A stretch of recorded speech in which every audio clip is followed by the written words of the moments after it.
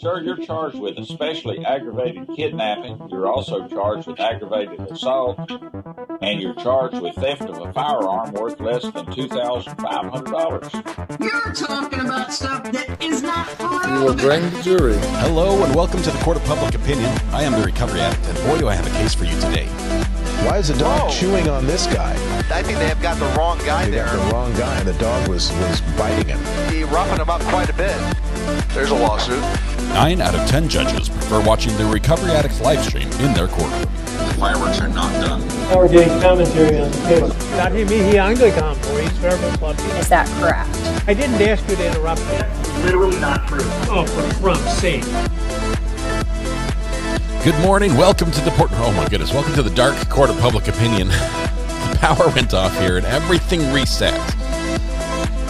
Thinks like cameras could remember what they were set to before, but no, not this one. Let's put it like it looks darker, but we're actually going to just crank the gain just a little bit.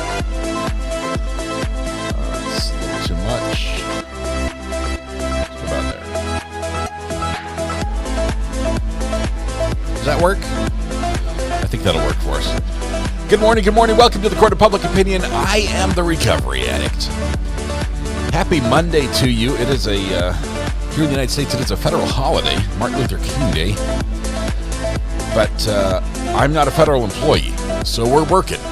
We've got some catch up to do. Last day of catch up on this trial as we are about to begin tomorrow, or continue the au pair trial, which is nearing its end. So wonderful. For those of you that missed us over the weekend, it was your fault, not mine. We were here on Saturday working as well. So if you missed that session, you're I don't know, you're going to have to like call in sick or something and take a full day just watching it. Maybe don't sleep tonight. I don't know what your plan is, but you need to get caught up somehow. I'll leave that up to you. But we did work on Saturday. Those of you who were here, it was a blast. Thank you very much. It was a fun weekend. Although it made it a very short weekend for me. I did a lot of sleeping yesterday. Thank for those notice. Yes, I did get my ears lowered. I have very little hair left.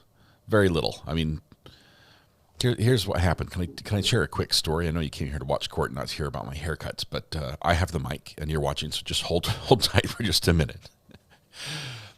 We lost our clippers, right? My wife likes to cut my hair. Well, my wife cuts my hair. She does not like it, but she cuts my hair. And the clippers we use, they were like Kikidoo something brand. I don't know. It was like some knockoff brand name that came from Amazon, but they're pretty nice. They're like metal, shiny, USB, rechargeable. Everything was all fun. They had a grade 8 guard, which is what I liked on the top. It gives me about an inch. I think that's what it boils down to. So when we lost those clippers, they're still lost. Can't find them anywhere. We went back to Amazon and bought the same ones again, and they arrived. And when she went to cut my hair, she's like, we bought the same thing we got last time, but this is a different package.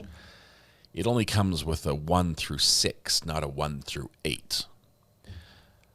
So three-quarter inch is really short. It's really short. Like the wind blows, my scalp is cold. But that's what it is. It'll grow out. The difference between a good haircut and a bad one is about 2 weeks. So. All right, welcome everybody. Thanks for letting me share my little story here on my little tangent. It is wonderful to be here. Thank you, wonderful moderators, for all your help over the weekend as well and being here today.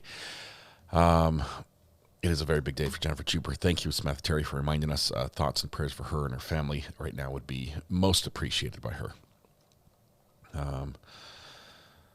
Let's see. What else do we have? We've got... Happy birthday. You look good. Oh, birthdays. Yes. Sherry Smith, best and safest place to be. Sherry Smith, 28 months. OG. Thank you very much. We do have some birthdays to celebrate. We're live. We are live today, even though court is a little delayed. Let's see. Good morning. Still not caught up from Saturday's stream. See, you thought you could take a weekend off, and it threw off your schedule. There's our buffer sound. That's not it. Teresa, member for 32 months. OG. Thank you very much, Teresa. It wouldn't be the same without you here. Let's see. Looking looking for the buffer. Oh, Kim won the internet. Kim, congratulations. I almost just defaulted knowing that we were in good shape. Kim, you did come in first and say hi. And chat's not on screen. Okay. Thank you. I just saw that. Scotch's mom. Kim was here first in the morning. She did say hi first before everyone else. She was punctual. She was another P word, which I can't remember right now. It's a Monday. I'm sorry. Your persistence and punctuality, I guess we could call it that because you win a lot, has paid off once again. We're going to punish you with internet ownership. Everything IP-related worldwide is your responsibility. Congratulations. The internet's yours, Kim. Keep it running for the rest of us. We won't complain. All right. That said, chat's not on screen. It is now. And thank you, Josh, for the birthday list. We're going to sing happy birthday to a couple people who are celebrating today. And then we're going to kick off court because we have a lot of court to get through. We've got an hour or two of day 3 and all of day 4. So hold tight. All right. Everyone, wherever you are, stand up, take a deep breath, shoulders back, project your voice to the back of the room, blend your voice with your neighbor, and warm up with me if you will. La la la la la la la. We found our pitch. We're good to go. We're going to sing to Adopt Don't Shop, Diane, Carly, Jacko, Peyton, and Rich. Happy birthday to you. Happy birthday to you. Happy birthday to your Adopt Don't Shop, Diane, Carly, Jacko, Peyton, and Rich. Happy birthday to you. You can tell it's a Monday, but we made it through the first try on the birthday song. To everyone who's celebrating their birthday today, there are many wonderful days, but today's your special day. And I realize there are a million places you could be and a million people you could have celebrated with, but you chose to be with us. The privilege, pleasure, the honor, the joy is ours. Hopefully you can turn that joy back to you. Make your day just a little more specialer. Begin by helping yourself to free pancakes at Denny's, IHOP, Village Inn, Waffle House, McDonald's, Tammy Dunlop's House, Andy's Grill, Bob Evans, and Cracker Barrel. There you go. Happy birthday to all who are celebrating.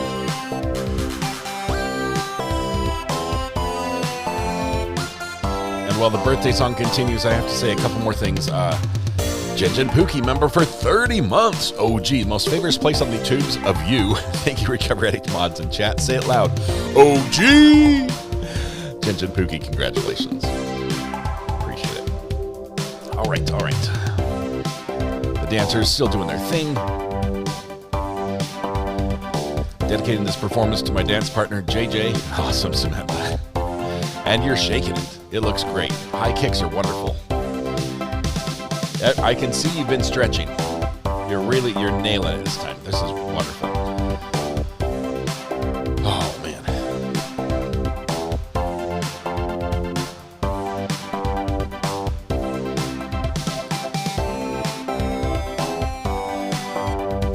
Gonna crank the music a little bit. Drum solo's coming up, so get your air drum sticks. You can join with me on this last verse. Here we go.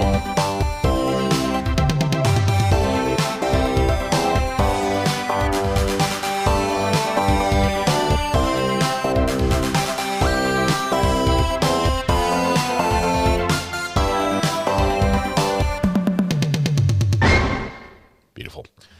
Beautiful, beautiful. All right. Thank you all. Wonderful. It is great to be here. We're going to kick off court this morning where we left off, which was just after the lunch break in, where's my thingamabob clicker? There we go. All right. We'll get to court here in just a second. Okay, good afternoon. Please be seated. It's a little loud. Hold. Everyone back. All right, we're back on the record. State of New Jersey versus Paul Caneiro, indictment 19-02-0283. Can I have the appearances of counsel for the record? Good afternoon, Your Honor. Assistant Prosecutor Nicole Wallace on behalf of the state. Good afternoon, Your Honor. Chris Tucker, Assistant Prosecutor for the state. Good afternoon, Your Honor. Monica Mastalone on behalf of Mr. Paul Caneiro, who's present to my left. Good afternoon, Judge Ayden, Mr. Caneiro. Okay, and good afternoon, Mr. Caneiro. All right, we will. No, we won't. Can you come back up, sir? Yeah, we need Mr. Marino, who was an officer on the stand. Remember, he was telling us about the DVRs that they took out of the garage and about the whole fire situation. Sir, you're still under oath? Yes. And we'll continue with the cross-examination, Ms. Mastellone, whenever you're ready. Cross-examination continues.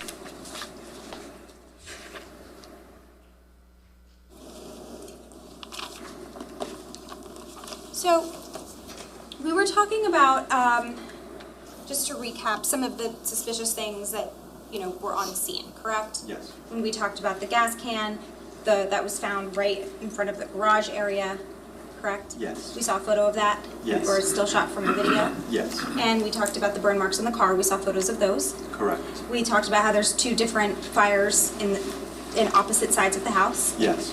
And we talked about how, in addition to there being like the burn mark on the hood and the fire char marks that had been extinguished, was there like some gasoline on the ground or something? There was some gasoline splatter you could see on the car as well. Okay. What appeared to be gasoline splatter. Okay. And so, did it appear that, in fact, you had looked at it and you said, it looks like they threw gas on it. Yes. Right? And when you say they, you mean whoever did this. Correct. Right? You noticed the gas splatter specifically. Yes. And you say to Officer Redmond at one point, you can see the gas marks, see where they threw the gas, yes. right? Okay. And then we talked a little bit about how there was a search there was a DVR system in Mr. Caneiro's garage, right? Yes. And you and some other officers went into the garage to retrieve it. Yes. To see if it had any relevant evidence on it. Yeah. Okay. And again, the basis of you knowing it was there is that another officer spoke to Mr. Caneiro and his daughter, right? Yes. Okay. And you were never told, like, you can't get it, right? You just... Correct. Okay.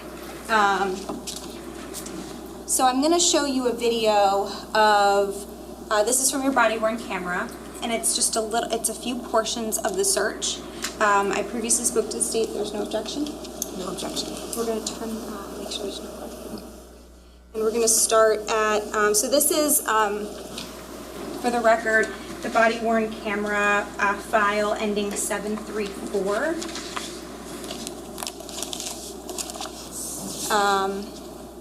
We can, if we want to burn the clips onto a disc later, we can do that, Judge, if that works. What's it marked as? We'll mark it as D1.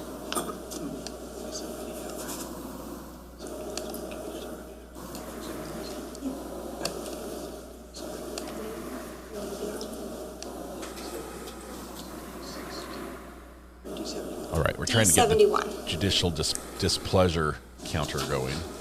We are at 31 and times. It's going to be D71. This will be A.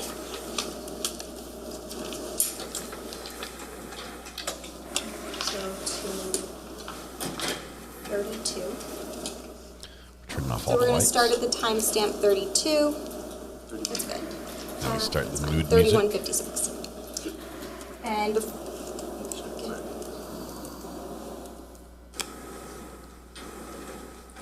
okay, so we're at 31:56. Before we start it, just to orient ourselves, our Officer Marino, this is Mr. Caneiro's garage, correct? Correct. And we see one of the Porsches in front of the garage? Yes. And this is the left bay garage door, right? Yes. And you were about to enter into the garage, right? Yes. Okay. So we'll press play.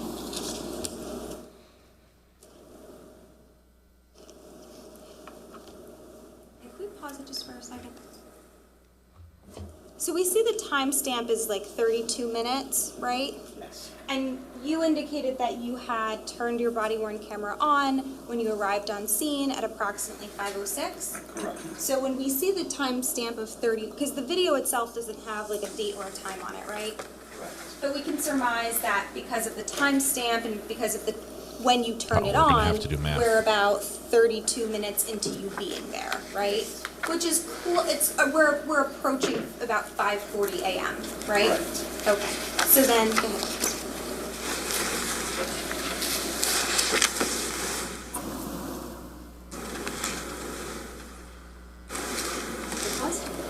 All right, I'm gonna pause it here and just, can you identify on the screen, do you see there's like a refrigerator and a freezer?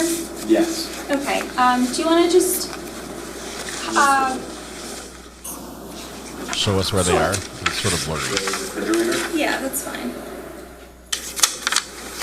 Okay. Okay, just so that the jury knows what we're talking about. So that right there is the refrigerator, and the DVR system, you were informed, is on top of that, correct? Correct. Okay. Did you get it? Is it captured? It's All right. captured Do you just now. mind hitting undo? Perfect. All right, let's keep going.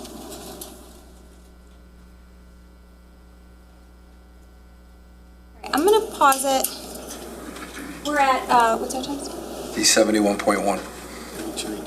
Okay, we're at 32:18. I'm going to fast forward a little bit. Is it fair to say, Miss Officer Marino, I'm sorry, is it fair to say that for the next few minutes, you and the other officers are kind of like walking around the garage and just, there's a ladder on the wall, right? Yes. And because the DVR is on top of the refrigerator, the ladder was removed so that Officer Bones could reach on top of the refrigerator?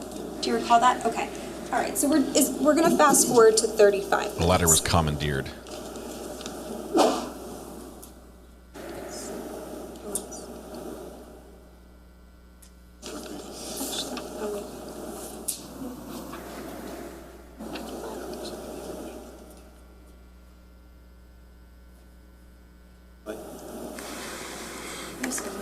All right, so we're What at are- 35:05. What are we doing now? Oh, that looks like a safe company. Okay, can we pause it for a sec? It's a Okay. bit Now, safe. this is are you reaching up there initially? Is that you? Your hand? Yes. Okay. And can we see now, it was the light on the garage, there was originally a light on in the garage, right? Yes. But then it gets dark, correct? Yes? And is that because the power got cut off at some point while the firemen were working or something? I believe they shut the power for the house. Okay, so it's now, just to clarify, we're only a few minutes later, but the power is off in the garage, right?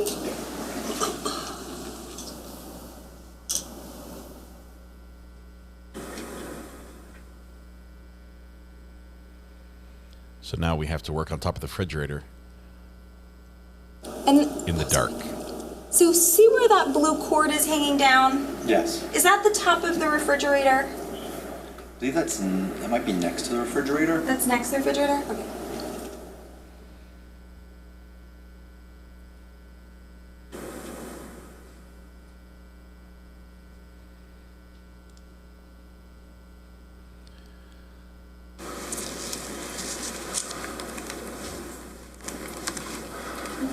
No, that is the refrigerator. That is the refrigerator. We can see, because you're directing your flashlight to the top of the Yes. refrigerator, which is where the DVR is, Yeah. right?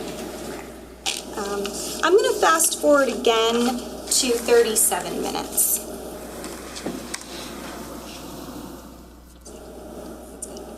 That's 30. We're at 36:57. Okay, you press play.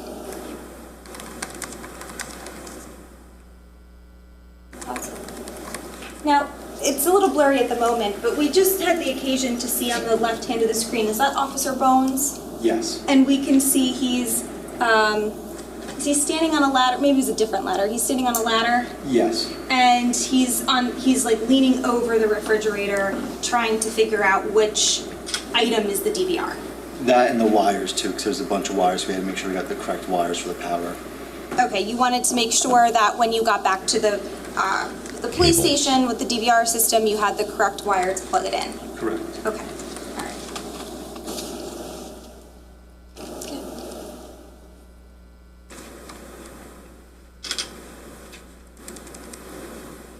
Oh, that's not safe. He's standing on the top rung. OSHA would never approve of that. Did you see what Officer Bones just picked up there?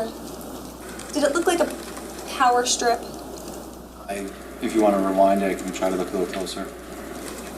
Just like, Rewind to the part where the officer was balancing on the top rung of the ladder.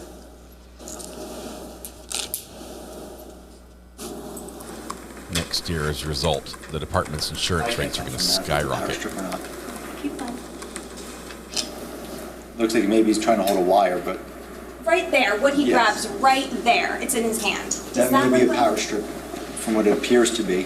What about, do you remember whether it was a power strip? No. Were you paying any close attention as far as like what things were plugged into and where? I was letting him handle it. I was kind of watching him, making sure he wasn't going to fall or anything.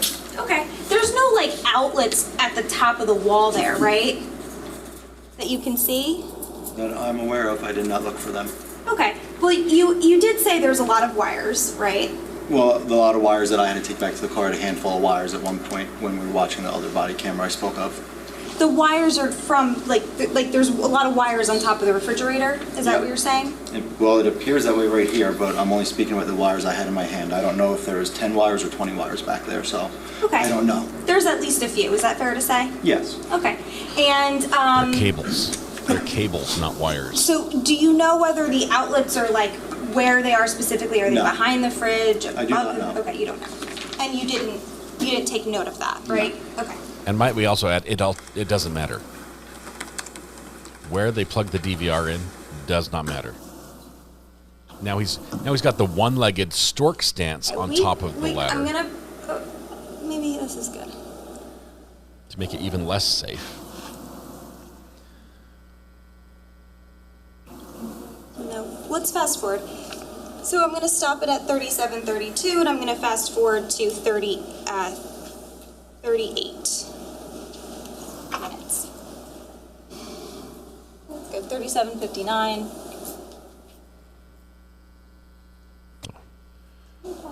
We just skip. Who's that officer? That's Redmond. That's right. Patrolman Redmond. Okay, and in his hand, does he have the DVRs that were recovered, or? Yes. Okay, and now you're focusing on the wires at this point? Is that what's happening? Yes. I believe he's getting the wires and coming down at this point, and we have one wire already. And again, it's fair to say that this was like taking a little bit of time because there was a lot of trying to figure out what's what. Yes. What wire is what system is what belongs to what. Yes.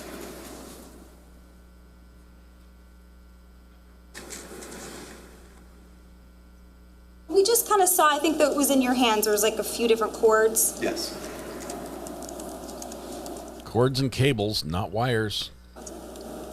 And at this point, I think you and Officer Redmond are having a discussion about trying to figure out what wires potentially go to what ports in the system. All right, we're going to fast forward one more time to 38:30.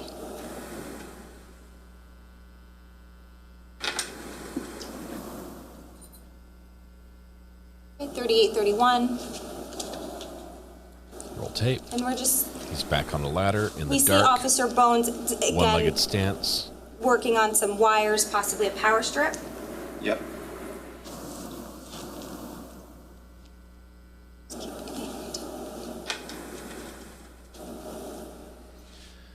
This is cross-examination of Officer Marino. Apparently, we're really interested in how they unplugged these security cameras. There's a mouse. You just let the mouse fall. Yep. Thanks.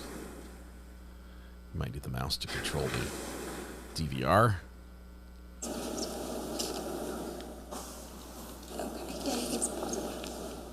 Okay. Is that Sergeant Malone? Yes, it is. Okay. So, at this point, you've retrieved the DVR, Yes. right? And I think, again, from that last clip, would you agree with me that you can see that there's like a bunch of wires on top of the refrigerator, or Yes. freezer refrigerator? And you didn't, again, you didn't take note, all of those wires, you have no idea what was plugged into the wall versus a power strip versus anything else. Correct. And, can we fast forward 30 seconds?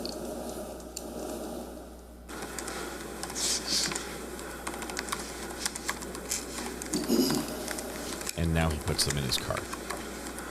Now, I think we saw this in the state's exhibit. I'm just going to play it again. This is you now walking to your car, correct? Yes. Okay.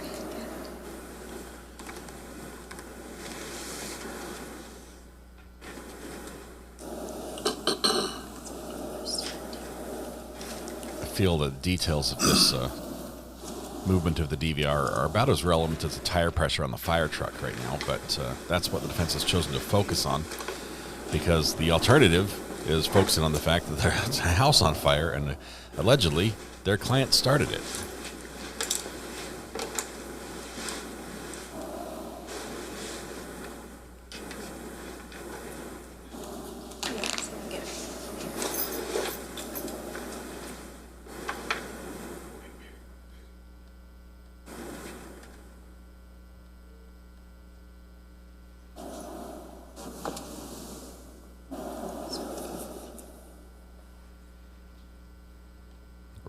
We're walking.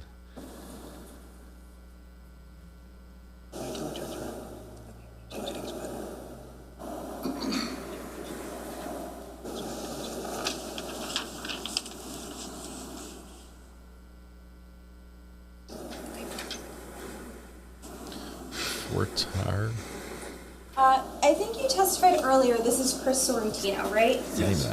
Okay. And is this? I know this is a blurry image, but he's not wearing like a baseball hat, is he? Not that I see in this one. Okay. And as an officer, it's not part of your uniform to wear a baseball cap, is it? Only if we're wearing Class B uniforms. And that's like if you're in street crimes? Or if you're doing a road job or something like that. Or like undercover? Inclement weather or something like that.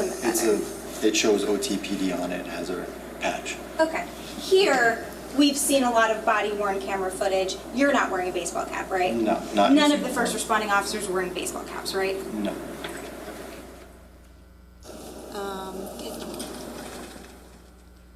Fortinet. And again, you can see he's not wearing a hat, right? Yeah. Okay. That's because he's casual.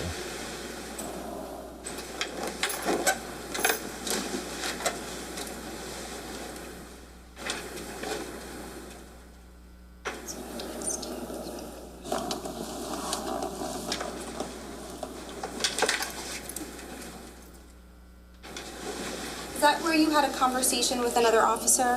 Yes.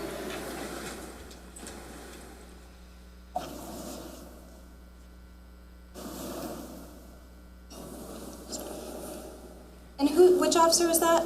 That's Patrolman Bernhard. That's Bernhard, okay. And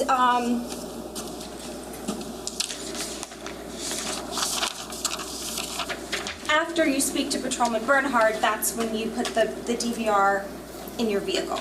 Yes. Correct? Now, I think we're done. I think we're done.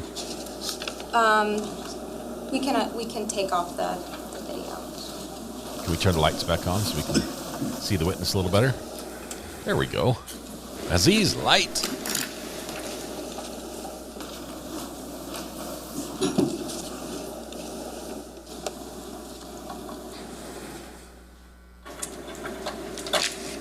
So,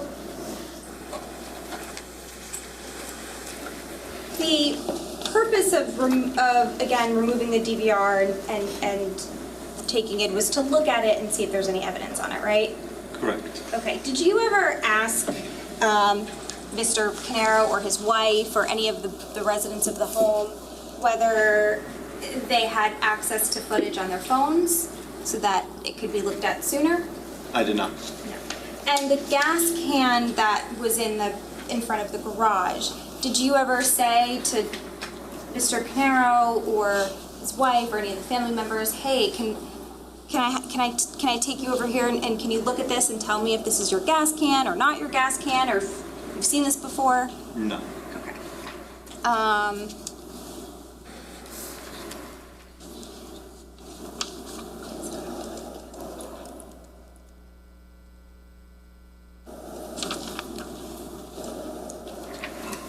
Ultimately, for the time you were on scene, which was 4.5 hours, did you have any involvement with this case after that? No. Okay, so you were on scene for about 4.5 hours, like approximately 5-ish to 9:30-ish, and that was it. Then you were done. Yes, I went and wrote my report for the fire investigation. That was it. Okay, and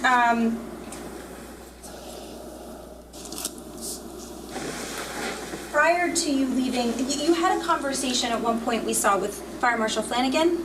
Yes. Were you relaying the suspiciousness to him after he arrived on scene? Like you were telling him about the gas can in the car and the things? Yes, that's when I walked up, that was all getting explained to him, yes. You had him at the, like the area of the garage, right? Yes. And he was informed that it was a crime scene, yes. right? Okay.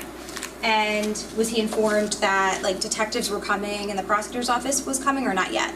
I'm not sure if we told him at this point. You don't recall? Yeah, I don't That's recall. okay. All right. But it was made clear pretty early. I think Fire Marshal Flanagan got there approximately 5:30. Is that, I don't know, does that sound right? The first time I see him is when we get to that garage scene where he's speaking. And that was, do we have the time? That's when I returned back from dropping off the DVRs in the vehicle. And that's within the time frame of your body-worn camera, so we know 50 it's, minutes. We know it's within the first 45, 50 minutes or so. Yes. And at one point, you're having a conversation with Officers Redmonds and Bones, and you said, "I think it's messy." Do you recall saying that? No, I'd have to see that in the transcript. Sure. Please.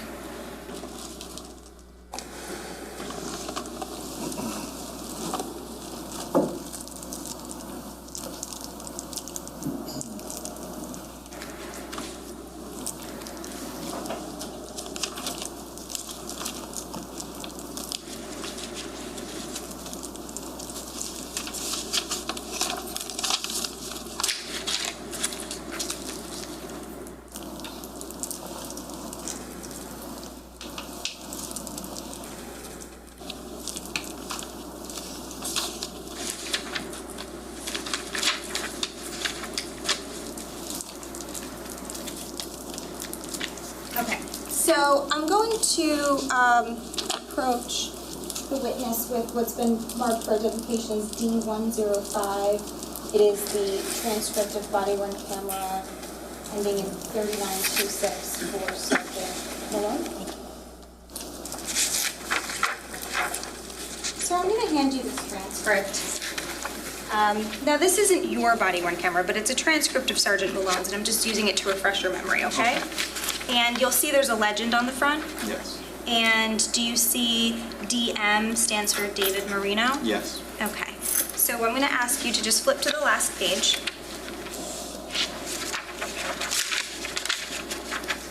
And just read, it's a half page, just read that, and when you're done, let me know.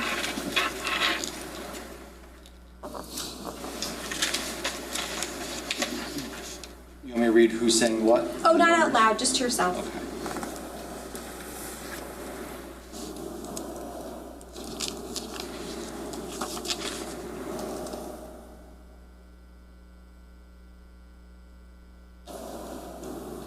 Just take your time as well.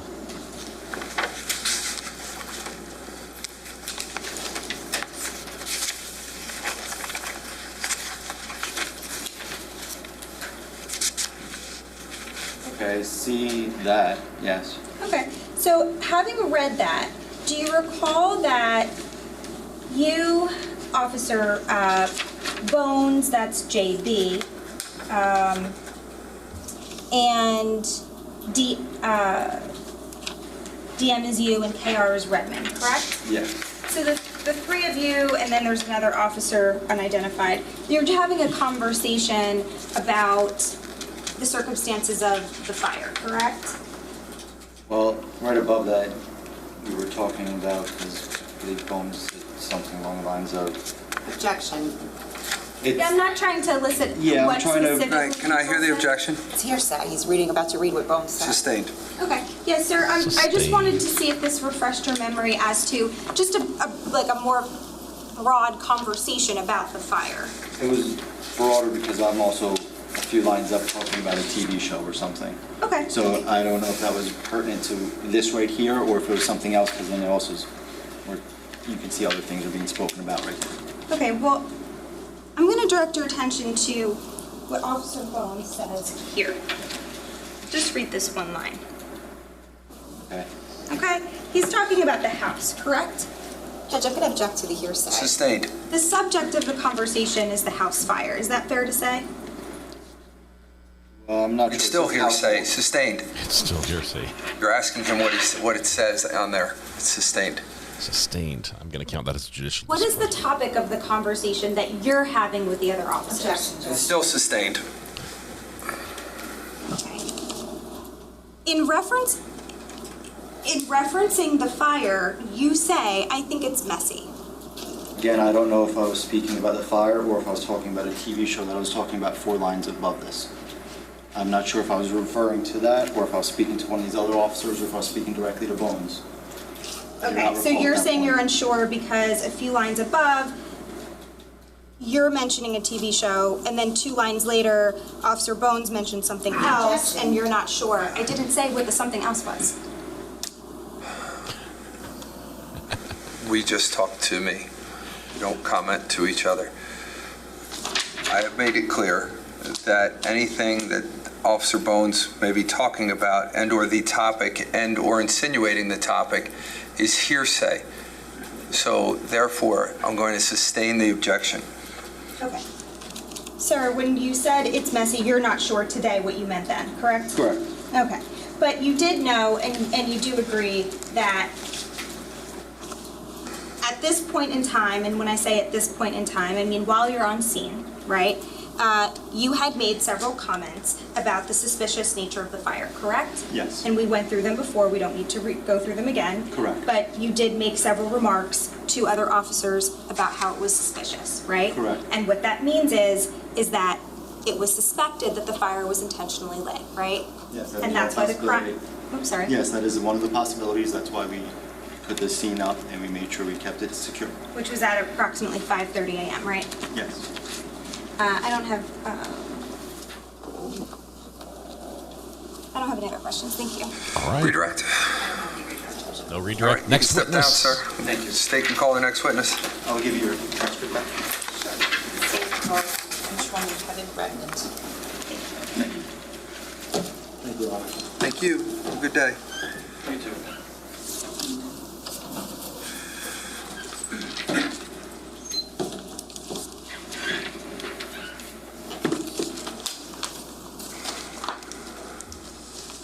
This next witness is number 9 by my count in the trial.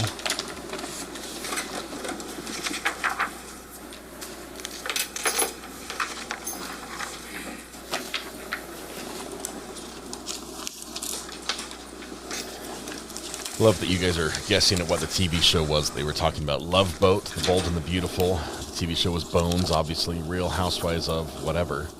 Chips. Bachelorette.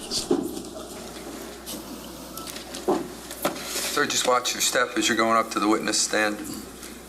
Once you get up there, if you can put your left hand on the Bible, raise your right hand. Do you solemnly swear or affirm to tell the truth, the whole truth, and nothing but the truth, so help you God? I do. All right, once you're comfortable and seated, can you state your full name for the record and spell your last name, please? Yes, it's Kevin, and the last name Redmond, R-E-D-M-O-N-D. All right, thank you. Kevin Prosecutor. Redmond. Judge. Good afternoon, officer. How you doing today? Are you currently employed? I'm retired. Okay, when did you Congratulations. Retired November of this year. retire? And where did you retire from? Ocean Township Police Department. What did you do there? Police officer, What was your title? just patrolman. November How long of this have you year. been a police officer for in total? 21 years. Can you take us through the trajectory of your law enforcement career? Sure, I was hired in 03 at Fort Monmouth Fort Monmouth Police Department. I went to Federal Law Enforcement Training Center, and then I was hired in 2005 at Ocean Township. Okay. And did you have to go to the police academy? Yes, for Monmouth County Police Academy for Ocean Township. I want to draw your attention back to Tuesday, November 20th of 2018. Do you recall that date? Yes. Okay. Were you working? Yes, I was. What shift were you working? 7 p. to 7 a.m. How were you dressed? Patrol uniform. And what were you driving? Mark patrol. All right. I want to draw your attention to about 5:02 a.m. on that morning. What, if anything, happened at that time? I was dispatched for a smoke condition in the basement. In the basement of where? The residence at 27 Tilton Drive. So you were dispatched to 27 Tilton Drive? Correct. Is that in Ocean Township? Yes, it is. Okay. If you know, how did that call first come in? I came into county, I believe at 4:59, and then dispatched at 5:02. to patrols. So what time did you arrive at 27 Tilton Drive? Probably minutes later. When you arrived, was there anybody else on scene? Yes, the homeowners. Okay. When you say the homeowners, who was that? That was, it was Paul, Suzanne, their two daughters, Caitlin and Marissa. Okay. And did you learn their last name at some point? Caneiro, yes. Okay. So when you arrived, you indicated that the homeowners were on scene. Was anybody else on scene? Yes. Who was that? The firefighter, Chris Sorrentino, had arrived just moments before me. When you say moments before you, when he arrived, do you recall where he was? Yes, he pulled up, I believe, right in front of me from when we Okay. to the residence at 27. Got it. Where did you park? I parked towards the south on Tilton Drive, just past the residence. Okay, so if you're facing the house, south would be which way? If I was facing the house, I was to the right. Okay. And where did firefighter Sorrentino park? He pulled in towards the front of the residence, facing south. Do you remember which side of the street he parked on? I believe he was on the left side. What kind of vehicle was he driving? I'm not sure at that time. And do you recall how he was dressed? Plain clothes. Came from his residence. What was the first thing that you did when you arrived on scene? I spoke to the homeowners to make sure everyone was out of the residence. And was there any response? They said yes. Okay. And the homeowners specifically, I know you said they were across the street, but specifically where were they? Directly across the street from 27 Tilton. Were they? They were facing south. Were they in a car, outside of a car, or something else? They were in a car. Okay. And when you say you spoke to them, what did you say to them? I just asked if everyone was out of the residence, and they said yes. Were you able to see specifically who was in the car at that point? No, I did not.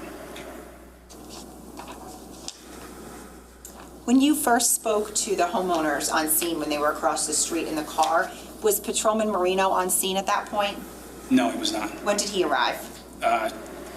He arrived a short time later, probably within minutes of me. Now, did the homeowners stay where they were when you first saw them, or did they move at some point? They moved further south.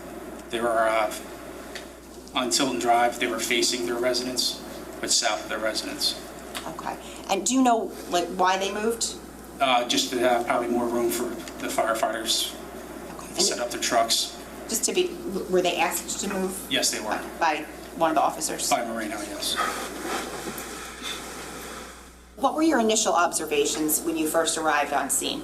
That there was smoke and fire coming from the southeast corner of the residence. Okay, and you say the southeast corner, where would that just... That would be, if you were looking at the house, it would be the far right. What, if any, further observations did you make of that area? That, just that there was a lot of smoke and fire. From there, I walked up toward the southeast corner where firefighter Chris Sorrentino was. He was trying to extinguish the fire with, there were water extinguishers, not the chemical kind. Do you recall what the fire looked like at that point, or how high or low it was? It was rolling from the basement all the way up to the soffit, to the roof. When you were making these observations that morning, were you wearing a body-worn camera? Yes, it was. Okay. Was it activated? It was not. Okay. Why not? I forgot to activate it just due to the actions and what was going on. Did you later activate it at any Yes, point I on did. scene? Do you remember, like, about how long? I don't recall. Okay. Now, while you were making these observations, and just correct me if I'm wrong, did you indicate you were over near the fire? Yes, I was. Okay. Were any other officers standing near you? Charles Witkowski was Okay. standing next to me. Do you know if he was wearing a body-worn camera? Yes, he was. Do you know if it was activated? Exactly. Okay. Did you have the opportunity to watch his body-worn camera prior to today? Yes. And what you watched on there, did that capture the observations that you initially made when you were standing next to him over by where the fire was? Yes, it did. And when you reviewed it, was it a fair and accurate depiction of that? Yes, it was. Okay.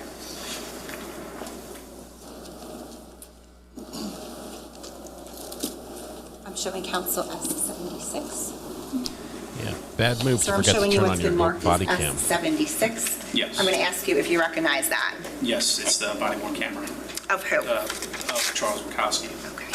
Judge of State would seek permission to publish This is specifically 76A. It would be clip 1, 12 seconds to 27 seconds. The objection? No. 12 to 27 seconds. A short clip. 15 seconds of something. Listen carefully. It's going to go fast. Can you pause it? Okay, who was that? That's myself. That's you. Okay. Yes. And just tell us what side of the house you're on. This is the southeast corner of the residence. If you were looking That's at the one the that's house. on fire. Thank you. For the record, it's timestamp 3 seconds. Okay, thank you.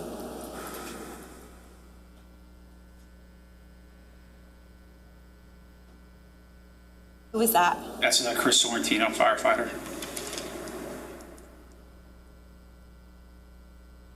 Thank you. Now, are there other portions of Officer Wienkowski's body-worn camera that you watched? Yes. And did those portions capture yourself and observations that you made while you were standing near him that morning? Yes, it did. And did you had the opportunity to watch those prior to today? Yes, I have.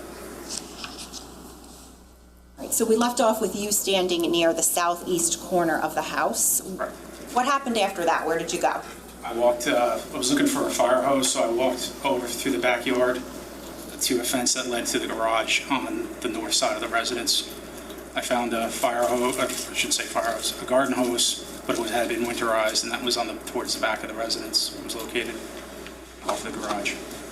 Why were you looking for the hose? That was to help to suppress the fire. Okay. When you went to look for the hose, so you were just looking at the body-worn camera, can you indicate which way you went? I would walk around through the backyard of where it was at, of the fire, towards the front of the house. And I didn't hear you. Did you find a hose or no? Yes, we did find a hose, yes, but it was winterized already. It had been turned off. Okay. When you walked back there initially to find the hose, was Officer Wienkowski near you at that point? It was not, no. Okay. Where do you go after you walk through the backyard and find the hose that's winterized? I walked through the gate, which leads to the garage doors, into the driveway that leads out to Tilton Drive. When you get over to the driveway, what, if any, observations did you make? I noticed that the garage doors started opening, and I saw there was a small fire inside the garage. When you're facing the garage, let me ask you, how many doors are there to the garage? There's 2 doors. Okay, so 2 bays? Yes. Okay. When you first arrived at the garage, what was the condition of those doors? They were closed. Okay. When you say, you indicated a door opened, Yes, which they one are opened. you referring to if To you're the facing? left side door. Actually, they ended up both opening, but the left side opened first. Okay. They ended up both opening at that point or earlier? Okay, so that it opened. And what did you observe when that door opened? There was a small fire within the track of the left side garage bay. Now, after that, do any officers come over near you? Yes, Charles Winkowski. Okay. And when he arrives near you, what, if anything, happens? I had him, he had a handheld fire extinguisher, and he helped put out the fire that was there.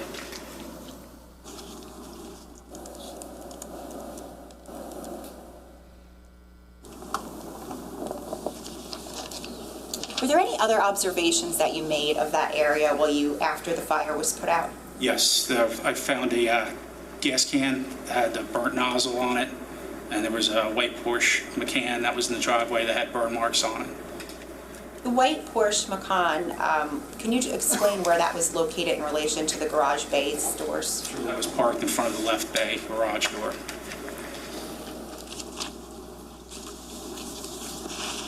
Were those observations that you made over there, including the fire that you saw, was that captured on Patrolman Wienkowski's body-worn camera? Yes, it was. When you watched it, did it fairly and accurately depict those observations? Yes, it did.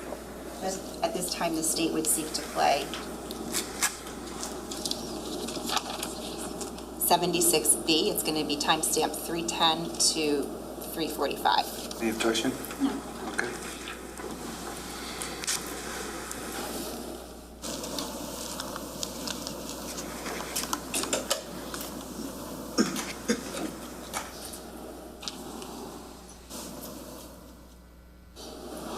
Where are you located? I'm located right there in front Can you of pause the it, garage please? bay. Okay, so just to be clear, were you already standing there at that point that Patrolman Wankowski comes over and walks near you? Yes. Okay, thank you, and that was time stamp 9 seconds. Who has the fire extinguisher? That was Charles Wankowski.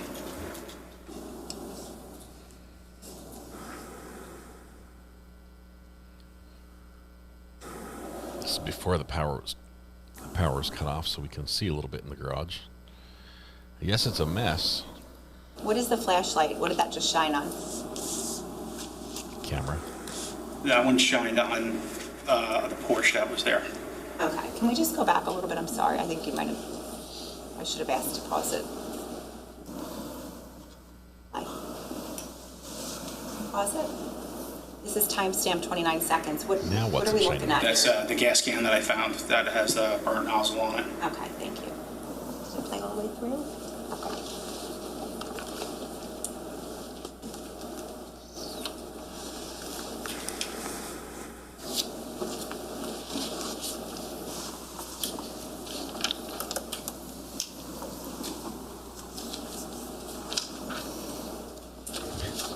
Wasn't his proudest moment, I'm sure. Observations that we just observed of the gas can, excuse me. Did you notice anything else about that particular area? That area now I don't. Okay, did you make any observations about the garage door afterwards? Just that the garage door were, they were an automatic, so someone had to push the button for the doors to open. They weren't a manual to lift from the exterior.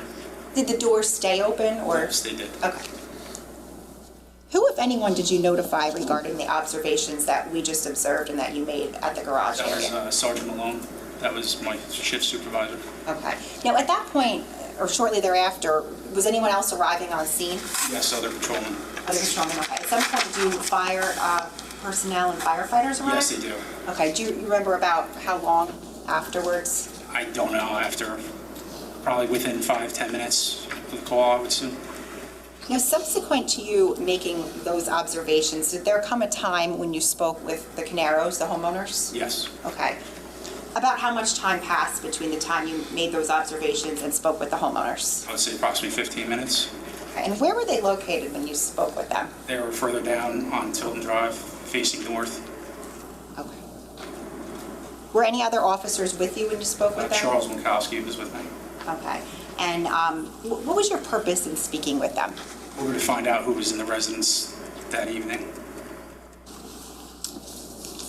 Did you speak with them at that point? Yes, we did. Can you tell us about that, how that took place? So we talked, we ended up speaking to them. They were standing outside the vehicle, and then the homeowner came over, and I explained to the homeowners about the fire that I saw, and Paul responded to me when I asked him about the gas can, or where he keeps his gas cans. He stated that he keeps them in the shed that's located on the property. And was there in fact a shed on the property? Yes. Okay, and did you later go over to that shed at some point? Yes, we did. Okay, and did you make observations about the shed? Yes, I looked through the window of the shed, and there was numerous red gas cans there. Okay. I'm going to get to that. I just want to ask you first. Were the conversations that you had with Mr. Caneiro captured on Officer Wankowski's body-worn camera? Yes, they were. Okay. And were they fair and accurate? Yes, they were. Judge, at this time, the state would seek to pass out transcript S77 and, I'm sorry, S77 and play S76C, which is the body-worn camera clip 15 minutes to 16 minutes and 36 seconds. I've already told you I don't like passing out the transcript and then playing the audio. No. Let them hear the audio first. All right, ladies and gentlemen, remember what I said before as it relates to transcripts. We give you that as an aid. It's not something that, if you disagree with whatever the transcript says, you're going to rely upon what you hear on the screen, okay? All right, thank you. We're going to hand those out now. Judge, may I approach? Sure. Thank you.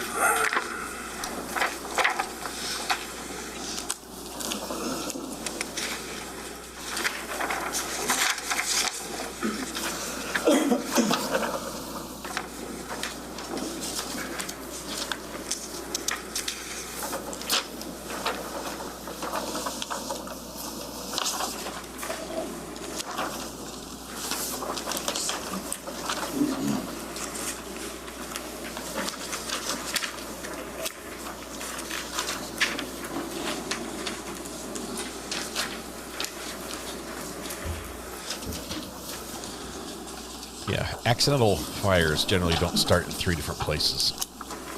So this looks bad.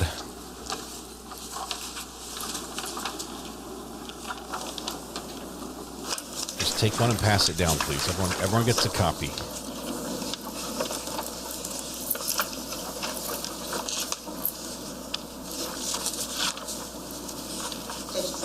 Right now, I think the transcripts have all been handed out. Yep, go ahead.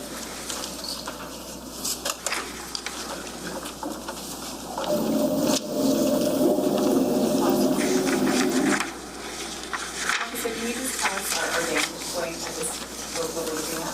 Okay, so we're looking at the homeowner's vehicle, which is now parked further down the street. If you're looking at the residence, it's further to the right, and it's parked on the same side as the residence, but facing north. Thank you. That was timestamp, 3 seconds. Hey, how you doing? You all right? Sorry, Judge, can we have these lights out? It's hard to see, there's a glare. Just doesn't set the mood. That makes it worse, actually. It's in the back, please. We need total and complete darkness in the courtroom to really catch the spirit of this this video.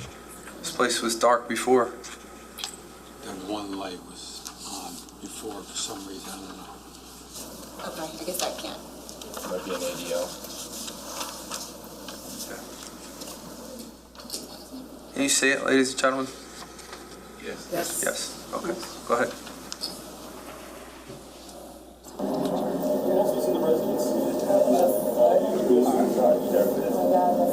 My 2 dogs.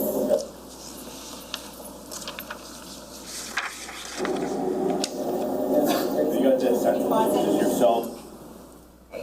Who are we looking at on the screen? This is Suzanne that's being spoken to, and Caitlin is to the right, and then Paul is to the left. Thank you.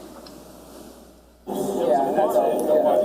You guys are safe. You guys are good. You guys are good health. The house can be rebuilt.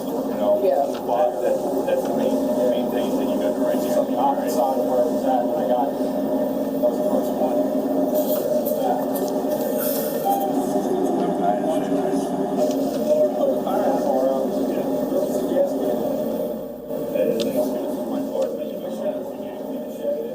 Yeah, we can't hear Jack.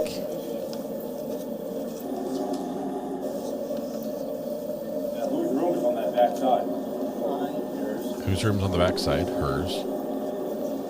The fire alarm started going off first and everything.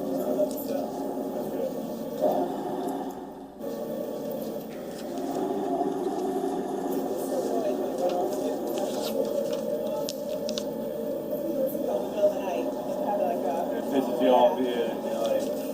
I hope next time it doesn't work like that. In reality, you're like, thank God it actually does work.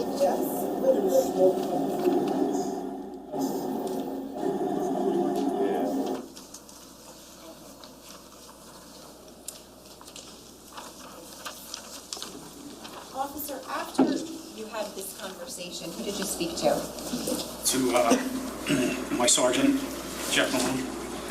And without telling us anything that was said, what, if anything, did you show your sergeant? I showed him where the gas can was located that was burnt, Okay. and where the fire was.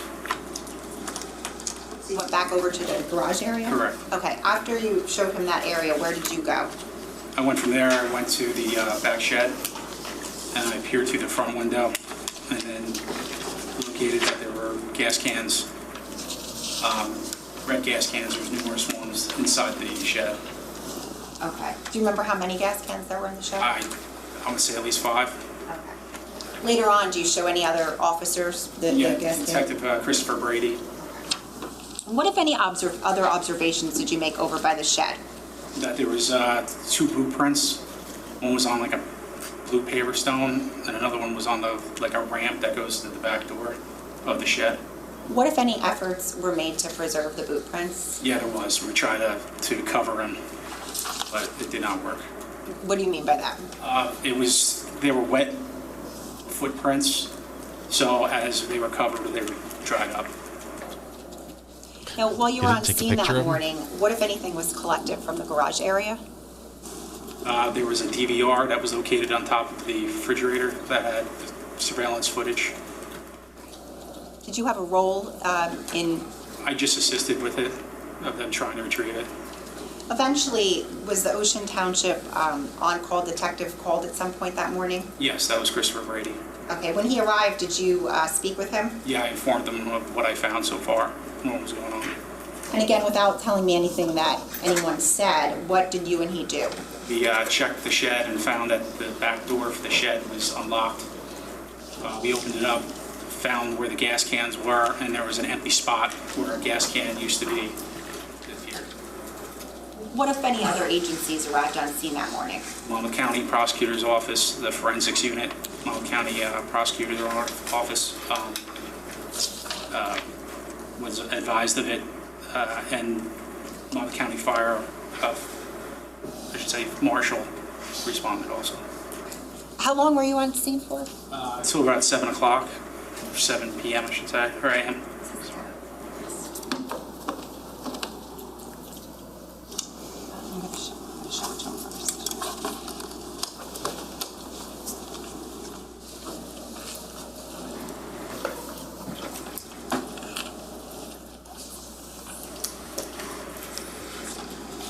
Pretty chilly here too. I'm going to show you what rained a little bit and then it froze last night. S1A slide 6. Got a big binder there. Officer, do you recognize this photo? Yes. Okay, and what are we looking at here? That's the driveway for the residence, 27 Tilden. Okay. Judge, permission to publish? Any objection? Okay.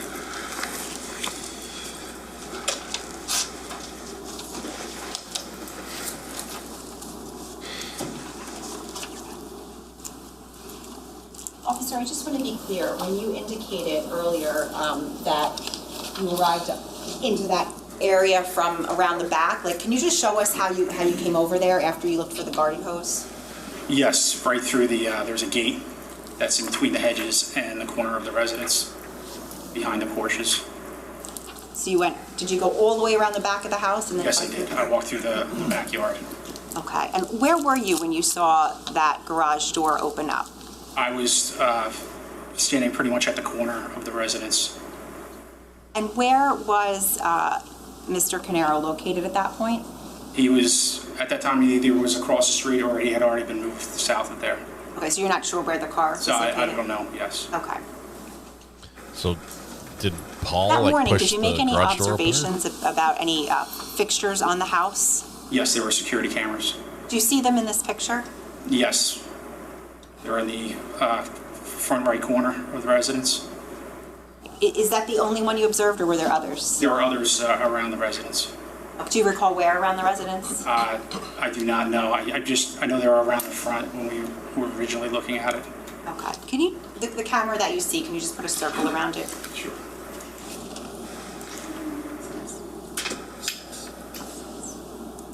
There's also back left one. Can we please preserve this?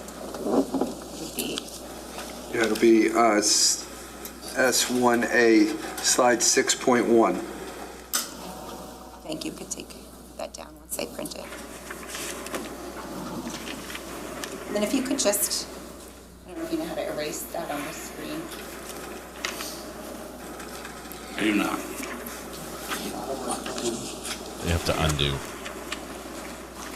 Thank you. I have no further questions. Ross?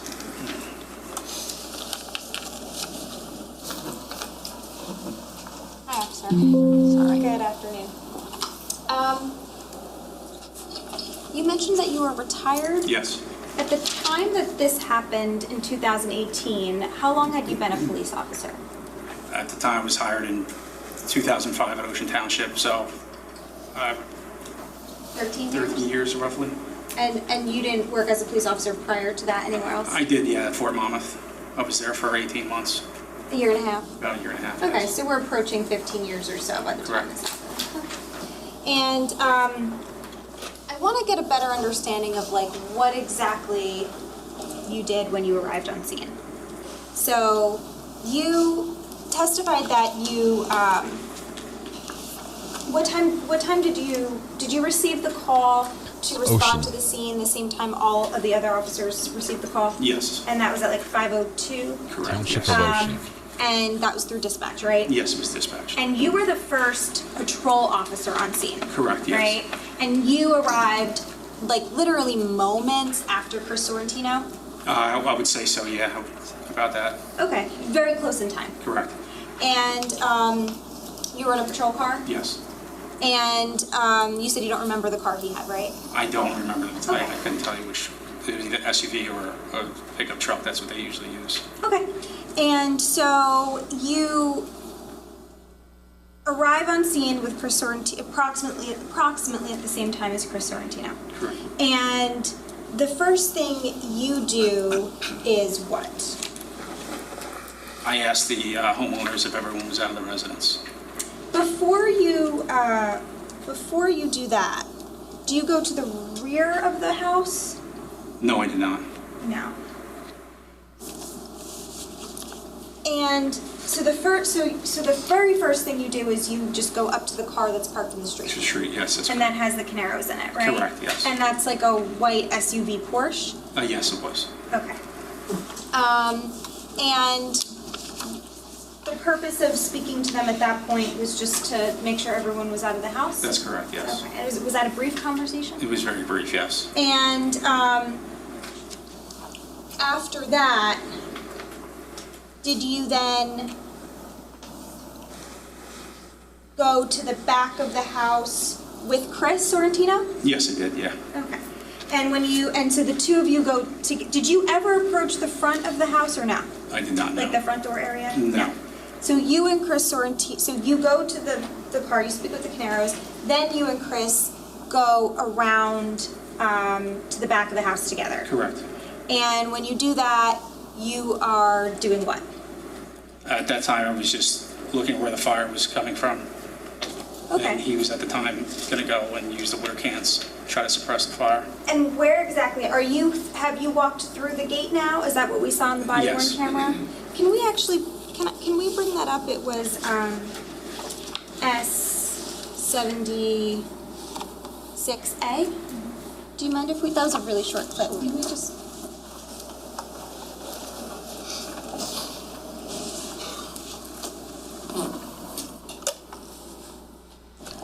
Very We can short just clip. pause it for 1 second. So that's you on screen, right? Correct, yes.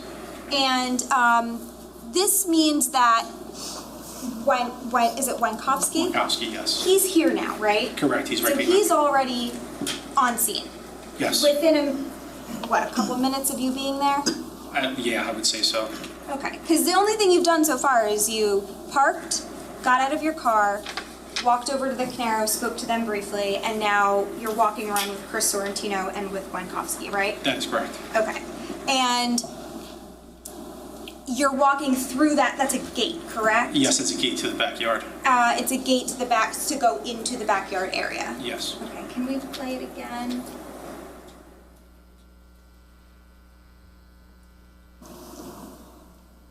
We pause it.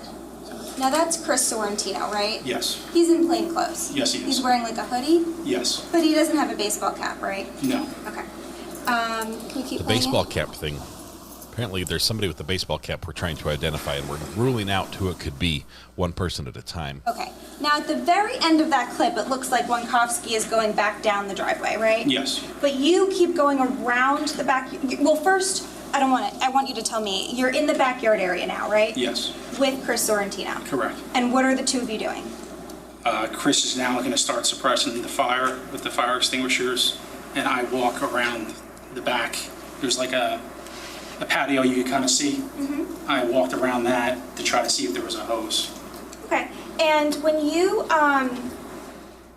before you walked around the back, while Chris Sorrentino is trying to extinguish obviously he only had like a handheld extinguisher, right? Yeah, we were going to need more than that. Correct, yes. But he was trying to do what he could do at the time. Is that fair? Yes. Okay. And how long would you say you stood there with Chris Sorrentino before you continued around the backyard? I would say a couple seconds. Once, I saw that he was using the fire extinguishers. That's when I walked around looking for the fire hose. So Or I just- should say fire hose, the garden hose. Just a few seconds is what you're saying? Michelle, I'm gonna say welcome. roughly, yeah. Thank you.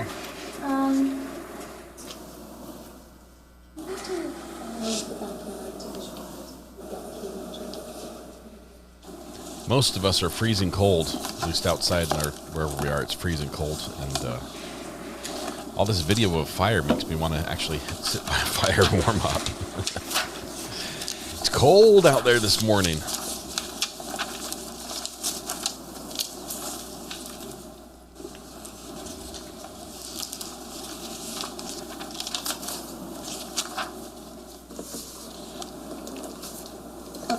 Can we have, if you don't mind, is this 1-14 or? S1A14. S1A14. Oh. This is the prosecutor. This is a new witness. Now this is a photograph that was taken after the fire is out, right? Oh, wow. Obviously, Look at that. the fire was still going when you were there at first. Correct, yes. And it's daylight here, but when you arrived on scene, we saw in the video, it was very dark out. That'll right? buff out. But do you recognize this back, area that you just referenced? Yes. So the area that's like the darkest, right?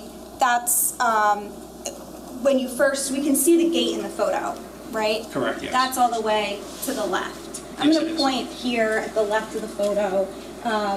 For the record, I'm just like pretty much midway down at the very end. This is the gate here, you agree? Yes, it is. Okay, and then this area here, is this where Chris Sorrentino and you were initially? Yes, it was. And this is where he was with the fire hydrant? Yes. You then keep going this way, Correct. around the back Around of the the deck. house? Yes, around the deck. Okay, thank you. And you keep going and eventually you find a hose? Yes, a garden hose. And the garden hose you were hoping you could use to help with the fire, Correct, but it yes. had already been winterized. Yes. So it was useless? Useless, yes, it was turned off. Okay. After you find the garden hose, then what do you do? I walked over to the corner outside, leading that goes outside the gate, which was on the other photo. Yes, can we put up 15A, S1A15?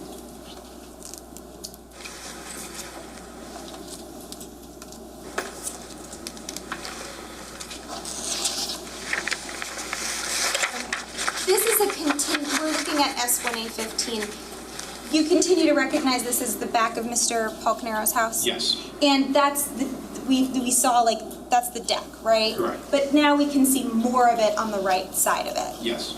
And specifically, I'm just going to point here, this area, for the record, I'm halfway down the screen and all the way to the right, there's a second gate on this side, Yes. right? And these are the Porsche cars in the driveway? Correct. And that's because the garage is this lower part here? That's correct. Or is that right? That So is it's a correct. side entrance garage? So you're walking through that gate? Yes. Is that what you're doing? Correct. Okay. And then you end up at the garage? Yes.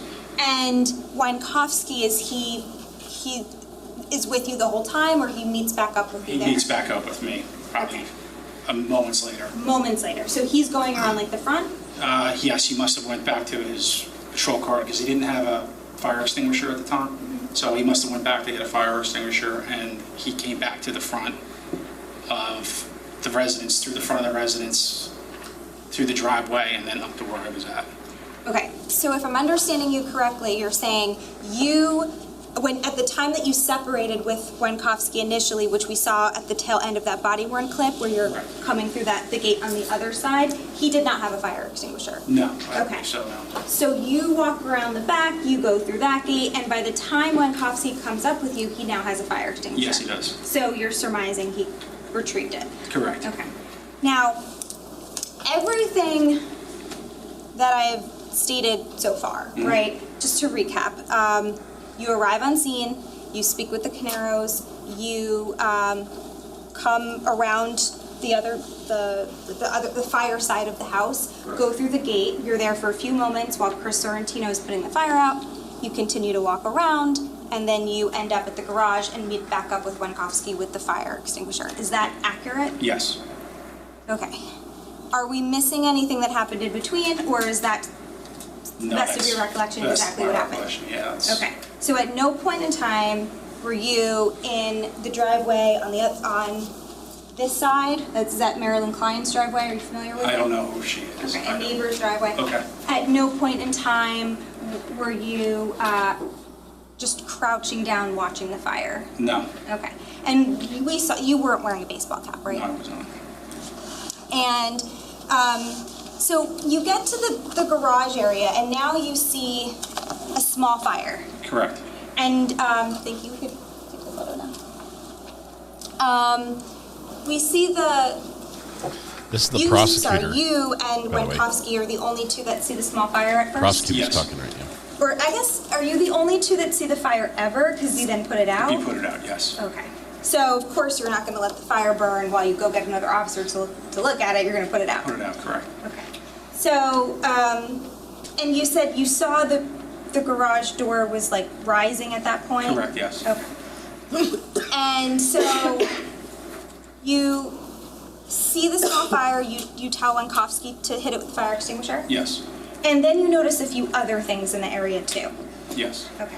And what you noticed was the gas can? Yes. And it's a smaller gas can? Yes, it's on the smaller side. Okay. Do you know like exactly how big it is or no? And that's I don't know how many gallons it was, no. Okay. I don't remember. You just know, relatively speaking, it's smaller. Correct, yes. And did you notice it had a burnt nozzle? Yes. Did you say that? Okay. And then, in addition to that, did you see you saw the burn marks on one of the Porsche vehicles? Yes. Okay. And you also did you see gasoline splatter or anything like that? I did not know. No, okay. Did you see anything else in that area that I haven't mentioned? No. Okay. Now, once you saw these items, you told your sergeant on scene, right? Yes. Was that like the next step? Yes. Okay. And just to be clear, the sergeant is like your supervisor? Yes, it He is. ranks higher than you, so to speak? Yes, he does. Okay, so that's why you're reporting it to him? Correct. Because he's your supervisor. So you report it to Sergeant, is it Sergeant Malone? Yes. And then at some point, you show it to him? Yes. Is that right? Correct. Okay. And when you show Sergeant Malone the items, you're showing it to him, why? Like, why is it important? Because there shouldn't be a gas can located there. It's suspicious. It's suspicious. That's correct. fair to say, right? Yes. So within the first 10 minutes or so, maybe 5 minutes or so that you're there, and this happened pretty quickly, right? Correct. Within the first, can we say first 5 minutes? Is that fair? Or Yeah, that's probably correct. Within the first 5 minutes that you're there, you see this gas can right on the ground, you see the fire, you see the burn marks in the car, and it is suspicious. Correct. Now, at some point, relatively soon thereafter, Sergeant Malone directs a crime scene to be set up. Yes. Is that right? That's correct, yes. Okay. And what that means is, one of the things that Sergeant Malone does is he decides to set up crime scene tape, or have one of the officers set up crime scene tape. Yes. And that blocks off the area of where the gas can in the garage was, right? That is correct, yes. Okay. And the purpose of that is to make sure that the area is not disturbed. Yes, correct. Okay. And that's because there's potentially now evidence there. Yes.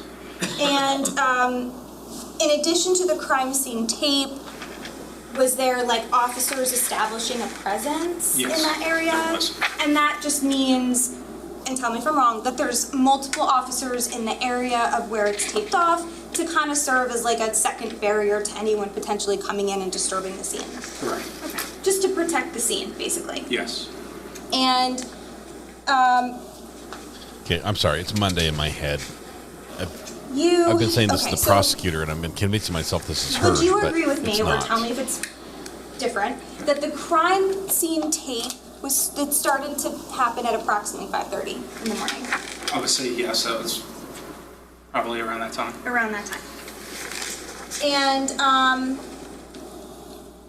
is it fair to say that the reason that there's a little bit of a time gap, like because we said you found these suspicious items within 5 minutes, you wanted to inform your sergeant, and then about another maybe 20 minutes later or so, it becomes a crime scene. Is the reason that there's a little bit of a gap is because for a little bit, Sergeant Malone was more concerned about the big fire? That is correct. Okay.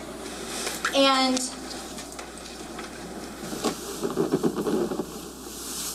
in addition to, you testified about this on direct, in addition to the suspicious items that you found right in front of the garage area, you also found wet boot prints in the back shed area. Correct. Okay, so I want to talk about those if we can.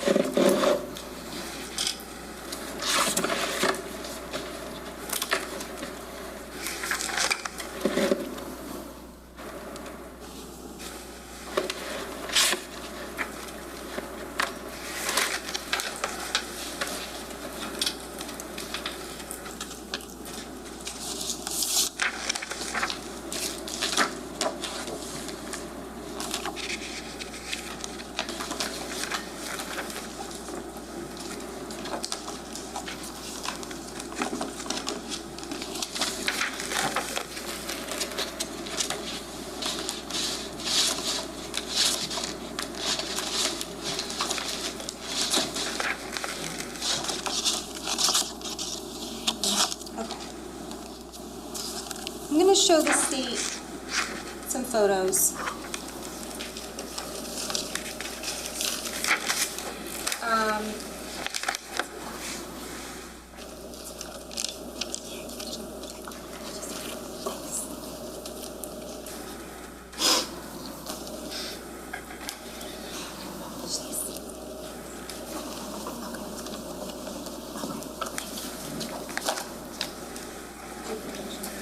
No touching.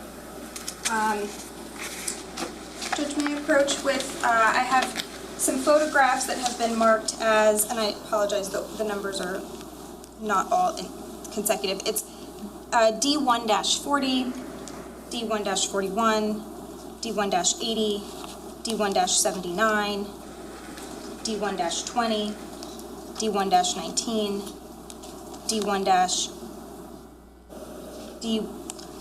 D1-21 rather, and D1-18, D1-17, and D1-16. May I approach? Yes, you can.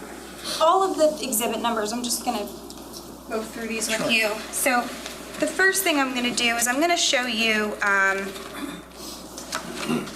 D140. Is this a photograph of the shed? That is not. This is not. That is not? Is this? What is it? It's not a photograph of the shed. This is not the back of the shed?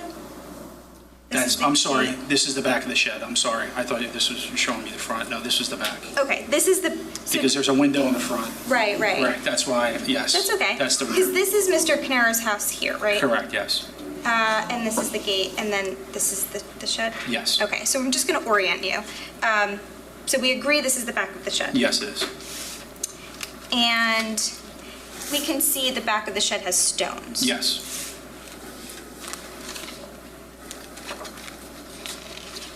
Now this would be the front of the shed with,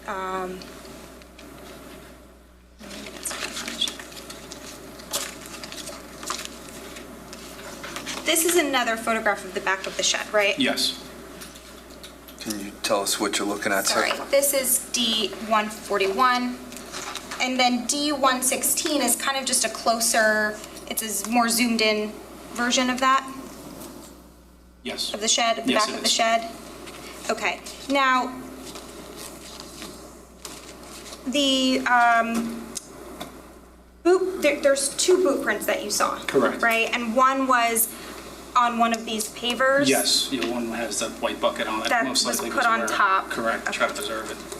And before it was put on top, That's their red solo cup. What slide was that you're looking at, sir? The one that you're talking about, the pavers? this is D1-16. I'm going to publish them momentarily. I just wanted to make sure we're on the same page.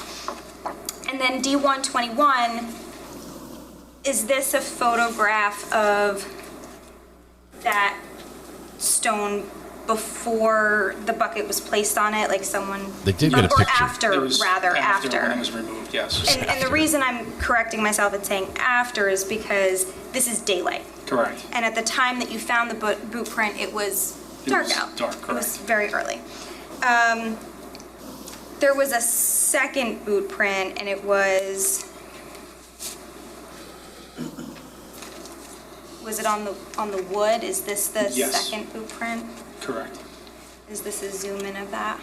Yes. Okay. So one was preserved, but one was not. Correct. So I'm going to publish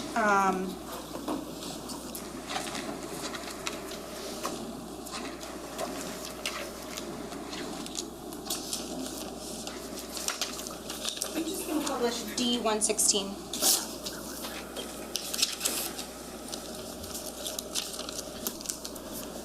So the boot print on the paver stone, it was a water print. So basically walk in wet grass or snow or something, and then the boot print is sitting on the paver. He sees it, thinks it's the best way to save it is to put a bucket over the top of it. It evaporates under the bucket. D1-16, and officer, you agreed that this was a photograph of the back of the shed. That's correct. Right, and we can see the gate on the left-hand side.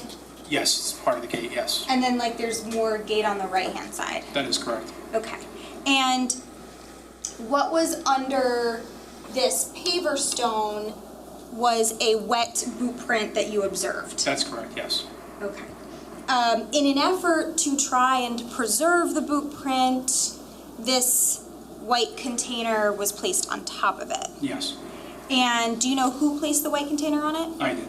You did. Where did you find the white container from? I believe it was on the side of the back of the shed there. Okay, so the container actually belonged to the property owner, to Yes. Mr. Caneiro? Caneiro, Okay, yes. and you took it to try to preserve the boot print.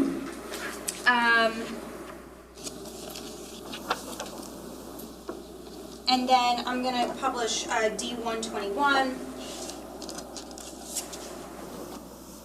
which this is the daytime photograph of once the bucket was lifted, this is what was left of there's no boot print left on the stone. Correct. Right? And we can kind of tell that like the other ones are a little bit wet. This one's dry because it had the bucket on it, but the boot print's gone. Yes. The bucket effectively made a greenhouse, And the other boot print warming up the boot print until it was gone. was this one on the in front of the shed somewhere. Yes, it is. Yeah, it's on like wood. a wooden ramp. Yeah, Comes in the back of the shed. and this one was like a smaller boot print. Like this one's small. Yes. That one's okay. Because this one was measured, right? Got some tread. I'm assuming so. Well, only if you know. No, I don't know. I didn't process it. Okay. So I don't know. So you're not sure. I'm Okay, not sure. that's fine. But so you never measured this boot print. I did not know. And you never measured the boot print that was wet on the stone. No. Okay. Ms. Malone, can you just tell us what that last picture was, please? I'm sorry. This last one was D1-79.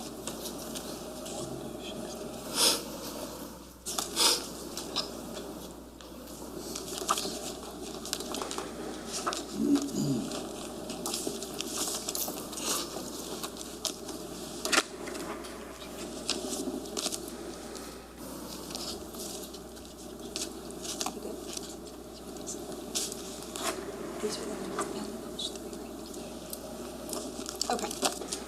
And just so we're, the rest of these photos that I showed you, they were just like different zoom in, zoom out versions of the ones we showed, right? Yes. Nothing different in these. No. Zoom in, zoom out versions. Okay. So now is it fair to say, so the combination of like what you saw by the garage and the boot prints, these are things that are suspicious. Correct, yes. And then you have a conversation with Mr.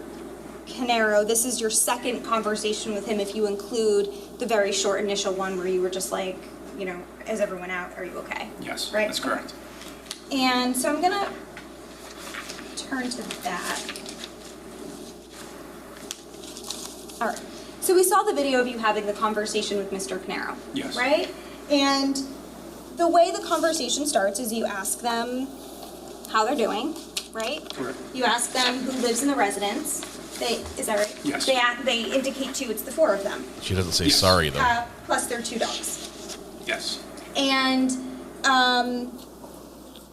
those are the only people who were in the house, is what they indicate to you. That is correct. Right? There's no other people that were in the house at the time. No. And you informed them that there was a fire over by the garage door. Correct. And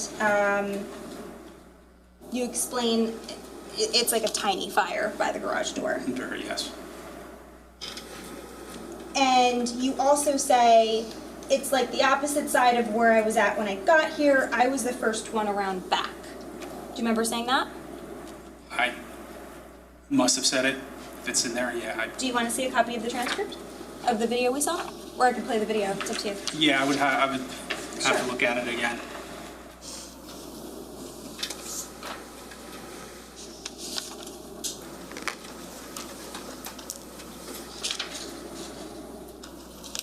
Maybe somebody wiser than me needs to tell me where she's going with this. Because, yes, these are details and facts of the case, but as far as relevance to her client's guilt or innocence... Officer, I'm just going to approach you. It's been marked as S77. Are we still working on the baseball short, hat thing? Body-worn camera clip we saw from Officer Wenkowski. You see it has his name on it as the body-worn camera owner. Correct. There's a legend on here where CW is Wenkowski, KR is Patrolman Redman. Yes. And then there's KC for and SC and PC for the Caneiros. Correct. Okay, so I'm just going to direct your attention to this line here. And again, the video was played. You indicate, you're talking about the fire by the garage door, tiny fire. It's like on the opposite side of where it was at when I got here. I was the first one around back. Yes. Okay. And that's because you were, as far as you know, the first one around back. First one, yeah. That was the first one there, yeah. Okay. And that's why you saw the fire first. Correct. So at that point, you're making some small talk. Is that fair? Yes. And then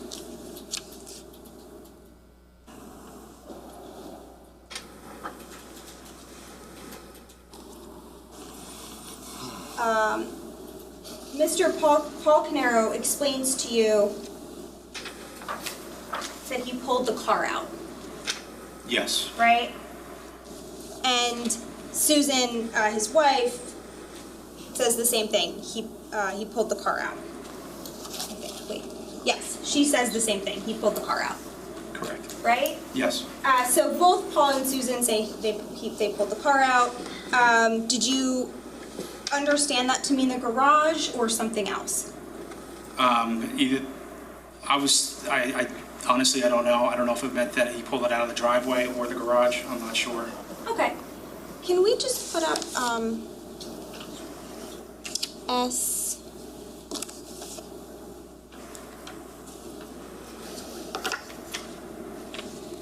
Cat Grow, thank you very much. Happy Martin Luther King Monday to all. Thank you.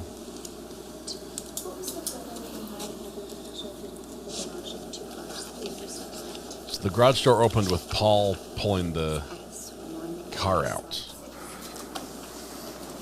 Is that when it opened? Oh, Trying to get the timeline of when the car showed up out of the garage, into the street, into the driveway.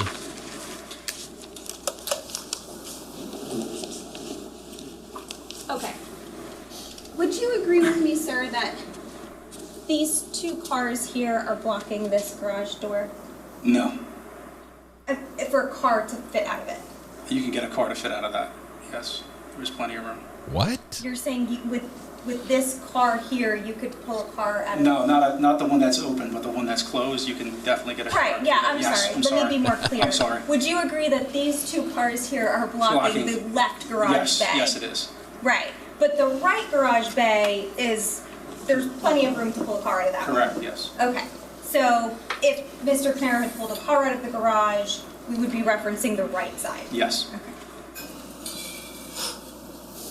And the left side is where the fire was, correct? That is correct, yes. The corner, you can't see it in that photo because the car's blocking it. Yes. Okay.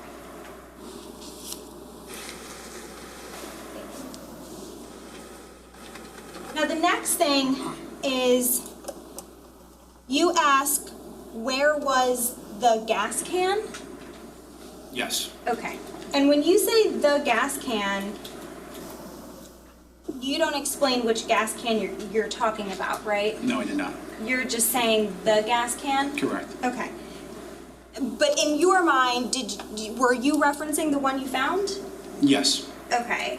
And so Mr. Caneiro's response is the gas can in my shed, right? Correct. And you say in your shed it is, and he says, yeah, I keep my gas cans in my shed. Okay? Yes. Is that right? Correct.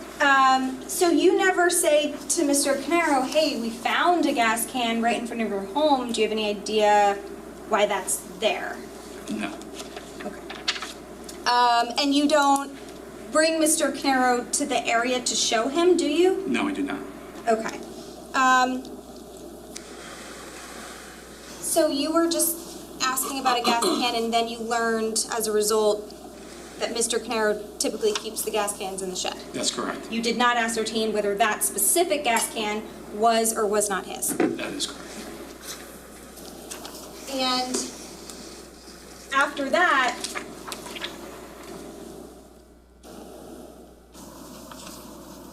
you go to the shed.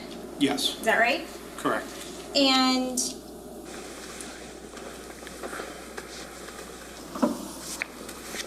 backing up, actually, when you asked him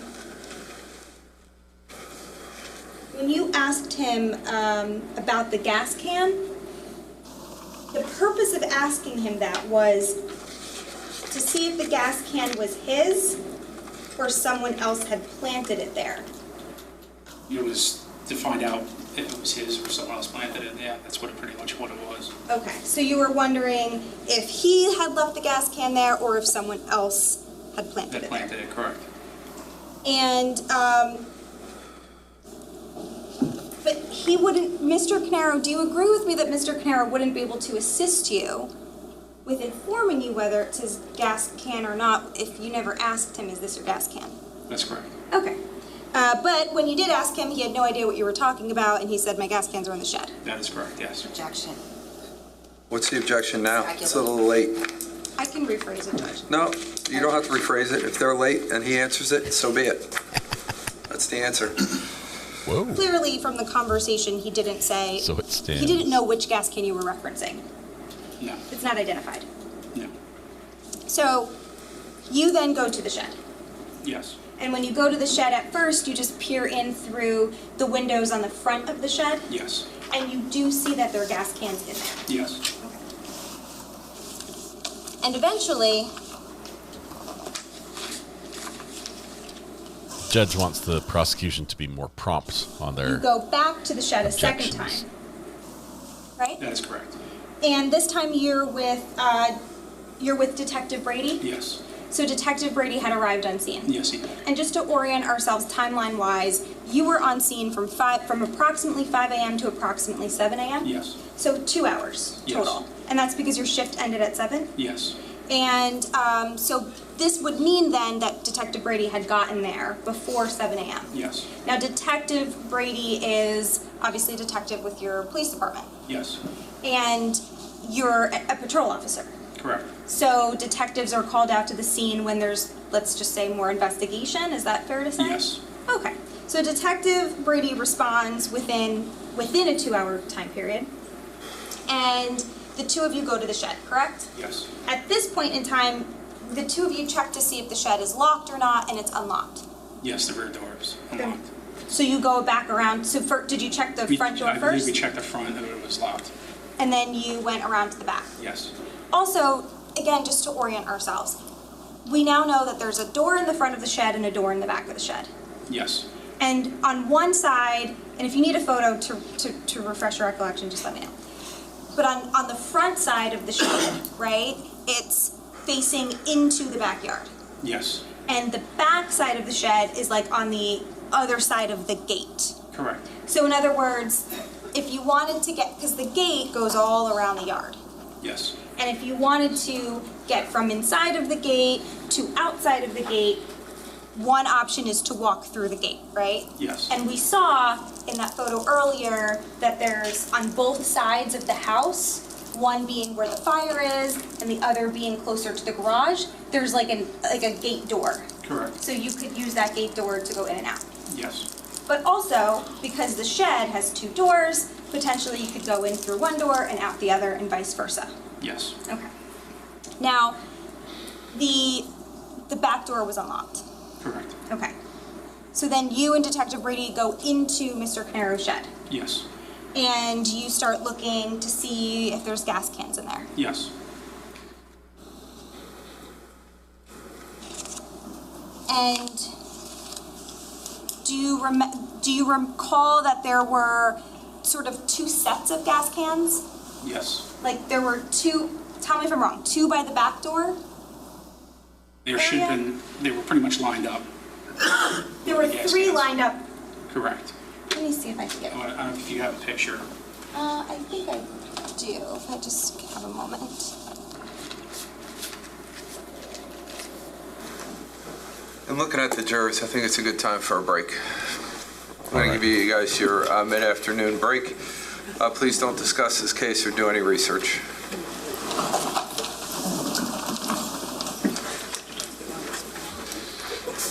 All right, as they go to break here for just a minute, and pretty sure there's nothing else that happens here. Skip ahead just a teensy bit. Jurors leave. Everybody at 15. It's 11:15. All right. Judge heads out the door. We get a 15-minute break.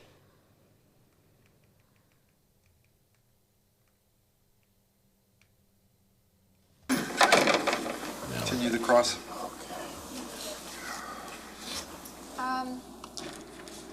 Officer, I'm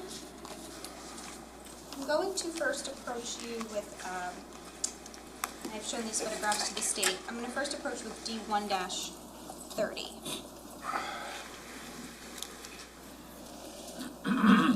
Now, do we recognize this photo to be the front of the shed? Yes. Okay.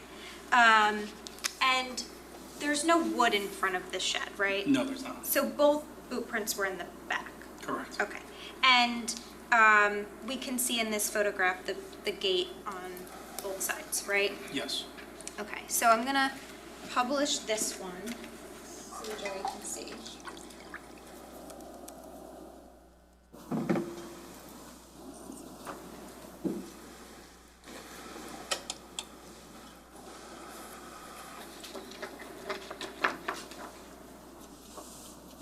So, sir, you just indicated that this is the back of the shed.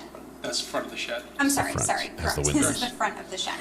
Yes. Front And looks good, there's the back looks the bad. front door and the windows. Correct. And this is what you had originally looked through? Yes. And by comparison, I'm just going to briefly show what's already been published as D-1-16. This was the back of the shed. Correct. And we can see the gate on both sides, right? Yes. And similarly, when we look at the front of the shed, we can see the gate on both sides. Correct. It's a little darker here, but you can see it, right? Yes. And so again, like you could go in, you could get in and out of the backyard through, there's like a gate entrance on this side, I think? Or is it? No, maybe it's this side, right? I believe so. Okay. She's so confused. And, or you could go from the front to the back door. Correct. Sir, do you actually remember where the gate is, or are you just guessing? I'm assuming. Don't assume, sir. Okay. Only testify to what you know, please. Okay. Sir, I'll show you this photograph again. This is D-1-16, and this is the Caneiro home, right? This is where the garage area is? Correct. Because this is the back of the shed. right? And you had previously indicated you went through this gate when you were coming around the backyard into the, or was that a different gate actually? It was a different That was gate. a different gate, okay. Do you recall that there's a door here? No, not on the right side. Okay, that's fine. On the left. So, the front of the shed, and let me just ask you this, we talked about boot prints. Do you recall anything about a handprint on any doors? No. Okay. But you did go into the shed and you saw some gas cans. Correct. So I'm going to approach with what's been marked as D1-15, D-1-29, 1-28, 1-27, and 1-26. The state has no objection to these photos. That's correct, Judge, there are photos. Okay, sir, There I'm are going to photos. first show you We don't object to our own D1-15. photos. Are these two gas cans that you recognize from inside of the shed? I don't recall. Let me show you this one What? first. This is D-128. Do you recall those photos? Yes, I So do. those are the ones you were referencing earlier. Yes. Right? Now,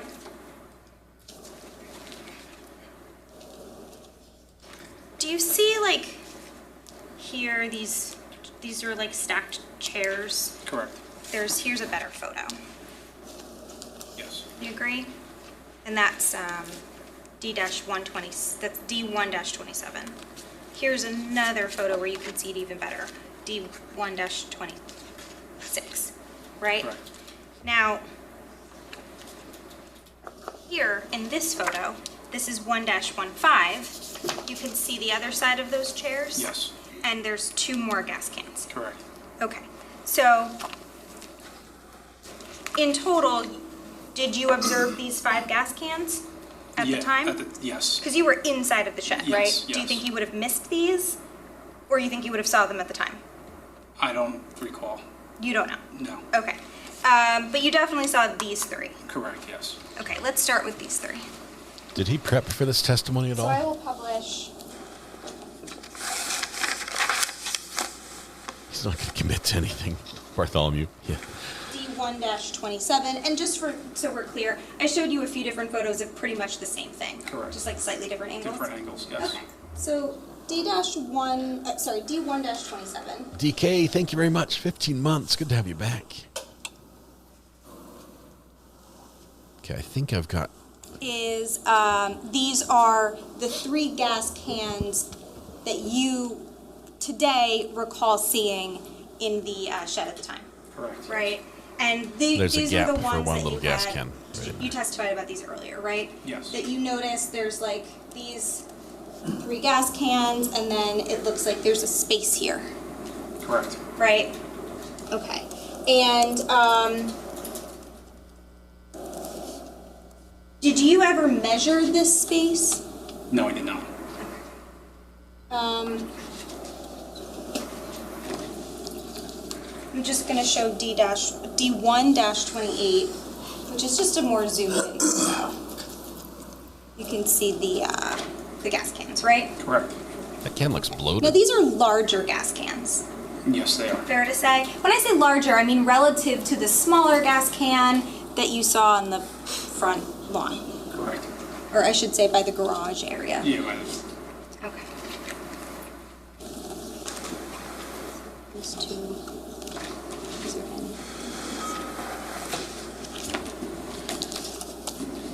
in. Trying to get the sound effects working.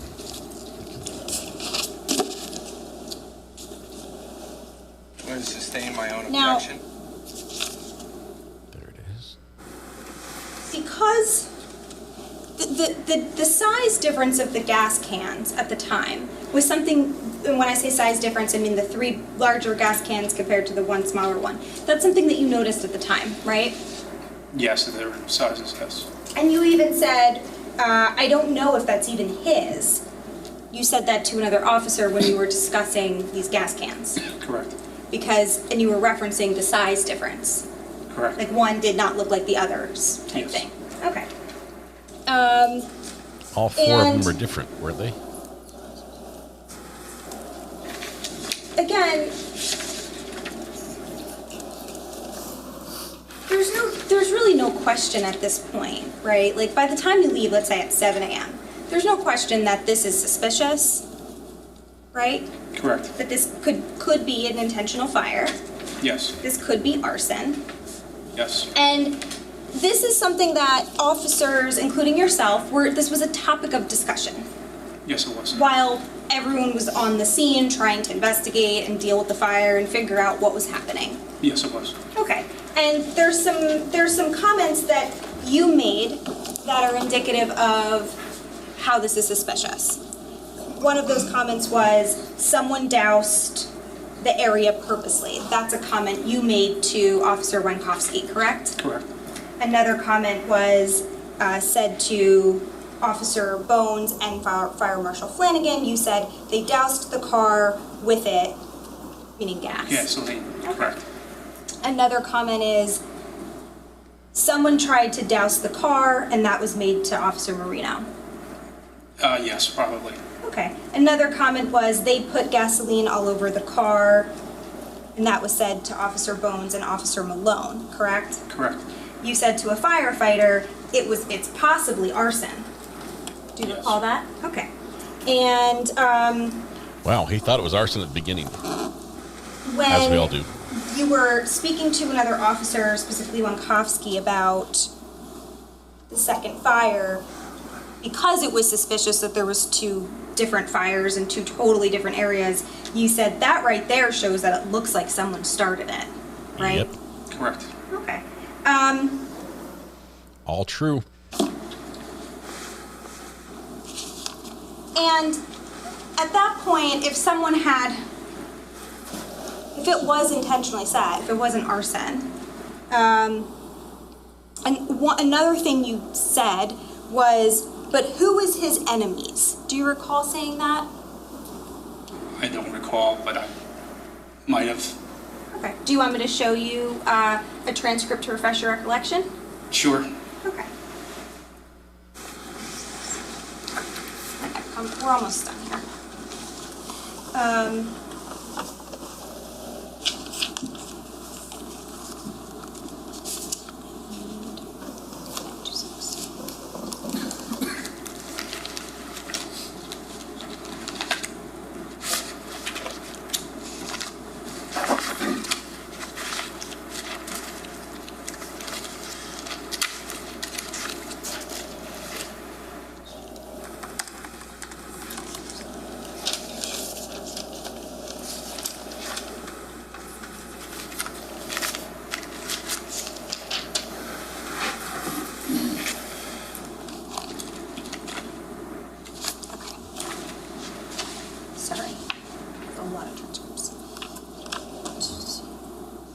See, now, as we hear about all these gas cans, I'm feeling guilty. I have 6 gas cans.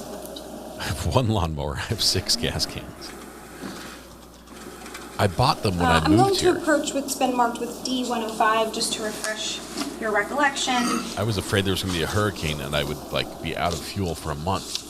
And for some reason, mowing my lawn would be important during that time.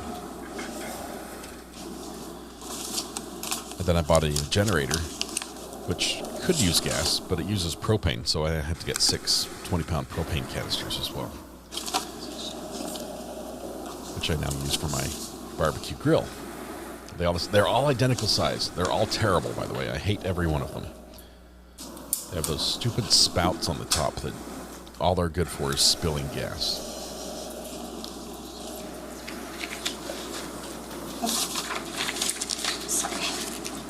So this is D-105. This is a body-worn camera transcript of Sergeant Malone. Okay, and there's a legend here, so you can see that Patrolman Redmond, that's you? Yes. You're KR. Correct. Okay, so I'm going to direct your attention to page 16.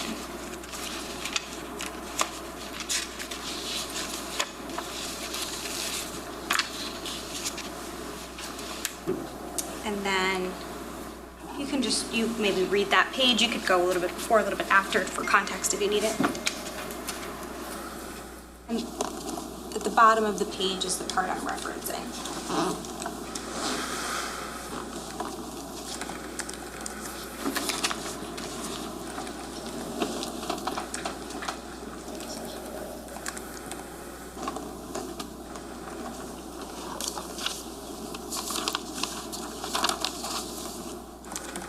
I see what you're referencing. Okay, so in the context of this might be an arson, someone might have lit Mr. Caneiro's house on fire, you pose the question, but who is his enemies, right? Meaning, is there anyone who'd want to cause harm to Mr. Answered. Check. Yeah, Judge. Asked and answered. I'm sorry. If she talks, I have to respond if you don't mind. It was asked and answered, but I'll allow him to answer it again. Go ahead, just to be clear. Do you remember Sorry. the question? No, I don't. In the context of discussing arson, you posed the question. In the context of discussing potential arson against Mr. Caneiro at his home, you posed the question, but who was his enemies? Meaning, like, who would want to cause harm to Mr. Caneiro? It's just an open-ended question. Correct. That you asked, right? Yes. Okay. And you were talking to some Objection was asked and answered. other officers at the time, Yeah, I was, yes. including Officer Bones. That's the JB. Yes.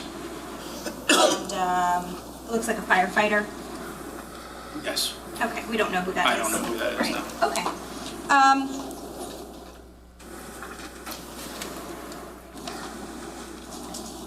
I was about to 3D print one.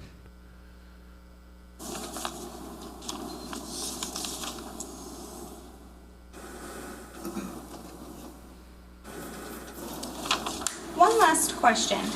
Well, one last topic, I should say. At some point, so we talked about, you only had 2 conversations with Mr. Caneiro, correct? That's correct. The first one was very brief. It was just, is everyone out of the house? Yes. Am I characterizing that correctly? Correct. The second one was a little bit more in depth. It was mainly, I guess, about the gas can. Yes. That was the purpose of the conversation? Yes. Okay. And did you never had a conversation with Mr. Caneiro about any injury on his hand, did you? No. Okay. But at some point, you do tell Fire Marshal Flanagan that Mr. Caneiro has a burn mark on his hand. Do you recall that? I don't recall that. Okay, I'm just going to show you one more thing to refresh your recollection.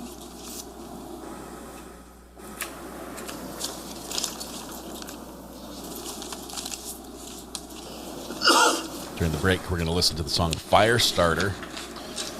Is that by Prodigy? Just kidding, we're not. We got a strike. And I apologize, I just need one moment.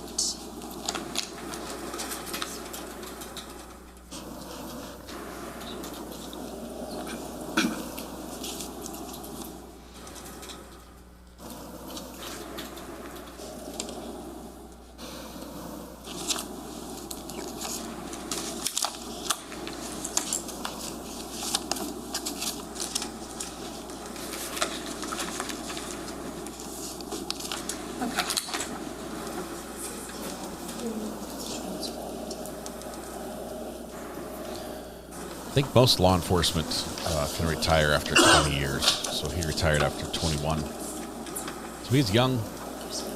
Can have a second career if he wanted.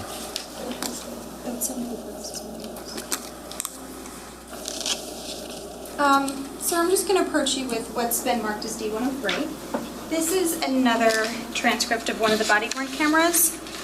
It doesn't actually say it, but I believe this is Officer Marino because we can identify it by the number. Okay. This one also has a legend, right? Yes, it does. And on the legend, you're again KR. Okay. So I'm just going to direct your attention to page 28 of 36.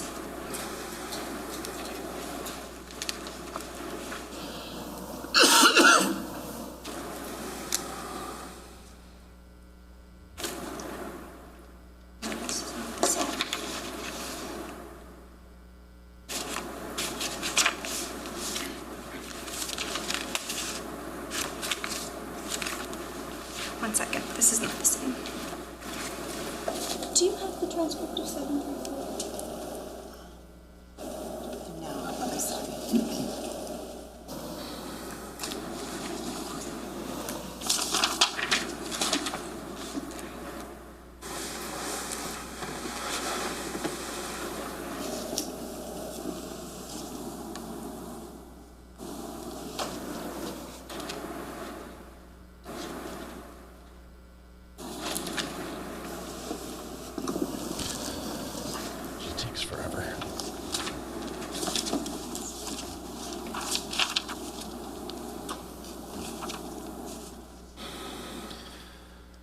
I can demonstrate a noise gate for you guys to explain why it's doing what it's doing. I don't like it. I think it's part of the court audio system. There are multiple microphones. So It tries to switch to the active mic. I'm going to direct your, this is the same exhibit. I'm going to direct your attention to page 28. And if you want to look at the legend again, FMF is Fire Marshal Flanagan. Okay. And so this is a conversation. If you want to read it to yourself, I'm going to direct your attention to like this area here and specifically this line.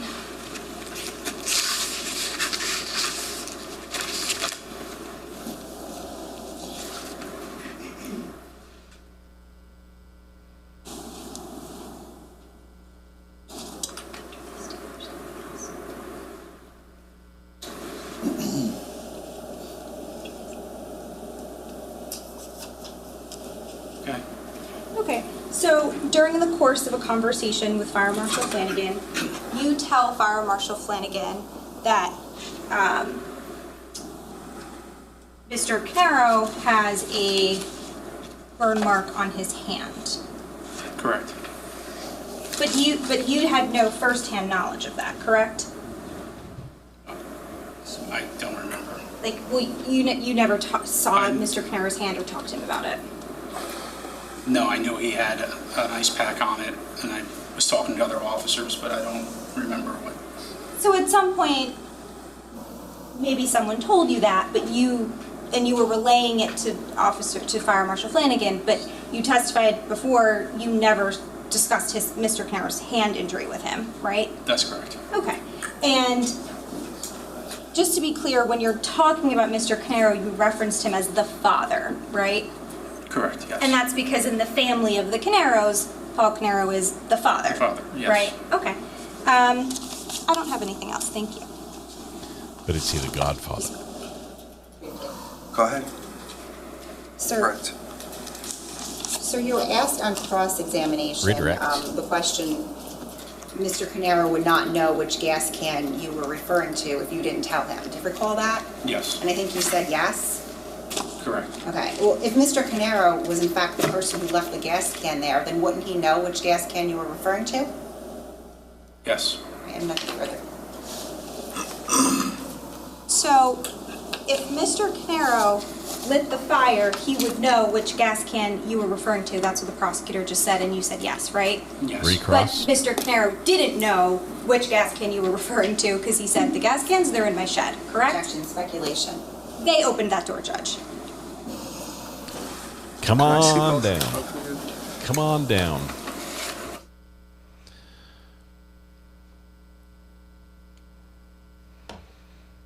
All right. So now we've got a sidebar as we're fighting over who knew what gas can was what, and we're almost done with this witness. Almost, which I think should take us. I think it takes us very close to the end of the day. Facts, the state opened the door to that. She has to correct it. I think they did. I feel like that was a fair question.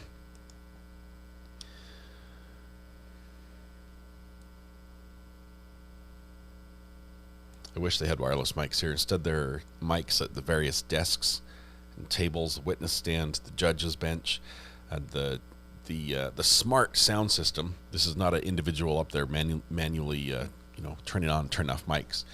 Has all the mics turned on, which are picking up all the room noise, and the mics have a boost to them to sort of search for sound. right? They're looking for it. When there's no sound, they sort of get more and more sensitive, looking to see if somebody's talking quietly. And then when somebody talks, it's like, oh, default to that mic. And if it gets too loud, there's a limiter. And yeah, it's just terrible. It's terrible is what it is. It might work great for Zoom. It's better than like nothing. But for following a whole conversation in a room with multiple players, it's not good. I was recently in the courtroom where they had these clear panel sheets hanging from the ceiling. It looked very technical. Would you know what those are for? Clear panel sheets. Were they like is it like a carryover from COVID? Is that what you're talking about? Dividing, say, like the judge from the witness, and they could also be for safety. We've had some witnesses that jump at the bench and attack the judge recently, looking in Las Vegas.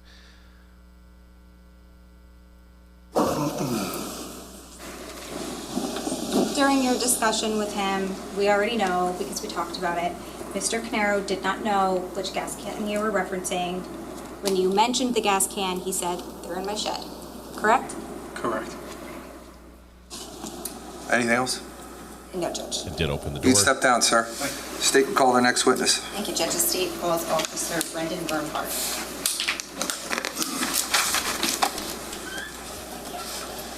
Brendan Bernhardt is the next one up.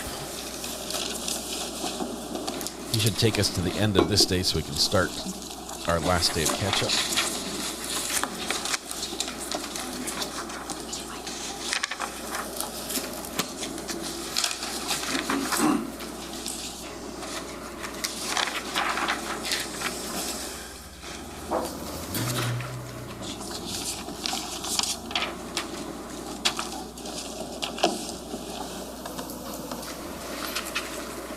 Sir, just watch your step for me.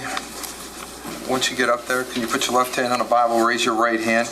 You solemnly swear or affirm to tell the truth, the whole truth, and nothing but the truth, so help you God? I do. All right, once you get comfortable, can you state your full name for the record and spell your last name, please? Officer Brendan Bernhardt, B-E-R-N-H-A-R-D. Okay. Prosecutor? Thank you, Judge. Good afternoon, Officer. Where are you employed? With the Ocean Township Police Department. How long have you been with Ocean Township Police Department? 11 years. Okay, and how long have you been a police officer for in total?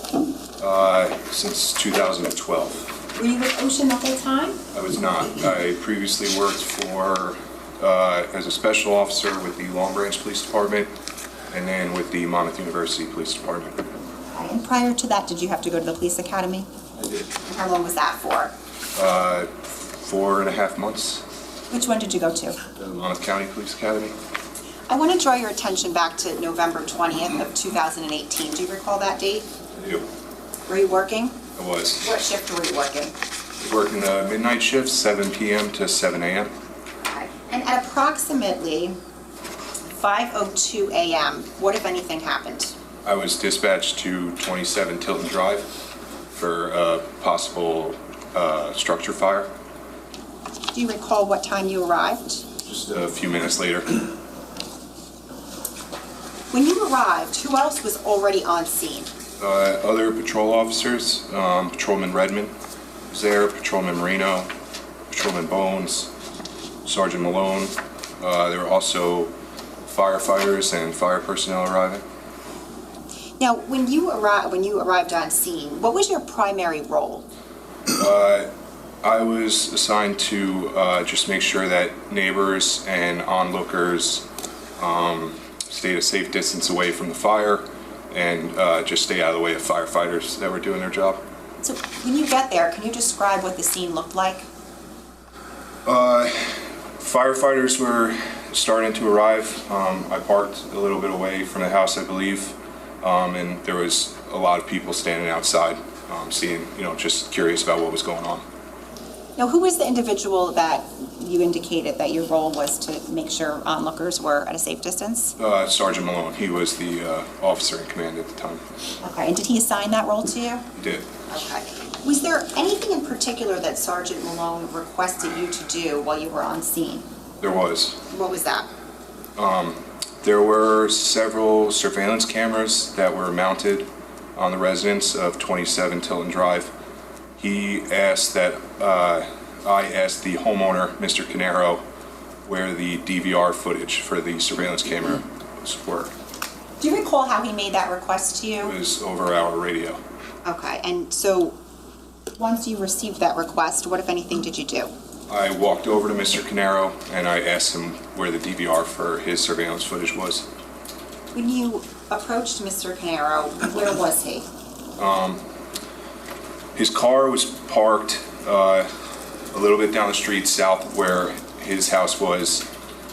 It was facing north, and him and who I believed to be his daughter were both standing outside in the area of his car. And can you tell us specifically what, if anything, you said to him? I believe I said where I asked if I confirmed he was the homeowner, and then I asked where the DVR was for his surveillance footage. And what was his response? He said, and then he looked away towards his daughter, and then his daughter answered on his behalf and said, in the garage. Okay, and what, if anything, did you ask him after that? I asked where specifically in the garage. And what was his response? He said, again, and then looked away, and his daughter answered again and said, up top and to the left. And what else did you ask him? I asked if the cameras were currently running. And what was his response? He said that he's been having problems with stuff in the garage and that he currently has a ticket open with one of the companies.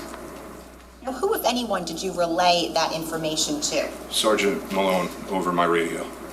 When things are relayed over your radio to, for example, to Sergeant Malone, can other officers hear that? Yes. Okay. How does that work? Just if they're wearing, if they have a radio, can they hear? Yeah, every officer has a radio on their belt.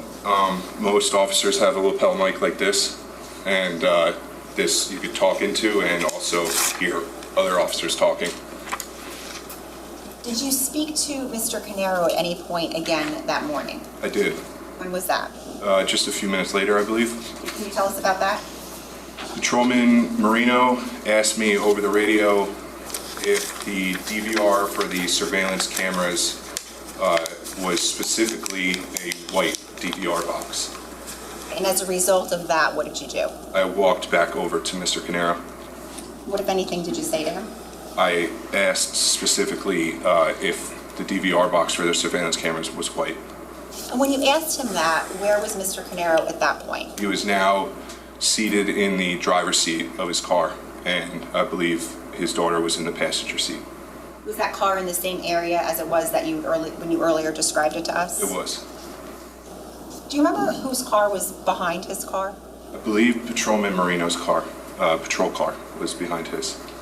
And when you asked him about the color, what was his response? He said that he did not remember. Were you wearing a body-worn camera that morning? I was. Was it activated? It was. Did you have a chance to watch that body-worn camera prior to today? I did. And did it capture your interactions with Mr. Caneiro that you just described? It did. Were you Was get it a fair and couple accurate? Was it a fair from and him? accurate portrayal of those interactions? Yes.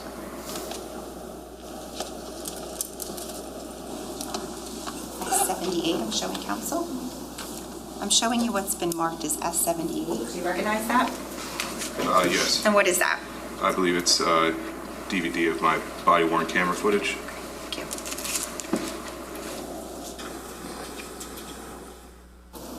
At this point, Judge, the state seeks permission to play S78. I think that was the judge and signing. pass out the transcript of that, which is S79. Okay, you can pass it up. I've given you this charge twice today. You remember? Yes. Okay, same applies. But you guys didn't all say yes. Yes. Yes. Thank you. Yes, you can.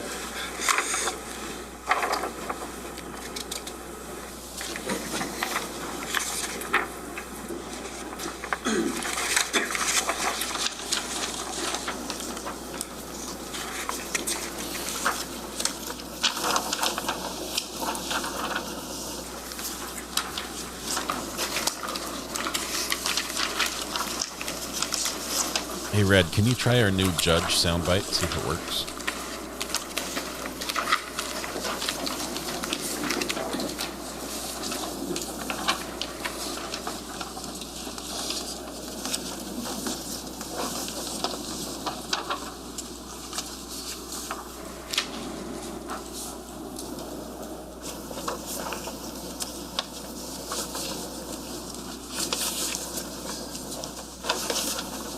Everyone's good? Everyone's got a copy? Yes, sir. Okay. Prosecutor, go ahead.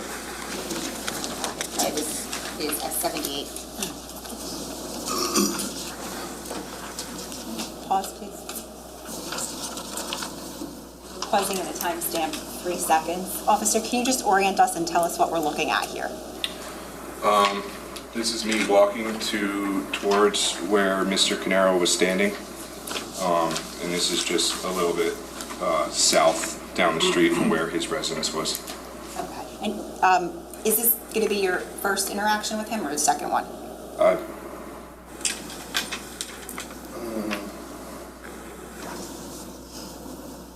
If not, we'll play it and I can ask. I'm not sure. It's all right. I'm not sure just by looking at this.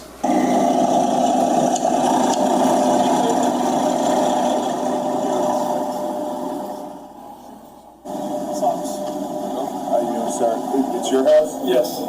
Where is all the DVD stuff for the cameras and everything in the house? It's in the garage. It's in the garage? Yeah. Where in the garage at? You walk in the garage and it's all the way up top to the left. Up top to the left? Do you have them running right now? I've been having problems with stuff in the garage. You've been having problems with stuff in the garage? Yeah. Okay. I've taken over actually one of the companies. Okay. All right.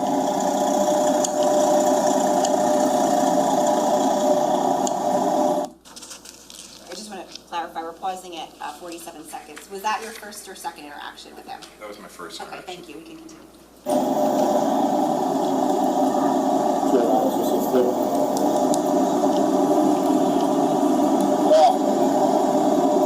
So when you walk in the garage, it's to the left. In the upper left corner. So he's been having problems with his cameras.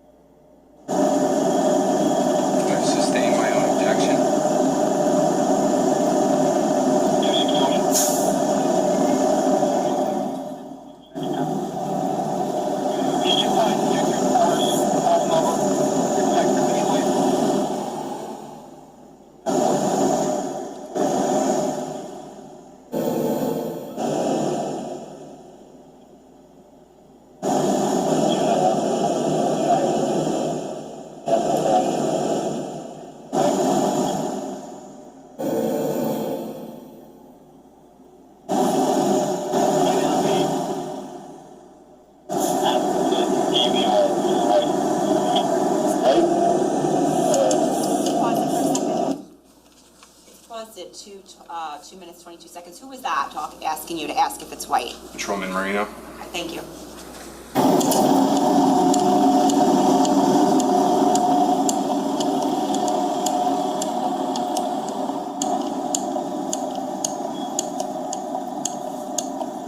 Click, click, click.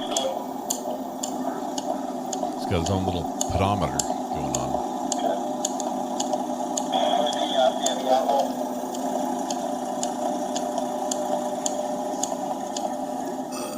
Is the DVR for the cameras a white box?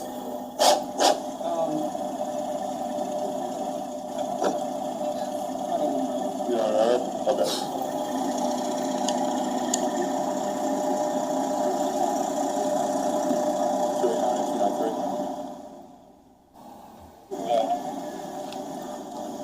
He's not sure. I think he is sure. Too many ums. Was that the entirety of your interactions with the defendant that day?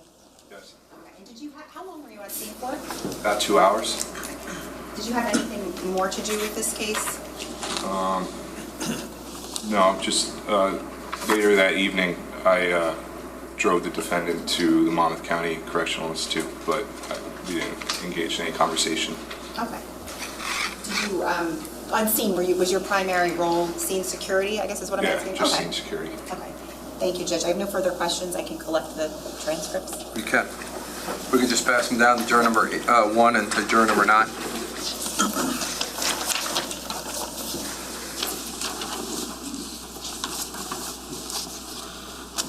Thank you. There you go.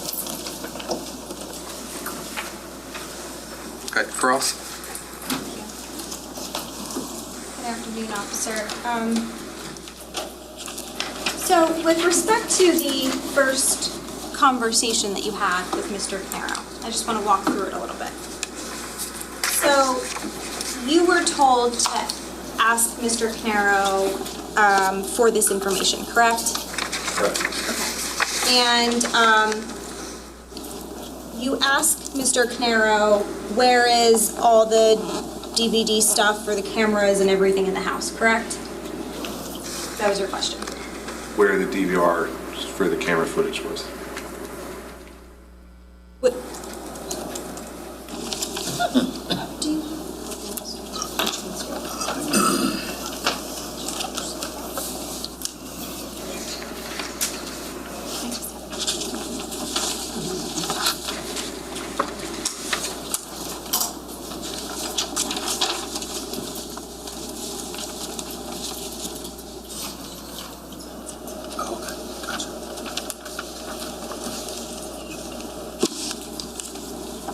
Sir, I'm going to approach with what's been marked as S79.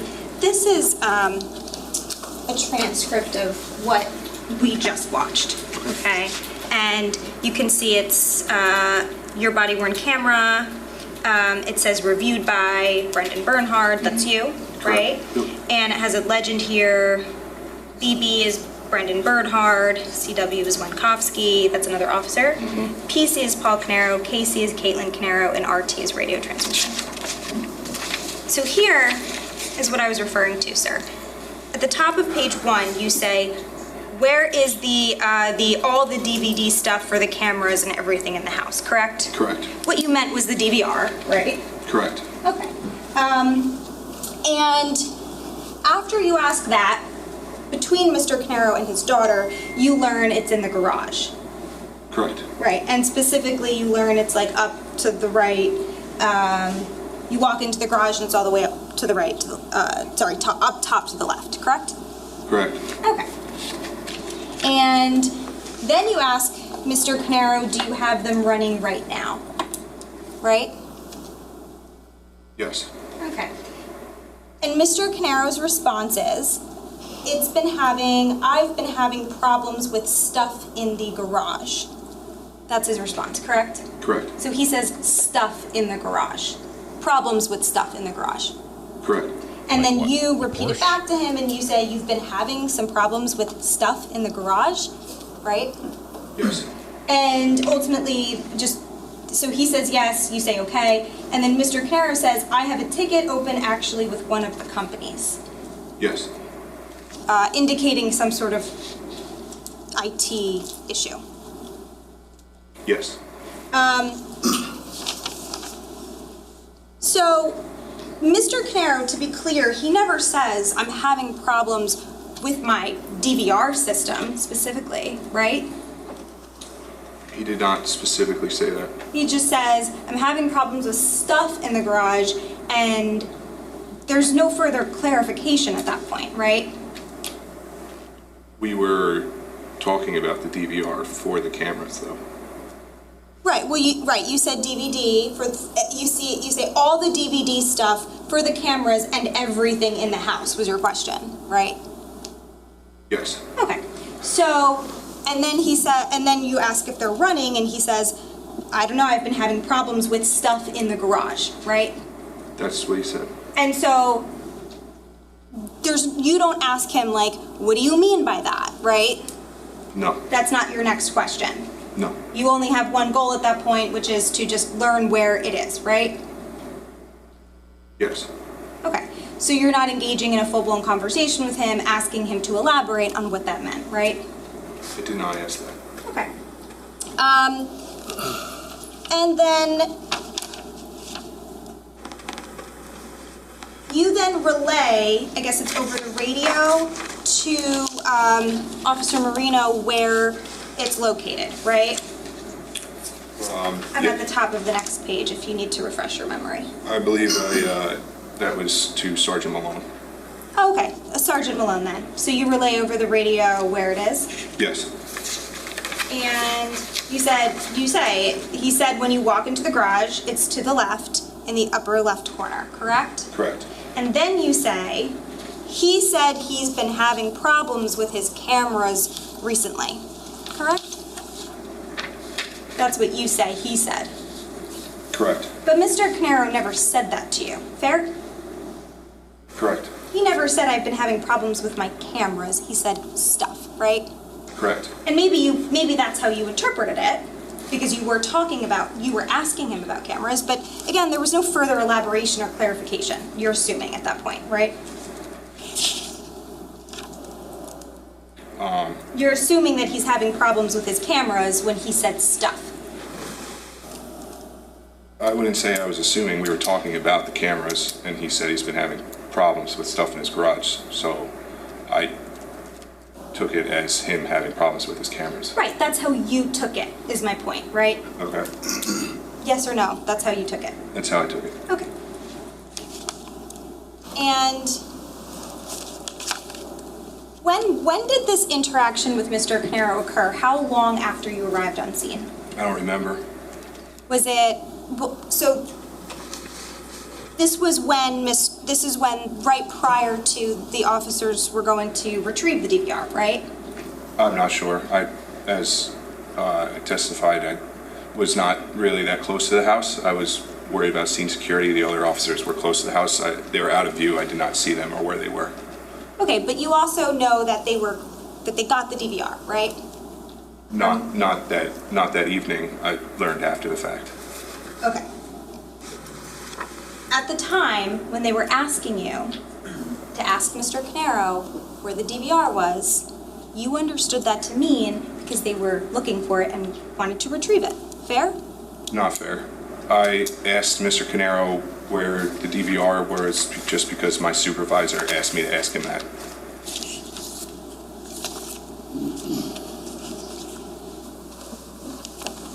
Sir.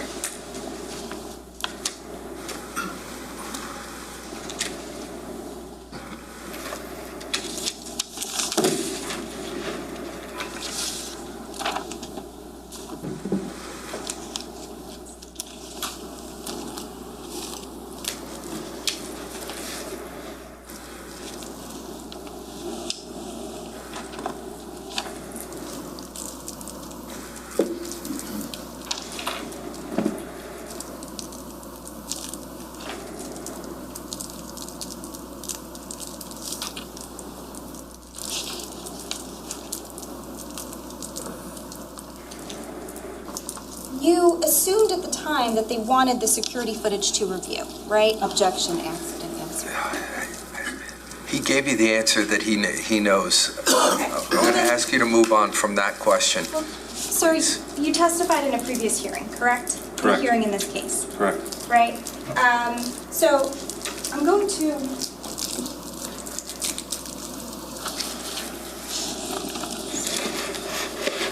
I don't think she's moving on.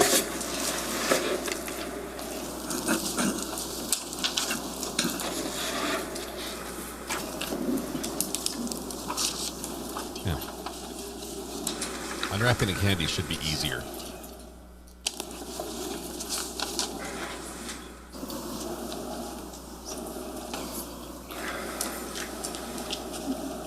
So I'm approaching you with, D122? What? what's been marked as D72 for identification. All right, good guess. This is a transcript of a proceeding that you participated in back in April of this year, correct? Correct.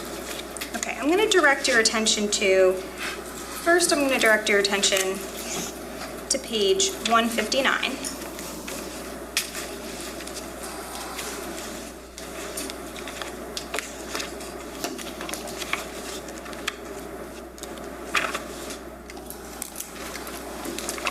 And this is labeled Bernhard Direct, right? Correct. And this is where you're sworn in. Officer Bernhard sworn state's witness, correct? Correct. Okay, so this is your testimony moving forward, starting on page 159. Correct. Okay, now I'm going to direct your attention to page 186.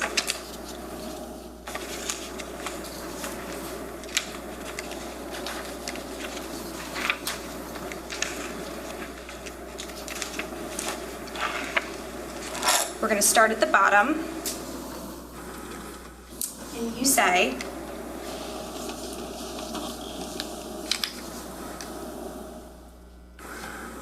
I'm asking you about the security footage, right? And I say, and you didn't explain, like you said, you didn't explain why you were asking him the questions about the security footage because you didn't even know why you were asking those questions, right? And then you say, I would say that's fair to say, I mean, yeah, I wasn't entirely sure. And then you say, I assumed that they wanted to security footage to view, but I didn't know why they wanted to view it exactly. Did I read that correctly? You did. Okay, so in prior testimony, you indicated that you did assume that they wanted to look at it, right? I also testified that the reason I asked him is because my supervisor told me to ask him. That may be why.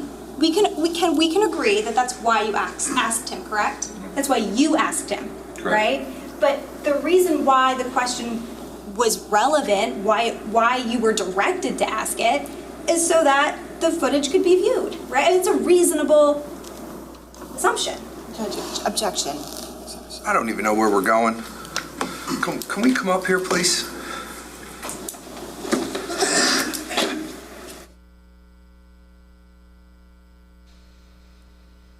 I think we need another soundbite. Can you guys try own and see if it works again? I've built it like 6 times and restarted the thing. It's just not working. I don't even know where we're going.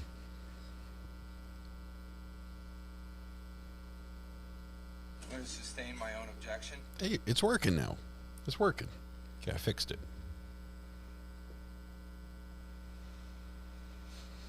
All right. I think the judge is... it only works once every 60 seconds. Now I just need to get this next one. I don't even know where we're going.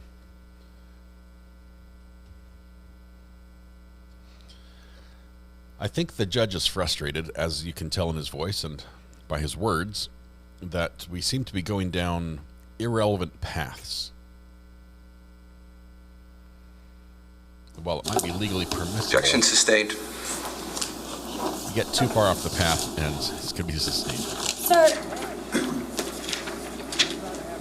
you authored a report in this case, right? Correct. And you authored it, so you responded to the scene on November 20th of 2018, right? Correct.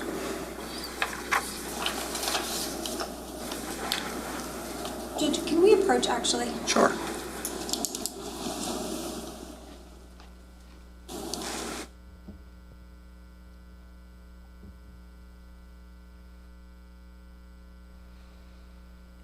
The judge is frustrated because he's running out of candy. Woman is making 0 points with the jury.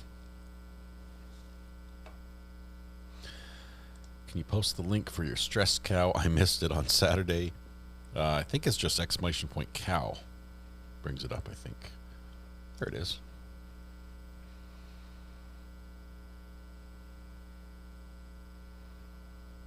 To be fair, she's trying very hard for a public defender. Yeah, let me just explain quickly. When Paul started this case 7 years ago, he started with paid attorneys. And I think a combination of through running out of money and having a conflict on the case with his paid attorneys, he ended up with public defenders. That's where we are now. So there have been a quite a little list of attorneys that have been helping him since the beginning. But public defenders there now. This judge would have me so flustered.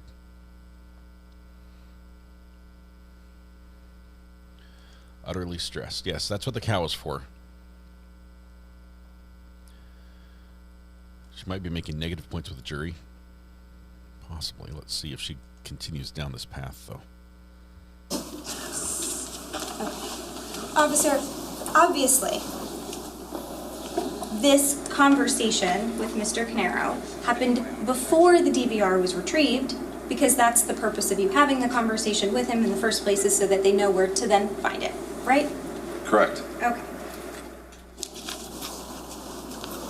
So, that was on November 20th of 2018, correct? Correct. Your report was not, you authored a report in this case? I did. It was not provided to the prosecutor until last year in 2025, correct? Objection. What's the relevance of the date of his report? The fact that it was provided 7 years later, and and the reason is a Spillman reason, which is relevant. Go ahead. That's correct. Okay. And so the reason why your report wasn't provided until 7 years later is because at the time that you wrote the report, you weren't able to enter into Spillman. Is that correct? I wasn't able to enter into that particular call in Spillman. Okay. And and when did you, tell me if I'm wrong, at the time that you tried to enter your report, you were trying to write it directly into Spillman, correct? Correct. And just so the jurors are aware, what is Spillman? Spillman is the police database that my police department uses, which we write reports on, and there's a lot of police data on it, confidential police data on it, and that's where we write our police reports on. Okay. And when did you write your report originally? I'd like to clarify, I believe I previously testified that it was estimated a day or two after the call for service. Right. A more accurate depiction would be between November 20th and November 29th. Okay, so somewhere in a 9-day time period is what you're saying? Correct. So originally you thought maybe it was a day or two, now you're saying it could be a little more than a week? Correct. You're not sure when? The report was saved to when Spillman was locked and I could not access it. I wrote the report on a Word document and saved it to my police file on our police department computer. That file was last edited on November 29th Okay. of 2020. All right. So at that time when you attempted to put it into Spillman, Spillman was locked, meaning you could no longer enter your report into Spillman. Correct. And that's because the call or the case was closed at that point, is what you're saying? The Spillman case was locked. Okay. And well, why would it be locked? So no reports could be added or deleted. And does that normally happen when the case is concluded? I mean, in my opinion, the case is still active. I guess if the investigation is concluded, if that's what you... Well, like, who decides when to lock Spillman? Objection. I'm not sure. He doesn't know. So, in your report, you discuss your role on the 20th, correct? Correct. And at the end of your report, you write NFAT, which stands for no further action taken? Correct. Okay, but there was further action taken because, as you just testified, you actually transported Mr. Caneiro that night, correct? Correct.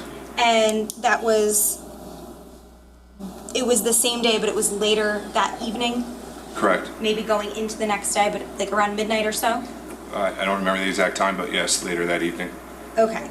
And you didn't memorialize anything about that in your report, correct? No.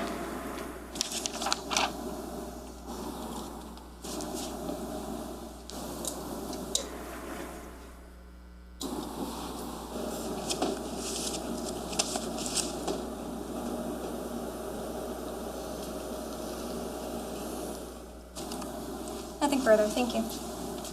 No, nothing, Judge. You can step down. Thank you, Your Honor. All right, we are, I think, at the end of the day We have one more day to catch up on today, so I think we're making good time. We might have to work a little bit late, but we'll be good. How you feeling? I feel great, Judge. Thanks for asking. Super. Bring the next witness. I'm going to let you go home for the day. I've seen a lot of your eyes during this afternoon. I'm trained to look into your eyes. So I'm going to let you go home for today. You've had a full day. So we will be back tomorrow morning, same time, same place, better jokes. Have a good night. Please don't discuss this case. Don't do any research. We'll bring you back downstairs. And thank you very much. I really appreciate all your efforts. The judge is not displeased with the jury. They're doing great. So, all right, we have a little bit of. Let me see if there's anything they need to discuss outside the presence of the jury. Really quickly, let them leave, and there's nothing. All right, so we will jump up to our next one, which will start right now because we're getting caught up.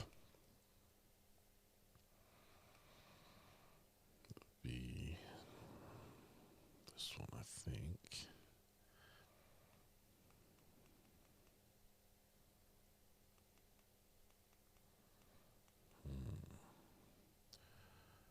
Wait for it.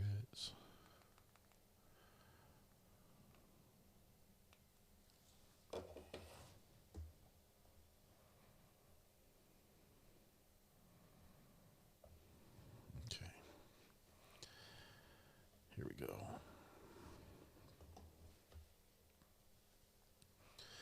Just need a little audio and we'll be set.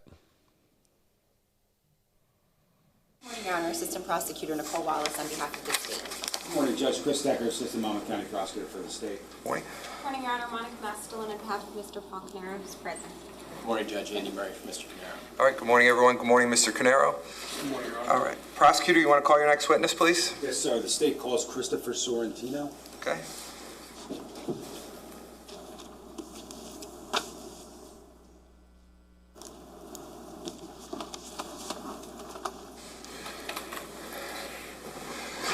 Sir, when you come around, just watch your step as you come up to the witness box. And then if you could put your left hand on the Bible, raise your right hand for me. Do you solemnly swear or affirm to tell the truth, the whole truth, and nothing but the truth, so help you God? Yes. All right, you can sit down. Once you're comfortable, can you state your full name for the record and spell your last name, please? Christopher Sorrentino, Sorrentino. All right, thank you, sir. Prosecutor? You take the oath, Judge? Did I miss? I'm sorry. I just did it. Oh, you did it? Okay. Yeah. You want to do it again? No, we're good. I'm sorry. You're a double oath. I need to pay Judge a little said more attention. that better jokes Okay. today. Okay. Mr. Sorrentino, can you tell us where you work currently? Township Ocean Fire District number 1. Fire District number 1, you said? Yep. Okay, I'm just going to ask, keep your voice up so everyone can hear you. Back in November of 2018, did you work in the same capacity? Yes. Now, did you also serve the Township of Ocean in any other capacity? Yeah, I'm a volunteer fire department for the fire company. Okay, how many fire companies are there in Ocean? There's 2 districts. Okay, can you tell us? Fire District 1 and Fire District 2, and 2 is one massive fire company. Okay, what encompasses Fire District number 1? Which firehouses? Oakhurst. Okay, which one are you a member of? Oakhurst. And approximately how long have you been a volunteer firefighter? Since 2004. Okay, so could you just tell us briefly, like, what it takes training-wise to become a volunteer firefighter in the county of Monmouth? Nowadays, it's many hours. A few years back, over the years, it's changed. But now it's about 200 hours of service through the Firefighter 1 Academy. Okay, where does the Firefighter 1 Academy actually take place? At the Fire Academy in Freehold. And is it fair to say that most volunteer firefighters have, like, full-time employment? Yes. Okay. Now, so when do you go to the Fire Academy? Is it full-time or is it something else? It's nights and weekends. Okay. Now, you completed that training at the Monmouth County Fire Yes. Academy? Yes. What year was that? 2005. Now, I'm going to take you back to the morning of November 20th, 2018. Do you remember that morning? Yes. Okay. Was there a point in time when you were awoken in the early morning hours? Yes. Can you tell us how that happened? We all carry pagers So when someone calls 911, if it's fire call, first aid call, whatever it is, pagers are activated, tells address and what type of call it is. Okay. And what type of call was this specifically? It came in as a fire alarm, and then before I left my residence, it was put out again for a fire. And was that all, did you learn all that information via that pager that you had? Now, once you got that call, can you tell us what you did specifically? Got dressed, left my residence, and called in service to the county via the radio in the car, and proceeded to the residence for the fire. So you said you went to the residence? Yes. Did you get an address via pager? Yes. And what was that address, if you remember? 27 Tilton Drive. Okay. So you said it already, so I'm just going to ask kind of a stupid question, but you didn't go to the firehouse, correct? No. Okay, why was that? Due to where I live and where the call is, I figured it would be closer for me to get to the residence to assist in whatever I needed to do. Okay. I don't want you to tell us specifically or exactly where you live, but can you describe how close you live to 27 Tilton? Very close. Now, when you got the information via your pager about this, first it was a fire alarm and a smoke condition or fire at 27 Tilton. Did you know when you saw 27 Tilton, like kind of where that was? I know where the street is, yes. Okay. How long approximately have you lived in Ocean Township? My whole life. Now, can you tell us when you got dressed, like kind of what you were wearing? Jeans and a sweatshirt and boots. Okay. So, another somewhat dumb question. Did you put on any fire gear? No. Okay. Where was your fire gear? In my truck. Okay. Now, tell us how you got from your house to 27 Tilton. I have a department-issued vehicle. Okay. Do you recall what kind of vehicle you were actually operating? It was a 2008 Ford F-350 utility truck. Okay. Do you remember the color? It's white. Okay. So white F-350? Okay. Now, is that vehicle marked, or was that vehicle marked in any way? Yes. How is it marked? Lettering and emergency lights. Okay. Now, leave your house, correct? Did you get in your truck? Did you get into the truck? Yep. Now, did you activate your lights and sirens or anything like that? No, I did not. How come you didn't do that? Due to the time of day and no vehicles were on the road, and where I was, there was no reason to. Okay. Can you just describe the route of travel from your home to 27 Tilton, directionally? South to west to south again. Okay. Come out of your driveway, you make a left or a right? Left. Onto what street? Cold Indian. Okay. From Cold Indian, what do? I go to Asbury Avenue. Make a right. Okay, then what? Then a right on the Green Grove. Once you're on Green Grove, what do? Make a right on the first end of Tilton. John, you are an So OG. the first end of Tilton. How many entrances does Tilton Drive have? And are they both from Green Grove? Yes. Okay. So you entered the first entrance to Tilton Drive? Yes. Would that be the southernmost entrance or the northernmost entrance of Tilton Drive? Northern. Southern? Yes, closer to Asbury Avenue. Okay. So you make a right? Yep. Okay. What do? Tell us how you get to the house. And I just drive around the block till I find the house number. Okay. Once you found the house number, where did you actually park your vehicle? I passed the house and parked just on the bend. Why didn't you park right in front of the house? Leave room for the apparatus to come in. Okay. Now, once you park your vehicle, tell us what you did. I got out. I started walking across up the lawn to the front door to the residence. As I'm walking up the lawn, I hear a voice behind me saying everyone's out of the house. Did you look back in response to that voice? I might have turned my head over my shoulder to see where it was coming from. Okay. Did you specifically see a vehicle? Yes, I did. What did it look like? It was a white SUV in the street. Now, once you're told that everybody's out of the house, what do you do based upon that information? I continued in to verify where the fire was. Realized it was outside of the residence. I went back to my vehicle to grab a couple extinguishers, and then I continued to the rear of the house to start to extinguish the fire. You exit your vehicle and you go across the lawn towards the front door, and you hear that voice. Did you see anyone else on the property or near the property at that time? No. Okay. Did you see any other vehicles in the street other than the one you described? No. Now, when you talked about fire extinguishers that you got out of your vehicle, can you describe those? Tell us exactly what they were. They're silver cylinders, and they each have 2.5 gallons of water in them. So there's no fire suppressant other than just water? There's water in there. Now, just before we go any further, I just wanted to show you a few pictures from S1A.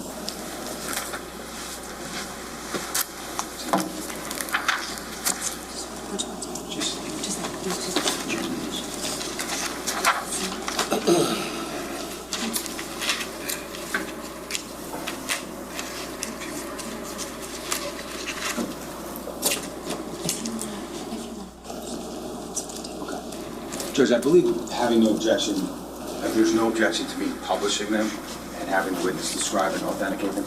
Correct, Judge, no objection. Okay. So we're going to publish first and then authenticate? What if the witness can't authenticate? The order is important. Okay, so Judge, for the record, we're looking at S1A, PowerPoint from 27 Tilton Drive.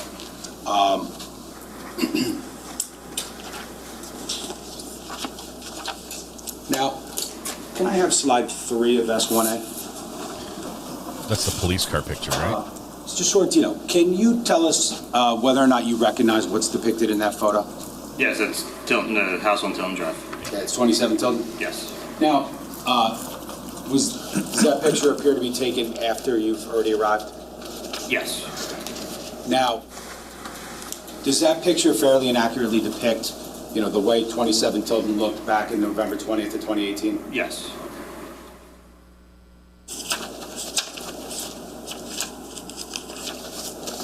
Can I have slide 9, please? What's that picture show? The front of 27 Tilton. Okay, same house we just looked at? Yes.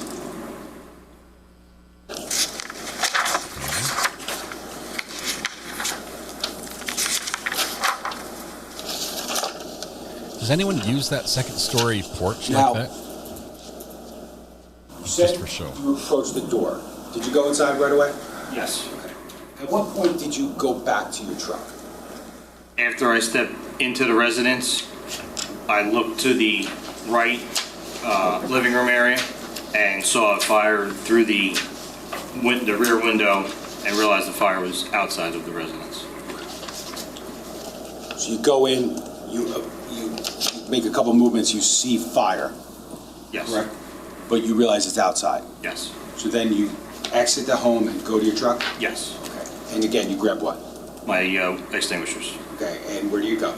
Then I go across the lawn again, all the way to the right side of the house to the rear.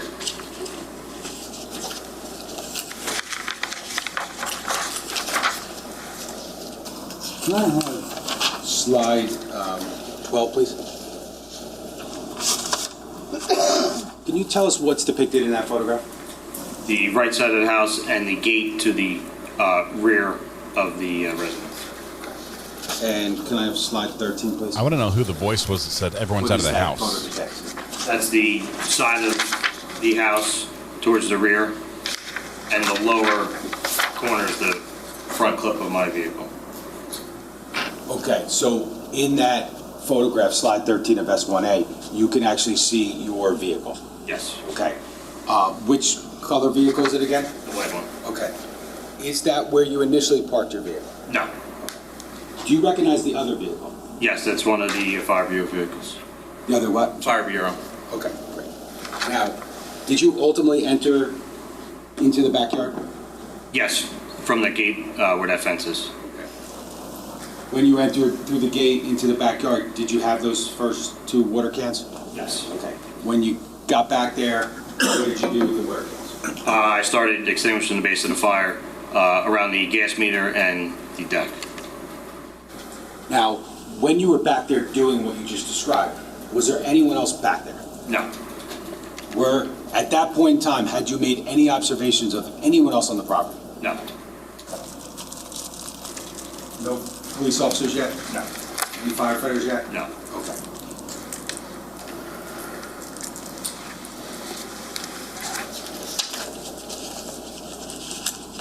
Can I have slide 21, please? Do you recognize that photo? Yes, that's the rear of the residence. Okay. Can you see the gate that you entered in that photo? Very little in the left corner. And then, can I have slide 22? Yeah, the siding is... What's that show? The basement window and the gas meter. And then, one more, slide 23, please. You recognize slide 23? Yes, that's the gas meter. Okay. Still good. Is there evidence of fire damage depicted in that photo? Yes. Now, do you utilize the entirety of those water cans, fire extinguishers? Yes. Okay. What do you do then? Waiting for the next vehicle or fire apparatus to come to the scene. Ultimately, do other first responders actually wind up getting to the scene? Yes, the chief made it there. Who was the chief at the time? Michael Fiorentino. And do you currently serve still as a volunteer firefighter, if you didn't say it? Yes. And in what role? Right now, I'm the chief of the department. That's why it's number 1 on his Then badge. Chief Fiorentino arrived, you said, correct? Yes. Where did he actually arrive? He parked in the neighbor's driveway right where the gate was that I entered.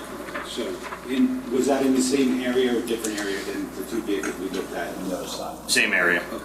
Now, once he gets there, what do you do? I told him that it might be a gas-fed fire.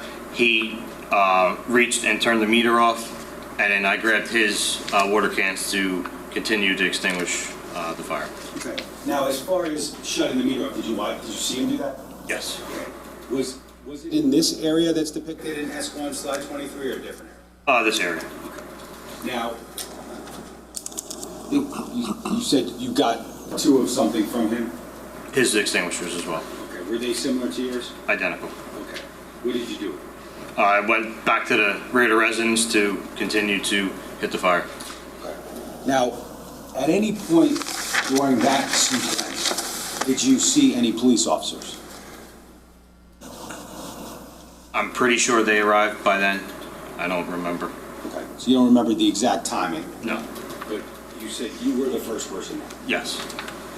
Now, do you use the chief's 2 water cans to continue to try to extinguish the fire? Yes. And what do you do then? Those ran out, and I believe I got 2 more from another vehicle. I don't remember exactly where they came from. Okay. So, in total, how many water cans did you utilize at the fire scene? Most likely 6. Okay. To the best of your recollection? Yes. I just want to be clear. You talked about what you were wearing earlier. Can you tell us again exactly what you were wearing? Jeans, a hooded sweatshirt, and work boots. Were you wearing your glasses? Yes. Did you have a baseball hat on? No. Clearly, right? You did not have a hat on? No. Have you seen any of the body-worn camera footage from the police officers? Who had the Township hat? From that Was morning? that Paul? Yes. Okay, I sent you at least a portion of one, correct? Yes. And when you reviewed that, was it accurate to you? Yes. Did you see yourself on it? Yep. Yes.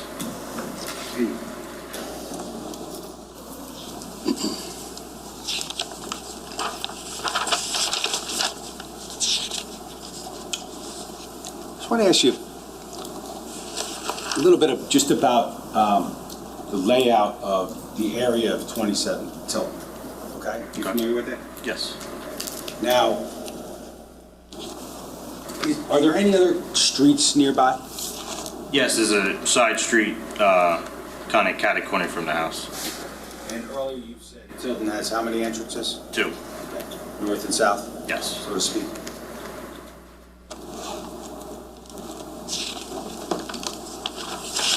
Was there a point in time when you utilized those water cans or fire extinguishers and you actually kind of left the backyard? Yes. And why was that?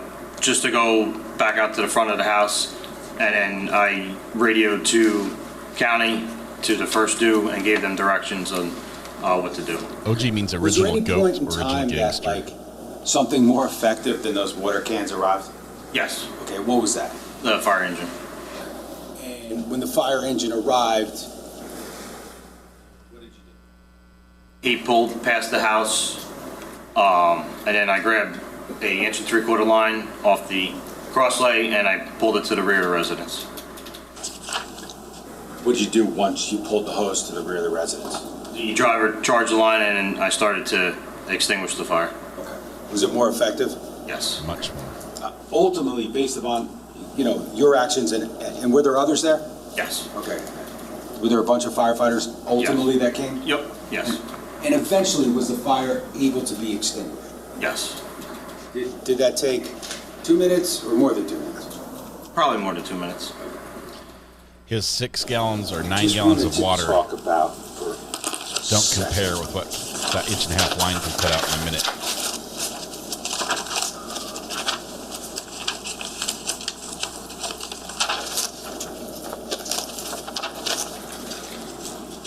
Just going to show you slide 52 of S1A. You recognize that? Yes, that's the front door of 27 Hill. Okay. Is that the door that you entered? Yes. Okay. Can I have slide 53 of S1A? Tower Hill Drill, you are an OG. Yes. 34 What's that minutes. show? The foyers and the steps to upstairs. Okay. Where'd you go? In relation to that picture, you're using that picture as a guide. Where did you go once you entered the home? I stepped in and I went to the right just past the door. Okay. Can I have slide 54 of S1A? I don't have any Krogers anywhere near me. That Maybe photo not even in my there, state. if you know. That's the family room that I stepped into and looked out that rear window. Oh, there's some damage inside. It's not just on the outside. Can I have slide S1A, slide 57, please? Do you recognize that photo? Yes, that's the rear window. And that rear window, what if anything, I know you said it right, but for purposes of using the picture, what if anything did you see outside that window when you first entered the residence? Flames through that window. Okay. And you said based upon observations in and through that window, you did what? I exited home back to my vehicle to grab the extinguishers to go back to the rear of the residence. I don't know if you said it, but when you first approached the door, were you holding anything? Did you have anything on you?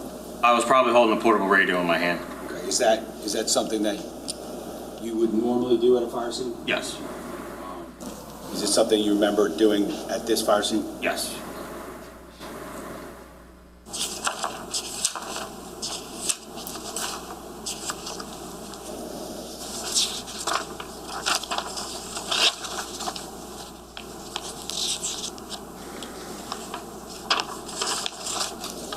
You mentioned earlier communicating with the fire chief, I think it's Fiorentino, when he first arrived, correct? Yes. And that's before he turns off the gas? Yes. And could you just tell us exactly what you said to him that made him turn off the gas? I said I believe it's a gas-fed fire, and then he grabbed a wrench out of his vehicle to turn it off. Okay. And when you say you believe it was a gas-fed fire, could you just explain, like, based upon your experience, why you thought that? Around the meter, there was blue flames. Okay.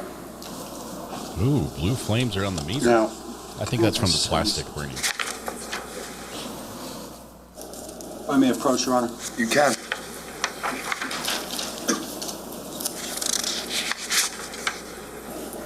Can you spell the chief's name for me? Fiorentino? Yeah, can you spell it? Sorry. Fiorentino. Fiorentino.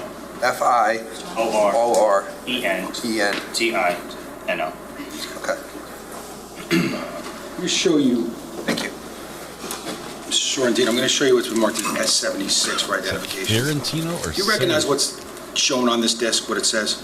Yeah, body cam footage from Wilkowski. Okay. Now, I think you said it earlier, but did we ask you to review a portion of Officer Wienkowski's body-worn camera from that morning? Yes. Okay, did you review it? Yes. And was it accurate? Yes. Permission to publish? You got a minute, Judge? Yep, go ahead. Just tell us the time frame. Yes. Approximately 1:50 to 2:48, so 1:50. It's burning pretty well at this point. Do we see anybody with a Hey, is hand? everybody out of that house? Hey. Just gonna pause for a second if we could turn it on. Yeah, we're doing that now. Thank you. Just go back a little bit because, Judge, for the record, it's a 57-second clip, which is approximately that time frame that I indicated. Looking for baseball hat wearing dudes. Hey, is everybody out of that house? Yeah, Durham Street, far across the street. Hey, watch your head, watch your head. Go back just like a second. We're paused at 9 seconds. Do you recognize ultimately who the person is in the middle of the screen? Yes. And who's that? That's me. Does it fairly and accurately depict like what you were wearing that day? Yes. And what did you just do? Where did you go from one place to another in that first part of the clip? Yeah, I came from the back of the house, back out front. Okay, let me keep going. Yeah, we are moving down the street. Yeah, one great day. I need to switch towards the rear of the house. Nobody's here. Any flashlights in that clip? Anybody have any flashlights? Kimby. Just the one from the patrolman. OG.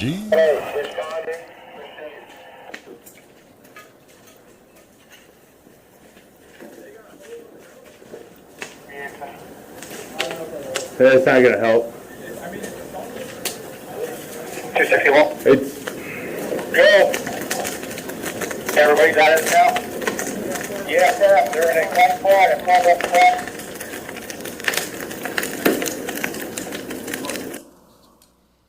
Do you see yourself in that video? Yes. And what were you doing there? Walking back out to the front of the house. Why were you walking out to the front? At this point, my extinguishers were empty. Your extinguishers have been extinguished. All right, there's nothing you can do. Let's get out of there.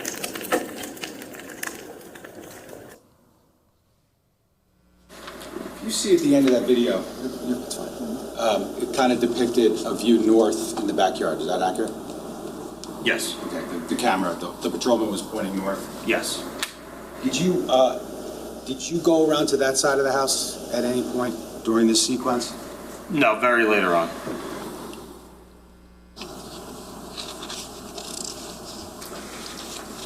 After that clip, is that when the fire engine actually arrived? A few minutes later, yes. Now, after the fire is extinguished, did you make observations of fire damage to the rear exterior of the home? Yes.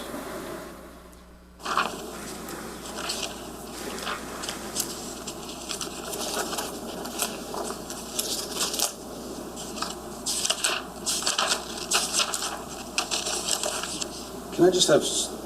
Can we go back to the PowerPoint? Sorry, Joe. What are their mascots, people? S1A, slide 21. I think you already indicated that that picture was accurate based upon your recollection. Yes. And is that fairly and accurately depict at least that portion of the fire damage? Yes. Did you ever go inside after the fire was extinguished? Yes, very later on. Okay. And where did you go? Inside, went upstairs and to the basement.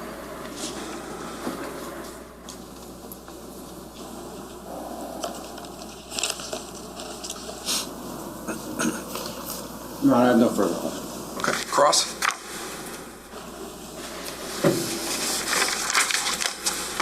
Morning, Mr. Sorrentino. The vehicle that you were driving, you described as a, it's an F-150? 350. Sorry, 350? Yes. Is it 350? That's a big truck. Yes. Okay. It's a utility truck, you said? Yes. And you said it was white with, it had lettering on it? Yeah, it's got lettering on the door and a black stripe. Okay. So a big white truck with lettering and a black stripe, you said? Yes. And the prosecutor had asked you which way you had gotten to Tilton Avenue. Just to be clear, it's like a U and there's two entrances, one on each side, right? Yes. So you were just explaining you took one of them, Yep. right? And when you first arrived on scene, you indicated that you heard a voice say, "We're all out of the house." Yes. Okay.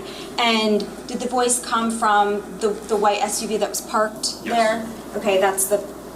Did you later learn at some point that was the Caneiro family? Yes. Okay. So there, you get on scene, and the family is already parked outside, and they're letting you know we're all out of the house. Yes. And then what you do is you go up to the front door, right? And to see like what's the deal with the fire. You obviously there's no people in there at this point because you were just informed there wasn't, right? Yes. And when you walk up to the front door, the door is open. I do not recall if it was open or closed. Okay. Well, you gave a statement in this case, correct? Yes. And that statement that you gave was to the prosecutor's office a couple weeks after it happened. Do you recall that? Yes. You met with a couple detectives at the prosecutor's office? Yes. And they asked you about what happened that day? Yes. And obviously it's been like over 7 years, right? So back then you would probably remember details like that better than you would remember today. Yes. Fair? Yep. So I'm going to, do you want me to do I have it. So I'm going to approach with S83 that's been marked. I'm just going to use this to refresh your recollection, okay? So this is a copy of, do you recognize this as a copy of your statement? Yes. And it has your name on it, right? Yes. It's also 7 pages with your signature on the bottom. Yes. Okay, it has the date, which was December 10th. Yes. Okay, and I'm just going to direct your attention to page 6.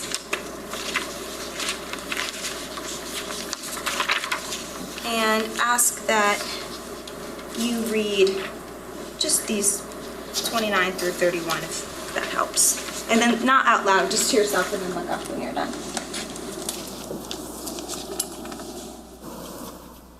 See if the judge gets on her today. Tells her to stop asking irrelevant questions. Okay. So when they asked you whether the front door was open or closed, you indicated it was open. Yes. Okay. So you go up to the front door, the door's open, so then you go inside. Yes. And then all of the things happen where you realize the fire's in the back. Yes. Okay. And after that, that's when at some point you go around, you get the fire extinguishers. Yes. And you go to the back and you're trying to fight the fire. Yes. You get water cans. Yes. And when we saw the video just now of you with the water cans, like how soon after your arrival was that? That's probably a few minutes. A few minutes. So we know that there's officers arriving, since that's body-worn camera footage, within a few minutes of you. Yes. Right? And I don't know, do you recall that there was like one officer, Officer Redmond, who arrived very close in time and the other shortly after? I don't remember who arrived first and who was around at the... Okay, but within a few minutes? Yes. And obviously you got there after you got the call, right? Yes. From, you said there were 2 calls. Is one is do you get a direct alert from the alarm company and then you get the dispatch? Is that? No, it was both from dispatch. Both, okay. Yeah. And we previously heard that was around 5:02. Does that sound about right in the morning? Okay.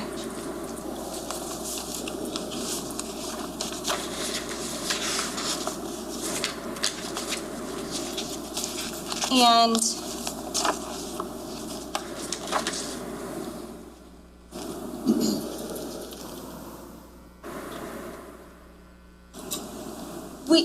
the prosecutor showed you a video of yourself, right? Yes. Your clothing, was it like dark jeans and a hooded sweatshirt? Yes. But the hood was not up, right? It was No. down. Okay. And the color of the sweatshirt, was it like a light gray or? Yeah, it's a gray color. Gray. So this is important because remember the neighbors saw these two people running around yelling. They're not matching the firefighters' descriptions. This is the third-party culprit. Maybe somebody else lit the house on fire. Presentation. I don't have any other questions, thank you. Okay. And she's done. Any redirect? No, Judge, thank You can step down. Thank you, sir. The state can call their next witness. The state calls Elaine Flanagan. Okay. Flanagan.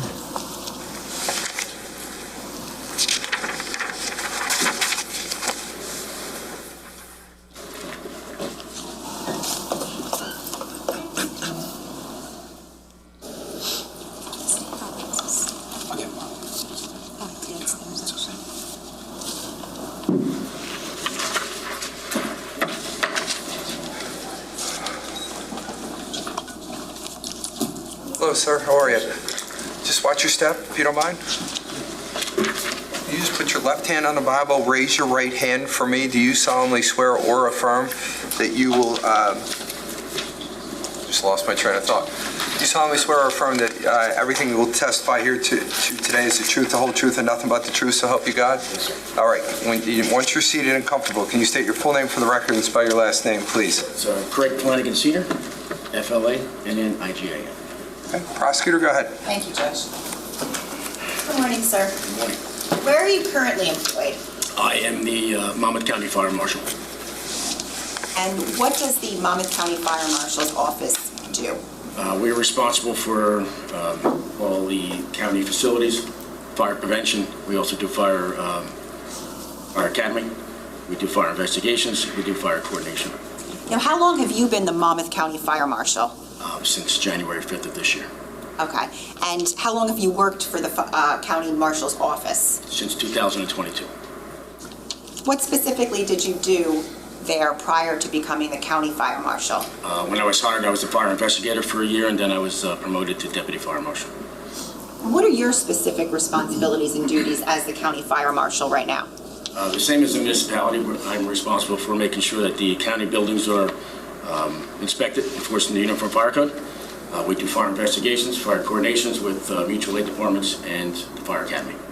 Right. Now, were you also employed at another agency? Up until Monday night, I was the Fire Marshal in Ocean Township Fire District 1 as well. Okay, and how long were you with the Ocean Township Fire District? And is it one, you said? One district, yes. Okay. How long were you with them? In 2010, I was hired as an inspector. In 2017, I was promoted to Fire Marshal. Okay, so I just want to talk about the Ocean Township Fire Districts. How many are there? And I know we've heard testimony on this, but just refresh us. 2. There's 2. What are they? District 1 and District 2. One of Masters, District 2. That's the south section of town. We're District 1, which is the north section and the western side. And you were the Fire Marshal for District 1? Yes, ma'am. Okay. And do each of them have a fire department? They do. And do they each have their own fire marshal? Yes. Were you the Fire Marshal for District 1 back in 2018? Yes. All right. And generally speaking, what were your duties and responsibilities in that role? Same as the other ones. Responsible for Uniform Fire Code, fire investigations, and assisting anywhere we need to assist with the fire departments. When you say you were responsible for fire investigations, what specifically do you mean? Anytime there's a fire in town or our district, I'm responsible for making sure either I do the investigation or making sure somebody does the investigation that's qualified. So anytime there was a fire district in the township of Ocean, would you as the Fire Marshal respond? A fire, yes, or I would have somebody do it if I wasn't available. And would you or that person conduct some sort of an investigation at the scene of the fire? Yes. All right. Are there a couple different types of investigations that could occur for fires? Yeah, we do. It's in stages. Okay. So is there something called a preliminary investigation? Yeah. What is that? So what we do is, for instance, how I operate. As I'm responding, I'm listening to what's going on. If I can hear the call, to figure out, determine where the fire is and who's there and what they're doing. And then once I get there, I'll do a preliminary scene investigation, which includes brief interviews with firefighters, first responders, any occupants that were there, whether it be the homeowner or the owner of the vehicle that was on fire, whatever it may be. I'll do a quick assessment to determine whether or not I'm going to do it. and that's based on the amount of damage. If there's an injury to a firefighter or a civilian, or if I think that there's something that doesn't look right. Okay, so the preliminary investigation, that's something, just to be clear, is that something that always takes place anytime you would respond to the scene of a fire? Fire investigators do things a little different on each thing. We all follow what we call NFPA 921. That is our guide for fire investigations. And within there, there's a section that describes and how we do initial assessments. How deep each investigator does it is kind of their thing. But once we get to that determination that we're going to write that investigation, then we start our origin and cause. Okay, so there's a preliminary investigation that's done, it sounds like. And is that to determine who is going to handle the origin and cause investigation? Yes, ma'am. Okay. And who could handle the origin and cause investigation? So at the municipal level, it's either us locally, or if we think it's out of our expertise, then we go up to the Monmouth County, or we go to County Fire Marshal's office. Okay, so what is the difference? What is a cause and origin investigation? How is that different from the preliminary investigation? The cause and origin is determine how the fire started and where the fire started. Right. What I'm doing as far as the preliminary goes is just to get a quick assessment as to if I think I have the expertise to do that particular fire. Understood. Now, in addition to your current title, do you hold any other titles? I am I'm a volunteer also with the Oak Ridge Fire Department and AMT. Okay, and how long have you done that? Since 1992. You indicated that you worked for the Ocean Township Fire District 1 since 2010? Yes, ma'am. Okay. Where were you employed prior to that? I was a civilian firefighter with Fort Monmouth, and then I went to Pickles Arsenal after they closed, unfortunately. And then I was also a fire instructor with Monmouth County for a couple of years. And I was also, while I was at Fort Monmouth, I was assigned to their fire academy as well on a needed basis. I want to draw your attention back to November of 2018, November 20th specifically. Do you recall that date? Yes, ma'am. Okay, and were you the fire marshal in District 1 at that time? Yes. What, if any, notifications did you receive at approximately 5:02 a.m.? The fire department was dispatched to a fire alarm with a smoke condition. And being a volunteer firefighter, I also have that same communication, so that's how I was notified. How were you notified? Via fire pager. Your pager? Okay, and specifically where were you when you were notified? I believe I was home. What information did you receive over your pager? The address and the nature of incident. And what was the address? 27 Tilton Drive. As a result of that notification, did you respond somewhere? I responded to the scene. Of 27 Tilton? Yeah, to do And just to be clear, was it in your capacity as the fire marshal? Yes. Okay. About what time did you arrive on scene? I think it was 5:30. All right, do you recall how you were dressed? No. What type of vehicle were you driving? Chevy Tahoe. Okay. When I asked you about... I'm sorry, sir. Suburban. Okay. When I asked you about recalling how you were dressed, were you wearing fire gear or plain clothing? Doing the investigation, I was wearing my turnout pants, my helmet, and a t-shirt. Understood. Okay. What did you say? Turnout pants? Yes. Yeah. What does that mean? Firefighting gear. Okay. That we go into fight fires. Okay. I just had my pants on. I didn't have my coat on. Okay, so it's the baggier type pants. Okay, that has reflectors on it? There's a fashion statement. I'm sorry, I just want to make sure that we all understood what that meant. Or at least I did. You guys may already know. All right, go ahead. When you arrived on scene, what, if any, fire departments were already there? Oakhurst was there, Warner Massa was there, and I believe at some point Neptune Unexcelled Fire Department arrived. That's our rapid intervention team. Were there any law enforcement officers on scene when you arrived? Ocean Township. Can you describe the structure of 27 Tilton Drive? It's a two-story single family, attached garage with a basement. Did you have occasion to make any further observations of 27 Tilton Drive as time went on while you were at the scene? I started my exterior examination. Is that what you're... Okay, so did you, at some point while you were on the scene, did you make observations of the outside of the house? Yes. How about the inside of the house? Yes. Okay, at some point, did you take photos? I did. Okay, and then later on, did you learn, or were you on scene when forensic officers arrived? Yes. And did you see them taking photos as well? Yes. Okay, were their photos a little bit later in time than yours? Yes. When it was lighter out? Yes? You have Yes, to ma'am. answer. I'm sorry, yes. Now, what is the command post? Command post is the staging area where the person who's running the fire scene, and that's the area where all the mutual aid and all the firefighters go to get their assignments. Where was the command post set up on this scene? That was the driveway just south. If you're looking at the house, it was to the right, the neighbor's driveway.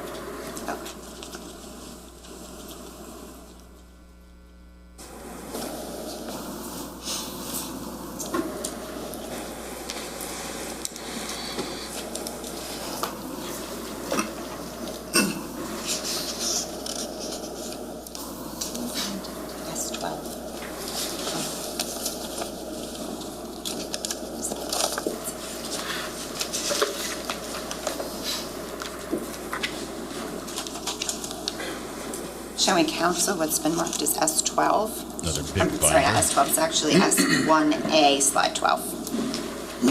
S1A-12. Now I'm showing it to the witness. Sir, do you recognize this? Yes, ma'am. Okay, and what is that?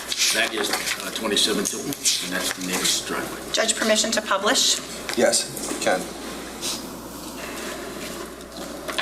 How about we do this? If you're going to show more than one picture, just ask counsel if she has any issue with, I'm Mr. Murray, I assume it's Ms. Meslone? Okay. But just ask so you don't have to show it every single time.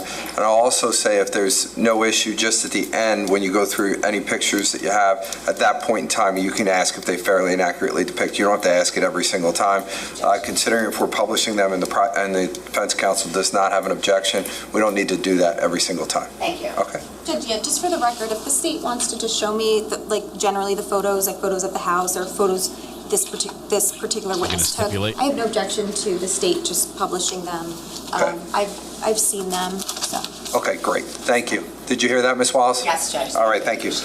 Judge trying to streamline it a little bit, saying let's make this faster. This whole process is taking Do too you long. recognize this photo? Yes, ma'am. What are we looking at here? That is 27 Tilton Drive, and that's the neighbor's driveway. That's where the command post was. That's where the command post was set up? Yes, ma'am. Thank you. Is that like a coffee machine in the back of the Initially truck? arrived on scene, what was the first thing that you did? I went to the command post and spoke with the fire chief, Michael Fiorentino. And did you learn anything that would have assisted you or that did assist you in your investigation? He let me know that the main body of fire was knocked down. The fire crews were still doing some overhaul, and they were trying to ventilate the building. While you were at the command post speaking with the chief, who approached you? Somebody approached me, and they wanted me to go over to the garage. Okay. And show me something. Do you know why? At that particular moment, I have something about a gas can. Okay. Yeah. What did you do? I continue with my examination. Okay. And tell us about your preliminary investigation. So I hit all four sides first, normally. In this situation, I did the same thing. I got out of the car. Before I went to command post, I looked at the front of the house, that's side one. Went to command post. He told me where the fire was, which was in the back of the southeast corner. So I walked up the driveway. As I did, I looked at the south side of the house, which is side two. Walked around the back of the house. Obviously, that's where the main body of fire was, southeast corner. As I examined that,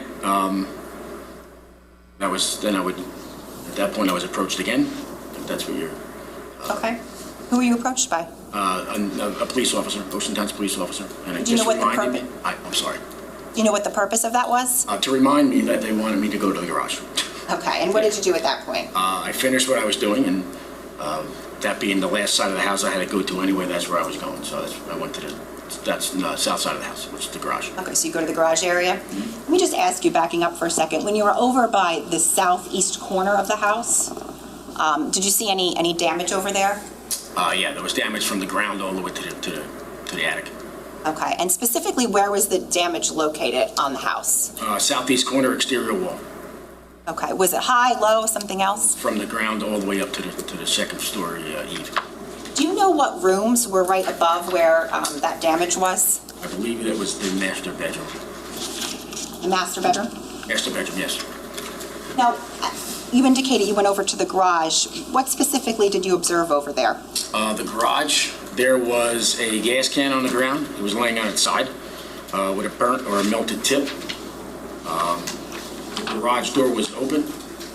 There was some damage. Looking at the garage, there was two garage doors.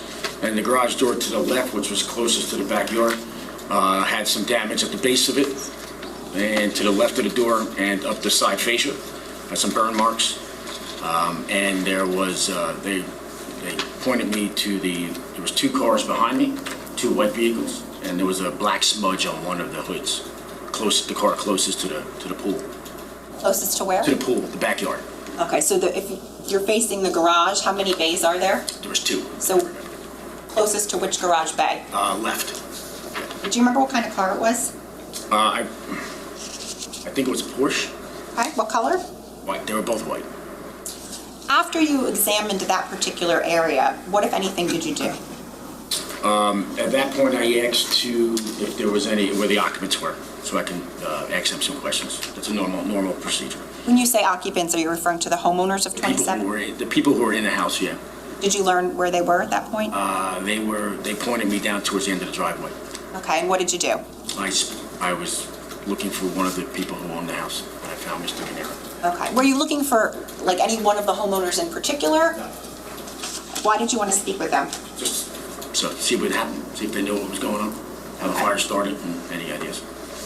Did you have a conversation with Mr. Caneiro at that point? How did that come about? I asked, when I ran up to him, I asked him if I could ask him a couple questions. He had no problem with that. He was very informative. I asked him how the fire started. He didn't know. And the other questions rolled into, he explained to me that he went to bed around 6, he went to bed around 6, upstairs in the spare bedroom. About 11 o'clock, he came down to take some medicine. Then he went back upstairs. At some point during that night, he came back downstairs to work on the computer, and then he went back upstairs. Did you specifically ask him, was he referring to the night before? I asked him I didn't write down that question, I don't remember, but it alluded to that. I asked him what were you doing when the fire came in? And what did he say? He said he woke up to the smoke alarms, and he ran to the master bedroom to get his wife, and then the other bedrooms to get the girls out. And they all went downstairs out the garage. And did he make any other statements about what he did that morning? At that point, he said after everyone got out, he went back to the front door to get his car. When so just to be clear, he tells you he goes to bed the night before at 6 p.m.? Yes. And that he woke up at what time? 11. To do what? Take some medicine. Okay. And then I think you indicated he said he woke up a second time? Yes, ma'am. Did he give you the time? Was he able to give you the time that he woke up the second time? I think he said he went downstairs. Yes. Did he say to do what? Work on the computer. Okay. And then you indicated he said he went back upstairs. Yes. Was he able to give you a time that he went back upstairs? No. Okay. Did you ask? I probably did, yeah. After you spoke with Mr. Caneiro, what did you do? I continued with my interior investigation. How did you make entry into the house? Front door. When you went in the house, what did you observe? I started to the right, and I went into the living room. Main body of fire, the damage was in the back southeast corner, which was just inside from the back of the house. Towards the front, there wasn't a lot of fire damage, more smoke and heat. As I walked through the living room towards the back southeast corner, I was walking and made a left. Now I'm back towards the kitchen. Not a lot of fire damage in there, just smoking water. And then I continued left again. Now I'm facing the front door in that center hallway. And I was going to go downstairs into the basement. Into the basement. Did you go in the basement? I did. Okay. How did you describe how you got down there? I used the interior stairs, which was right underneath the second story stairs. And I believe it was right across from the bathroom that was on the first floor. As you went into the basement, what, if anything, did you notice? There was a lot of smoke still, obviously. Not a lot of fire damage on that side. It was split into, the basement was split, finished and unfinished. And I came down into the finished section. Again, a lot of smoke, not too much fire damage on that side, a lot of smoke and water. And then I walked through the opening to go into the unfinished side. And that's where the heavy fire damage was, on the southeast corner of that area. The southeast corner? Yes. All right. Can you describe your observations of that corner? That corner, it was stacked on shelves. I believe it was like bins or some kind of clothes and things like that. I didn't really dig too deep into it. It was shelving on that corner with a lot of damage. As I turned left, there was a workbench, and then on the right, I believe there was some electronic equipment on that side, or some other shelving on that side. What, if any, windows did you notice? There was a window well on the southeast corner along the back wall. over the shelf that was there. Yeah. Do you recall if that window was intact, not intact, something else? I don't.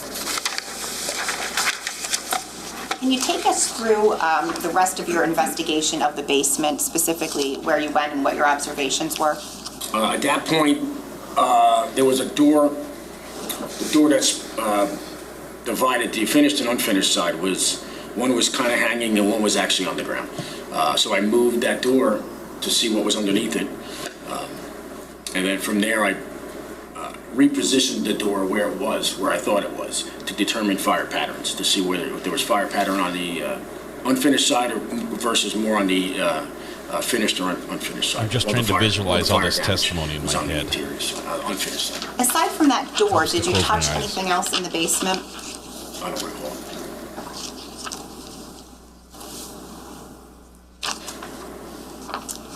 At the conclusion of your preliminary investigation, what did you do?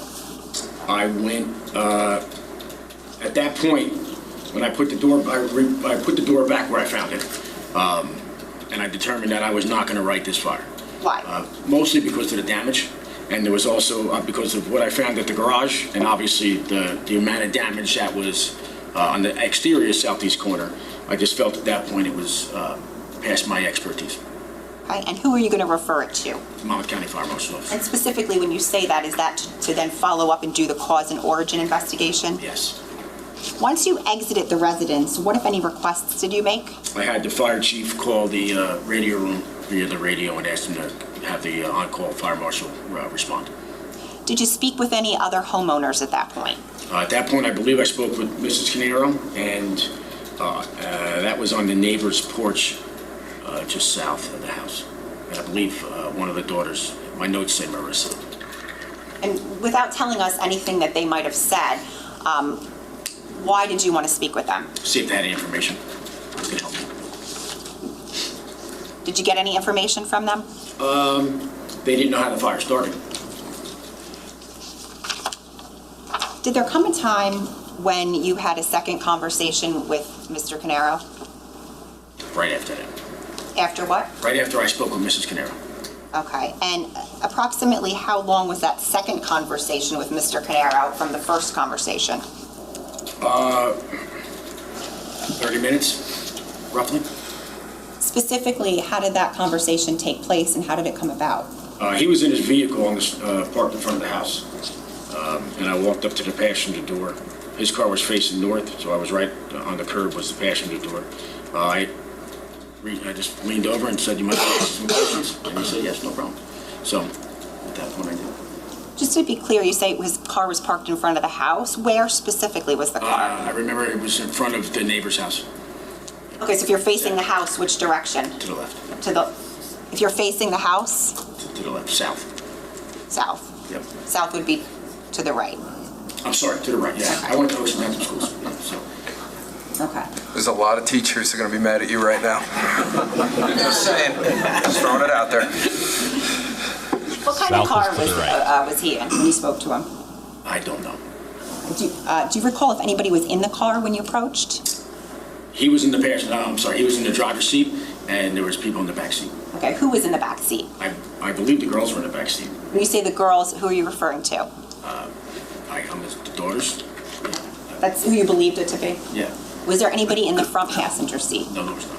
Okay. How did the conversation come about? I asked if I can ask a couple more questions. Okay. And what was his response? Sure. Okay. He didn't give me any problem at all. How did you ask him those questions? Where were you when you were asking those questions? It was raining, and either he asked me or I asked to get in the car, so we could get out of the weather. And I asked him just a couple of questions. Again, at that point, I asked him. There were security cameras. I said the cameras work, and he said no, they weren't working. Hold on a second. I want to ask you a couple more questions about that. So you get in the passenger seat of the car with Mr. Caneiro. Mm-hmm. What happens to the people in the back seat? He asked them to get out. Okay. Did he say why? No. So he asked them to get out when you got in? Mm-hmm.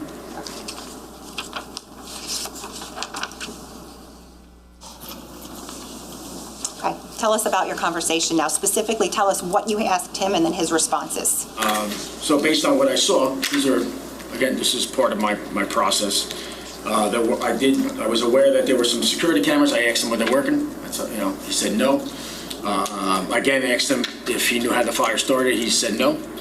At that point, we started talking about the basement really quick. I just asked him if there was any outlets in the area, that southeast corner of the basement. And at that point, I was just kind of determined if any heat sources. That's kind of what we do. He said nothing in that south corner. He believed that a little further up that back wall in the center was an outlet. I had asked him if there was anything plugged in. He felt maybe there was a printer plugged in. I asked him when the last time he was in the basement. If I recall, he said 4 o'clock the day before. Did you ask him if he was aware of the gas can by the garage? I did. What was his response? This is all right. He's laughing. He said he was not aware of the gas can. Did you ask him if he owned any gas cans? I did. What was his response? I had 5 or 6. Did he say where? The shed. Okay. Did you ask him anything else about the shed? I asked him when the last time he was in the shed, and he couldn't remember. Sometime this morning. Did you ask him any questions about anything else over by that area of the garage? I asked him about the smudge on the car. What was his response? He wasn't aware of that either. Okay. And did you indicate which car you were talking about when you spoke to him? I don't know if I broke the 2 cars down. If I did, it was, I would have said it was that car, but the car closest to the pool, but I'm not sure if I broke it down. Did you ask him any other questions? I was told that he burned his hands. So I asked, he burned your hands? He just said no. I hit him on the door when he was going through the front door. Okay. One hand or 2 hands? Do you remember what he said? I don't. He just said I didn't burn my hands. Yeah. Do you recall his Did you specific look at his words? Hands? About the burns? About anything. Do you recall what specifically he told you when you asked him about his hands? Do you recall word for word, verbatim? He just said I didn't burn my hands. I hit them on the front door or when I was leaving the house or walking in the house. I'm not sure. Something. You're not sure? Okay. If I showed you your report, would that refresh your recollection? Yes, ma'am, it would.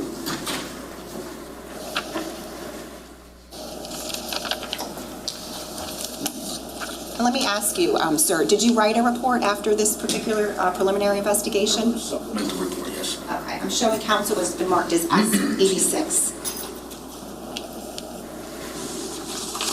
Sir, I'm going to refer your attention to page 3. Actually, I should ask you, how many pages is this report? Okay. Hint, they're numbered.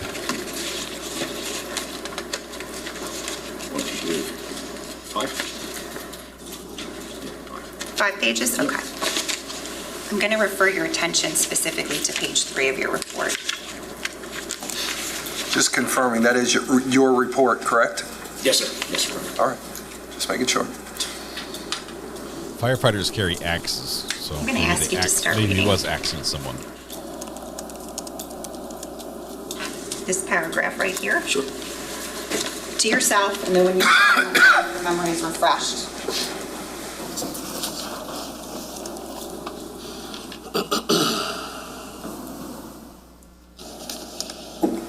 Yes, ma'am. What specifically did Mr. Caneiro say to you about his hand? He said he hit his hand on the front door when he was walking through it. I'm sorry? When he was walking through it. Okay, I can take that back from you.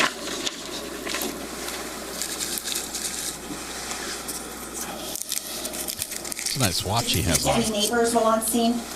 Yes, I went across the street. I'm not sure of the address. I spoke with Mr. Harrington. Across the street? Yes. Okay. When did the Monmouth County Fire Marshal arrive on scene? I don't know exactly what time, but probably within 30 minutes or so. And what was his name? Chris DeBarian. Did you brief him on your observations of what had occurred thus far? Yes. And ultimately, did you turn the scene over to the County Fire Marshal? Yes. Did Oakhurst and yourself in particular remain on scene? We stayed on scene as support, so I left at about 12:30. And, okay, did you have any more to do with this incident after you left the scene, aside from writing your report? The only time I went back was to assist the police department with some generators. And that was just me and the fire chief, Chris Sorrentino. Okay, do you recall when that was? I think we did it twice. It was the day after. I think we were there twice. And it was just to run an extension cord. We didn't go in the house or anything like that. We just ran cords. That's it. Thank you. I have no further questions. Cross? Can we approach? Yeah, sure. All right. We're chowing down the candy really fast right now. This witness is talking a little bit faster. We're getting through stuff quicker, but we're about to get to the defense. So it might slow it down a little bit. It might get some repetition. What do you think of the, do you prefer the brown sweater or the Argyle sweater from yesterday? Anybody need to use the bathroom? I do, Judge. Thanks for asking. He doesn't count. You guys just go ahead and for a quick bathroom break. We're going to bring you right back out, probably 2-3 minutes. So if anybody has to go real fast, great. If not, I'll bring you right back out. This is not your morning break. Good. Okay? Thank you. Thank you. Sorry for coughing, too. I apologize. I'm more upset with you. We're going to wait for a second while they leave. More upset with them with the rappers. Little hum and a buzz there in the background. So let me see what they're doing here. Get an excuse for a couple minutes. Not sure why. I think we're going to skip ahead past the break. I just need to make sure nothing happens here. Mrs. Ari brought me a glass of milk. It doesn't have caffeine, but that's the beverage that's waking me up. So nice cold glass of milk in the morning. I went to sleep at 2 this morning. I realize that's probably a little bit late. Went to sleep at 2 and then was awakened during the night by a family member calling me on the phone from her cell phone. I won't say who it was. I'm not going to point fingers. To tell me I was snoring. And that I was awakened once again early in the morning by a daughter who wanted to know if I needed to wake up yet, which I did not. And so there wasn't a lot of sleeping that happened last night. There wasn't a lot of sleeping that happened last night. So I'm doing it now. I apologize. I'm going to try not to sleep for the rest of the day. All right, give us just a second. We'll be through with this break. Natalie Eno, thank you very much for your generosity. Just gifted a membership, and I went to Mary R. Thank you both. All right, we're skipping ahead. We're skipping, hop, skipping a jump.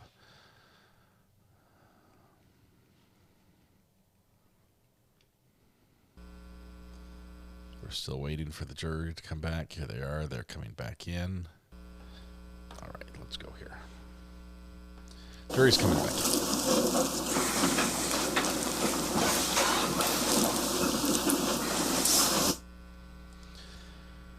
Christy Gibson, I love this group. Thank you, Christy. 17 months. I know you've been here longer. Feeling strong? Feeling really strong. I like to hear. All right, we'll now start the cross-examination. Ms. Massalone, when you're ready. Judge. Good morning, sir. Good morning.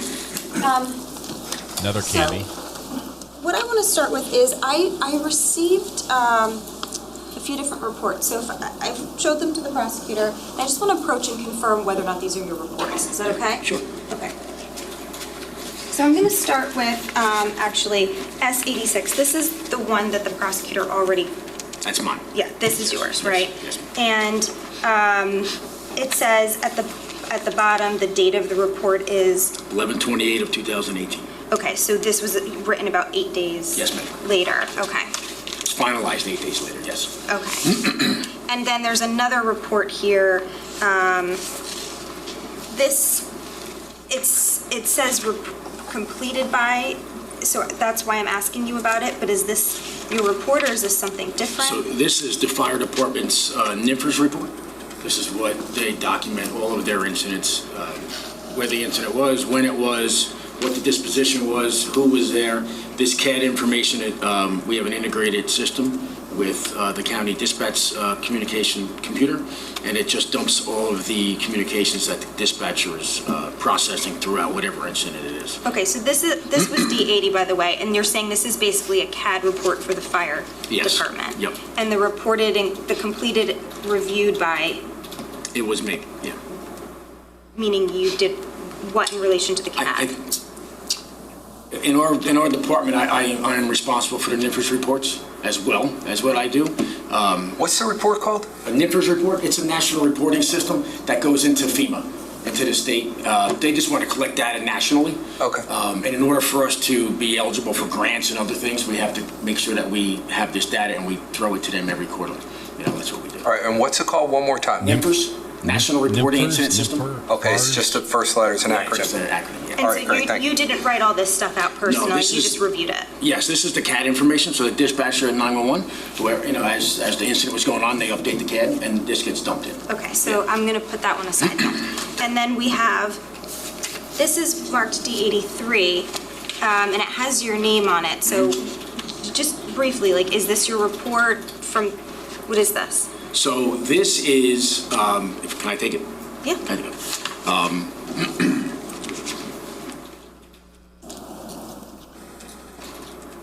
So what I did, I've never been in this situation before. This is the first trial that I've been involved with in my years of doing this. So then let me ask you this before you say more. Is this something that you wrote specifically for this case? Yes. And when did you write it? Right after I was contacted by the prosecutor's office that we were going to have a pre-trial meeting. Okay, got it. All right. So this was written more recently. Yes, ma'am. And then what about this one? This is D82. Okay. And it has your signature on it. Yeah, so my signature was after the fact. That was a couple of weeks ago, or a couple of months ago. This should not have been part of this packet, and I'll explain what this is. So when I was prepping to meet with Mrs. Wallace and Mr. Decker, I had never been in this situation. I had no idea what my report was going to be used for. I wasn't sure if I was going to be used as an expert witness or just an informational witness. So what I did was I threw my report into an AI, and I had it generate questions for me based on what my report said. What? And that's all that was, because I had no idea what I was about to enter. So I was just kind of having it ask me some questions. And I had ChatGPT quiz me. How my report could be seen in other different ways. So that's okay, so let me understand this then. You took your original report, which was S86. Yes, ma'am. You uploaded it to like a ChatGPT. Yep. And then you asked it, what was the prompt? You asked it to do what to create this? My prompt, I don't remember what the prompt was exactly, but it was something along the lines of, if you were a defense attorney, how would you attack? How would you review my supplement report? And all those popped out. Yeah. Okay, so you prepared this in anticipation of potentially being cross-examined? Is that what you're saying? To a degree, yeah. You gave me an AI cheat sheet? Oh, okay, and then you gave it to the prosecutor? I didn't mean to give it to the prosecutor. Yeah, that was, when I went to the meeting, I gave her another report, not because that was so long ago, I had no idea what they had and what they didn't have. So I gave her a copy of my report, and this was in the packet that I gave her. Yeah. Okay, it has your name on it, though. After the right? fact, yes. After the fact, I believe she had found it and said, "Is this yours?" I said, "Yeah." So there was no marking on it, so she had me sign it for me to confirm that it was actually my piece of paper. Okay. Yeah. Oh, Thank wow. you for clarifying. Okay. Oh my goodness. When you arrived on scene, He's you were not gonna called do to the that scene. again. Do you recall approximately what time you got there? About 5:30. Around 5:30. Yes, ma'am. And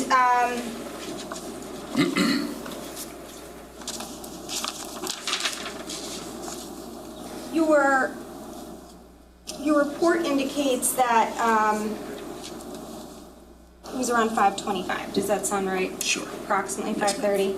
And it also indicates that upon your arrival, it was reported to you that the main fire had been extinguished.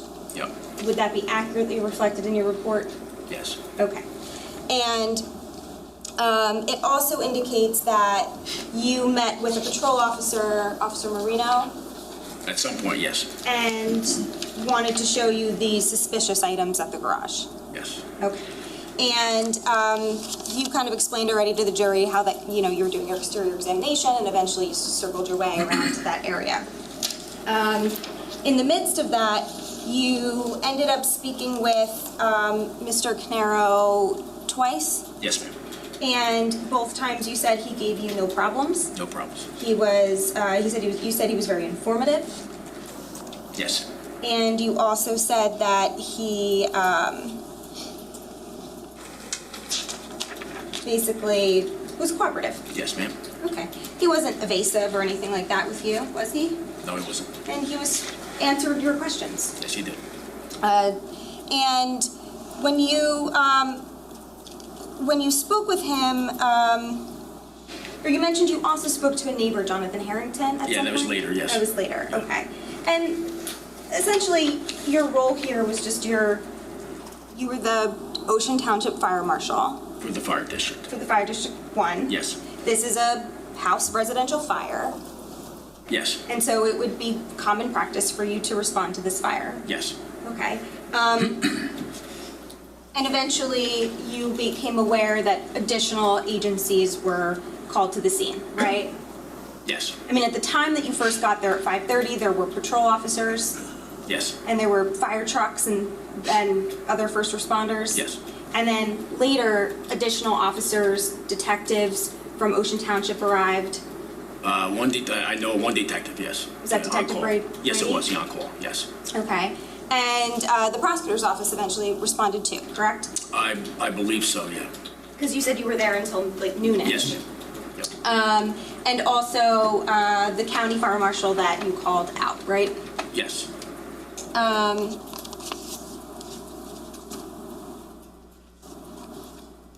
And you mentioned on direct that someone had told you that Mr. Caneiro had a burn mark on his hand. Yes. And that you asked him about it.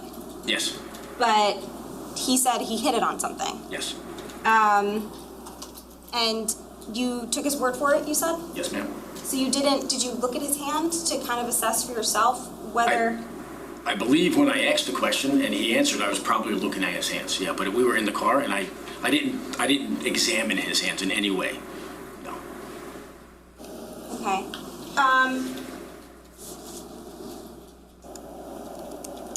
So I'm going to show you again what was marked as D82. Okay. And I have a question about it because here, this is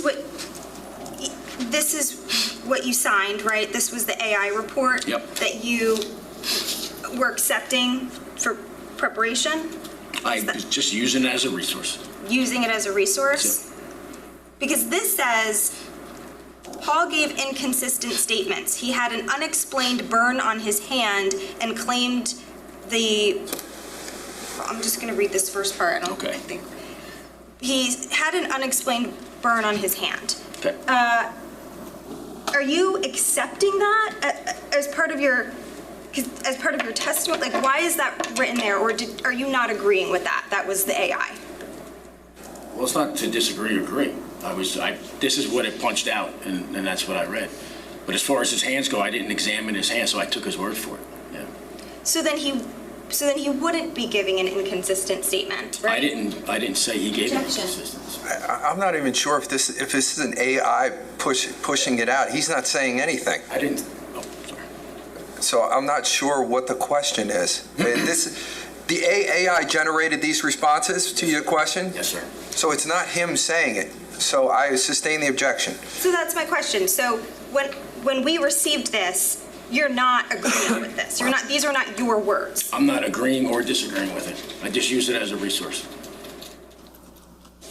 You're not disagreeing with the fact that Paul gave an inconsistent statement? Objection. I don't think he gave me an inconsistent statement. He answered it. I think that's a displeasure.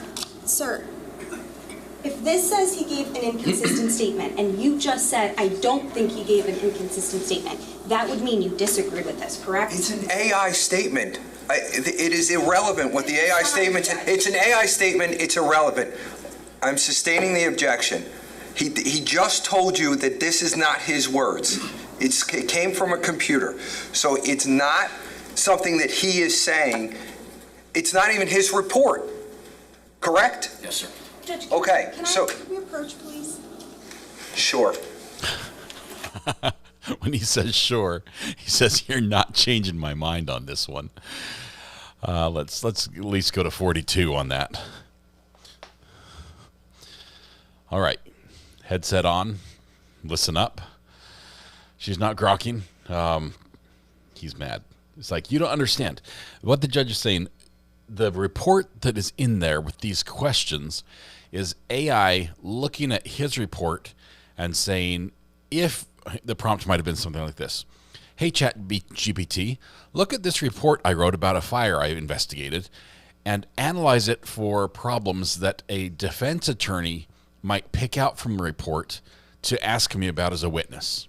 Okay, that's what he's asking Grok to do, or ChatGPT to do. ChatGPT comes back with, well, here's a problem, you've got this, and it's trying to find problems, and it hallucinates because that's what AI does. It hallucinates. It searches for what you want to have be there, and now she's using this report, the output from the AI, this computer generated stuff, to saying, did you think that or not? And the judge is a little mad because he's like, look, it's not his report. You're not supposed to. It shouldn't even be here, right? It was included here on accident, but it shouldn't be here. This was not on my bingo card. That's it. Swear in AI. Can I sustain my own objection? I'm going to sustain my own objection. Thank you, Kitty Bug, for that. Triggering the sound effect we just built today from this court. That's the only one I built today. There was something else I was supposed to put in, but I just didn't get to it. She doesn't listen. That's disrespectful to the judge. I think she doesn't understand a little bit. Whether or not he agrees with AI or not, I think is irrelevant. You might be able to ask the question just directly. Did you think that he was consistent in his stories? Without saying, do you agree with this AI summary? To be clear, that is sustained. We'll move on. Okay, so the main report was S86, correct? That you saw? Yes, ma'am. The AI report you're not accepting, right? Okay. Now, when you were on scene, so circling back to the hand injury, so was it your impression then that Mr. Caneiro was being truthful and honest with you when he said he hit it on something? I took his word for it. Whether he was being honest with me or not, I have no idea. Would that be relevant to your investigation? At that point? Yes. No. Sir, you did mention the NFPA, correct? Yes, ma'am. And the NFPA 921 is, what did you say about it again? There's our guide that we use to conduct investigations. Fire investigations, Yeah, right? Scientific method, it's 7 steps that we follow. And there's indicators of an incendiary fire in the NFPA 921. There is. Correct? Yes, there is. And I have just one moment.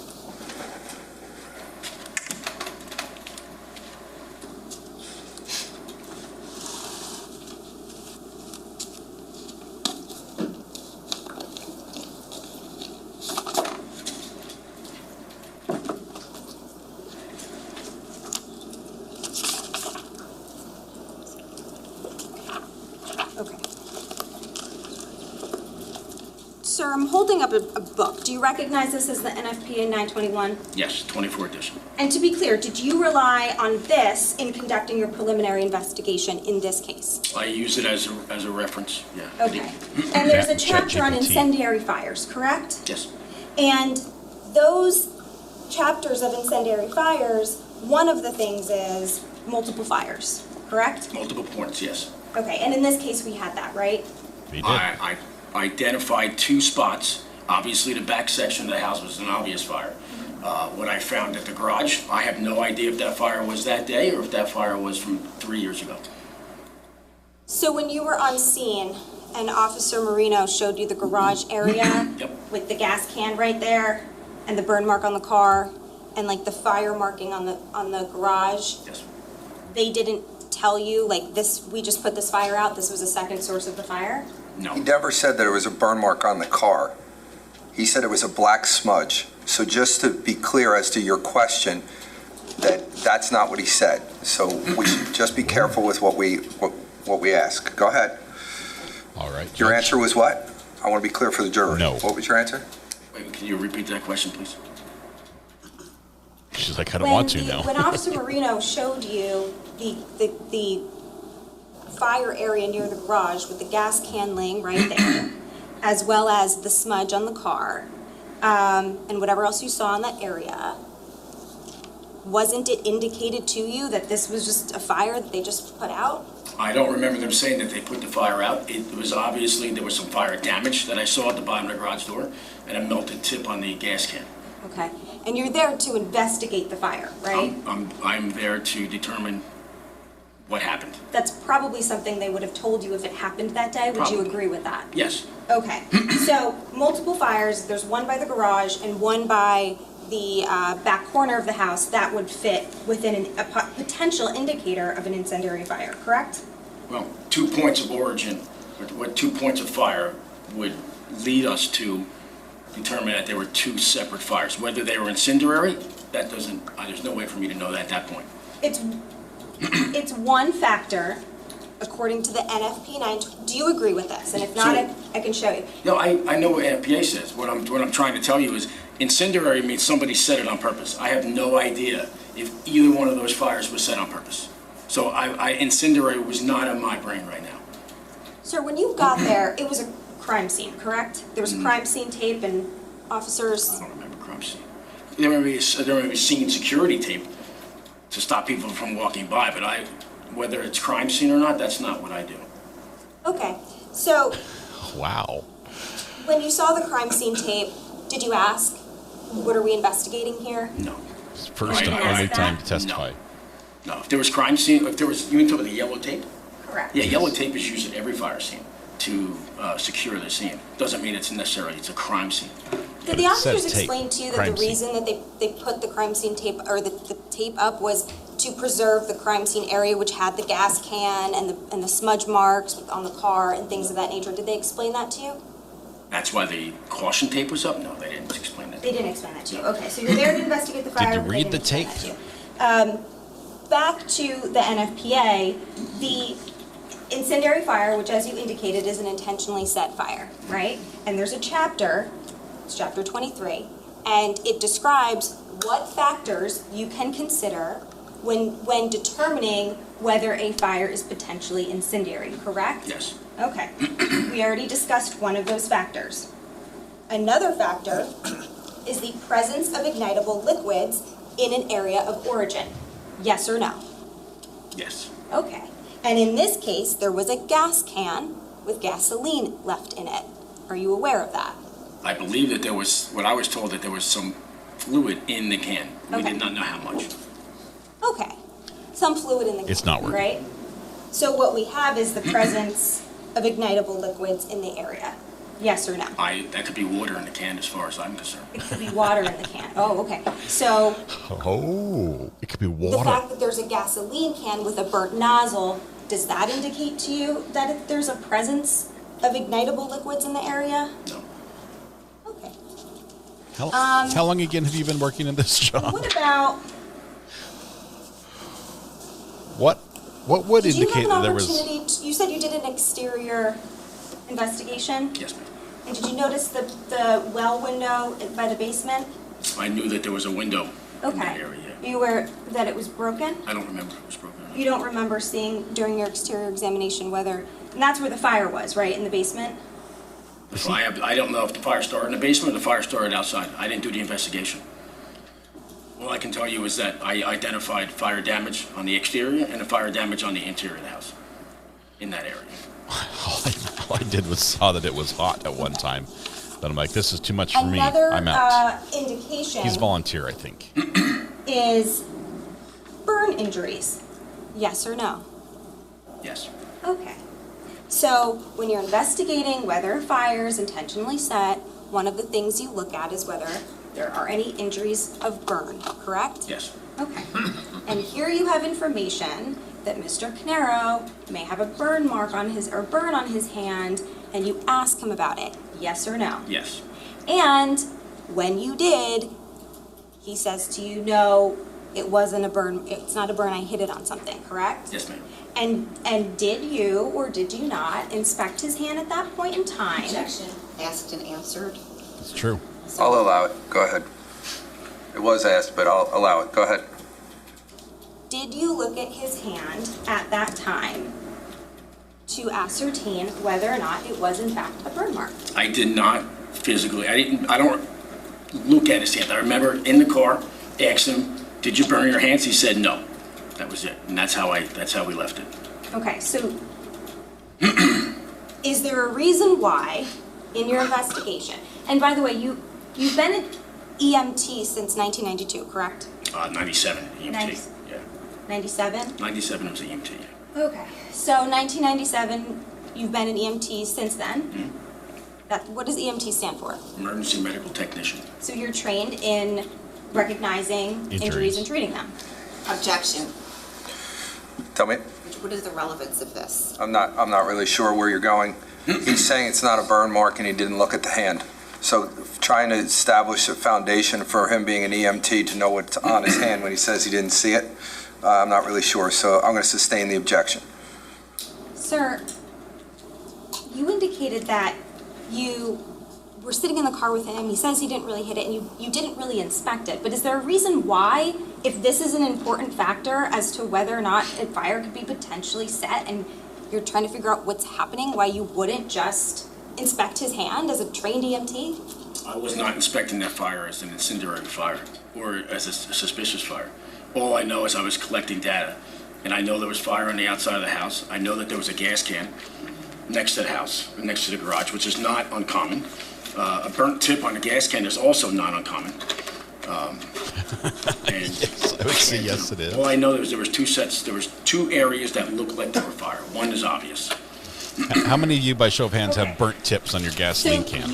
Your testimony then is that you were there just to collect data. You had no idea that you were dealing with any suspicious fire or intentionally set fire or anything like that. I did not start to test any hypothesis at that point, because I didn't do the investigation.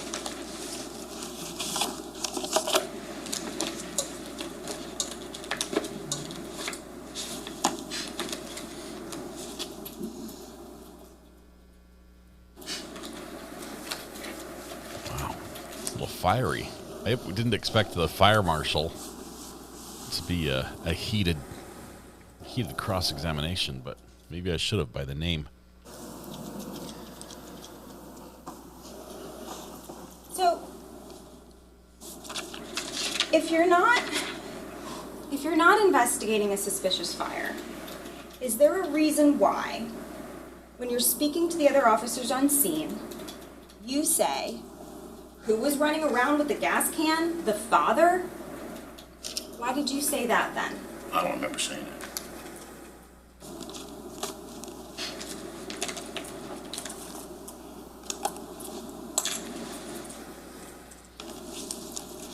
You don't remember saying that? Sir?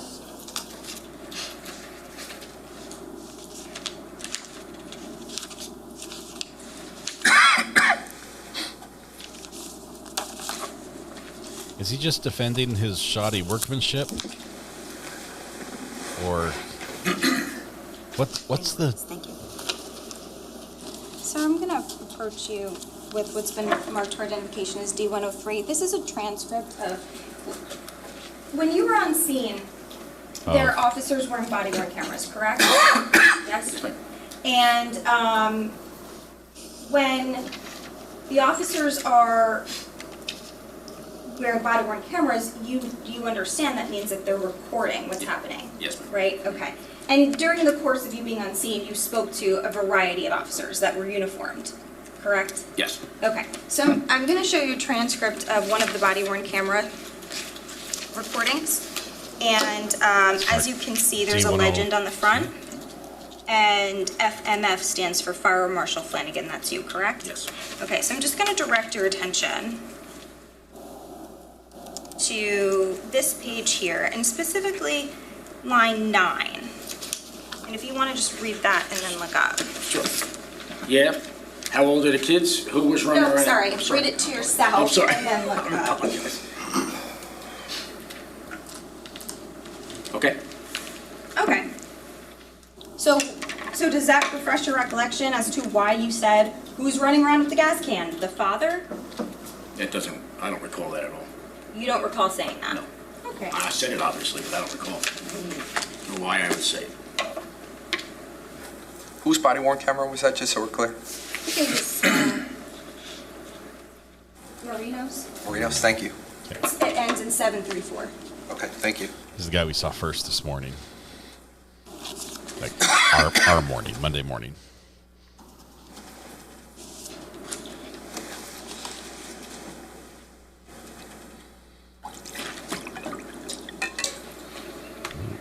Hope nobody needs to use the restroom. Someone's sloshing the water around up there.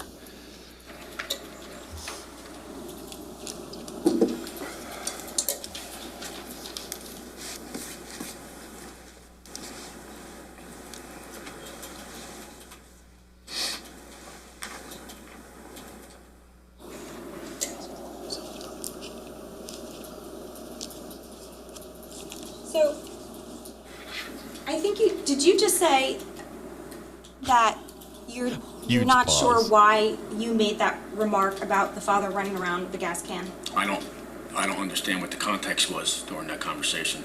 Okay. Well, let's break it. There's a gas can, right? You took photos of it. I did. Correct? I did.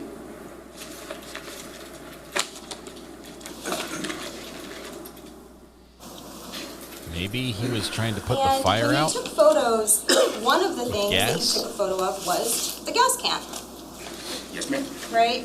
And that's because it was, in some fashion, significant to your investigation, right? It was mentioned, and I documented it. You document, well, you're not documenting random things, right? You're documenting the things that are relevant to your investigation and why you are there, correct? What I'm being told, I'm documenting, yes. And what I see, I'm documenting. Being told by whom? By the police officer. By the police officers. Okay. So the police officers are telling you what's important to document, and you're documenting that. They're not saying what's important to document. They're just telling me that these items are there, and I should look at them. Okay. And are you surmising that what they're telling you is important, or what they're telling you to document, it's because it's important to them? Could be. Yeah. That happens all the time. Right. So they tell you to take a photo of the gas They can. did not tell me to take a photo of the gas can. No, you wanted to take a photo of the gas can? I took a photo. I documented what was on that side of the house. Okay. And you This actually took guy's so several stubborn. photos of the gas can, correct? I love him, but Two. I took One two was lying on photos. its side outside the garage, and one was standing up inside the garage door. Okay. And when you took those photos,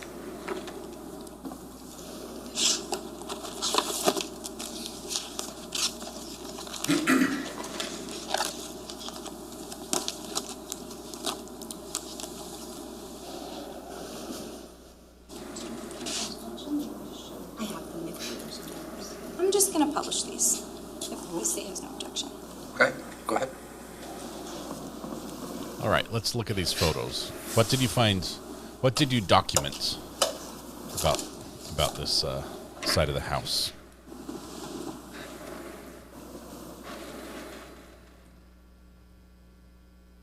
Okay, that's the first photo. Oh, and I'm sorry, this is D1-72. So this is the first photograph of the gas can you took, correct? Yes. And it's a smaller gas can, right? Yep. And it shows the nozzle, which is, maybe it's difficult to see in this photograph, but you Little acknowledge that it's burnt, correct? It's melted. Melted because it's burnt, or melted for some other reason? It's melted because it was hot at some point, and the plastic melted. I have no idea how it was melted. I have no idea. What could have caused that? I was befuddled. And this is another photograph that you took of the gas can. This is the one you met, and I'm sorry, this is D1-73, and this is the photograph that you took inside of the garage, correct? Yes. So you moved the gas can from where it was outside of the garage, and then you put it in the garage, correct? I don't remember moving it, but it was moved. I will attest to that. I don't know if I did it or somebody else did. You don't recall who moved it? I do not. Okay. And then here's where the area was where that small fire was, correct? Yes. And then I'm going to show you what's been marked as D1-75. And this is another photo of the gas can in the garage from a different angle, correct? Yes, ma'am. Okay, so this is, can we agree this is the third photograph that you took? Yes. He said he took two. Now there are And then I'm three. going to show you what's been marked as 1-74, and this is the fourth photograph that you took of the gas can from another angle in the garage, correct? Yes. Okay. So, if no one told you to take a photograph of this gas can, and to be clear, this is the same gas can in all four photos, right? Yes, ma'am. And no one told you to take a photo of the gas can, you decided that you wanted to because it was part of your investigation. Yep. Okay. And when you say, so who's running around with the gas can, the father, asking, so who started this fire? Mr. Paul Caneiro? Or are you, that's what you're asking? I could have easily been asking a question of a comment. So somebody could have said something to me and maybe I asked them to just repeat what they said. I don't remember why I would ask that question or why they would tell me that question. I don't remember that at all. You don't remember it, but you saw the transcript, correct? Yes, ma'am. You were not repeating what the person before you said, correct? I don't know if I was. He answered the question. He answered the question by sustaining the objection as asked and answered. That he's given you what he knows. Sir, you said that question on your own volition. I asked that question. No one forced me to He's ask. asked and answered this question to the best of his knowledge. Move on, counsel. Based on that, is it your testimony today that you were not investigating an intentional fire, you were just there to collect data? That's your testimony? I was not there to investigate a suspicious fire. And based on that comment, you weren't suspecting Mr. Paul Caneiro? I was in no way making him suspicious. He wasn't suspicious of anything at all. Okay, that comment was just... Somebody must have said something and I probably said, hey, who did what? What are you saying? Like that, something like that. What? This is defense. Trying to make it look like the defendant lit the fire, right? Am I seeing this wrong? This guy's trying to help out Paul and say, nope, there was nothing suspicious that I saw. And they're like, but couldn't you put all these things together? Possibly burned hands, burned gas can, 2 fires. You didn't think that maybe he might have done this? You said that in response to a discussion about who was home. And I told you, please come up here. Come up here and get the spanking you deserve. I think that's what the judge wanted to say. He's not happy now. He's not happy with the defense because... I think I'm about to catch a whooping. She didn't move on. Yeah, she's catching a whooping. She's catching a whooping and... spanking time. Why are y'all cheering for spankings? It's not like birthday spankings where it's a good thing.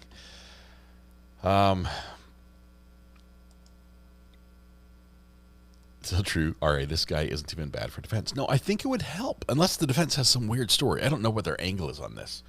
But to have the fire marshal be at the scene with the defendant, looking at the fire and saying, nope, there was nothing that would make me look at this and say, wow, it looks like you started this one yourself, bud.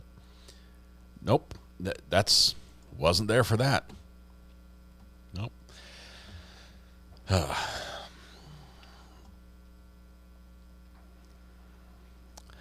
Confused why she keeps introducing things that don't look good for him and quibbling over things that don't make him look bad.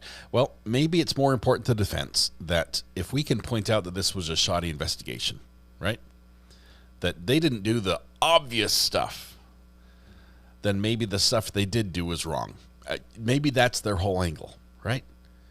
If you couldn't even figure out that this gas can and the fire right next to it were connected, maybe you got the wrong guy. So I'm sustaining to the objection to that specific question. You can ask another question. Go ahead. At the time that you were there, you were relying on the NFPA 921, which is what you had indicated, right? Every incident, we use that as a guide. Okay. And so again, we talked about the indicators of incendiary fires. Yes, ma'am. Okay. And so you had those in mind at the time that you were investigating this case? Did I have all the points from the book in my head? No, that's not what I was not investigating an incendiary fire. So it wasn't even on my mind.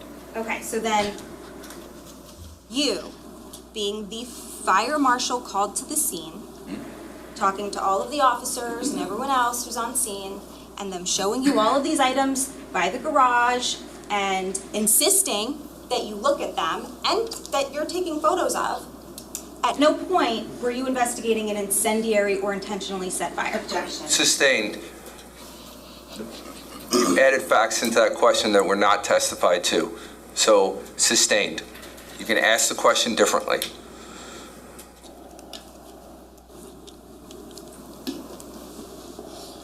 You were called to the scene on November 20th, correct? Yes. When you get to the scene, you're doing an exterior examination, correct? Yes. And an officer wants you to look by the garage area, correct? Yes. And at first you don't, because you're looking at other areas of the house, correct? Yes. And you testified it was something about a gas can, right? That's Yes. what he originally told you. Yes, ma'am. And eventually, you make your way to the garage, and now you're being shown the items, Yes. correct? Yes. And it was, correct me if I'm wrong, on direct testimony, you said they were asking you to come again to the garage area, and you said, okay, well, that was my last stop anyway, I was about to be there. Yes, ma'am. So that was 2 times that they were asking you to come to the garage area to see what was there. Yes, ma'am. And when you got there, they showed you the gas can, correct? Yes. And at some point, you took 4 photos of it, different angles. Yes, ma'am. And then they showed you the smudge mark on the car, correct? Yes. And you had multiple discussions with multiple officers, and you mentioned that there was the caution tape, correct? Yes.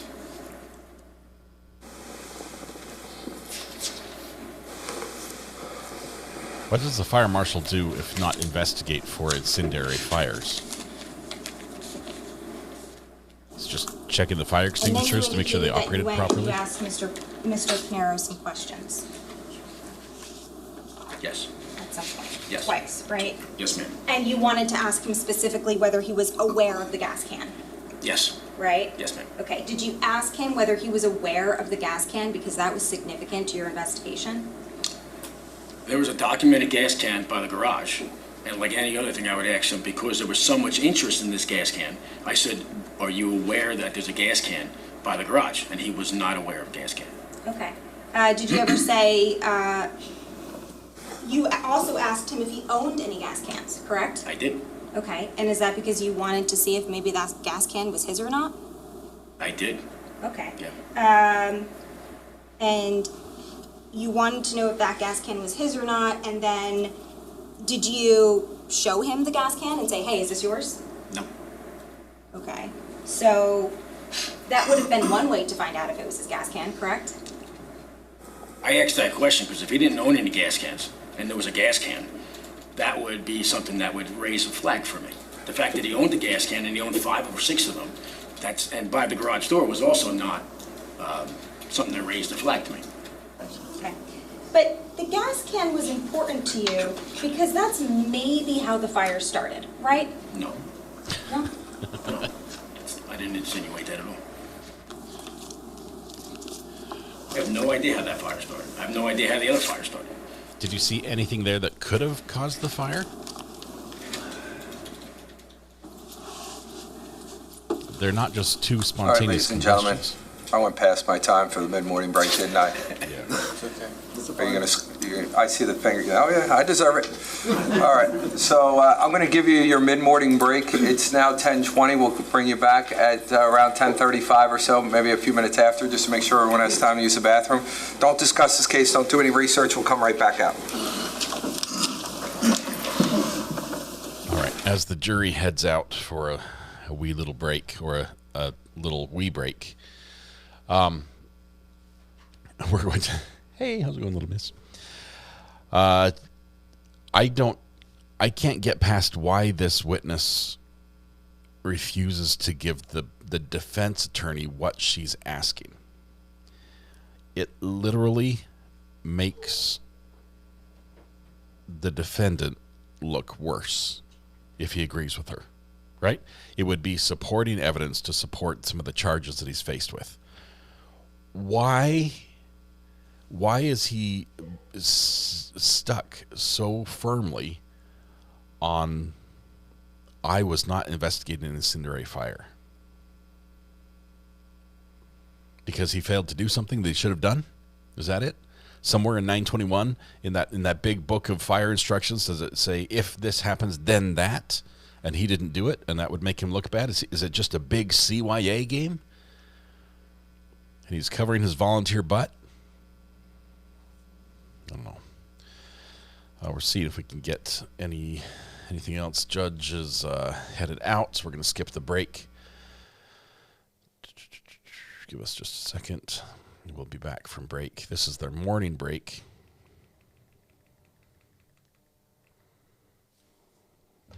Somebody's calling in. Hang on. See if I can connect in time. Call from Behind Rudy's Fairing. Behind Rudy's Fairing, asking you, Sarah Steve, we need some information about fire marshals and what they do. How are you doing, my friend? Okay.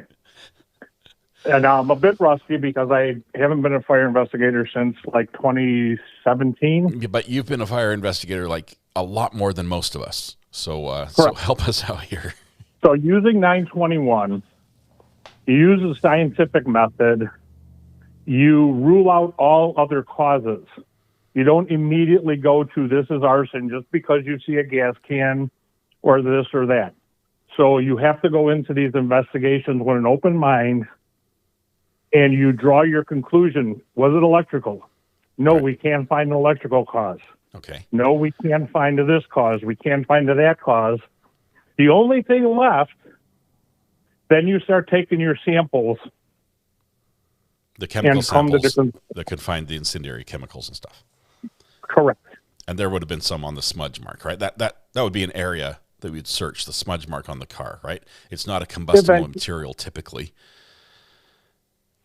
Correct. If you can get a sample, it depends on, but yes, you have to rule out all other causes first.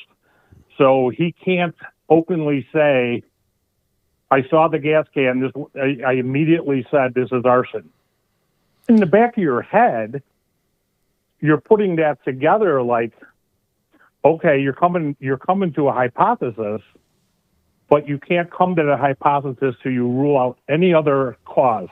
Okay, but you have to rule out all accidental causes before you come to the conclusion that it's a incendiary or set fire. So two opposite corners of the house, both showing signs of fire.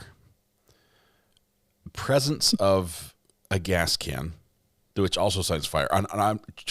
Maybe it's normal to him to see gas cans with burned nozzles, only when they're used in a fire. Okay, I think that was BS that he was telling us. Yeah, it's perfect. Everyone's gas can's burned at the tip. No, they're not. Okay, they're not. I get what you're saying from looking from the outside in. Yes, if I was the fire investigator there, I'd be going. Well, yeah, I assume this was because we had multiple causes of origin, points of origin. But you have to still go through the song and dance of the process. You have to go through the process, and I think that's why he's dug in on the stand, is he's trying to say, look, no, I was neutral on this until we ruled out everything else. But it sounds like he just never went through the process. Like he never. Well, didn't he say it was above his thing and he referred it to somebody else? Yeah, but why would it be above his? I don't know. I just think that the average fourth grader might be able to follow these steps a little bit better and come to a conclusion. Or maybe I'm not disagreeing with you. He passed the. I mean, I haven't watched this whole trial, but it sounds to me like he passed the buck. Like I've never been involved in anything like this before, and I don't want to be involved in this. Yeah, wash his hands of it. So, right. So I think that's the way he is approaching it. Yeah, I never went there because I told him to call the fire marshal, and I wasn't involved past that point. Yeah. I think that's where he went. I appreciate you giving him a little grace and space, saying this is actually, he's following his training. Maybe I'll try to be a little nicer to him. But for me, when I look at 2 points of fire origin, a presence of a canister that is designed or typically holds a flammable liquid.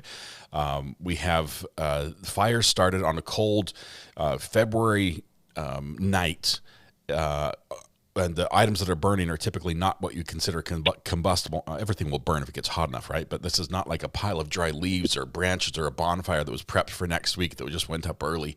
It's not a pile of gas-soaked rags or oil-soaked rags that have spontaneously combusted, or a compost pile with clippings that just overheated and is now smoking. This is like my gas meter lit on fire. Don't get me wrong. I am not disagreeing with you. I am just looking at why he's so dug into the way he's testifying, and I don't think he's right. He could say he must as part of my drawing my hypothesis. I did consider that, but following 921, I had to rule out, like, that would be a much better answer. Yeah, I would have to rule out all the other causes. But instead, whenever she brings up 921, he's like, yeah, we use it as a guide. He's almost like trying to distance himself from 921 as well.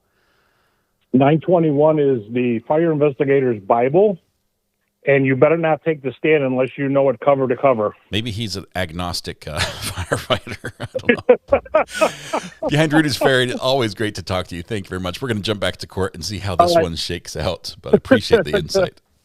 Catch you later, my friend. Have a good one. Bye. Bye. Oh, man. I love that we have people here in chat that have done just about everything that can be done in the world of true crime and investigations. So can always get some insight when we need it. All right, going back to court here. Here we go. All right. We will continue with the cross-examination. Ms. Massillon, whenever you're ready. Just a couple more questions. Sir, in addition to asking Mr. Caneiro about a potential burn mark on his hand, you also asked him about a burn mark on a vehicle, correct? I asked him about a black smudge on a vehicle. Sir, you wrote a report in this matter, right? And you said you wrote this about a week after this happened, November 28th, correct? Finalized it a week after, yes. Meaning you actually wrote it sooner? I could have. Okay. And I'm going to approach you with what's been marked as S86. And I'm going to direct your attention to the last couple sentences of your report where it says, I continued to ask Paul if he was aware of a burn mark on the hood of the white vehicle parked near the garage closest to the pool. Did I read that correctly? You did. Okay, so we can agree then that you used the words burn mark in the report that you wrote after this happened on the car, referencing the car, correct? Yes. Is that a yes? Yes. Okay, Yes. so when you said smudge today, and I said burn mark, I was not putting words in your mouth, was I? No. These are your words from your report 7 years ago, correct? Yes. Okay. The only other question I have, sir, when you asked Mr. Caneiro about his recount of the day, It's our or last the question. night, he mentioned to you that he had woken up at around 11 p.m. to take some medications. Do you recall that? Yes. Okay.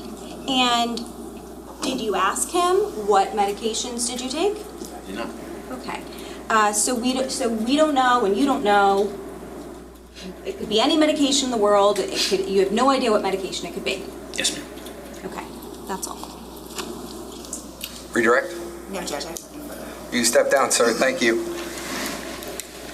State can call the next witness. Thank you, Judge. The state calls Catherine Lucchese. I think it's funny that that last witness just assumes he might be called in as an expert witness. He's never testified in court before.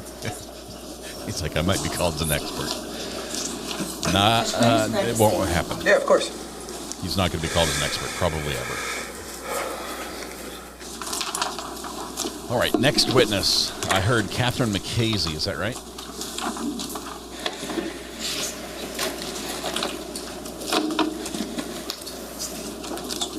Hello, ma'am. You're just going to come right up here. Just watch your step as you take this step up onto the witness stand there. Yes, please.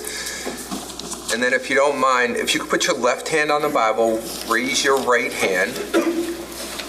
Do you solemnly swear or affirm to tell the truth, the whole truth, and nothing but the truth, so help you God? Okay. I'm just going to ask you to take a seat, get comfortable. You want to pull it in a little bit? Okay. I need you to speak up because juror number 15 and 16, they need to hear you over there, okay? Can you state your full name for the record and spell your last name, please? Catherine Lucchese, that's Lucchese. Okay. Prosecutor, when you're ready. Thank you, Judge. Ms. Lucchese, good morning. How you doing? Can you tell us back in November of 2018 where it is that you lived? 44 Willowbrook Road, Coles Neck, New Jersey. 44 Willowbrook Road, Coles Neck, New Jersey? Okay. I'm just going to ask you to keep your voice up as best as you can. Okay. Now, earthquake. On that, let's just draw your attention to November 20th of 2018. Do you remember that day? Yes. Do you remember the time period somewhere around noon that day? Yes. And how do you remember?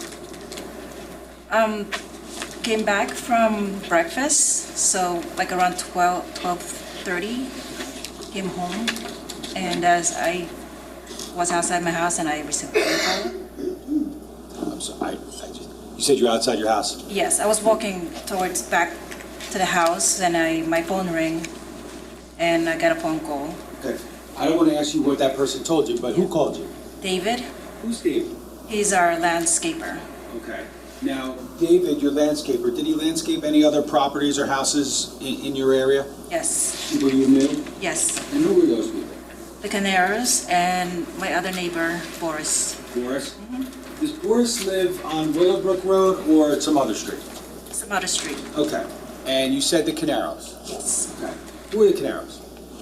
Jennifer, Keith, Jesse, and Sophia. Okay. And I think you said already, they live across the street? Yes. Now, can you describe what, if any, relationship you had with the Caneiros back in November of 2018? They're our first friends in Coles Neck when we moved 2017. And they're the one who, like, basically introduced us to the people in the neighborhood.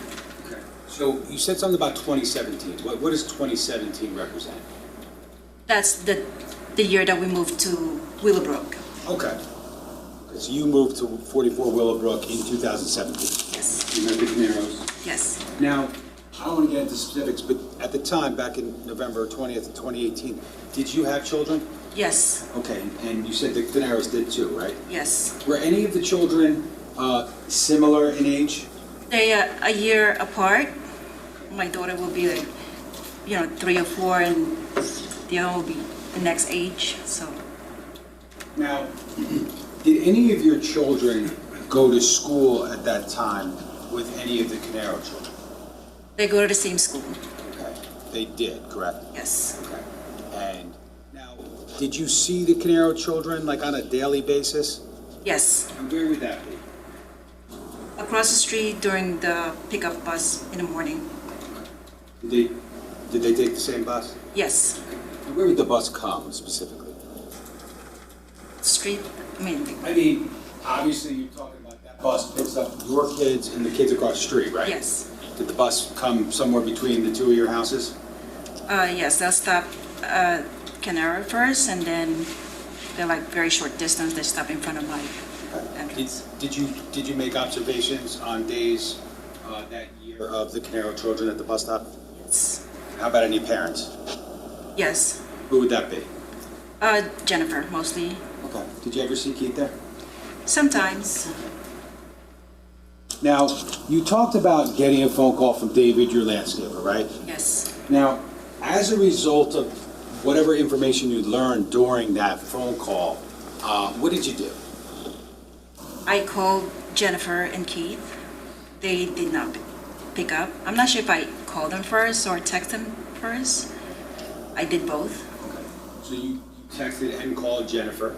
Yes. And that's Jennifer Caneiro, right? Yes. Okay. And you texted and called Keith Caneiro? Yes. Okay. Did you get any answer or response to any of those calls or messages? No. Okay. Did you do anything else as a result of that? Yes. What was that? I called the fire department. Okay. Can I just ask? We'll stay there. You called the fire department. Would that be? How'd you do that? Do you remember what number you dialed? 911. Okay. And Where physically were you located when you called 911 that morning? In front of my house. Now, do you have any surveillance cameras at or on your house? Yes. Back in 2018? Yes. Okay. And at some point, did police ask you about those cameras? Yes. Okay. And did you agree to provide some footage at a later date? Yes. Or at that date to the police? Yes.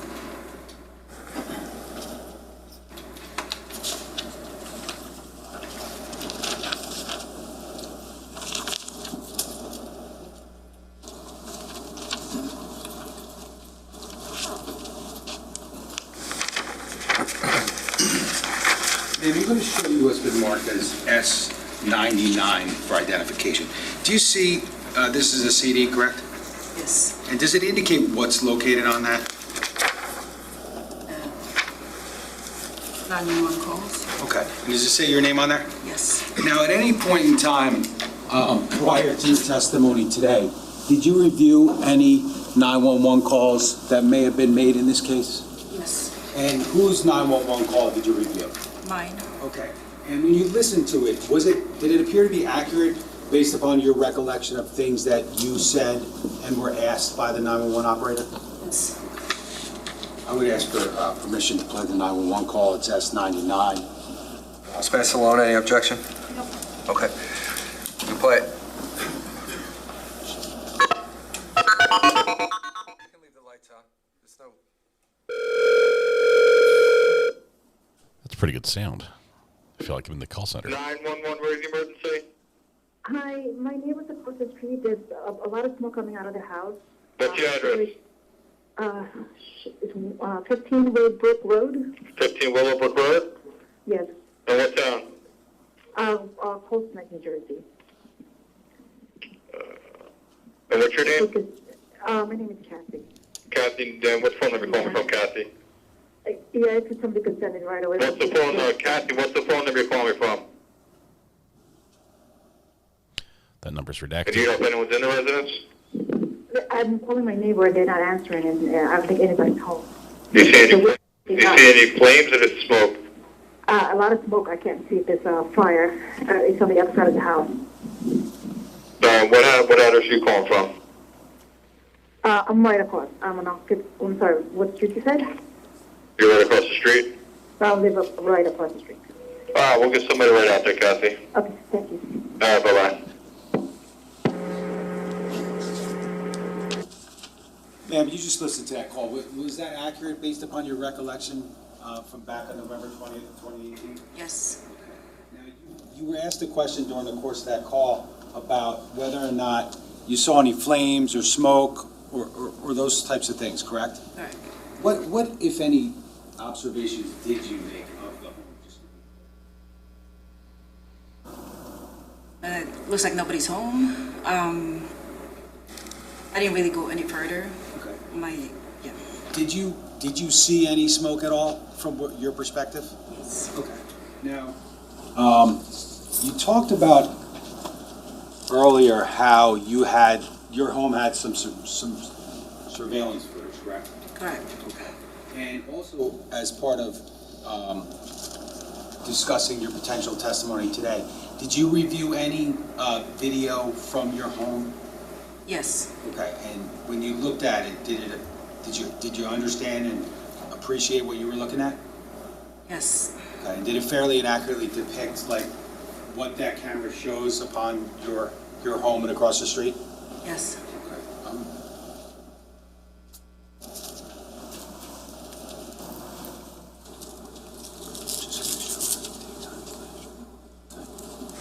I'm going to show you what's been marked as S63. S263, I'm sorry. You see what that CD says? Yes. It says what? Vehicle. A surveillance vehicle? Surveillance vehicle. Okay. Now, during the course of your preparation again, I showed you a clip of some surveillance from your home, correct? Correct. And you recognized it? Yes. That being said, Judge, I'm going to ask for permission just to play some portion of S263 clip F from S263. This Okay, is her. go ahead. security Any objection? camera Sorry. footage. It's from her house. Yeah, before I get started, it's a 4-minute and 59-second clip. Can you see that on the screen? Yep. You see that at the bottom? Okay. And before we started, can you just tell me what that video is looking at? The entrance to my garage and my front door. Okay. Now, is there a road in that video there? Yeah, that's the Willowbrook Road. That's Willowbrook Road? Yes. Okay, and anywhere in that video that we're looking at right now, can you see anyone? I see No. one. I see myself, yeah. Okay, that's what I'm asking you. No, sorry. Can you tell us just generally where you are or what you're wearing in that video from the best of your ability? Black leggings, purple sweater. Okay. Now, can you tell me, like, in what direction, I don't even mean east-west, but, like, what are you looking at right now at the start of this video? Facing the house. What? My neighbor's house. Which neighbor? The Caneiros. Okay. Can you see any portion of their house on that video? Yes.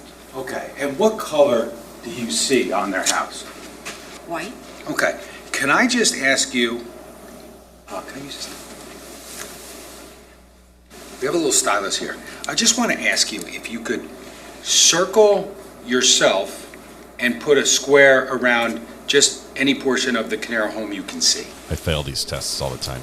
Circle myself and put a square around what I can see. And then I'm going to ask you to do one other thing. I'm going to ask you a question first. Do you see the driveway to the Caneiro home? Yes. Where is that?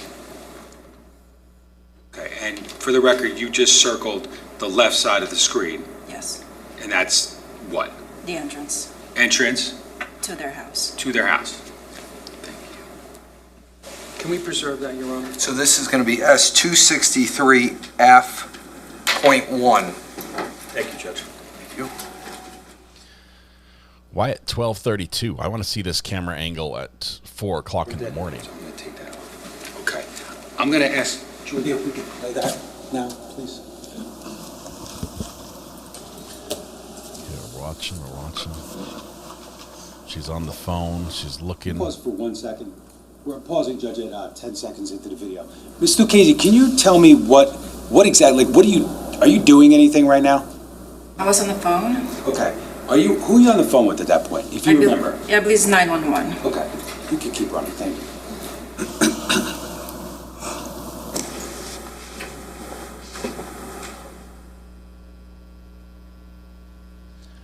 I can't really see the smoke from here, possibly, but it's not extremely clear. So maybe I can make out a little bit of smoke coming out of the house.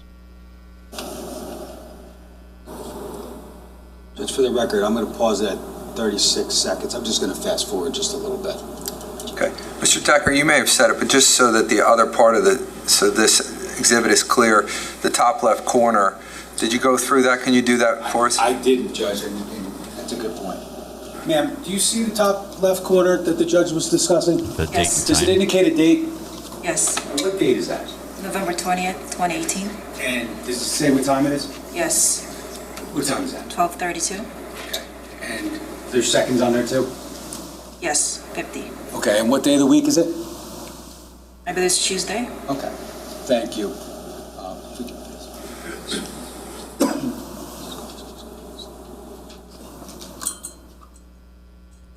Now we fast forward.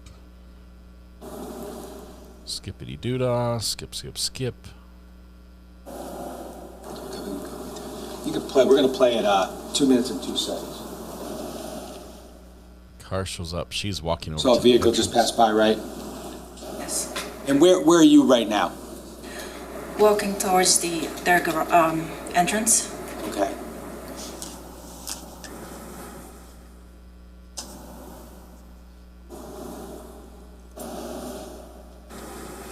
Can you pause it, please? Sorry. They were paused at 2 minutes and 24 seconds. What, if anything, just happened, ma'am? Somebody reversing their car. Okay. Did you know who was in that car? No. Did you know then who was in that car?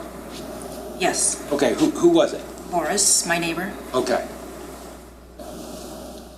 Keep going.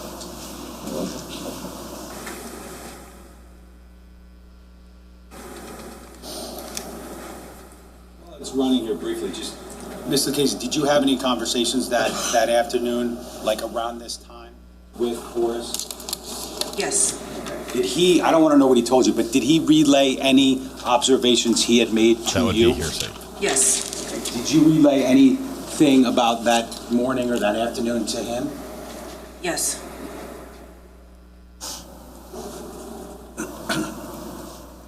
Boris is out of there. Gets his car out of the way, drives off the side of the road, leaves room for fire department in case they're arriving. Don't want to block the driveway.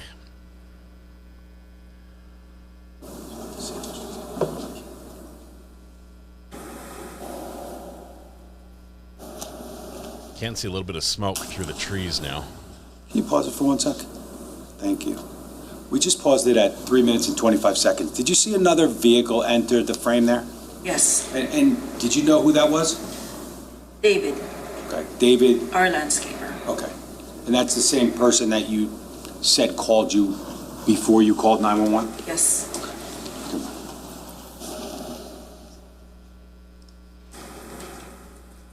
I can't see the fire through the trees, but I can see a little bit of smoke periodically.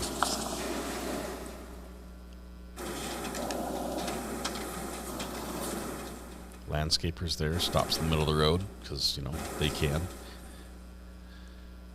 Casey, do you recall whether or not, as a result of calls, the call you made to 911, did police and/or other emergency responders actually arrive at the scene? I believe it's the police first. Okay.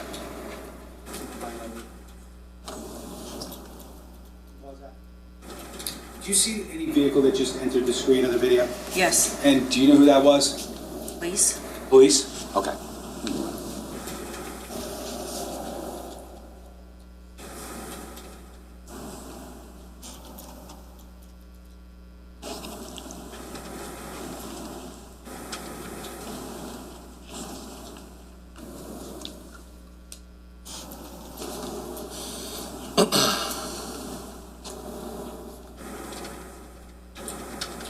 Judge, I'm going to stop it at 4 minutes and 21 seconds of the video. Mr. Casey, did that accurately depict, your actions and your observations on Tuesday, November 20th, 2018 at approximately 12:34 to 12:36 p.m.? Yes. Okay. Now, after you made a call to 911, I guess at some point, it's okay. After you made the call to 911 and the police arrived, or while the police were responding, did you contact anyone else about what was going on other than the Caneiros and 911? Yes. Who'd you call? The school. Okay, and could you tell us why you called the school? I was concerned because what I just found out, and the fact that my neighbors are not answering their phones, and usually the kids, would be well, I know Sophia was home because she was sick, so I wasn't sure if she's home or not home. And then I know Jesse goes to school, but I didn't see him Tuesday morning, so I called the school to find out if they're in school. Okay, so you said Sophia was sick. And how did you know that? Because they were at my house Wednesday, Thursday. Okay. I believe Thursday or Friday, I'm not so sure. And someone told you after that she wasn't feeling good? Jennifer texted me that Sophia got sick. Now, that morning, were you out at November 20th, 2018? Were you out at the bus stop with your children? Yes. Okay, and did you see any of the Caneiro children? No. Okay. Did you see Jennifer Caneiro? No. Did you see Keith Caneiro? No. Okay. So as a result of seeing the fire and remembering that, you called the school? Yes. Okay, and that's the school where your kids and their kids go? Yes. Okay. The school told you? I don't want to get into the substance of that conversation, but as a result of your phone call to the school, did you confirm your suspicions that that Jesse and Sophia didn't go to school? Yes.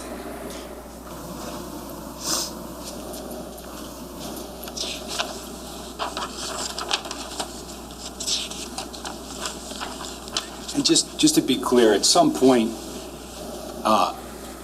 during the course of this day, did you talk to any police officers and advise them of kind of what you knew, saw, that sort of thing? That day, that day or any time after? Yeah. I spoke to an officer, but I don't remember his name. Okay.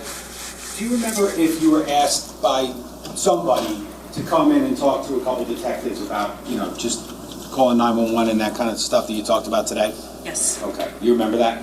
I remember that. And when you went in to talk to the police, did you tell them the things that you told the jury today? Yes. Okay. Judge, I have nothing further. Cross.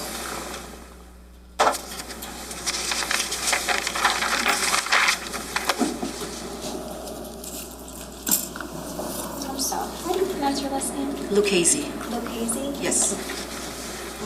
Good morning, Ms. Lucchese. I just have a couple questions for you. My first question is, when you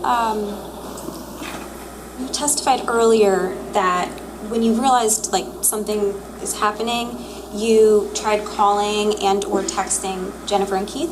Yes. Okay, you had both of their numbers. Yes. And when you called Keith, he didn't answer, correct?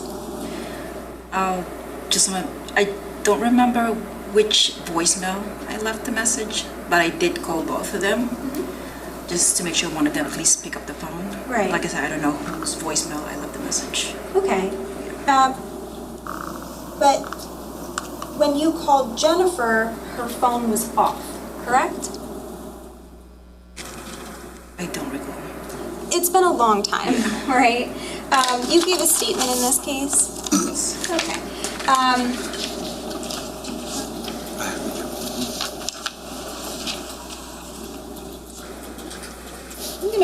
I'm gonna approach you with what's been marked as S98.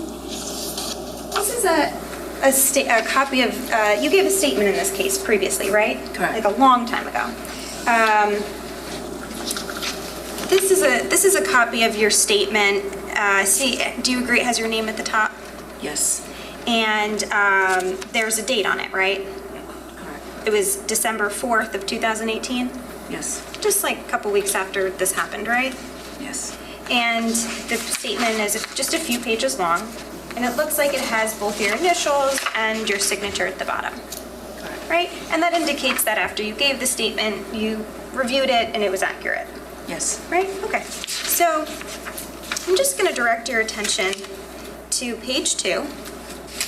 And we're going to look at kind of the middle of this paragraph here. Do you want to put it in front of you? And I'm just going to direct you to this sentence right here about calling Jennifer and Keith. Okay. And let me just read it to yourself and let me know when you're ready. He did not at that part, right? You don't read it out loud, just read it to yourself sorry. and then let me know when you're done. That is one of the hardest instructions for any witness to understand. When they say read it to yourself, you need to say read it silently to yourself. So does that help refresh your recollection that at the time you called Keith and Jennifer, her phone was off? Like I said, I don't remember. If I said it during that time, probably I remember. I still don't remember, to be honest with you. Okay, you don't remember as you're sitting here today? Yes. Right, but back then your memory would have been better. Yes. So in your statement, if you say Jennifer's phone was off, you would agree with the accuracy of that? Correct. Okay. And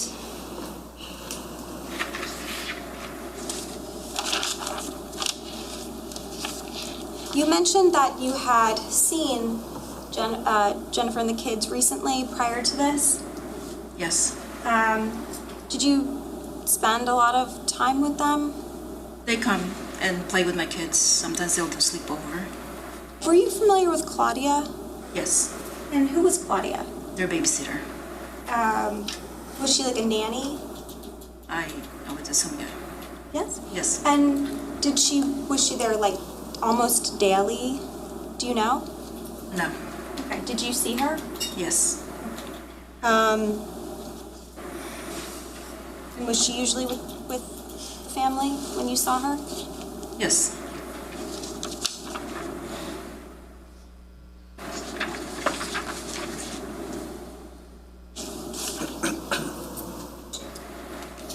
Anything else? No, nothing else. No further questions. That's all, thank you. Okay, you can step, any redirect? No, Judge, thank you. All right, you can step down, thank you. Just be careful stepping down, okay? Prosecutor? Thank you, Judge. The state calls Detective Christopher Brady. Okay. Witness number 14.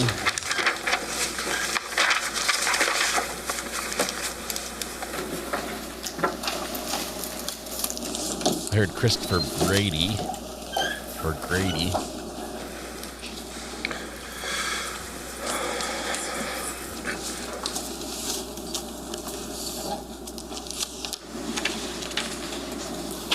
Morning, sir. Just watch your step as you're coming up into the witness box. Brought his own Put water. your left hand on the Bible, raise your right hand. Do you solemnly swear or affirm to tell the truth, the whole truth, and nothing but the truth, so help you God? I do. Once you get comfortable, can you state your full name for the record and spell your last name, please? Lieutenant Christopher Brady, B-R-A-D-Y. Lieutenant, not detective. Prosecutor? Thank you, Judge. Good morning, Lieutenant. Where are you employed? Ocean Township Police Department. How long have you been employed there? Over 20 years I've been employed. And you're currently a lieutenant? Yes, ma'am. Can you take us through the trajectory of your law enforcement career at the Ocean Township Police Department? Sure. I was hired in 2005 as a dispatcher at Ocean Township. In 2008, I was hired as a patrolman, went to the police academy. I remained in the patrol division until 2017, where I moved to the detective bureau. I was there for 4 years, was then promoted to sergeant, went back out to the patrol division, and then I became a lieutenant in September of 2025. So in November of 2018, were you a detective with the Ocean Township Police Department? Yes. Okay, I guess I should back up. Did you work anywhere prior to Ocean Township? No. As a detective, did you have any on-call responsibilities back in 2018? Yes. And what does it mean to be on call as a detective in the Ocean Township Police Department? In Ocean Township, we don't have a detective on duty 24 hours a day. So usually overnights and weekends, a detective's on call, so if one's needed, he is called from home and responds in. So currently you're in the patrol division as a lieutenant? Yes. Okay. What's the difference between the patrol division and the detective bureau? The patrol division is the people you see in the uniform and the police cars. They respond to all the calls for service and handle those immediate first aid calls and things of that nature. A detective responds after the fact for open investigations, follows leads, gathers evidence, interviews suspects, and things like that. Now, back in 2018, did the detectives wear body-worn cameras? They did not. Patrol officers did, right? Yes. Okay. I want to draw your attention back to the morning of Tuesday, November 20th of 2018. Do you recall that date? Yes. Were you the primary on-call detective for the Ocean Township Police Department? Yes, I was. What, if any, notifications did you receive at about 5:45 a.m.? I received a call from the on-duty sergeant, Sergeant Malone, in reference to a suspicious fire at 27 Tilton Drive in Ocean. And what did you do as a result of that call? I responded to work and headed right up to the scene. And what was your role in responding to the scene as the detective? Process the scene, photograph, speak to witnesses, investigate the incident. Can you tell us how that call came in? Approximately 4:59 a.m., the Monmouth County Radio Room received an alarm at 27 Tilton Drive, a basement fire alarm. Shortly after that, at 5:01 a.m., the radio room again received a 911 call from Caneiro in reference to a smoke condition in the house. The radio room then notifies Ocean Township Dispatch, we then dispatch our officers up to the scene shortly thereafter. And what time did you arrive on scene? 6:15, 6:20, somewhere in there. Can you describe the conditions of the scene when you arrived? It was a very active scene. There was fire trucks, multiple police vehicles all over the street, in the yards and things like that. What other agencies were already on scene prior to you arriving? We had officers from Ocean Township Police, the Oakhurst Fire Department, Wanabassa Fire Department, and Neptune Fire Department, as well as the Oakhurst Fire Marshal. Now, while you're on scene that morning, did you have the opportunity to make any observations of 27 Tilton Drive? Yes, I made observations throughout the day. Were there any cars parked in the driveway? Yes, there was 3 vehicles in the driveway. There was a white Porsche Macan that was parked up in the driveway. It was a two-car garage in the driveway. There was a white Porsche Macan in front of the garage on the left, a Porsche Carrera next to that vehicle, and a Jeep Wrangler about halfway down the driveway. What, if any, observations did you make of any video surveillance cameras? I noted next to the front door of the residence, there was a Ring doorbell camera. There was also surveillance cameras mounted at the corners of the garage of the house. It appeared that they were facing the front of the residence, the driveway. There's cameras mounted above the garage facing the rear of the house. And I also observed another camera under the soffit of the garage facing the back of the house. Now, when you get on scene as the detective, were you briefed on what had transpired up to that point? Yes. Who did you speak to first? Sergeant Malone and Patrolman Redmond. What, if any, evidence did you learn had already been collected from that scene? They had taken a DVR out of the garage and kept that as evidence. And did you make any observations of the homeowners while you were on scene? I saw them in another white Porsche that was parked in the street approximately 2 houses down to the south of their residence. Did you learn their names at some point? Yes, I did. And what was that? It was Paul Caneiro and his wife Susan Caneiro and their adult daughters Marissa and Caitlin Caneiro. Did you see any patrol officers on scene aside from Sergeant Malone and Redmond? Yes. Okay. Did you recall an Officer Marino being on scene? Yes. What was he doing when you arrived? He was safeguarding an area up on the top of the driveway by the garage door on the left. And when you arrived, did you see any damage to the house? Yes, I mainly saw a lot of smoke damage at the top of the house and the front of it in the beginning, and eventually I did see some damage in the back. Who was Craig Flanagan? The Oak Crest Fire Marshal. Was he on scene when you arrived? Yes, Did you have a conversation with him? I did. As a result of your conversation with him, what, if anything, did you request Ocean Dispatch to do? I requested them to notify the on-call detective from the Montecito Prosecutor's Office to contact me. And why did you do that? He had notified the Monmouth County Fire Marshal's office, and as policy procedure, those notifications go hand in hand. Did those officers or any officers from that unit ever get back to you? Yes. Who was that? I received a call from Detective Sergeant Maglioso. I advised him of the situation that I had at that point. I was not requesting any assistance from his office. I told him that the Fire Marshal's office was coming. If they determined that we needed more assistance, I would contact them again. At any point in time, did you speak with the homeowners while you were on scene? Yes, I did. Did you speak with them once or more than once? More than once. Okay, and when was the first time that you spoke with them? It was approximately 7 a.m. Where were you when you initially spoke with them at that time? They were on the front porch of their neighbor's house next door. What was your purpose in speaking with them? Just to find out what happened that morning. Which of the homeowners did you speak to first? Susan Caneiro. Okay, and without telling us any hearsay or anything like that, what was the topic of what you had asked her? Just received her account of the morning's events. Okay, who did you speak to after that? Paul Caneiro. Okay, and how did that conversation begin? I just asked him what occurred this morning. What was his response? He had told me that he was asleep in his bedroom. He heard an alarm going off inside the house. He awoke to smoke coming out of the vents. He woke up and began to wake up his family and tell them to get out of the house. As his family was exiting the house, he said that he had turned around and went back inside and removed a car out of the driveway, out of the garage, for whatever reason. And then as he backed out of the garage, he closed the garage door. When he said that he closed the garage door, he said he didn't know if any more air was going to be a problem. So you didn't know if any more air was going to be a problem? Yes. What was your understanding of which garage door he had referred to? I believe it was the garage door on the right, as the garage door on the left had 2 vehicles parked in front of it. Okay. What, if any, questions did you ask him after that? I asked him if he was injured at all. And what was his response? Said that he had possibly hit his hand on the doorknob as the family was exiting the residence. Did you offer first aid? I did. And what was his response to that? He declined. Did you yourself observe that injury? I did. Okay, and specifically tell us what you observed. I observed just a red mark, an abrasion on his top of his left hand. Actually, I should ask you, were any photos taken of that injury to his hand?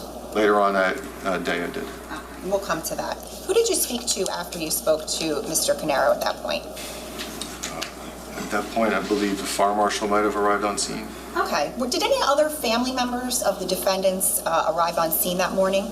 Yes, his daughters were present also. I just spoke to them. Okay, and anyone else that he introduced you to? Eventually, I was introduced to his brother, Corey Caneiro. Okay. And specifically, how did that come about? We were just standing on the sidewalk, I believe we were at the time, in the vicinity of the residence. The two men were speaking, I was nearby, and then he introduced me. This is my brother. Do you recall about what time that was? Not specifically, no. What, if anything, did you see Corey give to the defendant? I gave him some money. Do you know where Corey went that day after that on scene? Not at that time, I did not. Okay. At some point, did he leave the scene and then return? Possibly. I don't recall specifically. You indicated that you had made some initial observations of the house and then some observations later on. Yes. What were the observations of the house that you made later on? So once the sun came up, I was able to get a more accurate view of the house. In the rear of the house is where the heavy body of fire had caused the damage. If you're looking at the house from the backyard, the bottom left corner of the house was badly burned. The fire went up the back of the house and then made its way along the right, to the right in the soffit area along the roof. It appeared that the fire had entered the attic. I observed a broken window to the basement at the bottom left corner that was near the gas main, and there was a broken window on the first floor as well. What, if any, observations did you make of the driveway area? The driveway had white aluminum doors. The garage door on the left had burning markings on the bottom left corner of it, and there was a gas can next to the garage door that was knocked over, and there was a charred object at the time. I did not know what it was. There was just a black ball of char in the driveway in front of the garage door. Was there a shed on the property? There was a shed on the property. When did you learn about that? Patrolman Redman advised me of the shed. Okay, and what, if any, observations did you make of the shed? I went back to the shed and opened the door. There was storage. And on the floor of the shed, I observed 3 gas cans. There was 2 5-gallon gas cans and 1 2-gallon gas can that looked very similar to the gas can that was in the driveway. In between the 2-gallon gas can and the 5 was an empty void, as if another can could have been placed there. What, if any, other observations did you make on the shed or near the shed? I did not observe any other ones. I was advised from Patrolman Redmond that when he was on scene, there was a shoe print on a stone in front of the shed, if your feet were wet, but that had dried by the time I had gotten there. Okay. Do you know if efforts had been made to preserve that print? Yes. Sergeant Malone of Redmond advised they covered it with a container to try and preserve it as best they could, but it had dried. Now, at about 7:05 a.m., who ultimately arrived on scene? Deputy Fire Marshal Christopher Tabirian from the Monmouth County Fire Marshal's Office. And what was his role? To investigate the cause and origin of the fire. And what did you see him do there? He conducted his investigation and processed the scene for his investigation.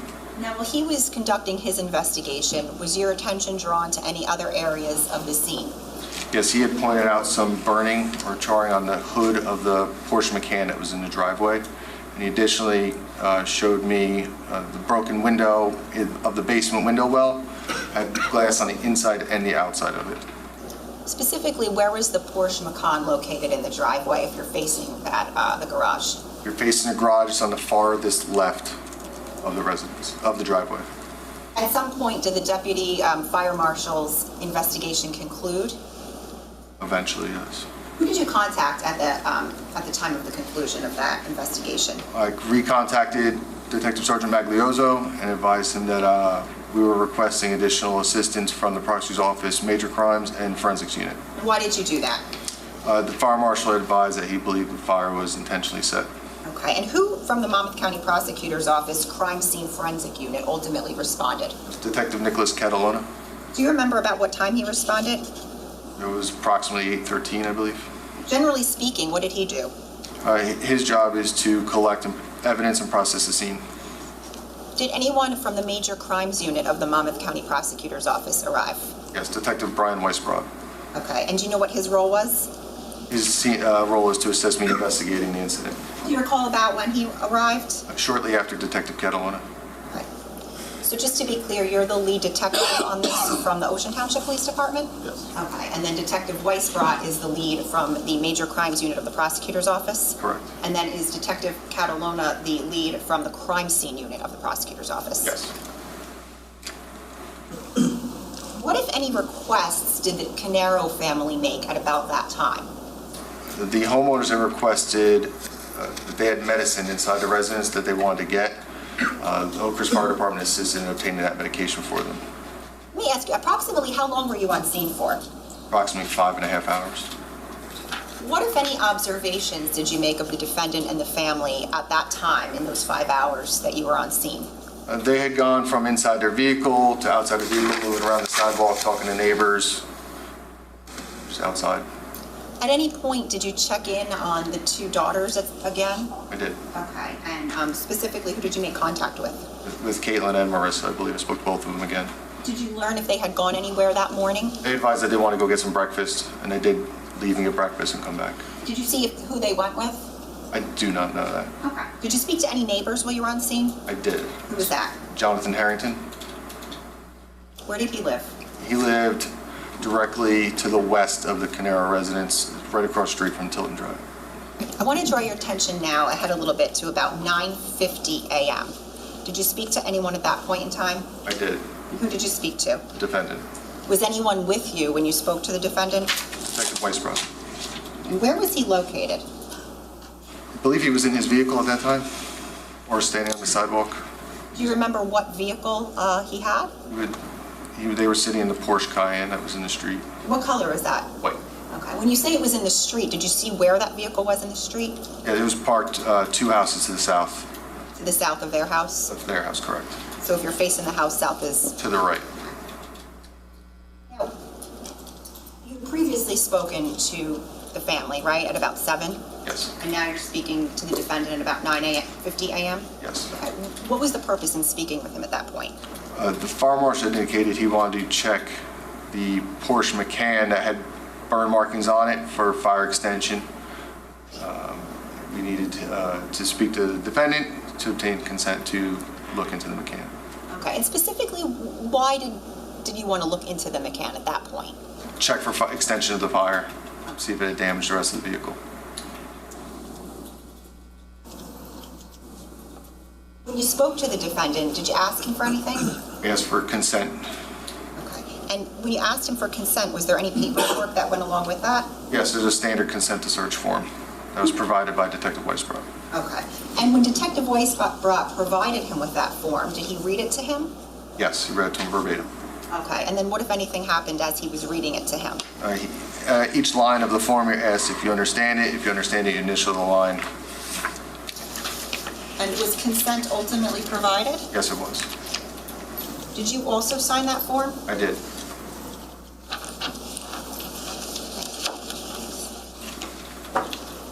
Showing counsel what's been marked as S93.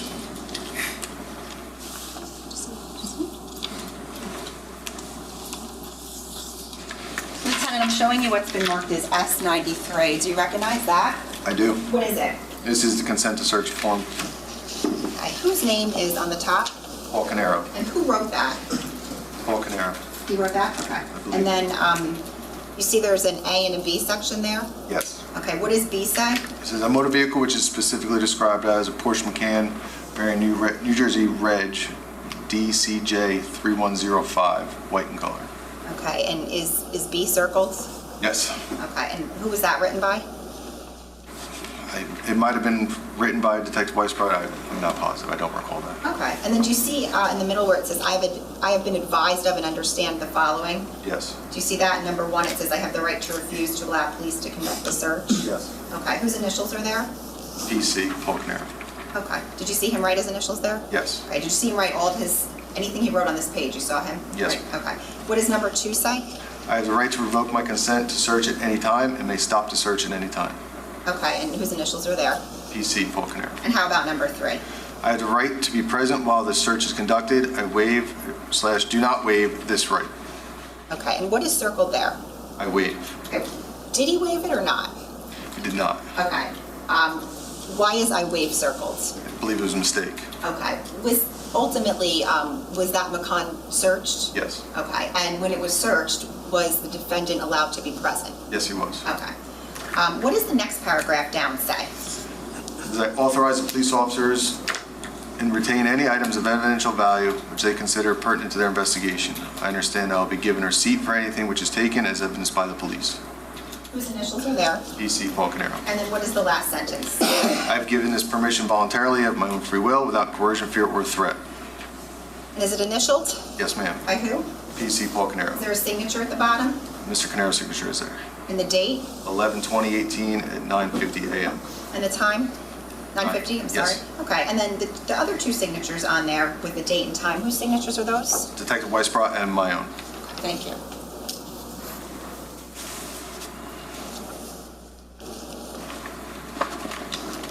When did Fire Marshal Tabarian conduct that investigation or the search of that Macan? Not long after we obtained consent. Where did that occur? In the driveway. Okay. And prior to the inspection, was the defendant advised that that was going to take place? Yes. And what did he do? He unlocked the vehicle for us. Okay, so he was present during that investigation. Okay, and you say he unlocked the vehicle? Yes. Do you know how he unlocked it? With the key fob. How long did that inspection take place?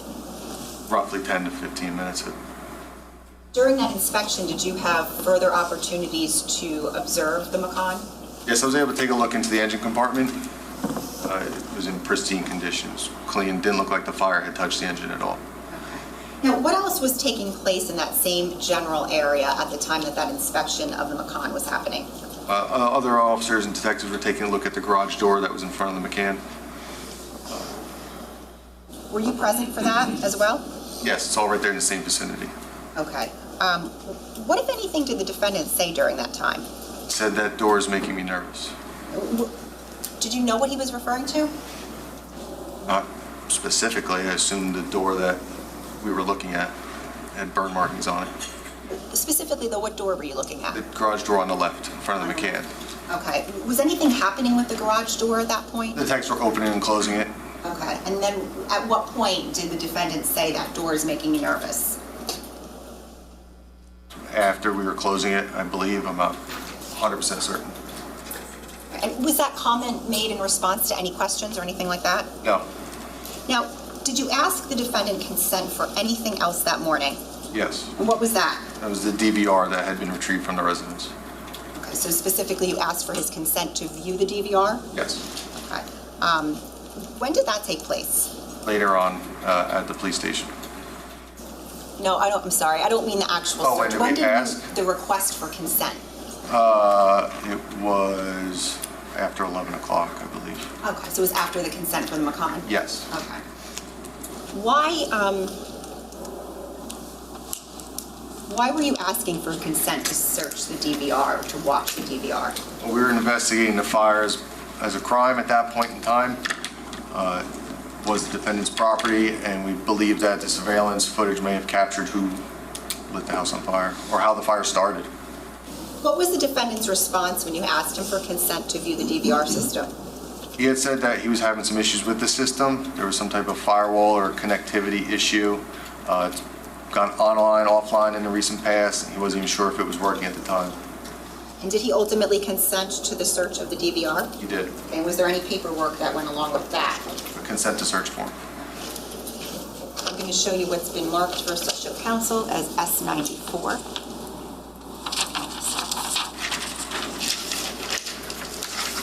Showing you what's been marked as S94. Do you recognize that? Yes.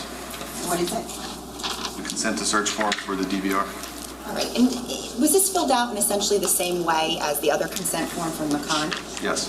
Okay. And it was read, the lines on here were read to the defendant verbatim? Yes. Okay. And then he placed his markings on here? Correct. Okay. And are his initials on here as well? Yes. Okay. And is this the same exact form as the one that he filled out for the Macan? Okay. Is the defendant's signature on here? Yes. Is there a date? 11/20/18. Okay. And is there a time? 11:37 a.m. And who are the other two signatures? Detective Weisbrot and myself. My own.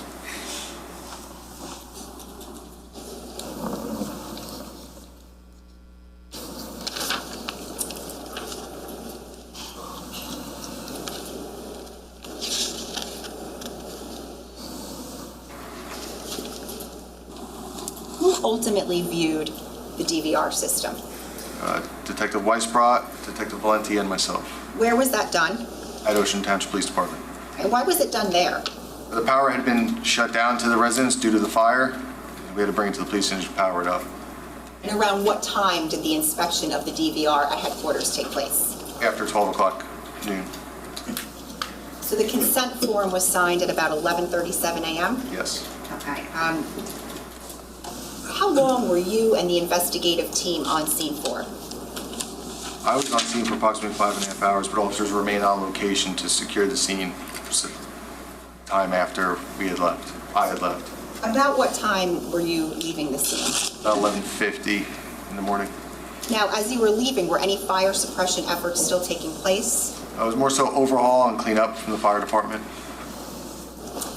Were different members of the investigative team on scene doing different things? Yes. Were members from the Ocean Township Police Department on scene doing any type of investigative work? Yes. What was that? It was Detective Sergeant Martin, Detective Orbach, and Detective Melody were assisting me. They were canvassing the area, the neighbors for surveillance footage, witness statements, anything that we could find that would help us. Now, just prior to leaving the scene, did you have occasion to speak with the defendant and his family again? Yes. Okay, and specifically, when you spoke with them, where were they? They were in their vehicle.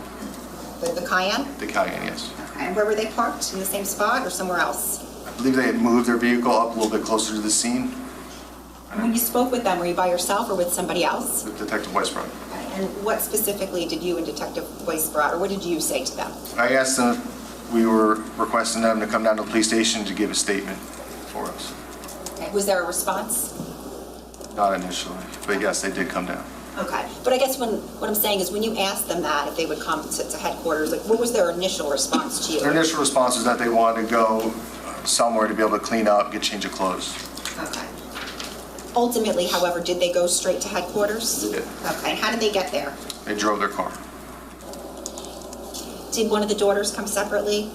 Yes, Marissa was actually not on scene. She was taking the family's dogs to a friend's house for safety. So the Caneiro family takes the Cayenne to headquarters? Yes. And then how did you get to headquarters? I drove my vehicle behind them. And did Detective Weisbrot also respond to headquarters? Yes, he did. Right. When you and Detective Weisbrot left the scene, you indicated other officers remained on scene? Yes. Okay, and do you recall when that scene was released? The scene was released completely. It was on November 24th. Okay, and what does it mean for a scene to be released? We are done with our investigation. The yellow crime scene tape is removed and the residents can have access to their home again. Okay, so from the time you left the scene until the time it was released, do you know whether there was, the scene was secured? There was a police officer from Ocean Township there 24 hours a day. Okay, and is that what it means for the scene to be Yes. secured, essentially? Approximately what time did you and Detective Weisbrot arrive to headquarters? Just after noon, When did the Caneiro family arrive? at the same time. Where did they go when they initially arrived to headquarters? I had them have a seat in the front lobby at the police station.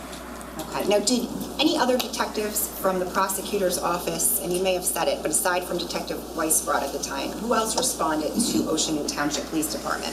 Detective Valenti had responded and Detective Kettle had also come to the police station. What was Detective Valente's purpose in responding to headquarters? He was going to assist us in being able to view the DVR footage. Okay, and how did he do that specifically? How did he assist you? It was just the DVR is all we had, so he was able to take a computer monitor and hook that up so we could watch the images. Okay, I don't want you to tell me anything about what you saw, but just, were you able to watch any surveillance footage? Yes. Okay. And did there come a time, or I should say during the time that you were finishing up reviewing those DVR recordings, what if any notifications did you receive? We had became aware of a fire at 15 Willowbrook Road in Colts Neck. And at what time did you become aware of that? But before 1 p.m. And how were you notified of that? The members of the prosecutor's office had gotten some type of notification to their phone of an additional fire in the county. As a result of that notification, what if any inquiries did you make at that time?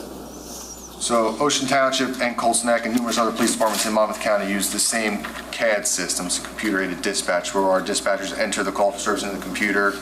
The officers write that report in that same computer system. Spillman is the name of the system. I utilized Spillman.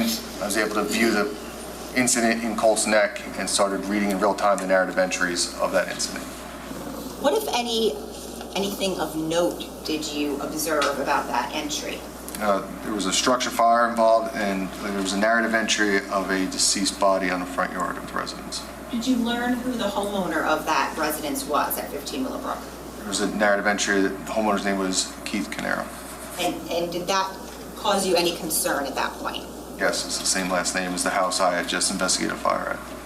So as a result of that, of learning that, did you do anything to confirm whether or not there was any relation? Yes, utilizing Spillman again, I started looking into other calls for service and looking into things, and I was able to figure out that they were brothers. Once you figured that out, what, if anything, did you do with respect to the Caneiro family who had been in the lobby? I went up to the lobby and I asked them to come down to the Detective Bureau for their safety. Were they made aware at that point of the fire at 15 Willowbrook? Yes, they were already aware. They had received a text message from a family friend advising them of the fire. So you say you brought them down to the Detective Bureau? Yes. Okay. And where specifically in the Detective Bureau did they go? It's in the bottom floor, and we placed them in the conference room of the Detective Bureau. And again, you indicated your concern was for safety purposes. Yes, That point. Did you, The front lobby is open to the public. Anyone can walk in. We had no idea what was happening, so we felt like it was safer for them to be with us in the Detective Bureau. and was the family allowed to keep their phones on them and stay together? Yes. Both? Okay. While the family was in the conference room, what, if any, requests were made? They had made requests to check on some family members, check on their welfare.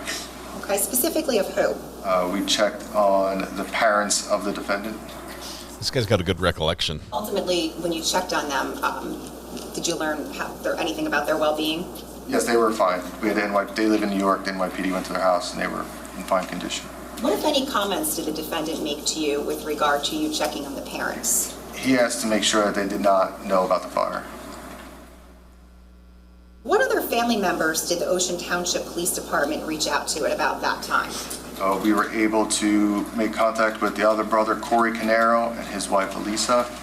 Now, had you seen Corey at any point earlier that day? I did. Was he the other brother that was on scene? The other brother that was on scene, yes. You saw him giving money to the Correct. defendant? What town did he live in? Fairhaven. Okay. Were Jennifer Caneiro's parents contacted? Yes, we were able to contact them, and we advised them to go to the Colts Neck Police Department.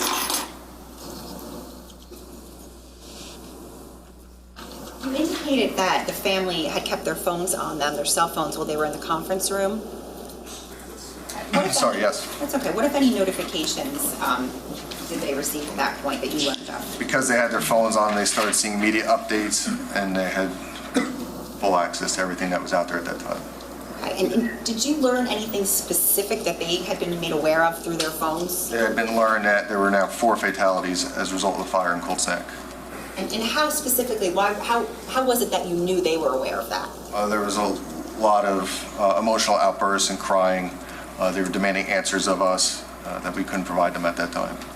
What was the defendant's demeanor like? He was very quiet. He did not say a lot. He did look upset at times, but he was more or less very quiet. What, if any, statements did the defendant make during that time? He advised me that his brother, Keith, had sent him some text messages during the overnight hours. Okay. Did he specifically say anything about the number of text messages that he received from Keith? He had received 4 text messages, he stated. And what, if any, concerns about those text messages did the defendant express to you? He had wished he had heard them. Is that what he said? Yes. Was that the first time that the defendant told you about those text messages? Yes. Eventually, did you take any formal statements from Susan Caneiro? Yes. Caitlin Caneiro? Yes. And Marissa Caneiro? Yes.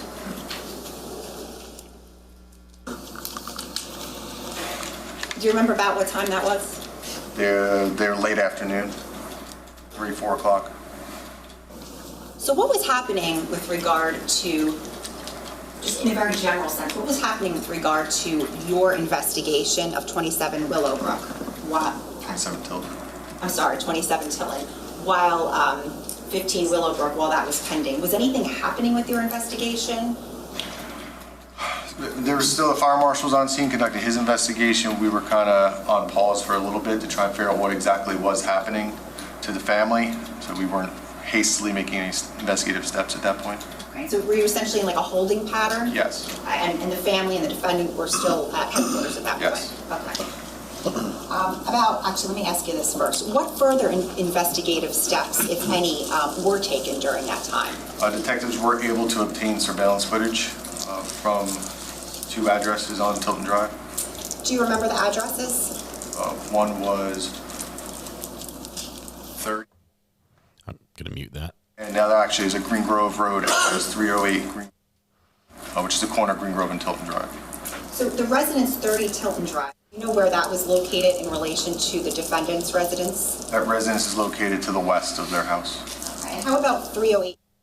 Where was that located? Furthermore west at the end of the Tilton Drive, the T intersection. Now, while you were This at would be good headquarters tape. that evening, did you take any photographs of the defendant's left hand? I did. And again, why did you take those? He had indicated an injury that occurred. And what specifically, about what time did you take those photographs? Between 7:30 and 8 o'clock at night. Detective, I'm going to show you, and I'll first show counsel, what's marked as S1B, and it's going to be slides 1 through 5.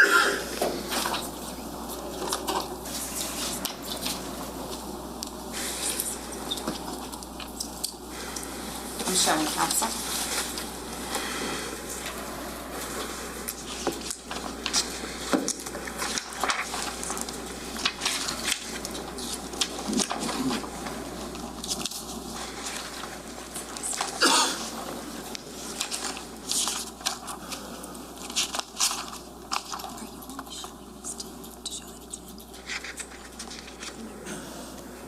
Hey, Colburn, they did not have court on Friday. They had a sick Is there any juror. objection to putting him on the screen? Put them on the screen. Thank you, Judge. That way we get to see nice and clear.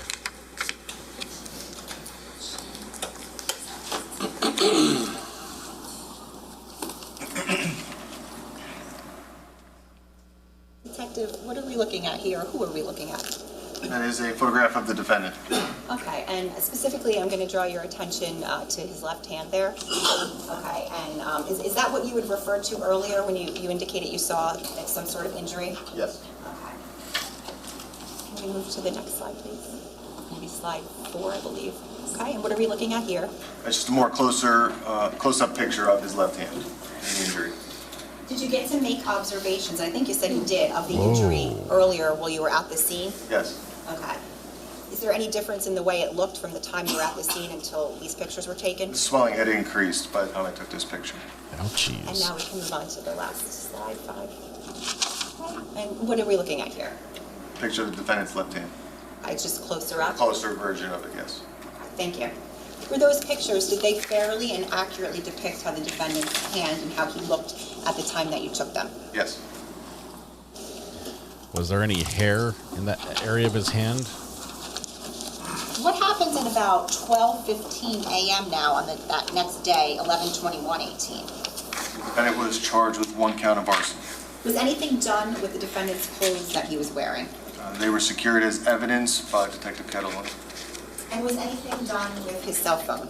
That was also secured as evidence. Do you recall what kind of a cell phone it was? He had an iPhone 10 or X, whatever they call it.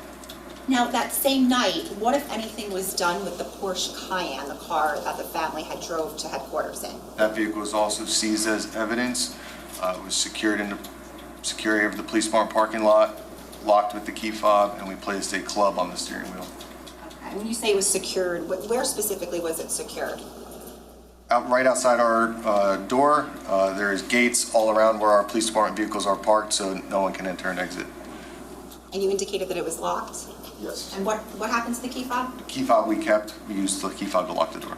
Okay. Now, what time did Susan and her daughter stay on scene until? It was later in the evening. Do you know? 10 o'clock. Okay. And do you know ultimately did they leave the not scene but headquarters? Yes, they arranged for their own transportation away from the police station. What, if any, further involvement did you have in this investigation? Over time, we continue to interview witnesses, review body-worn camera footage from the officers that were first on scene, and continue investigating any lead that we might find. I have no further questions. Ladies and gentlemen, we're just going to take a 2-minute break. If you can just go into the jury room just for 2 minutes.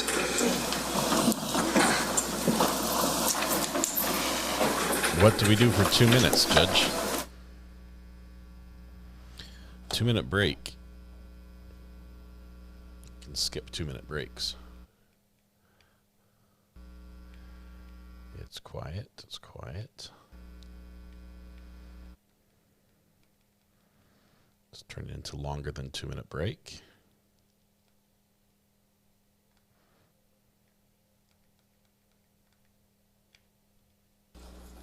Morning.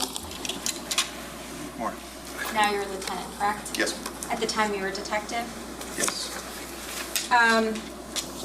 Just to close the loop here, one of the last things We just went to cross. that you discussed with prosecutors was the injury on the hand, correct? Correct. And did you take those photos? Yes. In your report, you Hang on. do indicate Did I that miss you something? observed the injury, right? How did I miss something?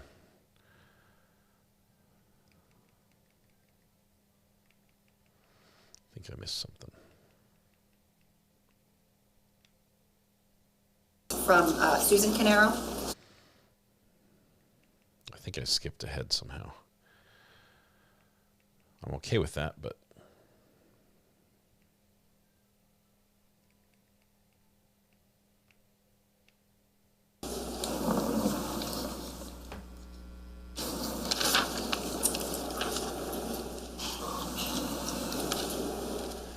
hang on, guys. Sorry, I'm an amateur. We need somebody with more experience. I'm trying to see when.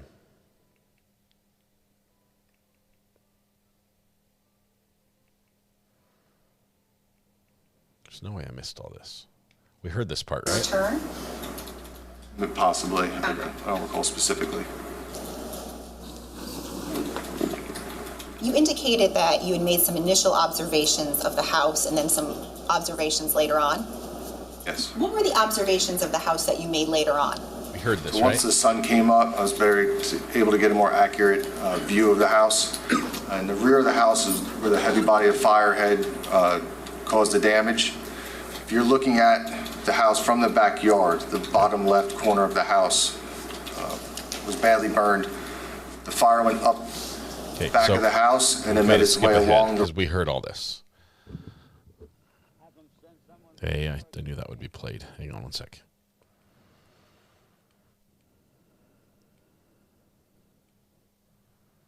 It says we're going to take a 2-minute break. I'm going to sustain my own objection. Going to sustain my own objection. Thank you. So what was happening with regard to, just in a very general sense, what was happening with regard to your investigation of 27 Willowbrook? What? 27 Tilden. I'm sorry, 27 Still heard Tilden. that. While I backed up way too far. Somehow I got all messed up. Now's a good time to stretch. Maybe get up, do some yoga. If you need to run an errand, fill the cup, do something like that. Now's a good time to do that. We're back. Now you're a lieutenant, correct? Yes. At the time you were a detective? Yes. We went to cross. That's all we did. Just to close the loop here, one of the last things that you discussed with prosecutors was the injury on the hand, correct? Correct. And did you take those photos? Yes. In your report, you do indicate that you observed the injury, right? Yes. And that it did not resemble a burn injury, correct? Correct. Okay. That's important. Now, Did not look like a burn. just to back up, when did you first arrive on scene? It's approximately 6:15, 6:20. Okay. So a little more than an hour after the initial call, maybe an hour 15 after the initial call. Fair? Fair. Okay. And by the time you got there, there were multiple officers on scene, Yes. and obviously first responders and the fire personnel and all of those people. Yes. You also indicated that Fire Marshal Flanagan was on scene. Yes. Okay. And that when you first got there, you spoke to Sergeant Malone, Yes. and you had conversations with him and Officer Redman, and the purpose of the conversation was that they were essentially debriefing you on what they had discovered so far. Correct. And the things that they had discovered, we've heard many times, but just to recap, the area, we're going to focus mostly on the area of the garage, right? Okay, so they told you about the small fire area by the garage and the gas can, correct? Yes. And they told you about the burn marks on the car, Yes. and they showed them to you. Yes. And also, there, like you said, there was like a char pile or something near Correct. on the ground. And when you observed those things, like all of the other officers, your suspicions were raised, right? Yes. And Sergeant Malone had also created like a parameter with the crime scene tape to kind of make sure that the area was secured? Yes. Okay. And that's because potentially the gas can and the char pile and the vehicle with the burn mark, that was evidence. Potential evidence, yes. Yeah. So, when you're on scene with these other officers, like it's pretty clear that there's some sort of investigation into this fire occurring, correct? Yes. And given the evidence that was discovered so far, by the way, I just want to, when you got there at 6:15-ish, it was still dark out? Yes. Okay. And was it dark for a little while after that too? Yes. November of 2018? Tell me if I'm wrong. Would you agree with me the sun rose at approximately 7 a.m.-ish? That's what I believe, yes. Okay, so from the time that the call occurred to approximately 7 a.m., it was pretty dark out. Yes. And when you got there as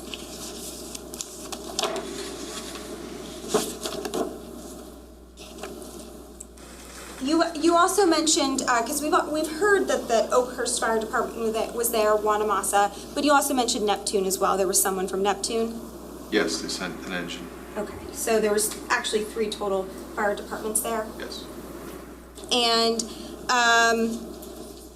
when you got there, you did like an inspection of the area? Like walked around the house and looked around and made observations? Yes. I like his One demeanor. of He's the admitting to observations you everything made is that you he did. describe in your report sort of like the layout of the home and the property. Yes. And you note that there's, you make a note in your report of all of the different doors to the house. Yes. Okay. So you were taking note of that. Yes. And you noted that there's actually 3 rear doors. Correct. And there was a door to the mudroom. What I believed was the mudroom, yes. A sliding door to the kitchen. Yes. And French doors, which led to the dining room area. Correct. And these are all on the first floor in the back. Yes. And in those, the only one of those doors it was brought to your attention that was unlocked was the back doors, the French doors. Correct. And you were made aware that no one who had responded to the scene, no fire personnel, no police officers, no one had unlocked that door. I was advised that none of the fire department personnel had touched that door. Okay. And you also learned that the front door had been left open when the family had left the house. I believe so. And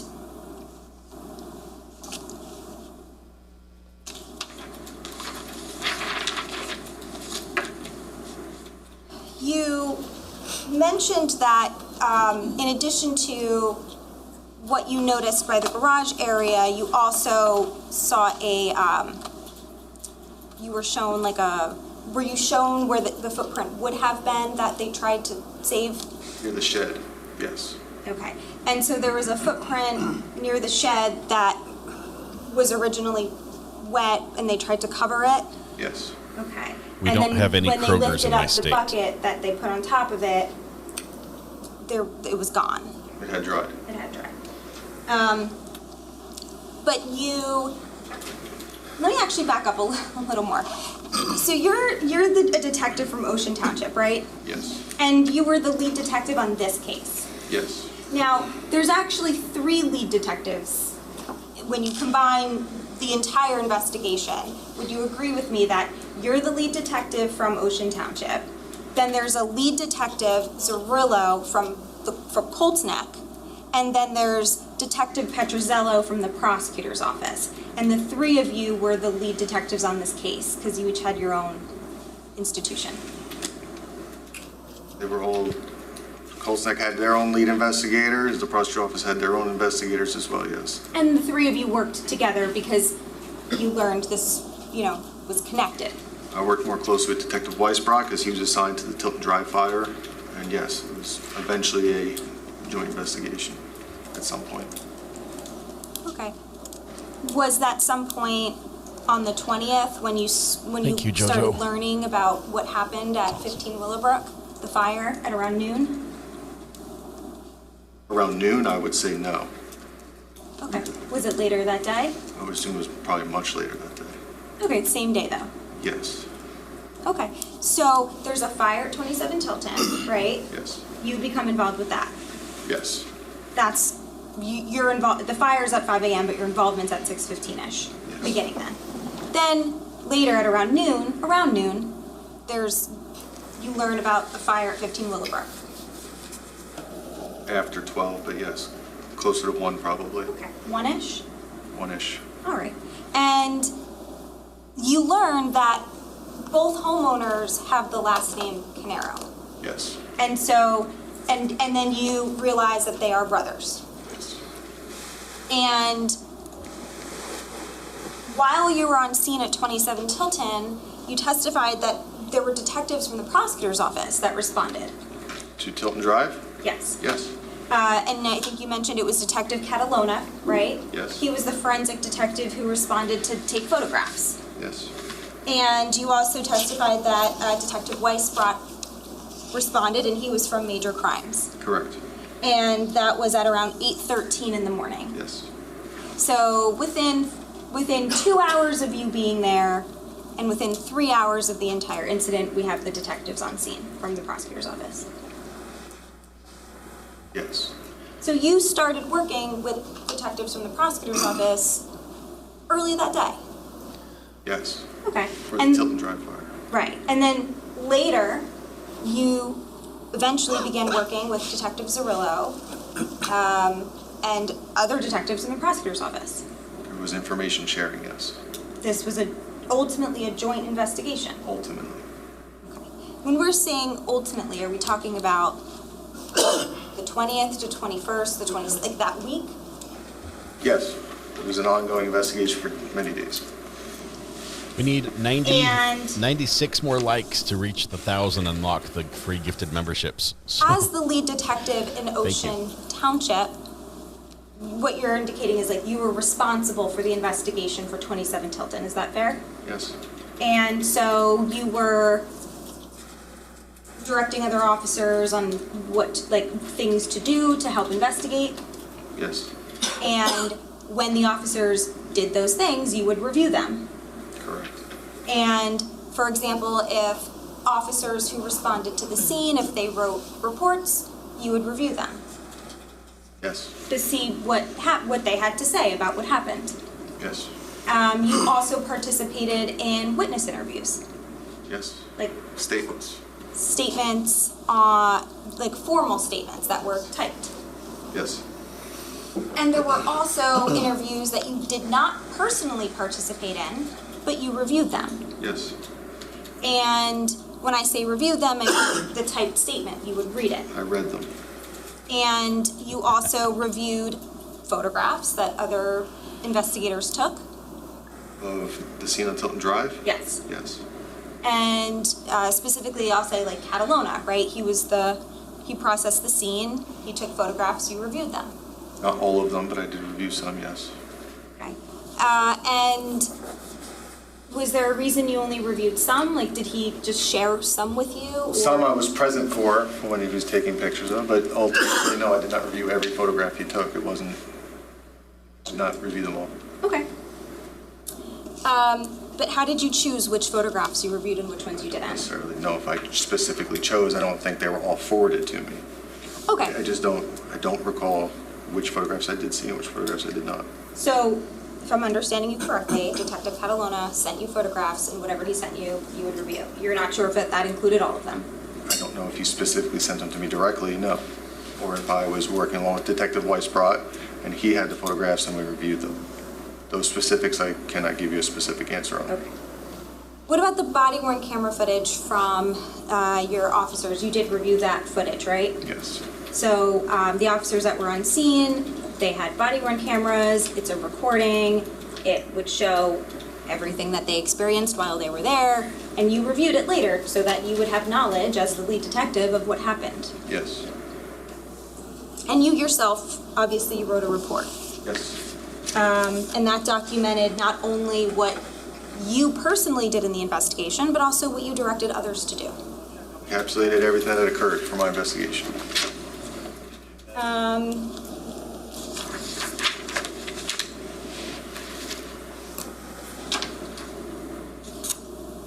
Now, when you were turning back to your observations around 27 Tilton, you walked around the perimeter of the home, right? Yes.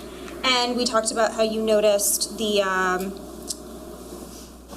doors, right?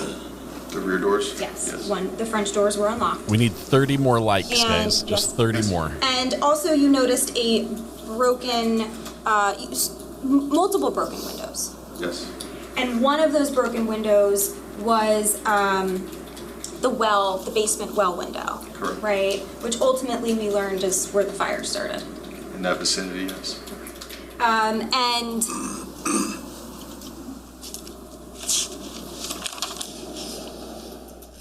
Six more likes. 6 more. that particular window, you learned there was like glass, not just on the outside, but on the inside as well. Correct. And so you learned that the window had essentially been broken, like from the outside inward. I learned that glass had fallen inwards. Thank you.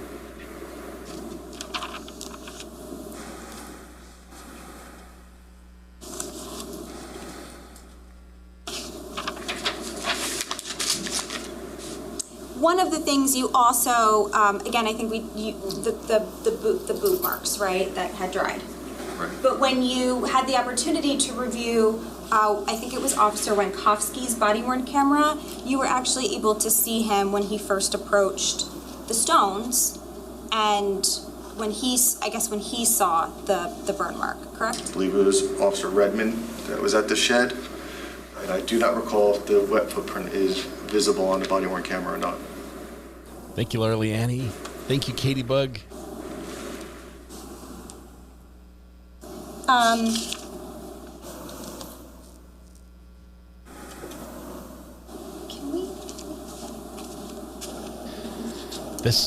This witness is so good on the stand with what he did.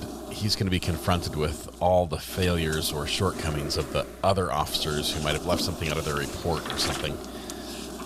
I don't like this tactic. As lead investigator, aren't you over this? Did you notice this problem from this guy? Kelly Hicks, thank you as well. Bug Dugger gifted membership. Larly Annie gifted another 5. You guys are amazing. And Josh. ultimately, though, Thank you. we did not have an opportunity to measure that footprint or anything like that. I did not know. Nobody wants mailed. And we don't have any photographs of it. I was not able to take one. And you mentioned that you, at some point, saw the girls leave, Marissa and Katie? I didn't physically witness them drive away, but yes, they had left and came back. You had knowledge that they left They and left. came They back. told me they wanted to get some breakfast. And you said you didn't know with whom. No. And then you also mentioned how later you learned that Marissa had left again. Yes. Troy, And thank so you very that's when much. she had to meet all of you at the police Cindy, station. thank you. Correct. And Lacey. when you, to the best of your knowledge, though, Mr. Paul Caneiro and his wife Susan, they remained on scene the entire time. Yes. Their car was there, right? Yes. And they never attempted to leave. Not to my knowledge. Mr. Caneiro and his wife at some point asked for access to the medications that were in the house. Yes. They never asked if it was okay to leave. They never tried to leave, nothing like that. Not that I recall. May we approach? Thank you very much as well. Every conversation you had with Mr. Caneiro, he answered your questions. Yes. He never refused to speak to you. And there were 2 occasions when you asked him for consent to search something. Yes. The first time was consent to search the vehicle. Porsche Macan. The Porsche Macan in the driveway, Yes. right? And the prosecutor read the consent form. Sure. Ruth Ann, thank you very much. Krista, thank you as well. You guys are so generous. This is amazing. You guys are incredible. Congratulations, Virginia And Little. you read it. You read it out loud, right? Today or at the scene? Today. Today I read it out loud, yes. To the jury, you read it. Yes, ma'am. So we know that on the form, you specifically tell Mr. Caneiro, or Mr. Caneiro is specifically informed, that he has the right to refuse. Yes. And not only that, but at any point in time, if he changes his mind, he can revoke his consent and say, never mind, I changed my mind. Yes. Right? And you go through this formality with him, and he consents. Yes. He doesn't say to you, no, I don't feel comfortable with that, right? No. He doesn't say, no, I don't want you to search my car. And he doesn't say to you, let me think about it and I'll let you know. No. And same thing with later on with the DVR system. You ask for consent to search the DVR video. Yes. And that was the Spotlight. surveillance system that Red had been pen. taken from his Steel and garage, right? stitches. Correct. I'll add into And the chain. Thank once you very again, much. you Train. inform him he has the right to refuse. Yes. Meaning, if he did not want you to search at that time, he had the opportunity to express that to you. Yes. But he said, no, it's fine, I consent. Now with the vehicle, with the DVR, he waives his right to be present, meaning he's saying to you, you can go search it without me there, that's fine. Correct. That's what that means. And with the vehicle, it has I waive circled, but you testified that was a mistake on the form. Correct. And that he was present. Yes. Selena Was and he Sloth Life present again. in the driveway with you? Yes.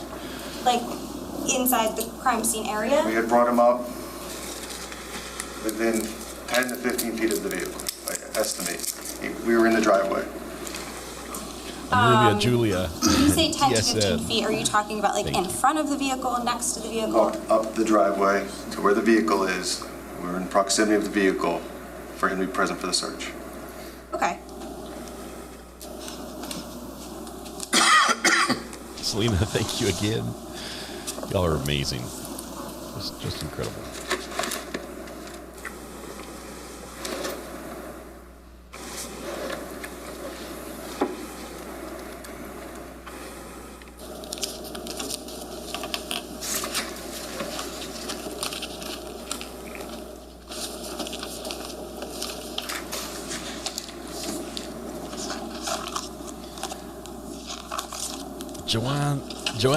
Joanna Laidley, thank you very much. Sorry, I struggle with the name. Thank you for your gift. Gailey May gifted the membership as well. Grab your umbrellas. It's raining memberships. Hallelujah.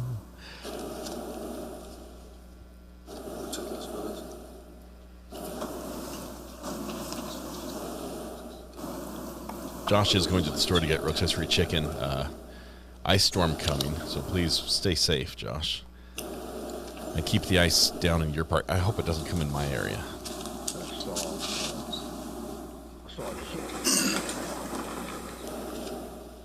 So I'm going to approach you with what's been marked as D1-43, -44, -46, -47, -48, and -49. Those are all one dash. Hilda showing B, you thank you. Katrina Bunny. a That's photo wonderful. of. Wonderful community. Can we just be Do you heard? recognize? Ms. Maslin, can we just be heard for 1 second? Sure. Sidebar? Sidebar. Yes, I'm sorry. Defense was going ahead. State says, wait, we want to talk to the judge. Sidebar.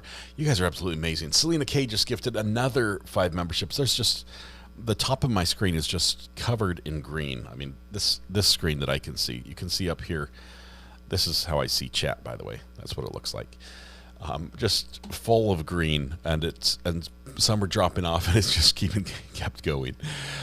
Mackenzie Jabs gifted 5 memberships. This is wonderful.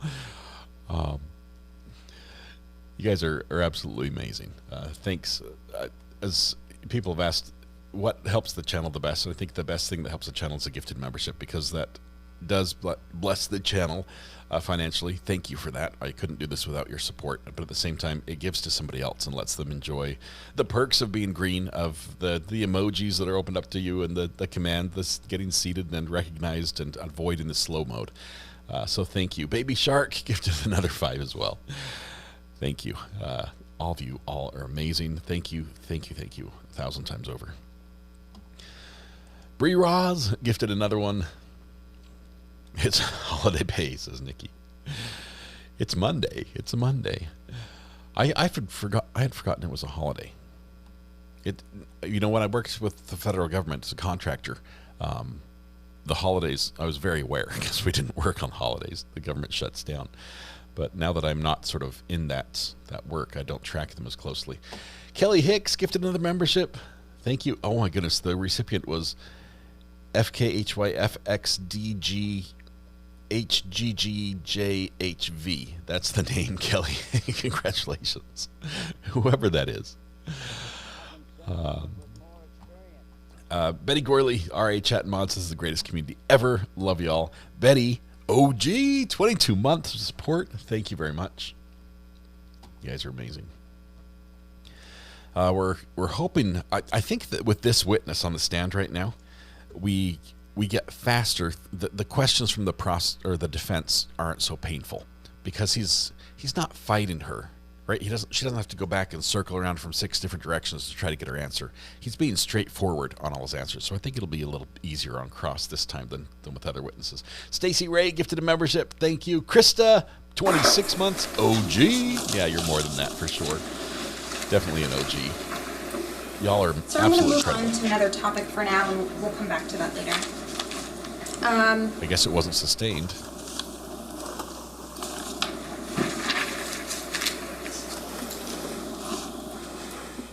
Now, you testified to several conversations that you had with Mr. Caneiro on scene. Yes. Right? And none of those conversations were recorded. Only unless a patrol officer was saying in the vicinity of me would have been recorded. I was not wearing a body-worn camera. Right. When you reviewed the body-worn camera in this case, did you see any instances where any of the conversations were recorded? I don't specifically recall. Well, the ones Blackbird here, that thank you you. testified today were not recorded because we didn't see them, right? Yes. Judy, she put a pin in And it. We're going to come back to At the it. time, though, you were aware that there were officers with body-worn cameras, right? Yes. You're an experienced officer and detective. Yes. But you didn't, for any of these conversations that you're having with Mr. Caneiro, you never said to a patrol officer, hey, can you come over, stand here, so that the conversations are in fact recorded? No, I did not. You can check that off for the year, Blackbird. And obviously, the thing Mission about a accomplished. recording is, if we had it, we would be able to watch it and see if what you're testifying to years later matches what actually occurred. Yes. But without that, we lose the opportunity to do that. Right? Yes. It's a delicate line to walk. We don't know if you're telling the truth because we don't have a video. One of the things that you had other officers do was canvass the scene. Yes. And canvass the scene means having officers go around essentially the neighborhood area or surrounding area. Yes. And They're looking for people to talk to who might have relevant information. Yep. And they're looking to see if people's homes in the area have security cameras. Yes. It's because if they have security cameras, you might be able to capture relevant evidence in the area. Yes. And in fact, that's what you had some officers do, specifically Detective Sergeant Martin, Detective Melody, and Detective Orbach. Do you recall directing them to start canvassing the scene? Yes. And you testified in direct ultimately that they were able to get surveillance videos from a few different houses, right? Yes. 30 Tilton, right? Yes. And 308 Green Grove. We'd like to watch those. And ultimately 19 Oxford, right? Katrina Bunny, thank you. Yes.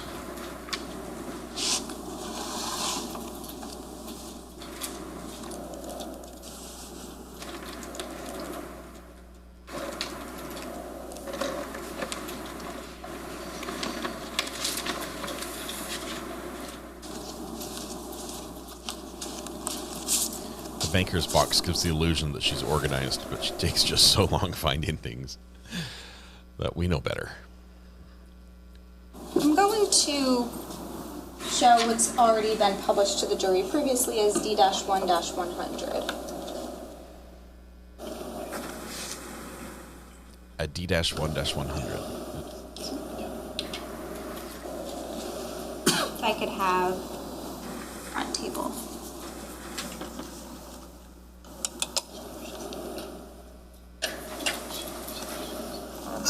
Okay. Sir, this is a map of the 27 Tilton area. Do you agree with that?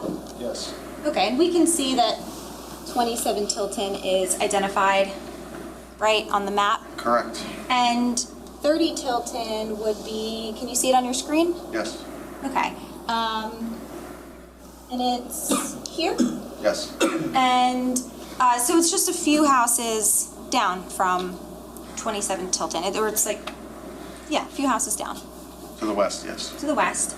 And I don't know, are you able to see on this map where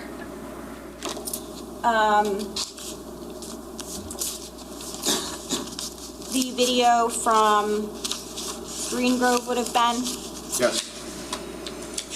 And can you maybe just circle it?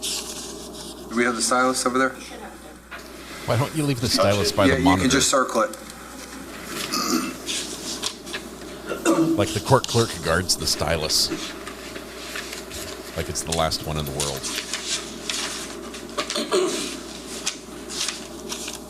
Does it say 308 too, right on the house? It's a lot of focus, but I'm pretty sure that's what it says. Yeah. Okay. And can you just, for completion, also circle 30 Tilton? And then 19 Oxford, where would that be? Can you see that on the map? Yes. You'll be able to just focus it a little bit. I'm pretty sure this is it. Focus? Which one? Where's 19 Oxford? Okay. So those are the three houses that you were able to obtain surveillance video from. Correct. I want backyard from 19 Oxford and the Sure, street yes. from the other two. We could print this as D1-100. Do we have a .1 already, Anna? Yes. I think we do. We'll just confirm the point, whatever it is, and we'll make sure that it gets labeled that way. We'll confirm it. I think it could be .3, but I'm not sure.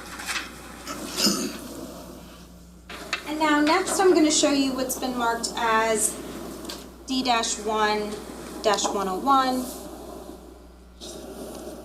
Oh, there's an undo button at the bottom. You can press it and hold it down. On the bottom?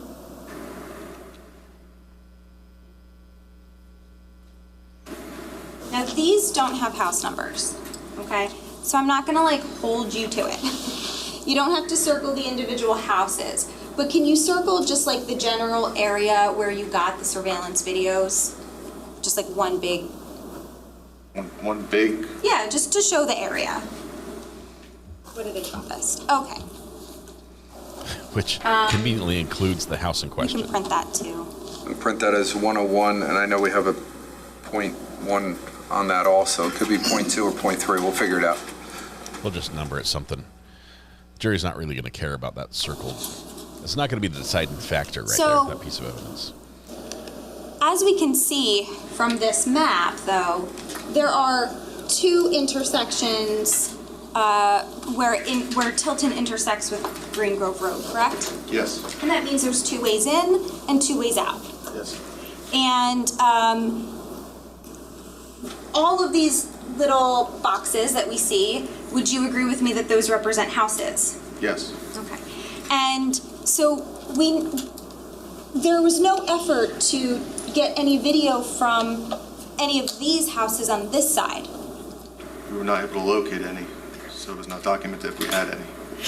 So there's no documentation that you tried, is there?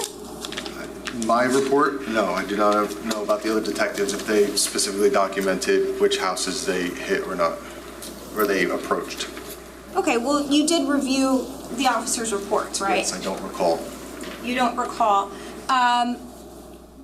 Okay, so you're saying you're not sure whether it was never attempted for these houses to find surveillance video in this area versus whether you tried? No, I know that we attempted. I only know that what we were able to obtain. But we don't have a report to show that you It's not attempted. documented in my report that we attempted 17 other homes, for instance, on Tilton Drive, but that's generally what we do when we're canvassing for witnesses and surveillance. Well, didn't you document like the people that were spoken to and they were asked, like the addresses? We tried this one, they had it and they didn't. I wrote that in my report. Right. In the reports, doesn't it indicate like when someone didn't have surveillance video? I don't recall writing in my report that I did not obtain surveillance from an address or not. Or in any report? Again, I do not recall the other officers' reports of whether or not it says that specifically or not. Okay. Well, you would at least agree with me that we don't have any video from this area here, correct? Correct. And do you think it's possible that there were attempts made, but just none of these houses had surveillance video? Objection. Sustained. Word possibility. He told you what he knows. You can ask it differently. Did you ever direct any officer during the course of your investigation? Did you ever say, "Hey, looks like we have really good video from this side of the street, but we don't have any from here. Can we see if we can get some?" Did you ever do that?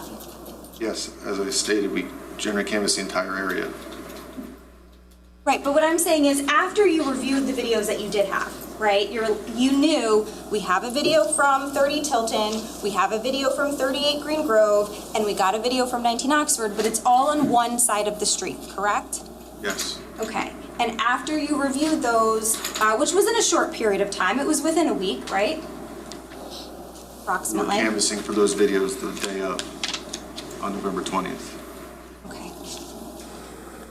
So after the 20th, when you learned you got those 3 videos, did you ever send any officers or detectives back to the area and say, "Hey, maybe some people weren't home, maybe you missed a house, can you document each house and let me know whether or not there are surveillance videos in that area so we can view that area, that side of Tilton Drive?" No, I don't recall us making a second attempt. If you had made an attempt, wouldn't it be in your very detailed 50-page report? We didn't make a second attempt. Okay, so you did not make any second attempt. So if I understand correctly, correct me if I'm wrong, on the day of, on the 20th, you're saying you sent officers out to see what they could find. Correct. After they found it, at no point did you then send anyone back out to say, "Let's see if we can get anything from the other side." You agree with me on that? I'm saying that I do not recall us making second attempts to find further video surveillance from the rest of Tilton Drive. Okay, and as a result, in this case, we do not know what, if anything, occurred on this entire area of Tilton Drive intersecting with Green Grove. Objection. Sustained. Based on that question. You can ask it He's differently. answered you that they looked at everywhere else. In the beginning, they couldn't find anything else. They only found it on the one side. He's saying they never went back at any other time.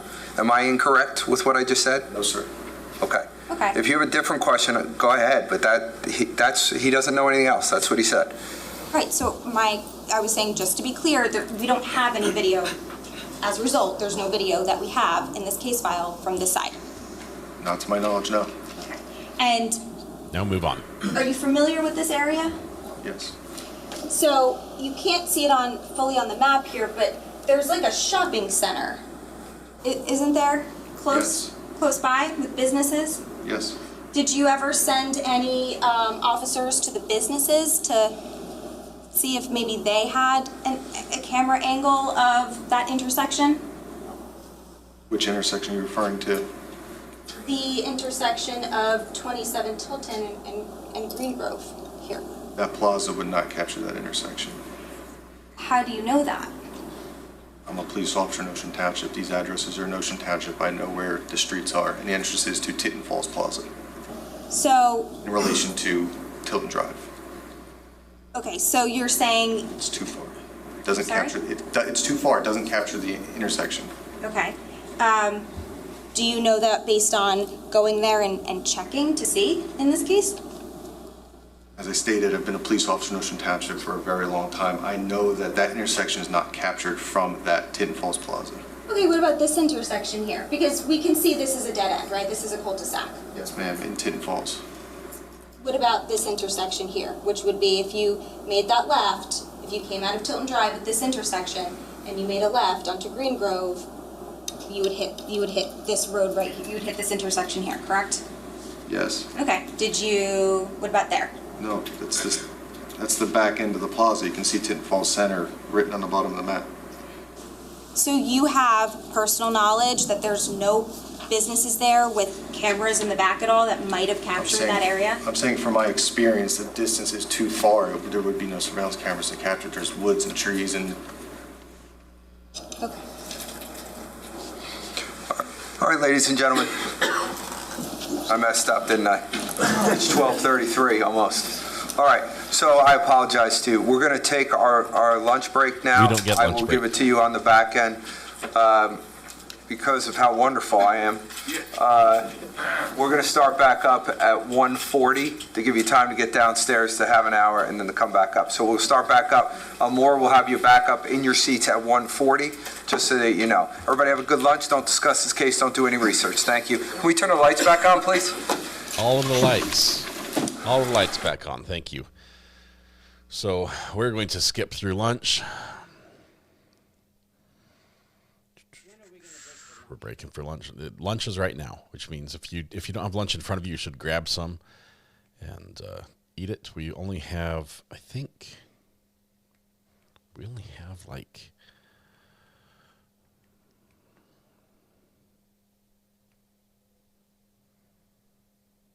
a little bit left, I think.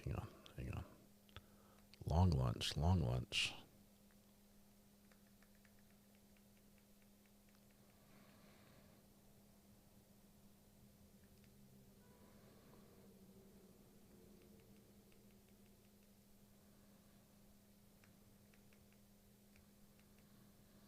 We're waiting.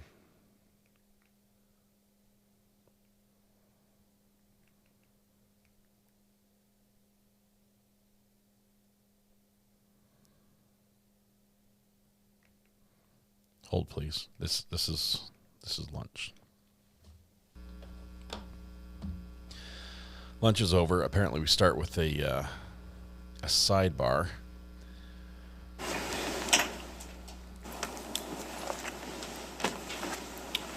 All right, we're on the record for the afternoon. The state. Turns the mics off because it is a sidebar. Fix my collar, please. What's wrong with my collar? Is it up and back? Or is it? Oh, it's him. Yes. Okay, now I can't unsee that. Stares deep into our soul for a moment. It's chilling. All right. I just checked my doorbell camera. The fire is not on it.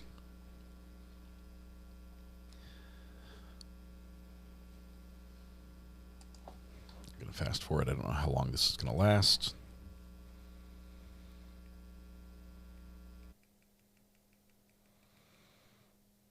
Some minutes later.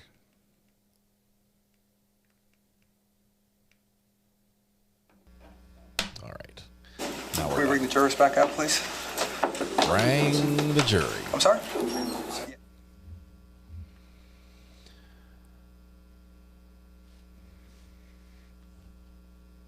We get the full tummy shot post lunch.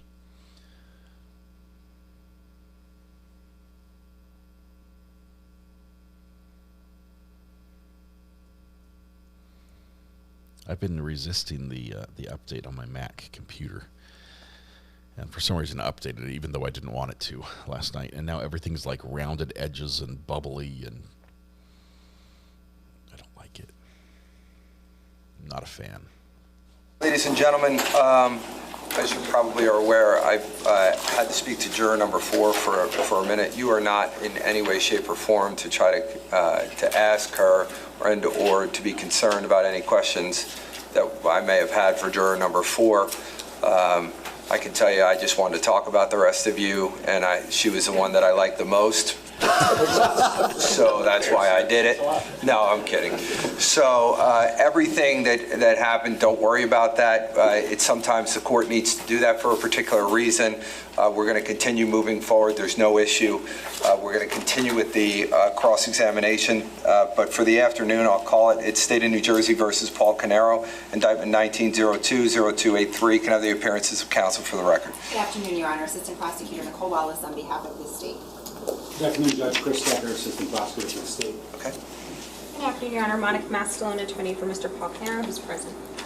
Good afternoon, Judge Andy Murray for Mr. Caneiro. All right, good afternoon, everyone. Good afternoon, Mr. We're all Caneiro. here. All right, Ms. Mastalone, whenever you're ready. Thank you, Judge. I want to return to just a discussion we were having earlier this morning about the search of Mr. Caneiro's vehicle in the driveway, correct? Yes. Do you remember that conversation? Yes. And during that conversation that you and I had, you acknowledged that, or you discussed the consent form, correct? Correct. And again, on the consent form, it says, there's a provision on it where you can say, Mr. Caneiro can indicate whether he waives or does not waive his right to be present for the search, correct? Correct. The form says he waived it, correct? I believe so, yes. You believe so? Do you want to see that?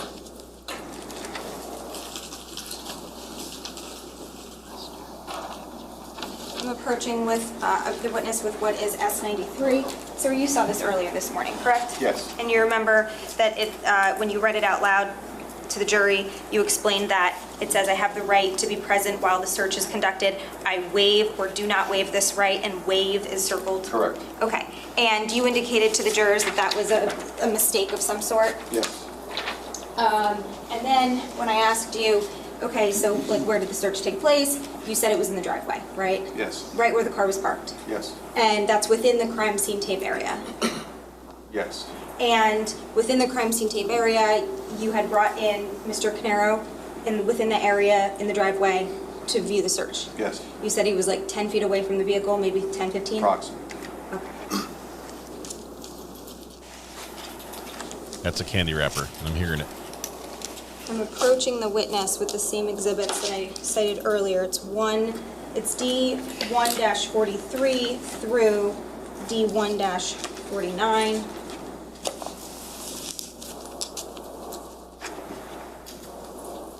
So, did you want me to show?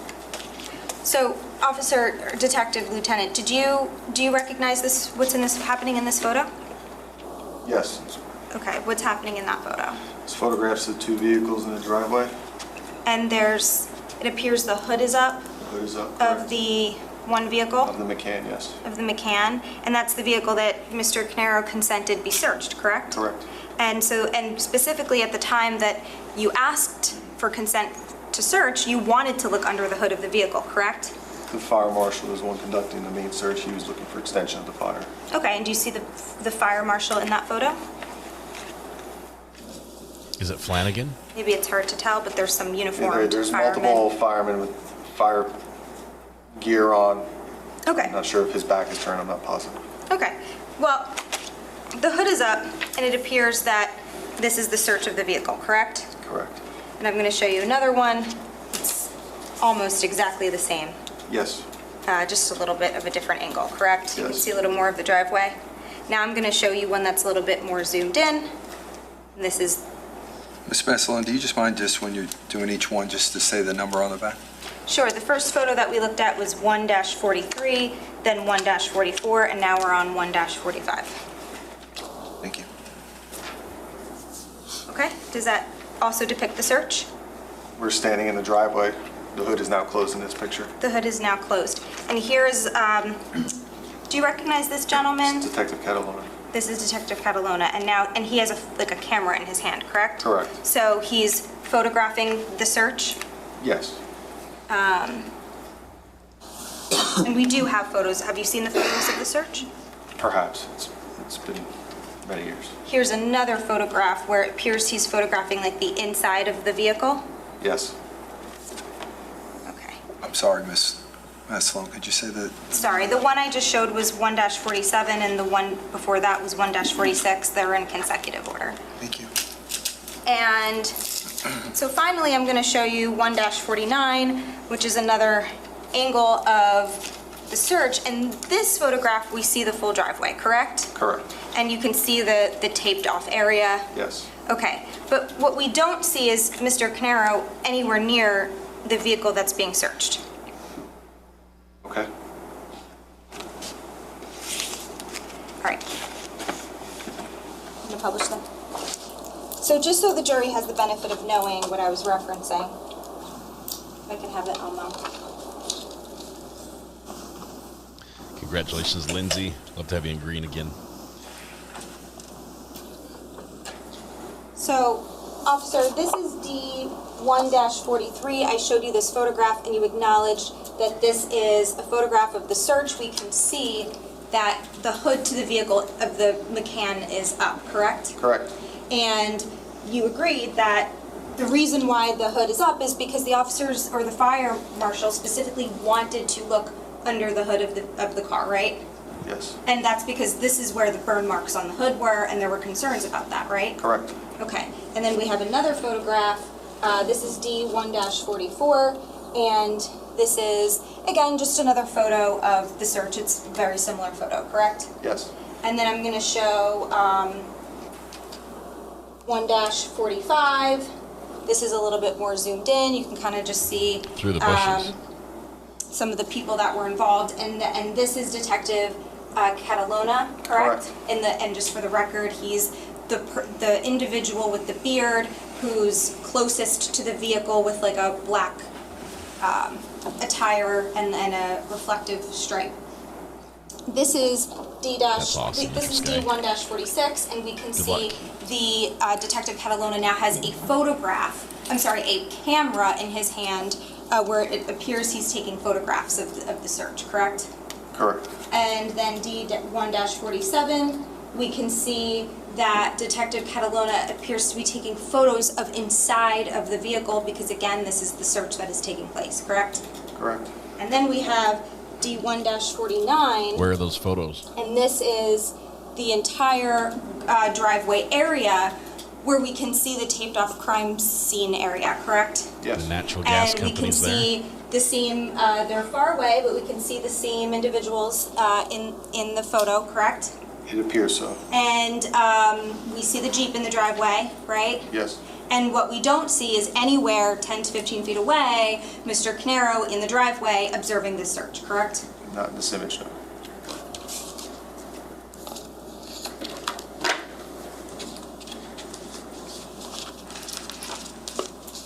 Now, another thing I wanted to just talk about was we talked earlier about how you had the opportunity, and you discussed it in your report, that you reviewed the body-worn camera footage in this case, right? Yes. And part of that included video of when Officer Redman, originally approached the shed and was observing the stones, right? And the potential footprints that were seen? Correct. Okay.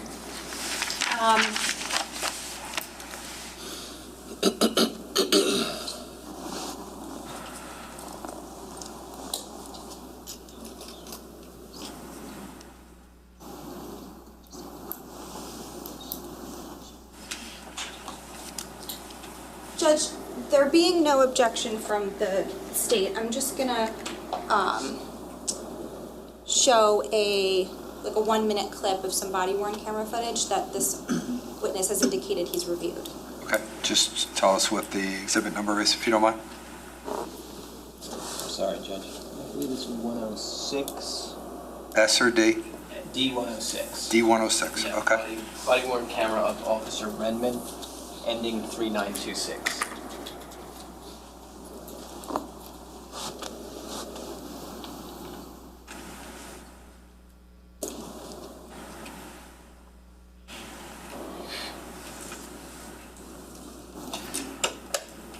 Okay.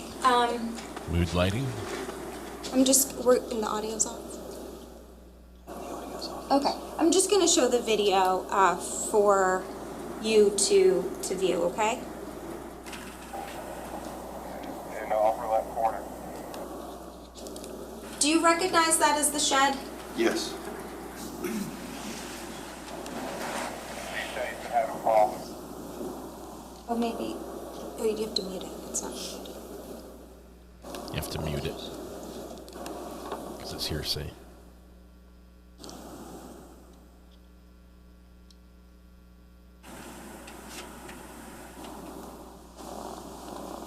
Just hold on. Just a few seconds.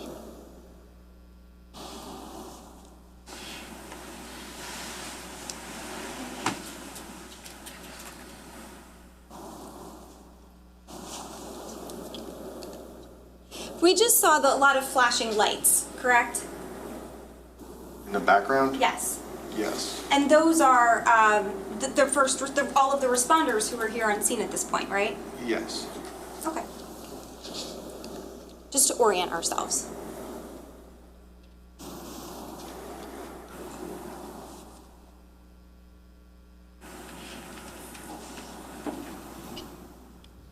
Is there anything important behind me? No? Maybe. Where's the footprint?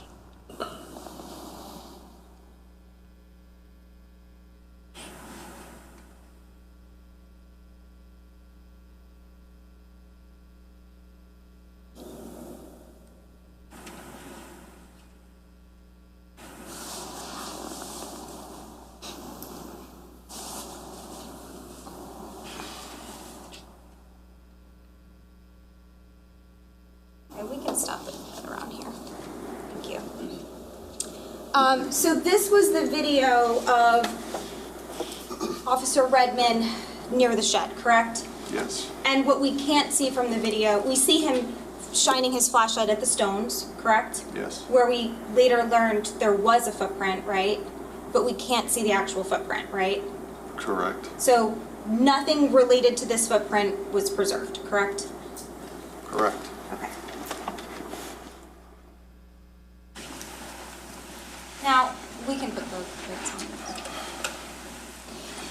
on. With respect to the garage area where the DVR had been retrieved, did you observe that area? Did you go into the garage yourself? I'm sure at some point I was in a garage, yes. Okay. Now, at some point, you also had a conversation with Mr. Caneiro, correct? Reference to... Well, you had multiple conversations with him, I did. right? One of those conversations centered around his, I guess his DVR system, and he mentioned something, or his cameras, and he mentioned something, I think you testified, he mentioned something about a firewall and connectivity issues or something. That's correct. Did I Yes. say that correctly? Okay. So did you at any point go into the garage and look at the area of where the DVR was retrieved from to see like what was going on in that location? I believe at some point it was shown to me where the DVR was located. Did you look at the wires and the plugs and whatever items were in there to see what potentially was connected to what not. Did you take note of where the outlets were? Were they behind the refrigerator? Were they more accessible? Was there a power strip? Anything along those lines to try to understand better what Mr. Caneiro was indicating about a connectivity issue? I did not. And you didn't ask him in that moment either, correct? No. Okay. And is it fair to say that what you're writing down is probably not verbatim what he's saying to you? You're summarizing? Correct. In my notes? Yes. Yes, ma'am. In your report? A report verbatim, not always, no. Okay.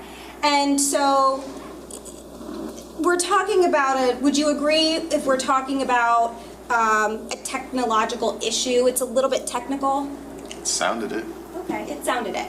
And so the word you meant that you recall him saying is a firewall? Correct. And is that something that are you familiar with what a firewall is? I couldn't define it for you, but I know it has to do with computers and things like that. Computers and things like that, okay. And when you went into the garage, did you take note of certain access points that were located in different areas in the garage and also the house? Access points to what? I don't recall. I don't. Another question I have is, when you wanted to know whether or not the cameras were actually recording and whether there was any information on that system, why didn't you just ask Mr. Caneiro, hey, can you just pull it up on your phone? Do you have access? Can we see it? Can we check it? Let's see if it's working? I think at that point in time, since the DVR had already been secured as evidence, we could just view it off of that. Okay, but that took time, right? We viewed it later, yes. And didn't you want to know as soon as possible that, like, who could have set this fire since it was already a crime scene, and you wanted to know, like, maybe who did it? We decided to view it off the DVR. Okay. Now, you were there when Detective Catalona. Hold, please. We're trying to get the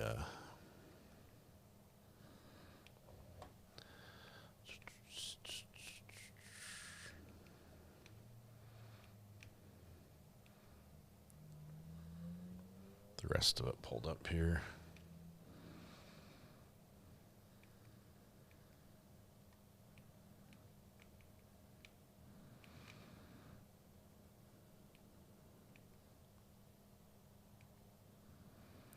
We need day 4, this part here.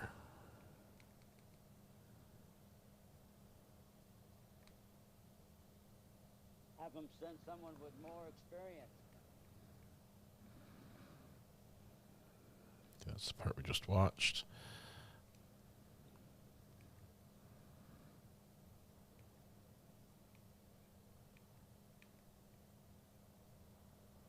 I think Hey, be kind. Be kind, y'all. Because he's the guy. I'm the guy. Yeah, is this it? No. And then you also mentioned how later you learned that Marissa had left again.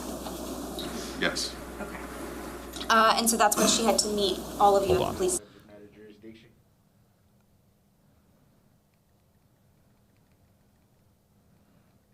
One feed cut unexpectedly. Trying to There find were the right multiple spot officers on scene.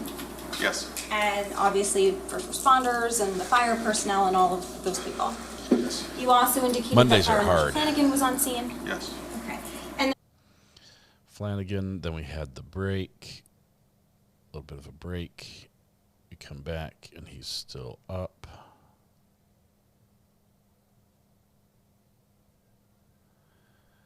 Then it cuts. when you first got there, you spoke to... Stop.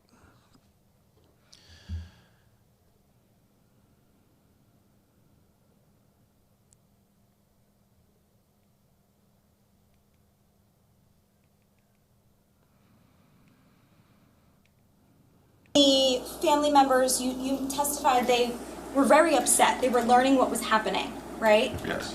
And they learned it, I think you said initially through a Does family that work? friend, I think we're in the right spot. The original fire. the original fire. Correct. They received it. Someone in the family received a text message. And then later, they're learning through media updates about someone being deceased at 15 Willowbrook. Yes. And you said they're demanding answers. What? Yes. And approximately what time is this?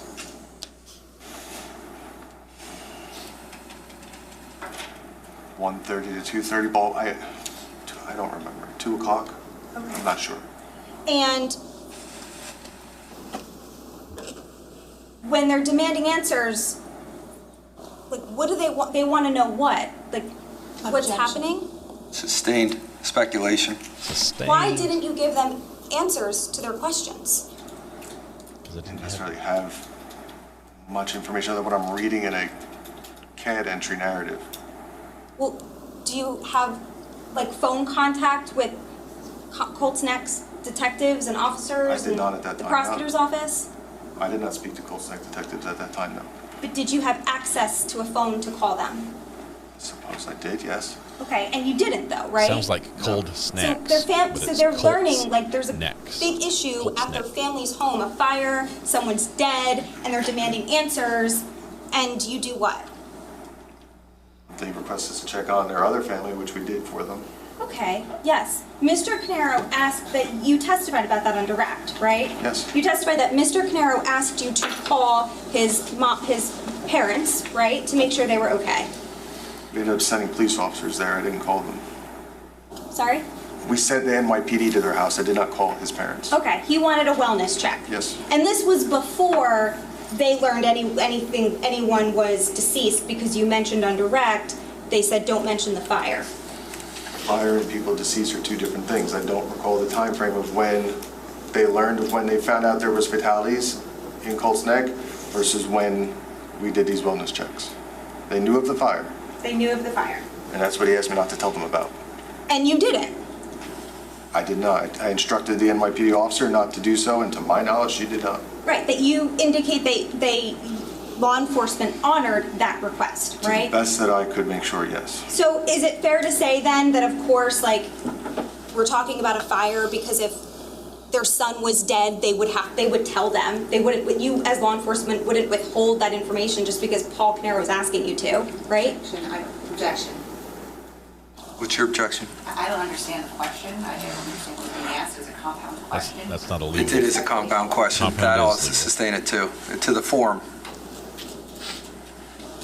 Mr. Caneiro does not have any authority over you, does he? No.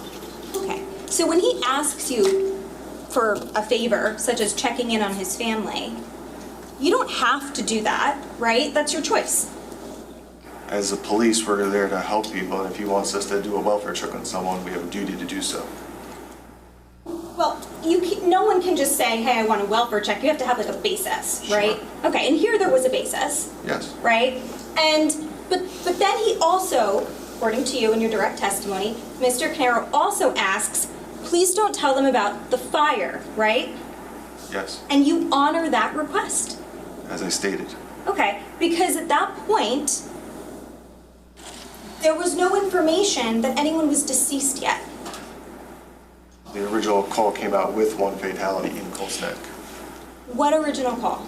To Colts Neck. The call, when the prosecutor's office was alerted to a second fire in Colts Neck, and we looked into it in our computer system that shares information with Colts Neck, the CAD, we learned in the narrative entry that there was a body in the ground in the front of the house. So then, my next question is, why did they have to learn through the media that someone was dead at their family's house? Objection, relevance. I don't understand the relevance. Ms. Maslone, you want to tell me what the relevance is? It goes to the circumstances of their investigation, how they're treating Mr. Caneiro and his family, the credibility of not just this detective, but the officer, the way that they tried to make it seem like he was trying to hide information from his family by saying, don't tell them about the fire. I mean, there's a host of reasons why this is relevant. Sustained. It's not relevant. He explained that to you. I don't know if that was our exact conversation, but that was my understanding. That was my reason to honor his request, because he didn't want to overly concern his parents at that point in time. Okay, because they're old. Did he explain that? However old they are, I don't know how old they are. Had a heart condition. Do you recall that? No, I don't.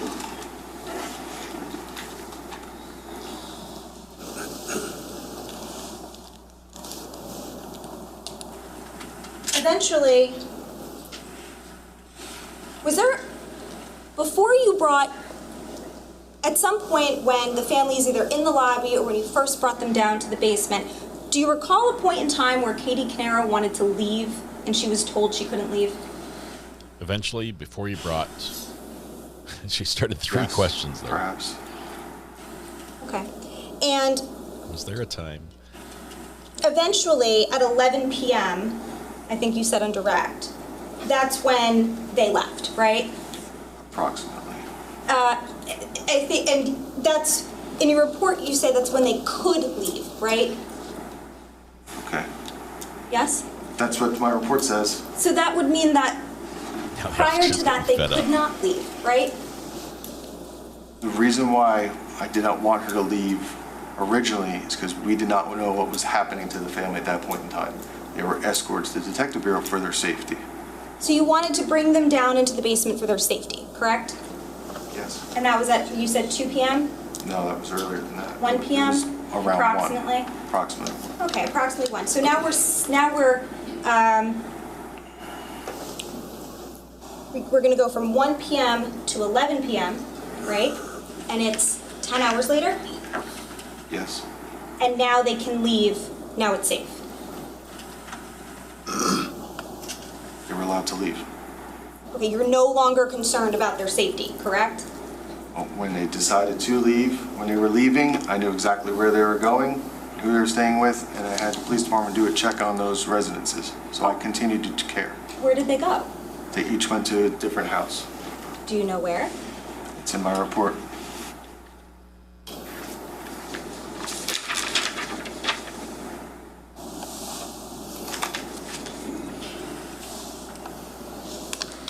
It's somewhere in my 50-page report, it says. You can find it. Big sigh from the defense lawyer. She's frustrated too. Maybe ask better questions.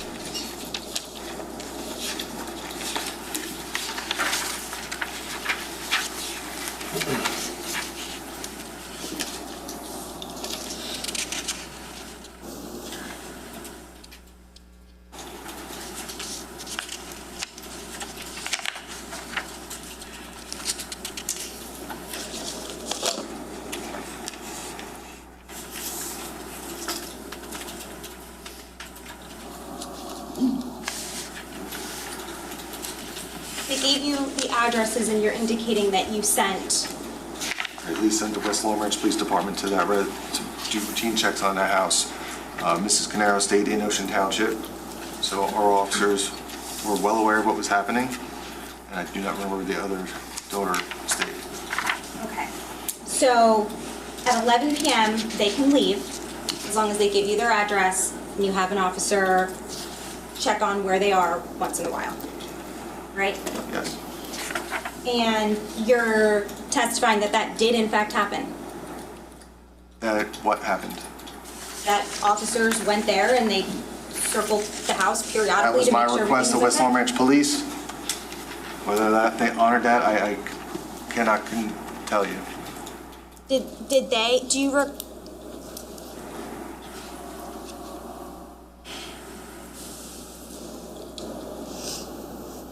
when the family was demanding answers,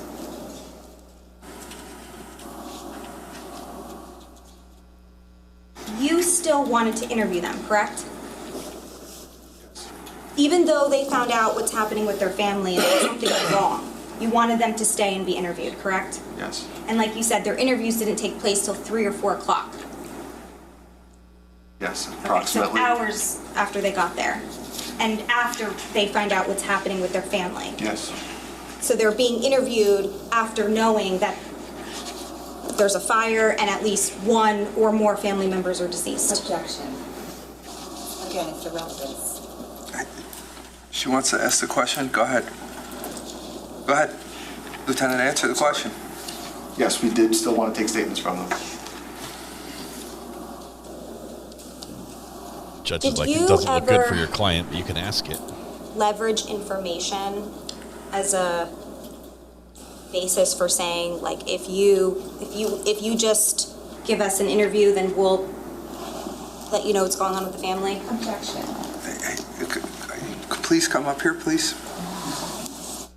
Judge says, please, you two get up here. We need to get on the same page because at this rate, 10 weeks won't be enough.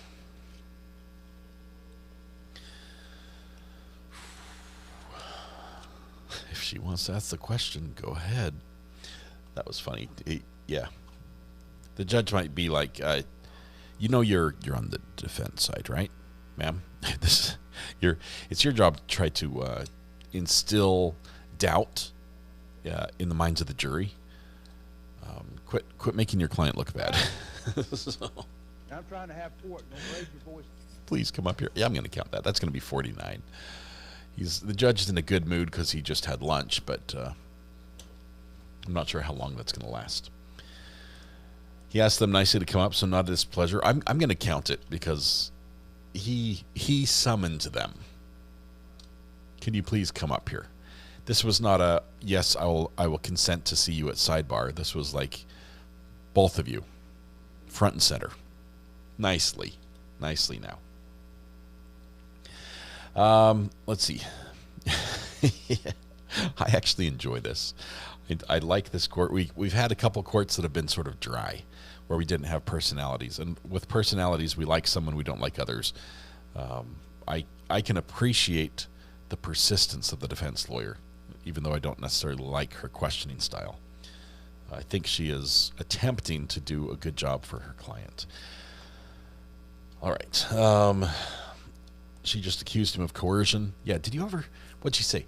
Did you ever withhold information and like hold it out sort of hostage? If you talk to us about this, then we'll tell you what we know about that. That's what she was asking.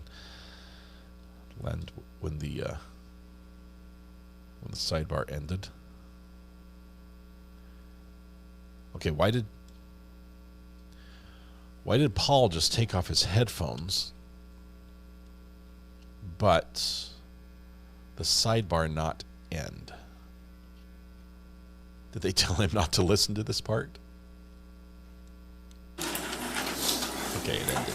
So the question that was asked to this witness was something to the effect of, again, I'm summarizing, whether this detective, now lieutenant, leveraged the fact of getting a statement against or from the Caneiro family members, the daughters and maybe the mother, I don't know, to get statements from them so that and then they would be able to leave at some point, something to that effect. But leveraging information, so basically making an allegation against this detective that he did something improper. I then brought counsel to the sidebar. It's in front of the jury? And I asked about this and whether that there was anything that was provided, or whether there was a good faith basis to ask this question. Right. And I was told by Ms. Mastalone that there may be information, and yes, she does have a good faith basis from family members. Prosecutors indicated at that point in time that they were not in possession of any information as it relates to this at all. They've attempted to speak to the Caneiros in the past. I'm talking about Susan and the kids, and they had been unable to do so for a period of time. Whoa. I summarize this only because now I'm going to have an oral argument on the issue of the fact that no discovery was turned over about an allegation against this officer so that the state would have the opportunity to respond to it. I will start with the defense. It just got spicy. Your position, because you cited a case, and I want to give you the opportunity to lay that out on the record. I just want to do it outside the presence of the jury so we don't have anybody hearing anything. Okay, jury's not as here. to exactly your position as to why you do not feel that you had to turn this over at this point. I'm not saying never, but at this point. So go ahead. Sure, Judge. The case that I'm relying on is State versus Tier, which is, I don't have it in front of me. If the court wants to give me about 2 minutes, I can pull it up. But TIER, and I believe it's like a 2016-ish case. And in that case, it was very similar. In that case, the defense had indicated that it had certain witnesses that it intended to call. The state wanted a proffer or a report. The defense indicated there is no proffer, there is no report, nothing was memorialized, and I don't have to give you a proffer because I am entitled, meaning the defense, to a confidential Sixth Amendment investigation, and I'm entitled to have a defense that I don't have to hand over to the state. And in that case, I believe the trial court initially said, well, you have to turn over a proffer at least, and it went up on appeal, and I don't recall off the top of my head if it's an appellate division or Supreme Court, might be Supreme Court, that said the trial court erred, and the defense attorney did not have to provide a report, nor did the defense attorney have to provide a proffer. She better be right about this. But if she remembers upon request from the court, the defense attorney could have to tell the state whether or not their witnesses were fact witnesses or character witnesses. And that's the extent of which the court can control what information the defense turns over to the state. Now, I will also add that at this point in time, obviously no witnesses have been called yet. The state indicated that these witnesses were on their witness list. It was anticipated that they were going to call them. And I understand that in recent time, they haven't had contact with them, but there are multiple reports where they have had contact with them. These aren't witnesses they've never spoken to before. They spoke to them on the 20th. In fact, this detective... November 20th, 2018? Yes. Okay, so it's not recent. It's when the date of the incident occurred, which is the date you're alleging that maybe something was leveraged to get them to give that particular statement, right?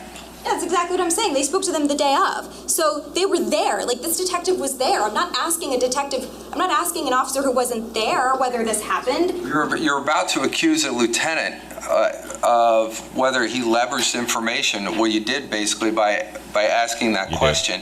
You're saying that you have a good faith basis to ask the question, which I respect. You say you do. Again, I respect that also. But I need to read the case that says that you have the ability to do that, and that the state can be completely blinded by the fact that you even have any of this information. The state had no chance to respond to this information, to even know what was going on.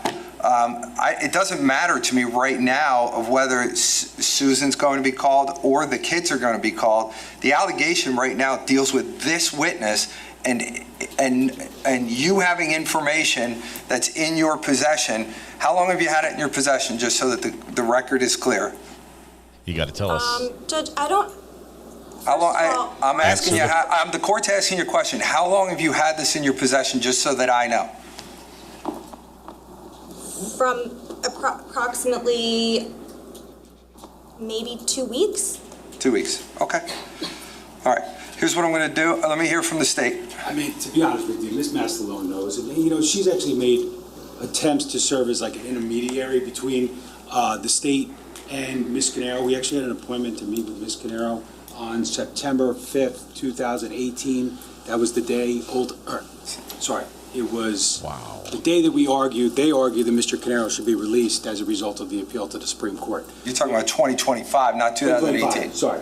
So that date is September 12th, 2025. Ms. Wallace had actually spoken to Ms. Caneiro. She was very nice, my understanding of the conversation. She agreed to meet with us. Then we had to be here in court. She came for the first time in 8 years to court and watched the arguments to have her husband released, and we had to cancel that appointment. Other attempts recently to try to meet with her and her daughters. We've had to go serve, the detectives had to go to her home to serve her, because it's the only way we could make sure that they potentially, be aware of when, that they were under subpoena. They told us through Ms. Mastalone, well, actually, Ms. Caneiro told Ms. Wallace that, she didn't want to meet, but she would get up on the stand and tell the truth. I mean, I got to be honest, I'd love the defense to call Ms. Caneiro and the two daughters in their case, but obviously I don't control that fact. I'd love to cross-examine them about being leveraged. Yeah. There were attorneys there that day on Mr. Caneiro's behalf at the Ocean Township Police Department, two, in fact, one of which gave a statement in his case, which was sort of intimated when Lieutenant Brady was asked questions about Cap and Harrington. There's also another statement, and we haven't chose to use that witness because I would imagine they're going to argue it's attorney-client privilege, but that's neither here nor there. I haven't really reviewed this case. I see it was a matter, I believe Ms. Massalone worked for the law firm that handled it at the time, and I believe, I could be wrong. So she knows it inside. Obviously, we're not necessarily aware off the top of our heads about this case law. My understanding is that, like, if they were to document something based upon a conversation with Mrs. Caneiro and or the daughters, that, the law, the discovery rules, I would think, courtesy would dictate that would be provided to the state. I mean, that's just my baseline 22 years of practicing law understanding. But again, I'd have to look further. I mean, I would welcome the opportunity to cross-examine all three of them about this information, but I'm going to take a break. I hear you. I'm going to take a break. I'm going to read this case. I'll take a look at it. I am not familiar with it, so I'm going to go read it, and then I'm going to come back and render a decision about my findings as to this discovery issue. Could be a discovery violation. Can you just tell the jurors more that it's going to be a little bit more time? Tell the jurors don't go anywhere. We're going to now skip forward while the judge does some research. This got spicy really quickly. The crux of this argument is that in the cross-examination of this witness, Lieutenant Christopher Brady, the defense lawyer said, did you leverage this information about what was going on back and forth, which is improper? Saying, if you'll give me this, I'll give you that type thing.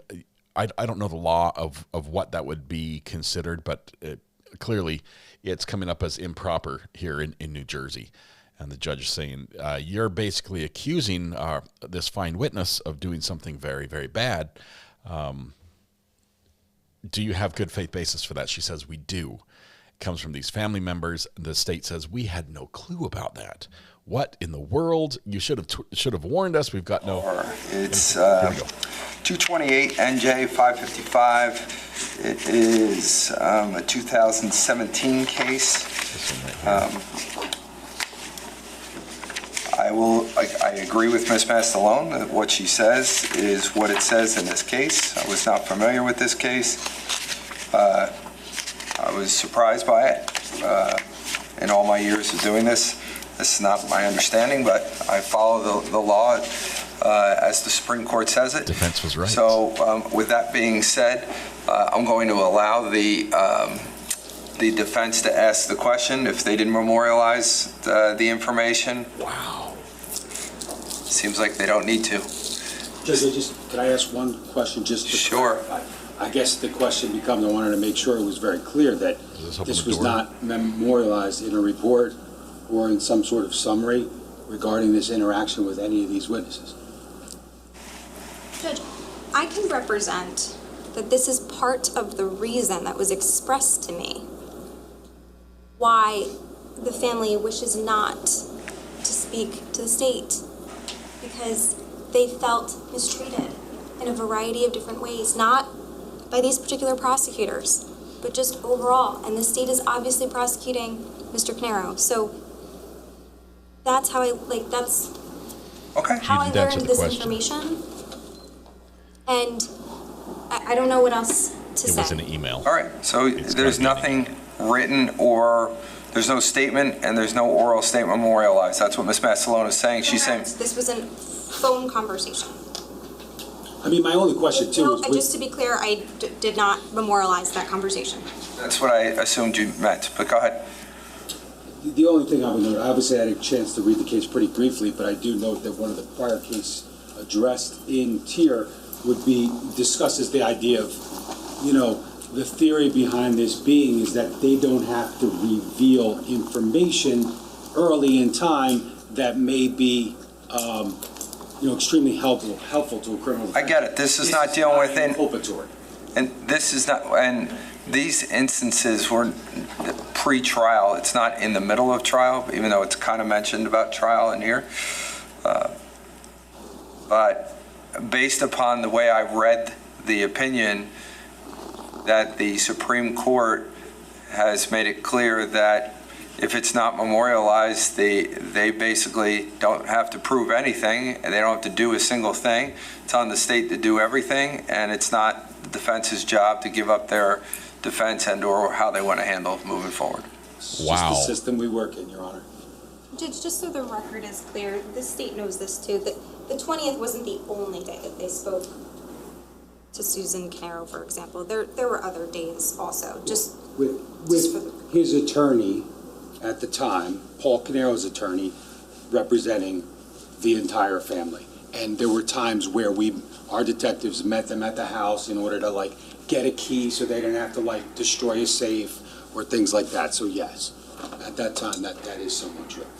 So it wasn't for more reasons statement-wise, it was for other reasons? That is my recollection based upon everything off the top of my head without looking at everything. Yes, there's no second statement from any of those individuals. There is in December. It was the next month. It's memorialized, and I can't recall off the top. It might even be Detective Brady's report or Petrozello's, but it was to ask follow-up questions or something like that. Okay. If it's documented, it's so documented. Can we get our lieutenant back in? The only question I was just trying to remember off the top of my head without having it in front of me was like, are they on the defense witness list? I don't know. Our original trial memo said that we reserve the right to call any named person in the state's discovery. Boom. She's playing. Okay. She's playing. And I just imagine any of the other defense witnesses that are on the list, there's no other reports for any of those people. Correct. I have nothing. I have nothing, no reports. This is just strategy. Strategy, and it's a good one.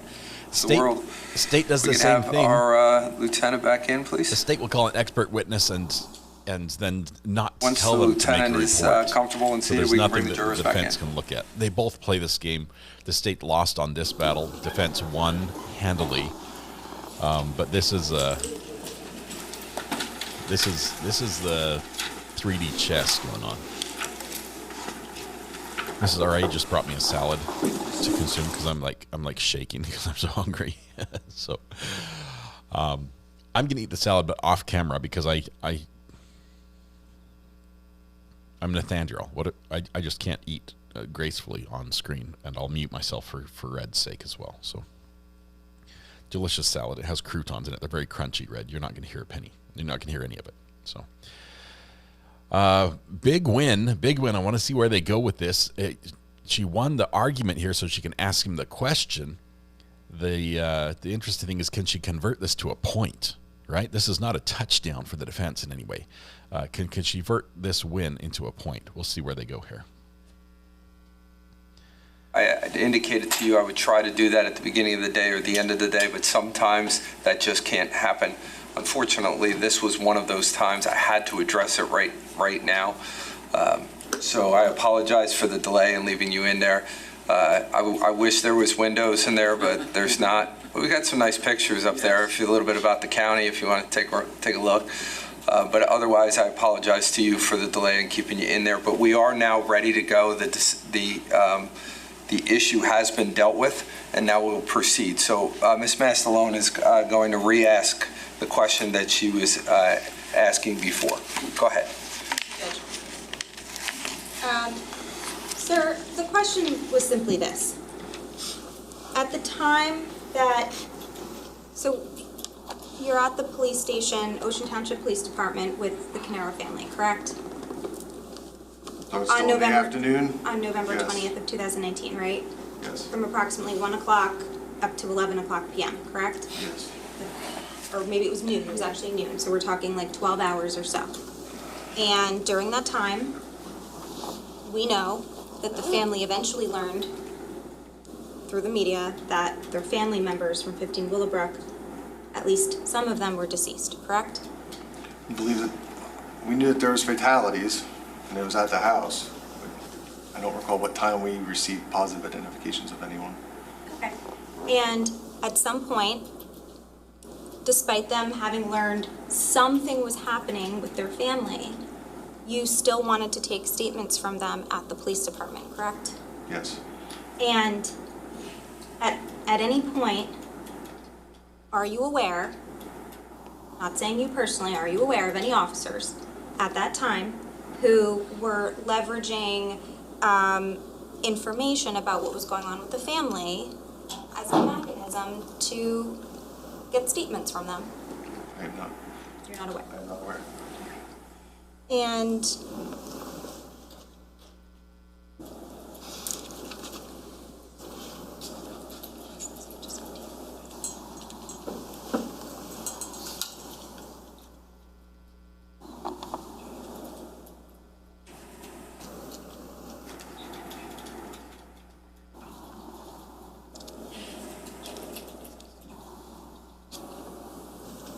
Judge, I don't have anything further. Thank you. I have nothing, Judge. Sir, you can step down. Thank you.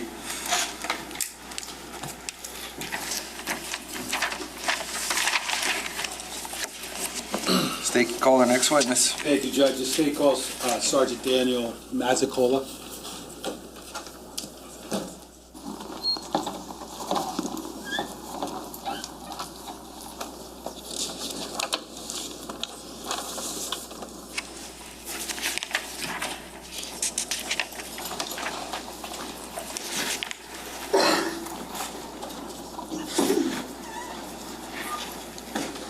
Hello, sir. Just watch your step, if you don't mind. You put your left hand on the Bible, raise your right hand. Do you solemnly swear or affirm to tell the truth, the whole truth, and nothing but the truth, so help you God? I do. Okay. Once you're seated and comfortable, can you state your full name for the record and spell your last name, please? Sergeant Daniel Mazzicola, Mazzuccola. All right, thank you, sir. Prosecutor, when you're ready. Good afternoon, sir. Can you tell us where you were? Update, I was sitting as a patrol officer at the firehouse number 2 in Cold Lake, New Jersey. Just wanted, sorry, you may not have heard. Just wanted to ask you where it is that you currently work. Oh, sure. Cold Lake Township PD. Okay, approximately how long have you been a police officer with the Colts Neck Police Department? 15 years now. Okay. Now, did you have any police experience prior to Colts Neck, or did you start there? I started in Cold Lake. Okay. Now, in order to become a police officer with the Colts Neck Police Department, did you have to complete any mandatory training? Yes, I had to go to the police academy. Okay. Which police academy did you go to? Monmouth County. Okay. Now, I want to draw your attention back to November 20th of 2018. Do you remember that day? Yes. Okay. And were you working that day? Yes, I was. And were you working a particular shift? How did that work that day? I was working a day shift. Okay, and what's the day shift with the Colts Neck Police Department back in November of 2018? It runs from 7 a.m. to 7 p.m. Now, I want to draw your attention specifically to approximately 12:34 p.m. Do you remember that time? Yes. And can you tell us what, if anything, happened, or what, if anything, you learned at around that time? I believe I was called for a structure fire call. Okay. Did you get an address or a location or an area or anything like that? It occurred on Minebrook Road. I didn't hear that. Excuse me. Off the top of my head, I don't recall the. You talking about the location of the incident? Yes. Okay, Willowbrook. Willowbrook. That's correct. Do you remember where? I think you started to say it earlier. Do you remember where you were when you got the call? I was at firehouse number 2. Okay, within Colts Neck? Yes. Okay. And as a result of getting this call, did you respond anywhere? Yes, I attempted to respond to the residents. Okay. Now, back in 2018, did patrol vehicles in Colts Neck, for the Colts Neck Police Department, did they have any recording devices or anything like that within the vehicles themselves? They had MVRs. Okay. Now going back to 2018, did the Colts Neck Police Department in 2018, did you guys have body-worn cameras at that point in time? We did not. Okay. Do you recall approximately when Colts Neck Police Department ultimately received body-worn cameras? I believe either in 2019 or 2020, a few years later. But as of November 20th, 2018, you did not have a body-worn camera? We did not. Okay. You didn't possess one. The department didn't have any? No, we did not. Okay. Now, do you recall if at any point during your response to Willowbrook Road, was your recording in your vehicle, was it activated? The recording activates once the lights are turned on in the vehicle. Do you recall like the nature of the call to Willowbrook Road? I recall it was just coming over as a structure fire. Okay, structure fire. I wasn't sure if you said it. Yeah, I just wanted to be clear. Sorry. Now, when you learned of this incident, you said you have to activate your lights and sirens for the camera to come on, correct? That's correct. Okay, did you in fact, as part of your response, did you activate those lights and sirens? Yes, I did. Okay, so as a result of that, did you confirm later that your response was partially captured on video? Yes. Okay, and have you reviewed that video over the course of time or in preparation for testimony in this case? Yes, I've reviewed it. Okay, and based upon your review of that motor vehicle recording, can you tell us whether or not it was actually accurate or appeared to be accurate based upon your recollection from that day? Yes, it appeared to be accurate. Now, as part of your preparation for trial, I want to ask you if you had the occasion to look at any of the your colleagues' MVR recordings. I have seen them. Okay. Now, going to show defense counsel S101 now, S102.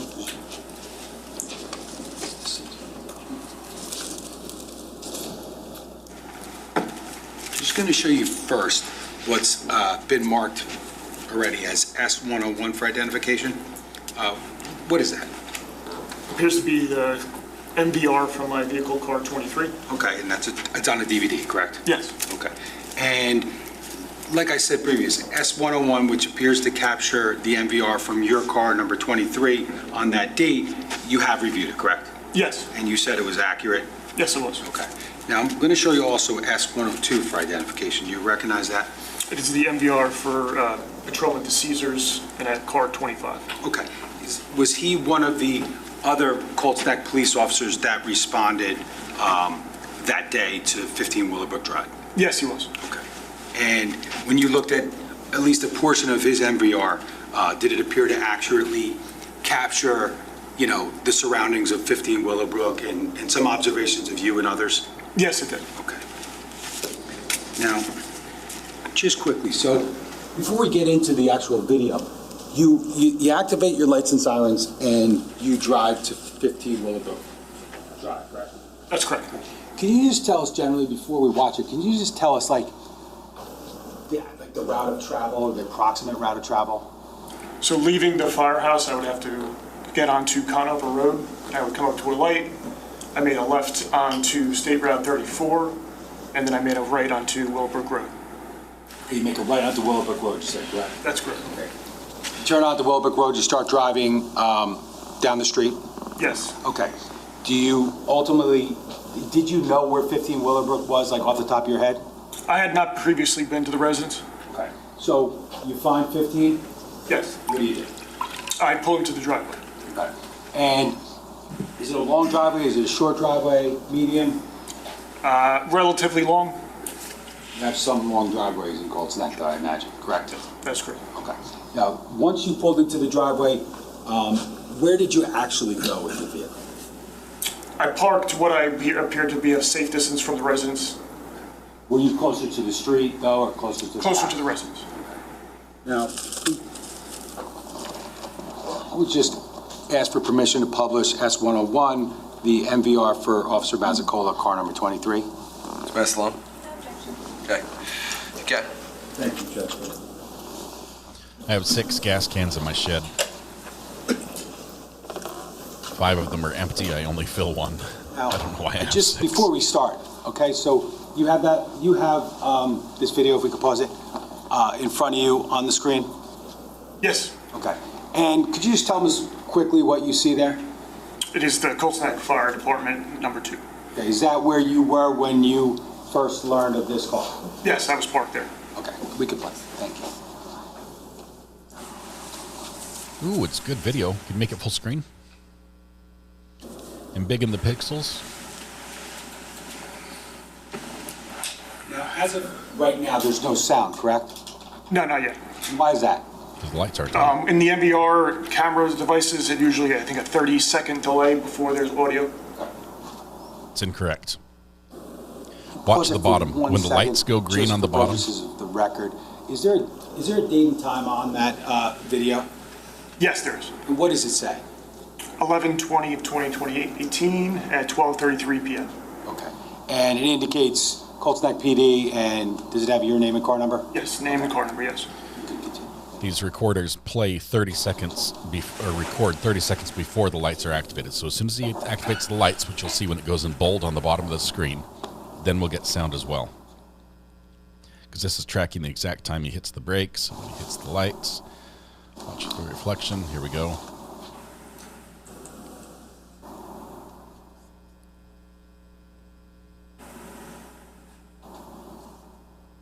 And he hits the lights. Lights go green. We have audio.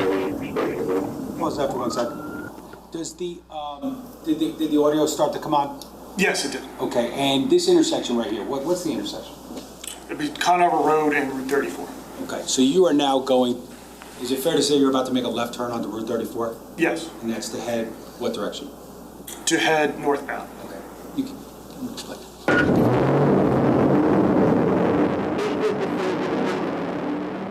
I feel like I need bus music.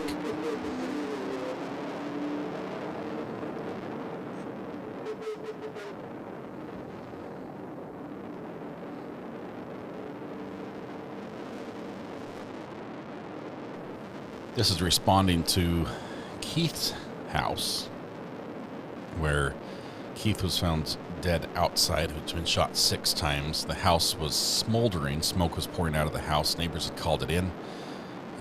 At this point, I don't think they found the body yet. So they got the call for smoke first, and then it became a deceased body on the lawn at some point during the response. And then once officers were able to go in the house, firefighters were able to find the bodies of his wife and 2 children. I know, Redman. I miss the police chase days. It's a beautiful little countryside out here, New Jersey. Pretty part of the country. Okay, here we recognize the landscape truck on the left. He's pulling in on the right. People are blocking the driveway. They're waving and saying this way right here. Now, did you see 2 individuals at the foot of the driveway there? Yes, as I approached the house. So did you specifically have contact with either of those 2 individuals? I spoke with the male subject. Boris. And did you learn if he was one of the 911 callers? At that time, I did not know if he was.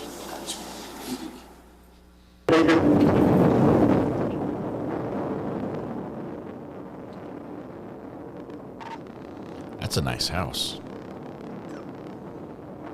It's an interesting design, but a very nice house.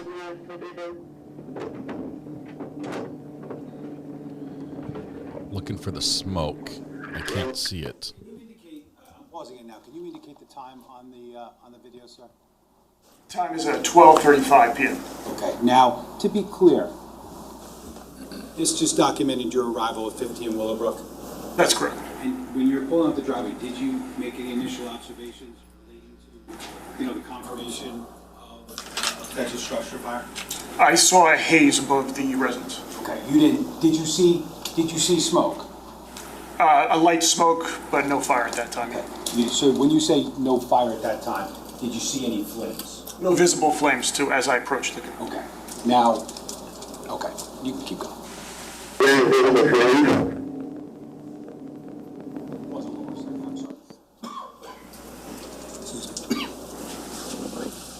Sorry.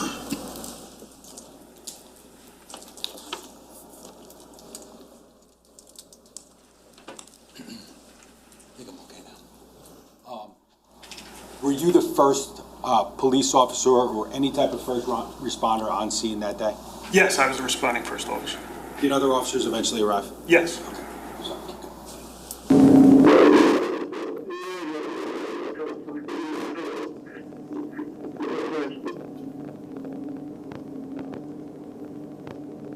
There's an officer on the street.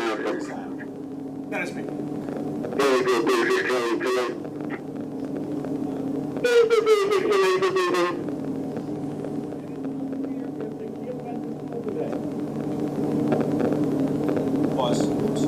If the kids went to school today. You start to head in another direction. Can you tell us where you're going and why? To the northwest area of the house. Okay. And was anyone over there at that point in time yet, or not? I believe at that moment, Patrolman Miyakawa had shown up and had drawn my attention to the front yard. Okay. And based upon him drawing your attention to the front yard, is that why you headed in that direction? Yes. And could you describe for us what, if anything, you found over in that area? In the northwest corner of the residence, in the grass, we observed a body lying face down. We're gonna get back to there in a second, but can we just keep going up for a minute?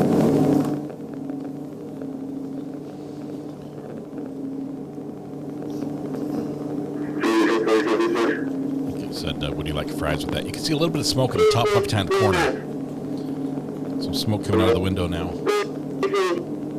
But maybe those are just clouds passing by.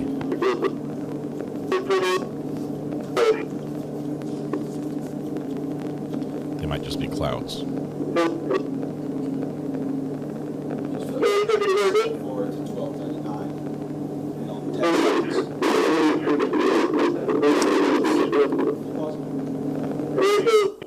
Would you like fries with that? If you recognize who that individual is in the middle of the street? That is a Patrolman Savage at the time. Okay. Did you see any other potential observations that were not there when you first arrived? Flames are beginning to emanate from looks like the basement of the house. I'm going to ask you in a few minutes where you are when this is going on, but just generally speaking, could you tell us where you were? We'll get into what you were doing later, but where you were? On the west side of the residence. Okay.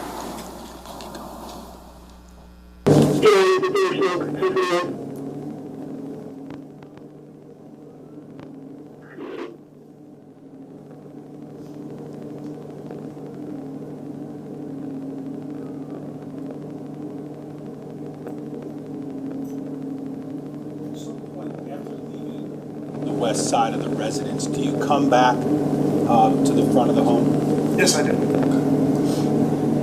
At some point after leaving the west side of the residence, do you come back to the front of the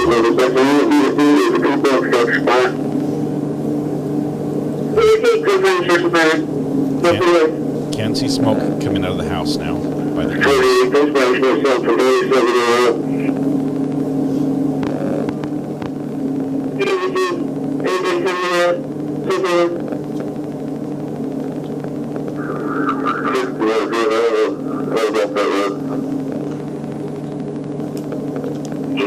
right now.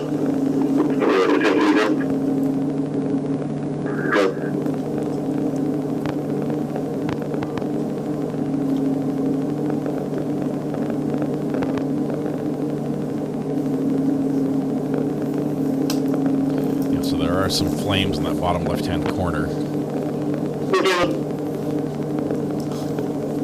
Or maybe it's light. Just to confirm with you, the caller that called us in was an Evergreen, not a location anymore. Pause that for a second. Okay. So do you see anyone reappear in the frame? Yes, that's Patrolman Miyakawa and myself. Okay, and who's in the front? Patrolman Miyakawa.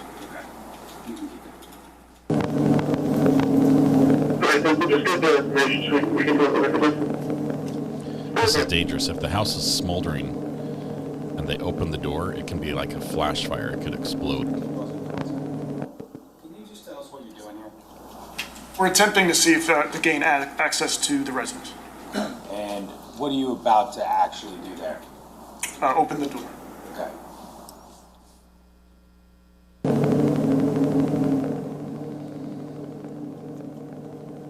Okay, so he opens one door. Smoke pours out there. Yes.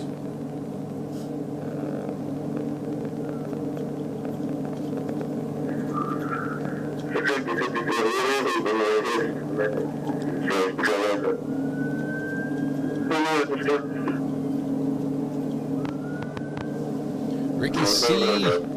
gifted 5 memberships. Thank you, Ricky.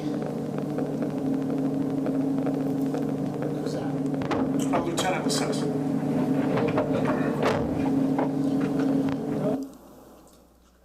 Now, you talked about earlier, you did review portions of, I think you said Officer DeCesar's MVR, correct? That's correct. Okay, I'm going to ask to play that now, at least a portion of it.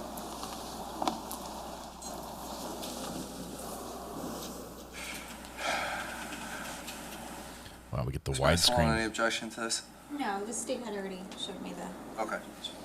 Yes. The panorama version of this one.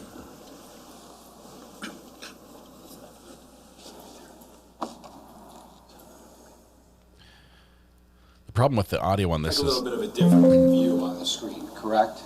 That is correct. Like a wide screen? Correct? Widescreen? Widescreen, yes, that's correct. For the record. Does it indicate the same thing, Cold Neck Police Department, but the officer's name and car number? That is correct. Okay, and what's it say there? CNPD Stephen DeCesar, car number 25. Okay. I'm gonna maybe try to fast forward just a little bit more, just for.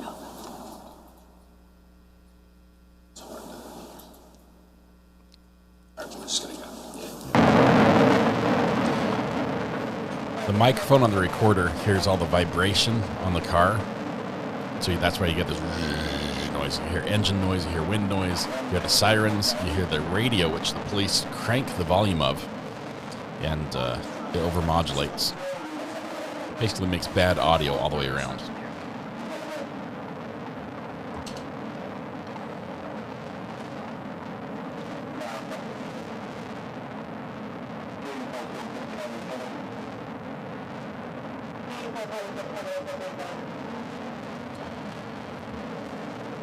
He's still driving.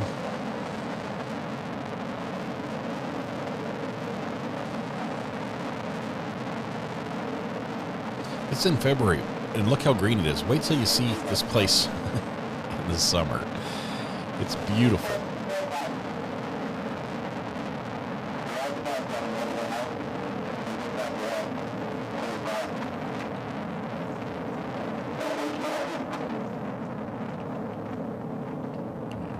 Turn right. There's a landscaper there on the corner. He's leaving.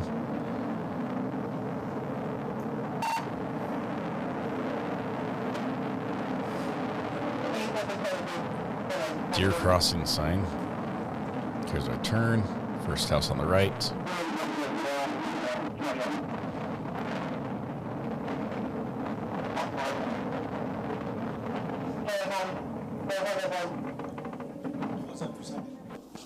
Now, Officer DeCesar, for the record, he just arrived, correct? That is correct. What time is it on that clock? 12:38 p.m. Okay, and in Got my months wrong. Thanks, Kitty in a Bug. portion of that video, do you see anyone there? Yes, you can see myself and Patrolman Miyakawa. Okay. Do you see anyone else near that tree near the driveway? Yes. And do you know who that is? Still winter, though. I do not recall. Okay. Now, was there any point in time when anyone from your agency had interaction with one of the 911 callers? Yes. Okay. Now, that area where, can you just circle the area on the screen for purposes of, just to be clear, where you and Officer Miyakawa are right now? Over there by the body on the grass. Can we capture this? We captured it. This is 102.1. Thank you.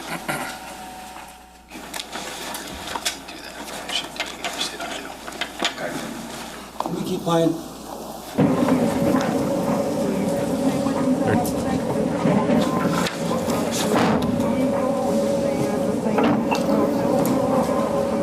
Okay, of course they have to play music in their car the whole time.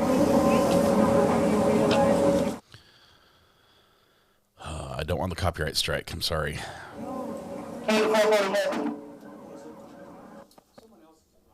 On the scene, or at least in the video. Do you know who that is? That's Patrolman DeCesar. So he's now exited that vehicle that's pulled up, and he's carrying something, right? He's carrying first aid gear.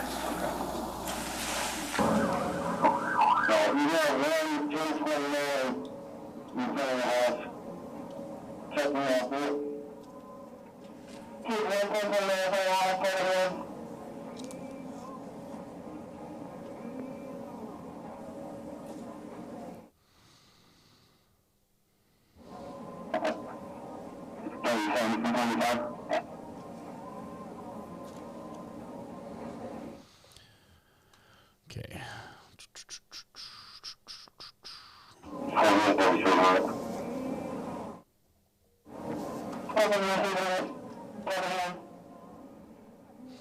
All right, as they're responding there on the scene, right up to the body. Me and Cal are heading somewhere right now. Is that accurate based on our motor vehicle recording? That's correct. Okay, and where are you going? We're heading toward the west side of the residence. Now, why'd you guys go over there? We had viewed in an open door. Now, ultimately,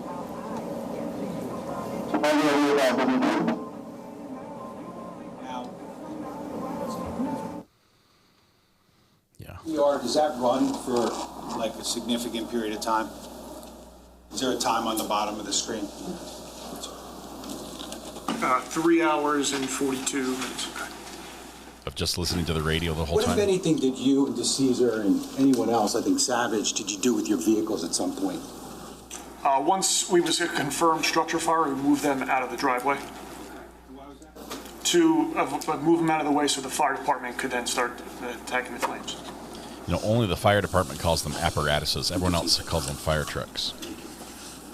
So I want to just talk to you about that area where you're seeing and Mia Cow are seeing, and then DeCesar approaches. What was located in that area? Body. And who was the first person, officer-wise, to approach the body? Patrolman Mia Cow. And were you the next? Yes. Okay. What, if any, efforts did either one of you do to determine whether or not the person was actually alive? We checked for a pulse. Tell us what happened. We approached the body. We checked for a pulse, and then we called that the subject was 1029, which means deceased. Okay. And that was radio to That was put over the radio. Now, when you and on that video, when you and Miyakawa, you said went to the west, someone stayed with the body. Yes, Patrolman DeCesar stayed with the body.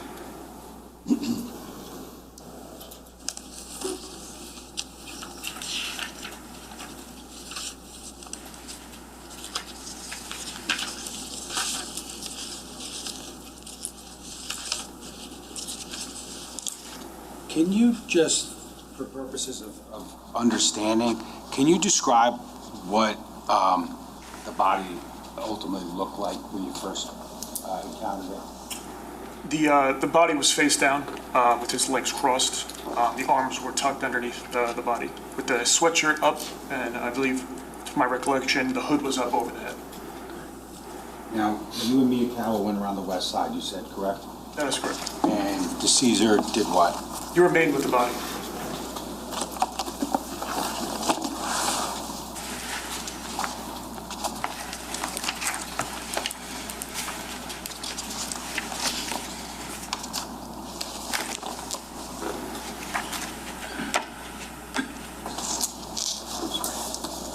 Just showing defense counsel what's been marked as S1, S1C, slide 131.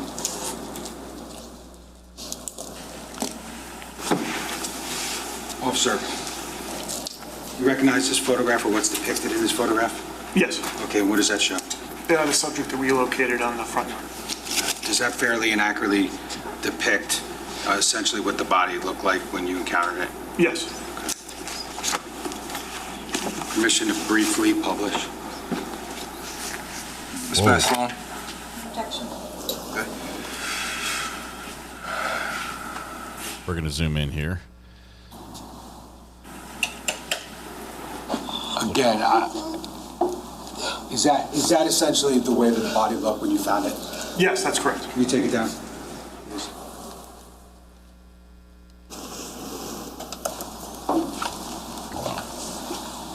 Now, talk about going around the west side of the house. Can I have slide one, S1C, slide 27, please?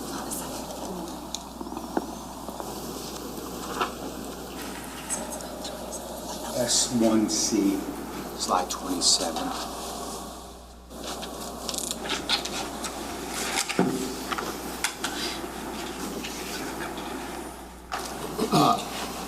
Officer, do you recognize what's depicted in that photograph? Yes, that's the west side of the residence. Okay. Now, you talked about previously encountering, or I think you said that you and Miyakawa went to the west side because you saw something open. What was that? There was a doorway open. Okay, and that doorway that was open, that observation you made, is it depicted in that photograph? Yes, it could be seen behind the retaining wall. Okay. Can you see, or can you point out within that picture from that angle what you saw? Would you like me to circle it? Yes, please.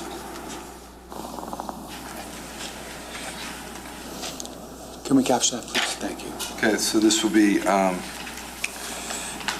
S-1C 27.1. Now, did you ultimately, did you and Officer Miyakawa, did you get closer to that? Did you approach that area?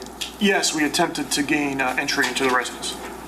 I'm going to show you, if I may, S1C, slide 128, please. You can undo, yeah, perfect. Do you recognize what's depicted in that photo? Yes, the door frame. Okay, now, there's a cone there, correct? That's correct. Was that there when you encountered it? When I was on scene, it was not there. What's the cone for? The lighting is different in this picture than when you encountered it, fair to say, right? That is correct. It's a little darker here? Yes. Yeah. Can I have slide 129 of S1C as well? Is that just a closer up view of that door? That's correct.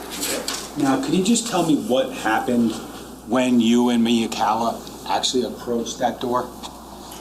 We attempted to start going into the residence, and we were backed off by smoke. Now, I want to just be clear. Did you go in this, or did you attempt to go in this door first, or the one in the front that we watched a little bit earlier? We attempted to go in this doorway first. Okay. So, obviously, I wanted to play the MVRs, but you went here first to this door, and then back around to the front. That's correct. And were you able to make entry safely into either of those entryways? No, thick smoke stopped us in both occasions. And again, at this location right here, this door, when you attempted, at least made some sort of attempt to go inside, did you make any observations of anything other than smoke? Did you see flames? At that time, it was just heavy, thick smoke.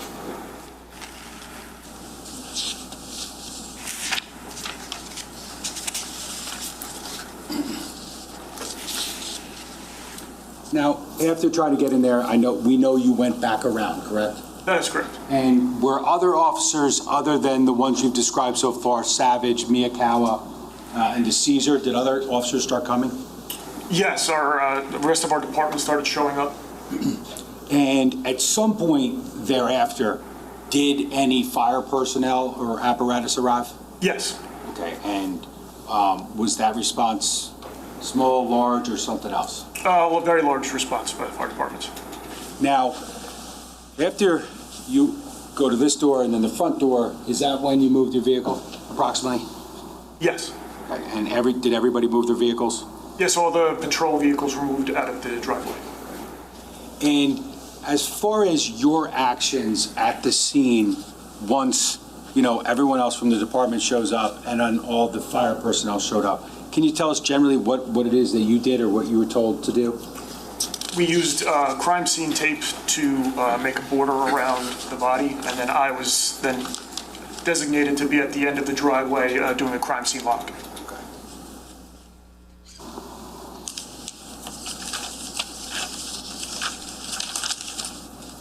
Just, if I could have S1C, slide 124, very briefly. You talked about crime scene tape. Can you explain that in relation to slide 124? To preserve the area around the body, we attempted to use the crime scene tape. We used the trees to make a border around it so that it wasn't trampled or the fire department as they came on scene didn't get all over it. Okay. And that photo, and if I didn't ask you about others, do they all accurately kind of show what it is you saw on November 20th, 2018 when you first arrived? took cold snack at 15 Willowbrook? Yes, they did. You can take that down. Well, brothers lived less than 20 miles apart, somewhere between 10 and 20 miles apart. I don't have any further questions. Cross? Defense? What are you going to do with this guy?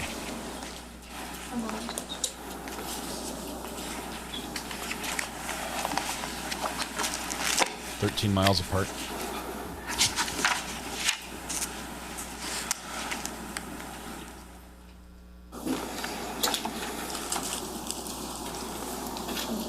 Sure.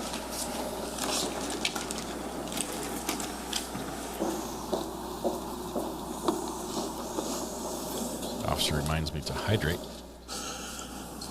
I choose Deer Park Water, not a sponsor yet.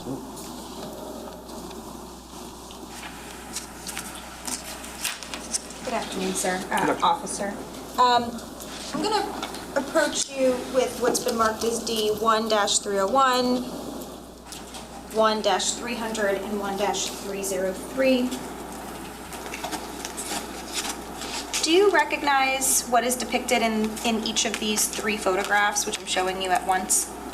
I believe aerial views of the residence. And when you say the residence, you're referring to 15 Willowbrook, Yes, that's correct. And these photos, they were, do you see the smoke in one of the photos? Yes, I did. And the responders on scene? Yes, I did. Okay, so this was, would you agree that this is taken like the day that you responded? Yes. Okay, and maybe these cars and trucks arrived after you were there, right? Yes, they arrived after. Because you were pretty much the first officer there. Yes, that's correct. And before I publish these to the jury, would you be able to, if I put them on the screen, circle the doors that you found, the ones that were, I think one was open and one was unlocked? Do you see them depicted in these photos? Yes, it's separate photos. Yes, I can see. Okay. All right, so let's start with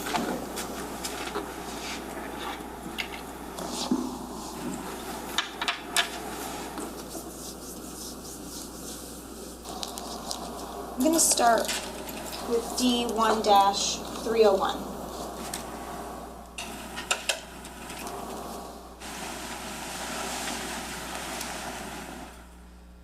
Okay. Officer, do you recognize this to be the residence of 15 Willowbrook, as you just mentioned? Yes. Okay, there's a stylist. Do we have that? Oh, perfect. Can Stylist. you just circle, before you do anything, let me ask you this. Am I correct that there were two separate doors that you attempted to, or that you found to be either unlocked or opened? That is correct. Okay, let's start with the door that was open. Which door was open? Can you see it in this photo? Not in this photo. Is it because can you point to, is it like here in this area? Or is it here? I'll circle. How about an arrow? Can you point an arrow to where it would be? Okay, so it's around the back side of the house. Yes, on the west side. Because what we're looking at here is like, this is the front of the house, right? That is correct. With the driveway.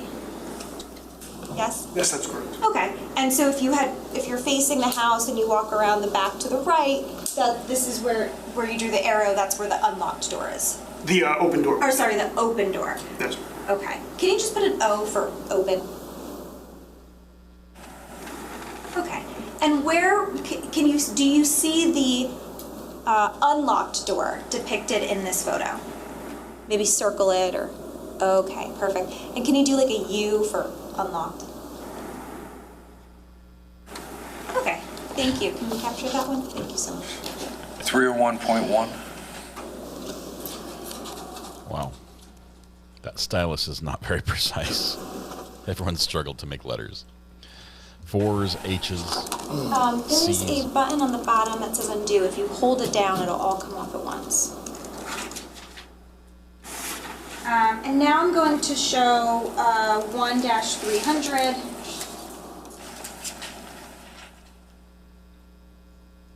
Now, is this the back of the house of what we just saw?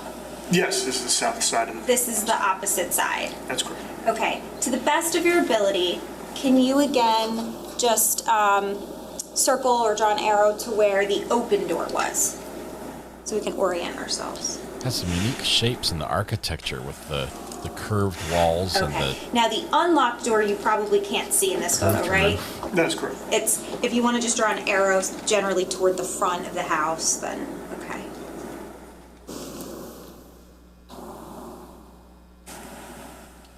All right. Capture that. Ms. Long, you said that was 300 or 303? The one that's on there now? 300. 300, thank you. So it's 300.1.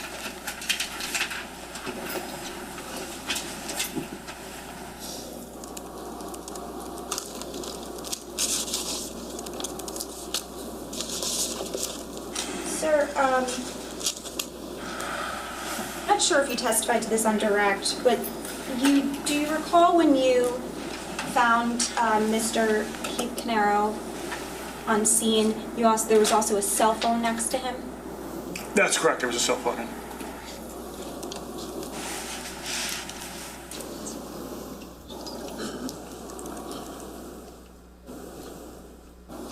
I don't have any other questions, thank you. Wow. Defense Redrive. Quickly. No, thank you, Judge. No. Sir, you can step down, thank you. Prosecutor, call your next witness. State Close Detective Richard Zerrillo.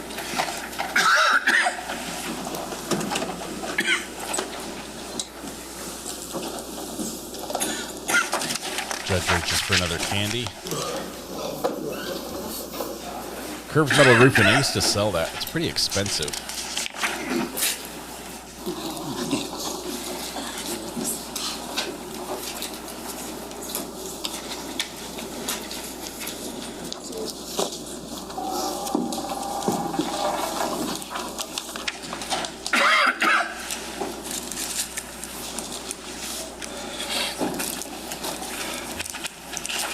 Oh, sir, just watch your step as you come up. Put your left hand on the Bible, raise your right hand. Do you solemnly swear or affirm to tell the truth, the whole truth, and nothing but the truth, so help you God? I do. Okay, once you're comfortable and seated, can you state your full name and spell your last name, please? Richard Zerrillo, Z-A-R-R-I-L-L-O.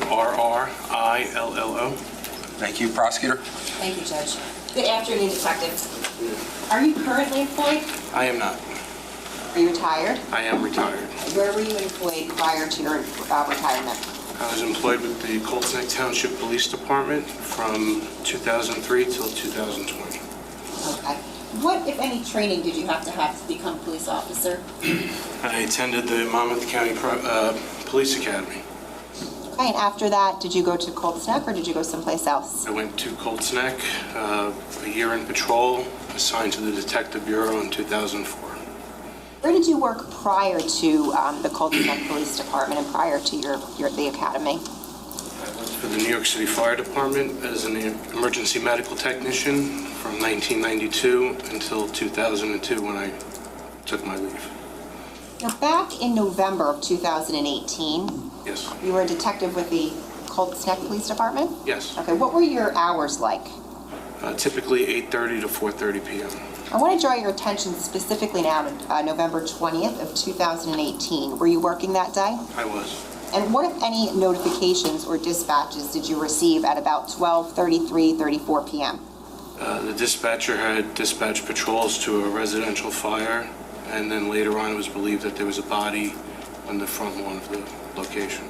Okay, did you get an address for that residential fire? 15 Willowbrook. What did you do upon receiving that notification? We waited until we had confirmation, and then myself and my partner at the time was Sergeant Santucci, and we responded to the location. About what time did you arrive on scene? Approximately 12:40, I believe. And how did you get there? Drove my assigned vehicle there Were you by yourself or were you with someone else? with Detective Sergeant Santucci. Where'd you park when you arrived? On the northbound side of Willowbrook Drive, across from the structure. And who was already present on scene when you got there? I believe it was Patrolman Mazzicola, DeCesar, Miyakawa, and Savage had arrived as well. At about the time you arrived, did any other officers then arrive as well? From my department, they were sporadic when they got there. Did any other agencies arrive on scene? The fire department from Colts Neck and Naval Weapons Station all arrived on scene. Can you tell us what your observations were when you first arrived at 15 Willowbrook? Out there, I saw the structure, a couple of 100 feet off of the roadway, smoke coming out of one side of the structure. Can you describe the property for us? It's a large property, a few acres. The residence was a 2-story stucco structure. The front door was facing the north side of the roadway. So looking at the structure, the front door faces north on Willowbrook. The east side would be to my left. The west side would be to my right of the location.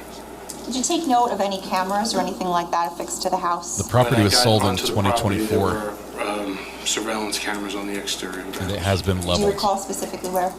A couple on the corners, again, some time ago. And did you take note of any solar panels? There was a solar panel array on the west side of the property. Were photos taken of this scene? Yes, And did you have an opportunity to view those photos? at some point, yes. I'm going to show you what's been marked as S1C slide 5, S1C slide 124, 27, 128, 129, and 130, as well as S1E slide 24, 19, 22, and 23, and 21. Do you want to take a look at these? Sure. These are the ones. Yeah, they can have how it was. It's a chicken pasta dish my wife made for me. I need to eat it while it's still hot. I just had my salad, but now I guess that was the opening salad. Now I have the main course. The body got outside because the generator was shut off and then the power was cut. He came out to check the generator and was allegedly shot by the defendant when he went to check the generator. Mr. Murray, do you have any objection to them being published? We do not, Judge. Okay, so we don't have to go through that step. So we can just hold on one second. This is not right.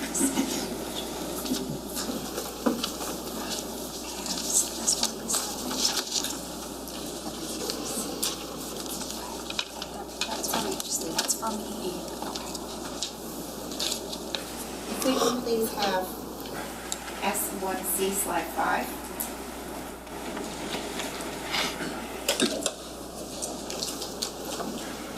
Detective, can you just tell us what we're looking at here? The front of the structure of the residence. And you recognize that? Yes. Just to orient us, if you're facing the house, the east side would be where? East side would be to the left of the house. Now, when you entered the scene, did you and Detective Santucci enter together? We entered the property together. I believe at one point he went to talk with Officer Mazzicola and the 911 caller, and then I started my check of the structure in the scene. Where specifically did you go first? Patrolman DeCesar was with the deceased subject on the floor, and I went right to where he was first. Okay, and where was that in relation to the home? On the west side of the structure, on the corner. Okay, and what specifically was he doing over there? He was protecting the deceased at the time, to make Was there sure any- nobody was there. Was there any tape already set up when you went over there? I don't recall. What, if any, notifications did you make at that time? I notified the Monmouth County Prosecutor's Office and asked for the major crime supervisor to contact me. Can you describe what observations you made of the deceased subject? He was prone or face down. He had a hoodie on. I could see there was a hole in the back of the hoodie, and I could see what looked like an injury. His hands were underneath him. His legs were crossed. Did you learn the deceased's name at some point? At some point, yes. And what was that? Keith Caneiro. Did you learn whether or not he was the homeowner at 15 Willowbrook Road? Yes, we did. When you first observed Keith's body, was anything covering him? No, it was not.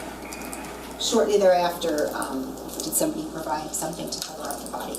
I believe we got a sheet from the first aid squad to cover him. And then after that, was there something else? Red tarp was put on top of it. Did you do anything at that point to check Keith's body? Yes, I rolled him over to check to see if he was deceased. He was pulseless and breathless. There was red blood, what I believe to be blood, solidified underneath him. And did you make any other observations about the body? He was stiff to the touch. Now, how long did you remain on scene for? For several hours I was at the scene. And did Keith's body remain in that location the entire time?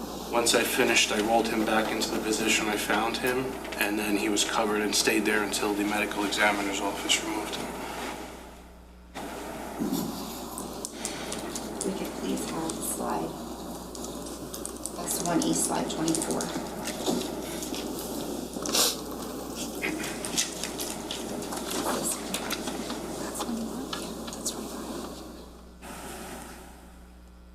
Slide 25, I'm sorry. 25? Detective, can you just explain to us what we're looking at here? We're looking at the deceased covered with a sheet on the east side of the west side of the structure. Now, what is behind where the body was located? There's a tree, and then right behind the tree is the meter pin assembly, where the meter is to the house.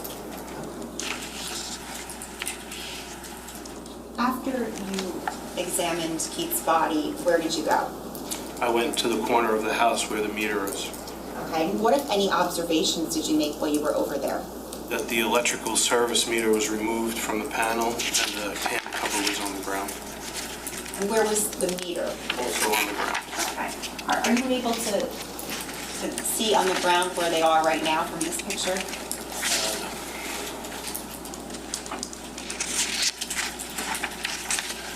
Did you make any observations about the electrical service box itself at that point? It was open, the wires were exposed, and there was a handle. I later found out it's called a bypass handle that was in the down position. What do you mean the bypass handle? What is that? It's used to secure the meter in place. It's also used to bypass electrical service. So when you get to the scene and you make these observations, about how long was it after you were on scene that you make these observations? Within a few moments of me being there. Okay. And while you were on scene, did you see anybody over in that particular area at any point? No. Okay. Was JCP&L there at that point? They were not.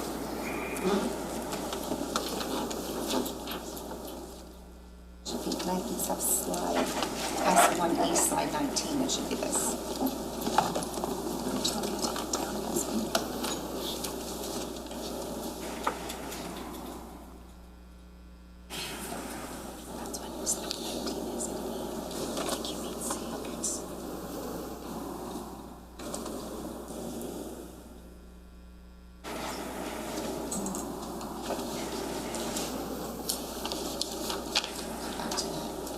Now, did anyone make contact with you while you were over by the meter area? Yes. And who was that? One of the Colts Neck firefighters, Dave Paulson.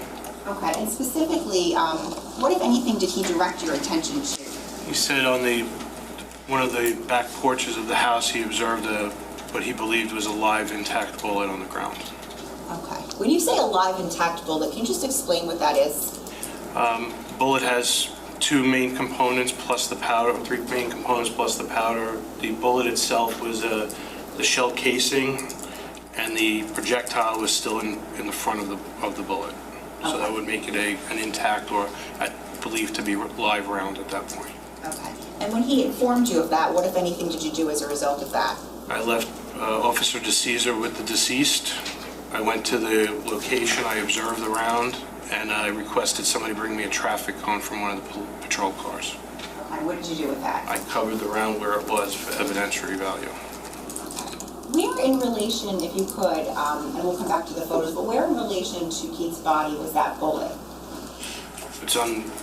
He was found on the side of the home off the corner. That was, 50, 100 feet of difference from where he was. Were there any doors that were near that area where that live round was found? Yes. Okay, and did you notice anything about those doors? One of them was open. Fire operations were ongoing inside the house, so I couldn't tell if there was they who opened it or it was opened prior to that. What, if any, notifications did you make at that point?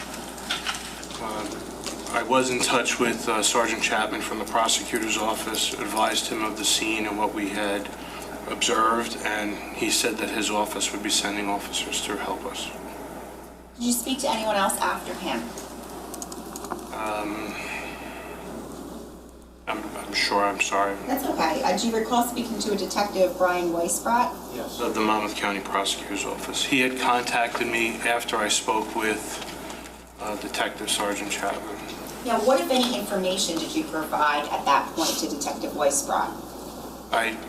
He asked if I knew the homeowner's name, and I did. I told him it was Keith Caneiro, and he advised me that he was at a... Objection. That would be hearsay. I just want to know what you told him. I told him that I was at the residence of Keith Caneiro. Okay. Were you made aware of any other... Oh, I thought was there an objection? That's hearsay. Not again. Okay. Were you made aware... Was there? I didn't hear it. I thought I heard something else. I objected, I objected previously. Before, and I sustained it. Yes. Oh, There's not a second one. There was not. I just didn't hear it. Sorry. Oh, that's okay. I'm hearing things. It's fine. Were you made aware of any other investigations that were happening in Monmouth County? Without telling me anything anyone said, were you made aware of anything? Yes. And what specifically were you aware of? Residential. What's the objection? I'm sorry. That's hearsay again. I'm sorry. Don't say anything that anyone else says to you. You can only say what you said to that particular person. Understood. Okay? So re-ask your question so it's appropriate that he can answer it. I'll sustain the objection if there was hearsay to it. Go ahead.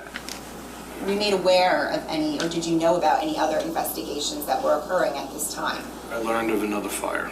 Okay, and where was that? In Monmouth County, in Ocean Township. Did you learn the homeowner's name there, of that fire? Yes. Okay, and what was that? Paul Caneiro. What was the address? 27 Tilton Drive. Now, at this point, are fire operations in full force at 15 Willowbrook Road? Yes, fire operations were ongoing for quite some time there. After you spoke with Detective Weisbrot, what, if any, other information did you learn about the inside of 15 Willowbrook Road? That there were additional deceased victims inside the house. Okay, and specifically, where were those additional deceased victims located? One was in the kitchen, one was next to the staircase, and one was on the landing of the staircase. When you say the landing of a staircase, can you be more specific? The staircase going from the first floor to the second floor, there was a deceased victim on the floor prior to the steps, and at the halfway point, there's a landing connecting the staircases. What, if anything, did you advise firefighters to do or not do when you learned that information? I asked them not to move any of the victims if possible, unless it was because of fire operations or for safety concerns. And why is that? In the event that there was evidence to be collected or how the victims were found, we wanted it to remain intact as much as possible. Now, despite your advisement, what, if anything, happened a short while later? One of the victims was brought out of the residence. Okay, and can you explain what, if anything, you observed about that? It was a young female child that was brought out of the residence. And how was the child brought out? She was carried by a couple of firefighters, partially clothed. They were on the ground in front of the garage area, and then ultimately covered her as well. Did you learn her name at some point? Sophia Caneiro. And did you learn her age? I believe she was 8 years old. What observations did you make of the little girl's body at that point? She had what looked like stab wounds on her. Was Sophia covered up with anything? We covered her with a sheet. I want to draw your attention now to about 1:15, 1:30 p.m. Who else arrived on scene at that point? I believe there were detectives from the Monmouth County Prosecutor's Office that arrived on scene. From what? I'm sorry. From the Monmouth County Prosecutor's Office, Forensics Unit. Forensics, okay. And do you know, generally speaking, what their role was on the scene? In larger scenes, the county office comes out to assist. They'll photograph the scene, collect any evidence, process any evidence that's collected at the scene. And as they are arriving on scene, do other detectives also arrive on scene at some point from any other agencies? From the prosecutor's office as well, from the Major Crimes Unit. Okay, and is there a point in time when you're sharing information that you've already learned with them? Yes. Now, do you recall, or I should ask you this, did you have a counterpart? Were you the lead detective in this case? For Colts Neck Township, yes. Did you have a counterpart from the Monmouth County Prosecutor's Office Major Crimes Unit as a lead detective? Yes, Detective Patrick Petrozello. What time approximately did he arrive on scene? I'm not really sure of the times. It wasn't that much long later. Do you recall who the first crime scene unit detective was from the prosecutor's office to arrive? Detective Flanagan, I believe. When he arrived, what did he do? I explained to him what was going on, and then he just started photo documenting the scene. I want to draw your attention now, to about 2:30 p.m. Were fire suppression efforts still underway at that point? I believe so, yes. Okay, what was placed in the driveway area at that point next to the garage? Requested a pop-up tent be set up And what was the purpose of that? to cover the victims. So just to be clear, were the victims' bodies moved underneath the pop-up tent? Yes. Did there come a time when the two remaining deceased individuals inside the house were removed from the house? Yes. Okay, can you describe how they were removed from the home? Also by firefighters, they were extracted from the residence. The little boy was brought out. I don't know if I have the order correct, I'm sorry. The boy was brought out, also partially clothed. He had wounds on him as well, possibly stab wounds. And then an adult female was brought out of the residence. She was burned very, very badly, full thickness burns to see muscle structure on her body. Did you learn the little boy's name? Jesse. Jesse Caneiro? Yes. And did you learn his age? I believe he was 11 at the time.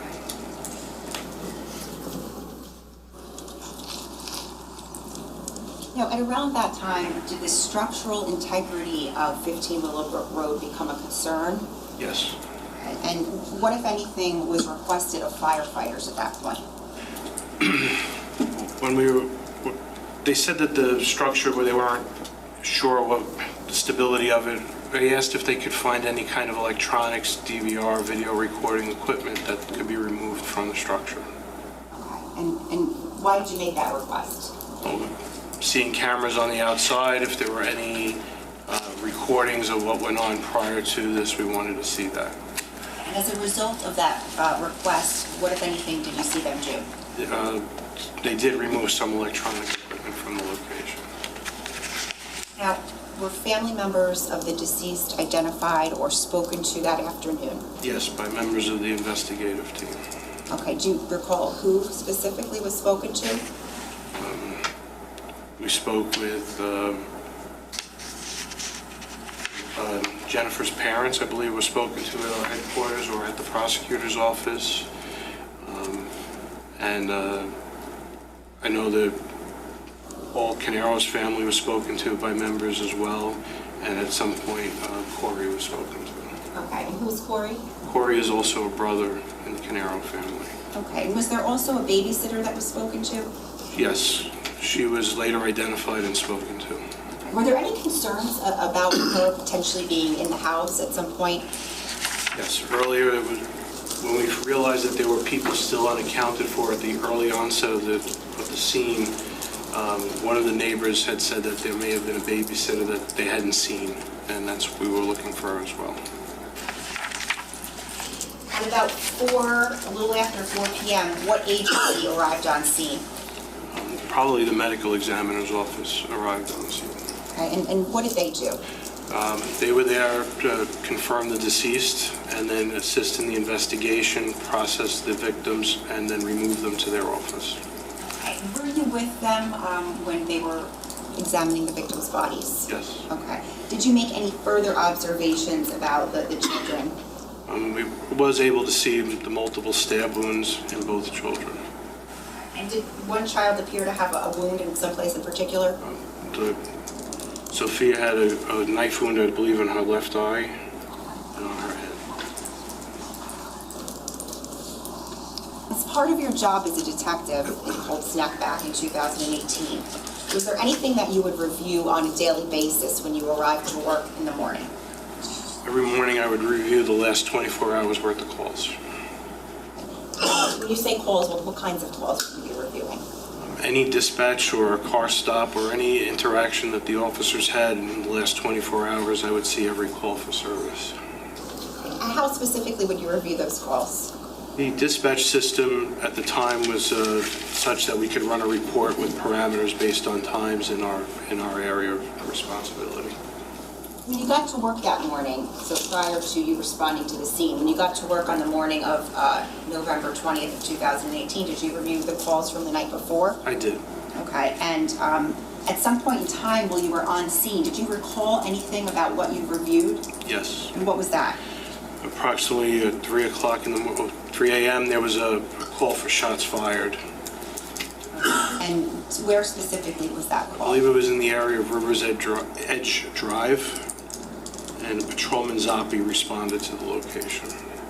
Do you know what the outcome of his response was? At the time it was unfounded. There was nothing heard or seen at the time. Did you learn the name of the person that made that call to 911? I believe it was Kapora was the last name. And where is, you indicated, where did that call specifically come from? Laird near River's Edge. What was the distance in mileage, if you could, between that area and 15 Willowbrook Road? 2 to 3 miles difference.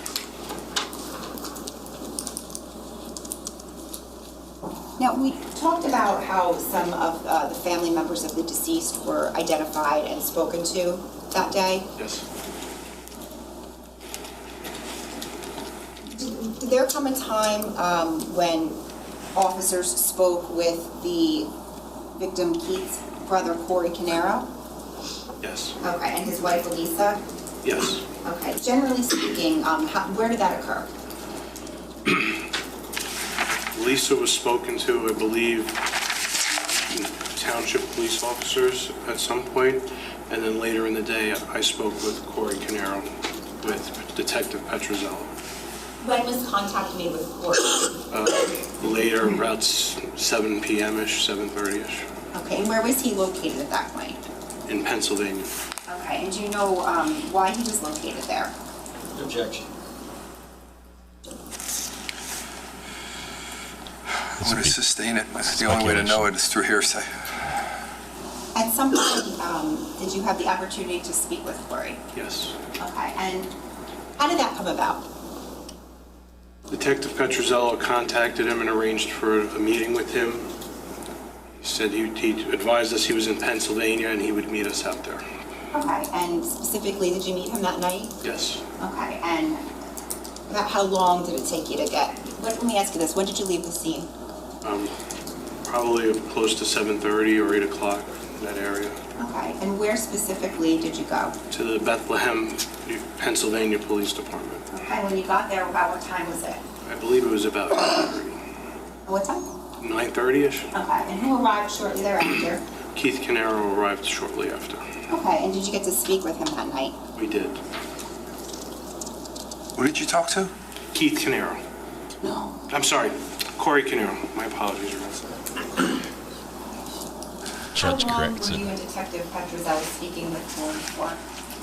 1 to 2 hours. Okay, and what, if anything, did you advise him at the conclusion of that meeting? That we would meet with him again to possibly take a formal statement Okay, and did you in fact meet with him again to take a formal statement? the following day Okay, and where was that? at the Monmouth County Prosecutor's Office. Prior to leaving the Bethlehem Police Department, were you and Detective Petrozello in contact with the investigative team? Yes. Okay.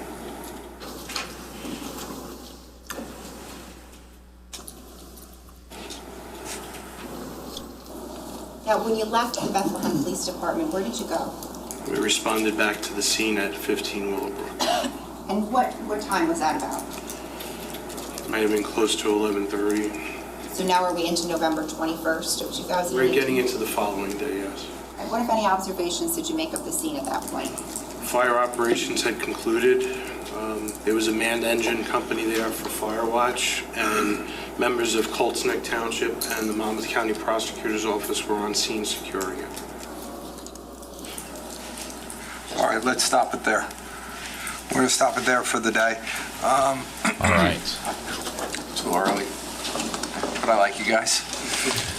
So I feel like this is a good place to stop before we continue on. So, ladies and gentlemen, I'm going to send you home for today. You'll be back here same time tomorrow morning. We may tomorrow take a witness at a turn. Sometimes we do that. If that's the case, we end up doing that. I'll let you know, and we'll talk about that. But just go home tonight. Don't discuss this case. Don't do any research. You learned a lot of information today. Just keep it all in your head. That's where it stays. Just have a good night, and I'll see you guys tomorrow morning at 8 o'clock. Thank you. So the judge says tomorrow morning. He actually does mean Friday, but they didn't have court Friday because a juror was sick and was not able to make it, a deliberating juror. So they called it. They called it for the day.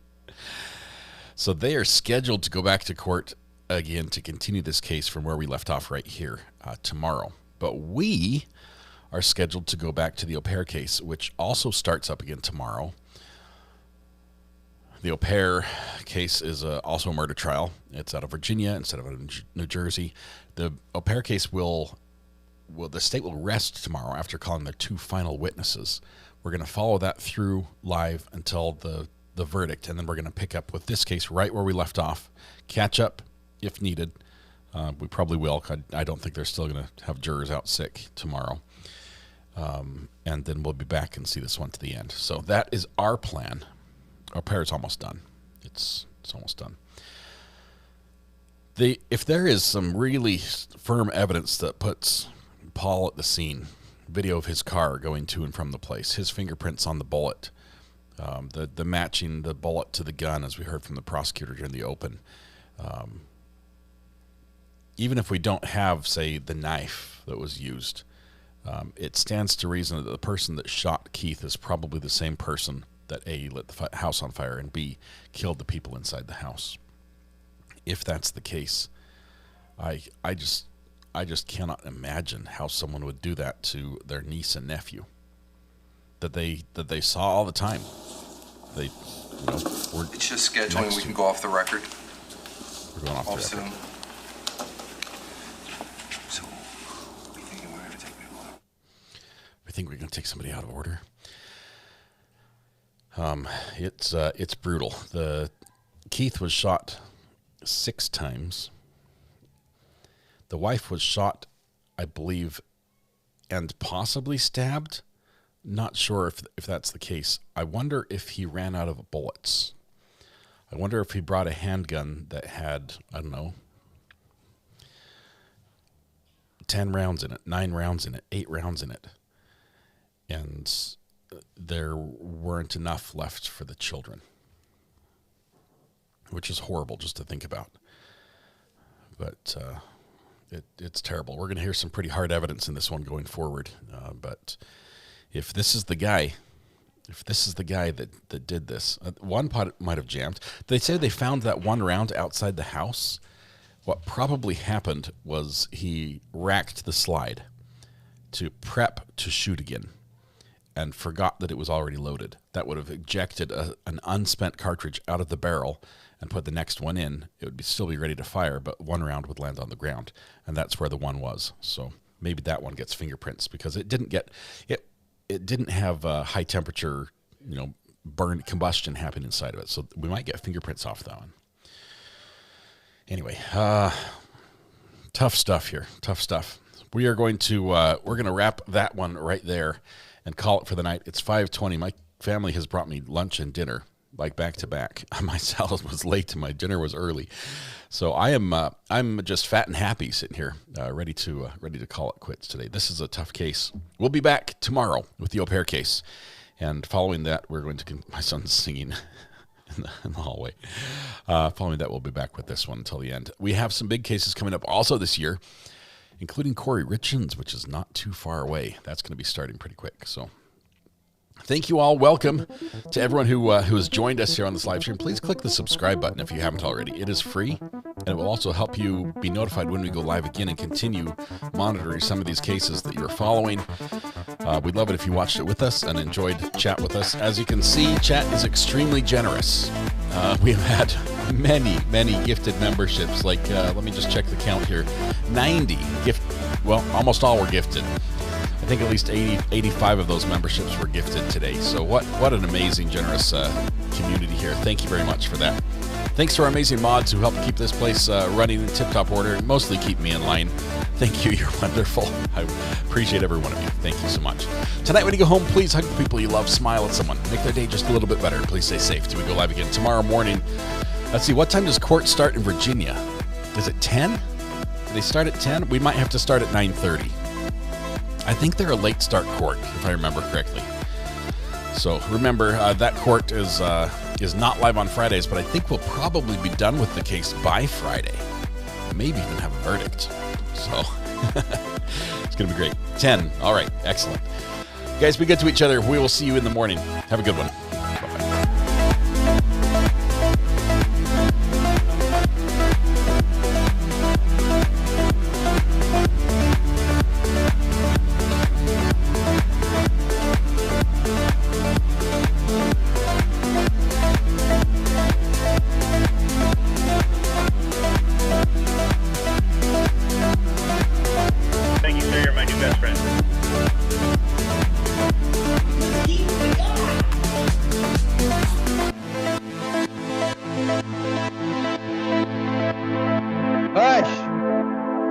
I'm trying to have court. Don't raise your voice again. What more do you need to see?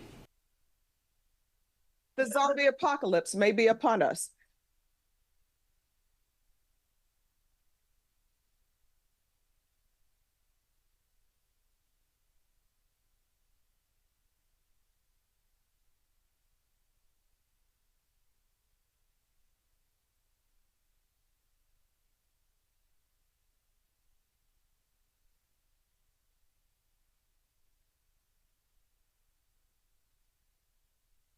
I'm going to sustain my own objection.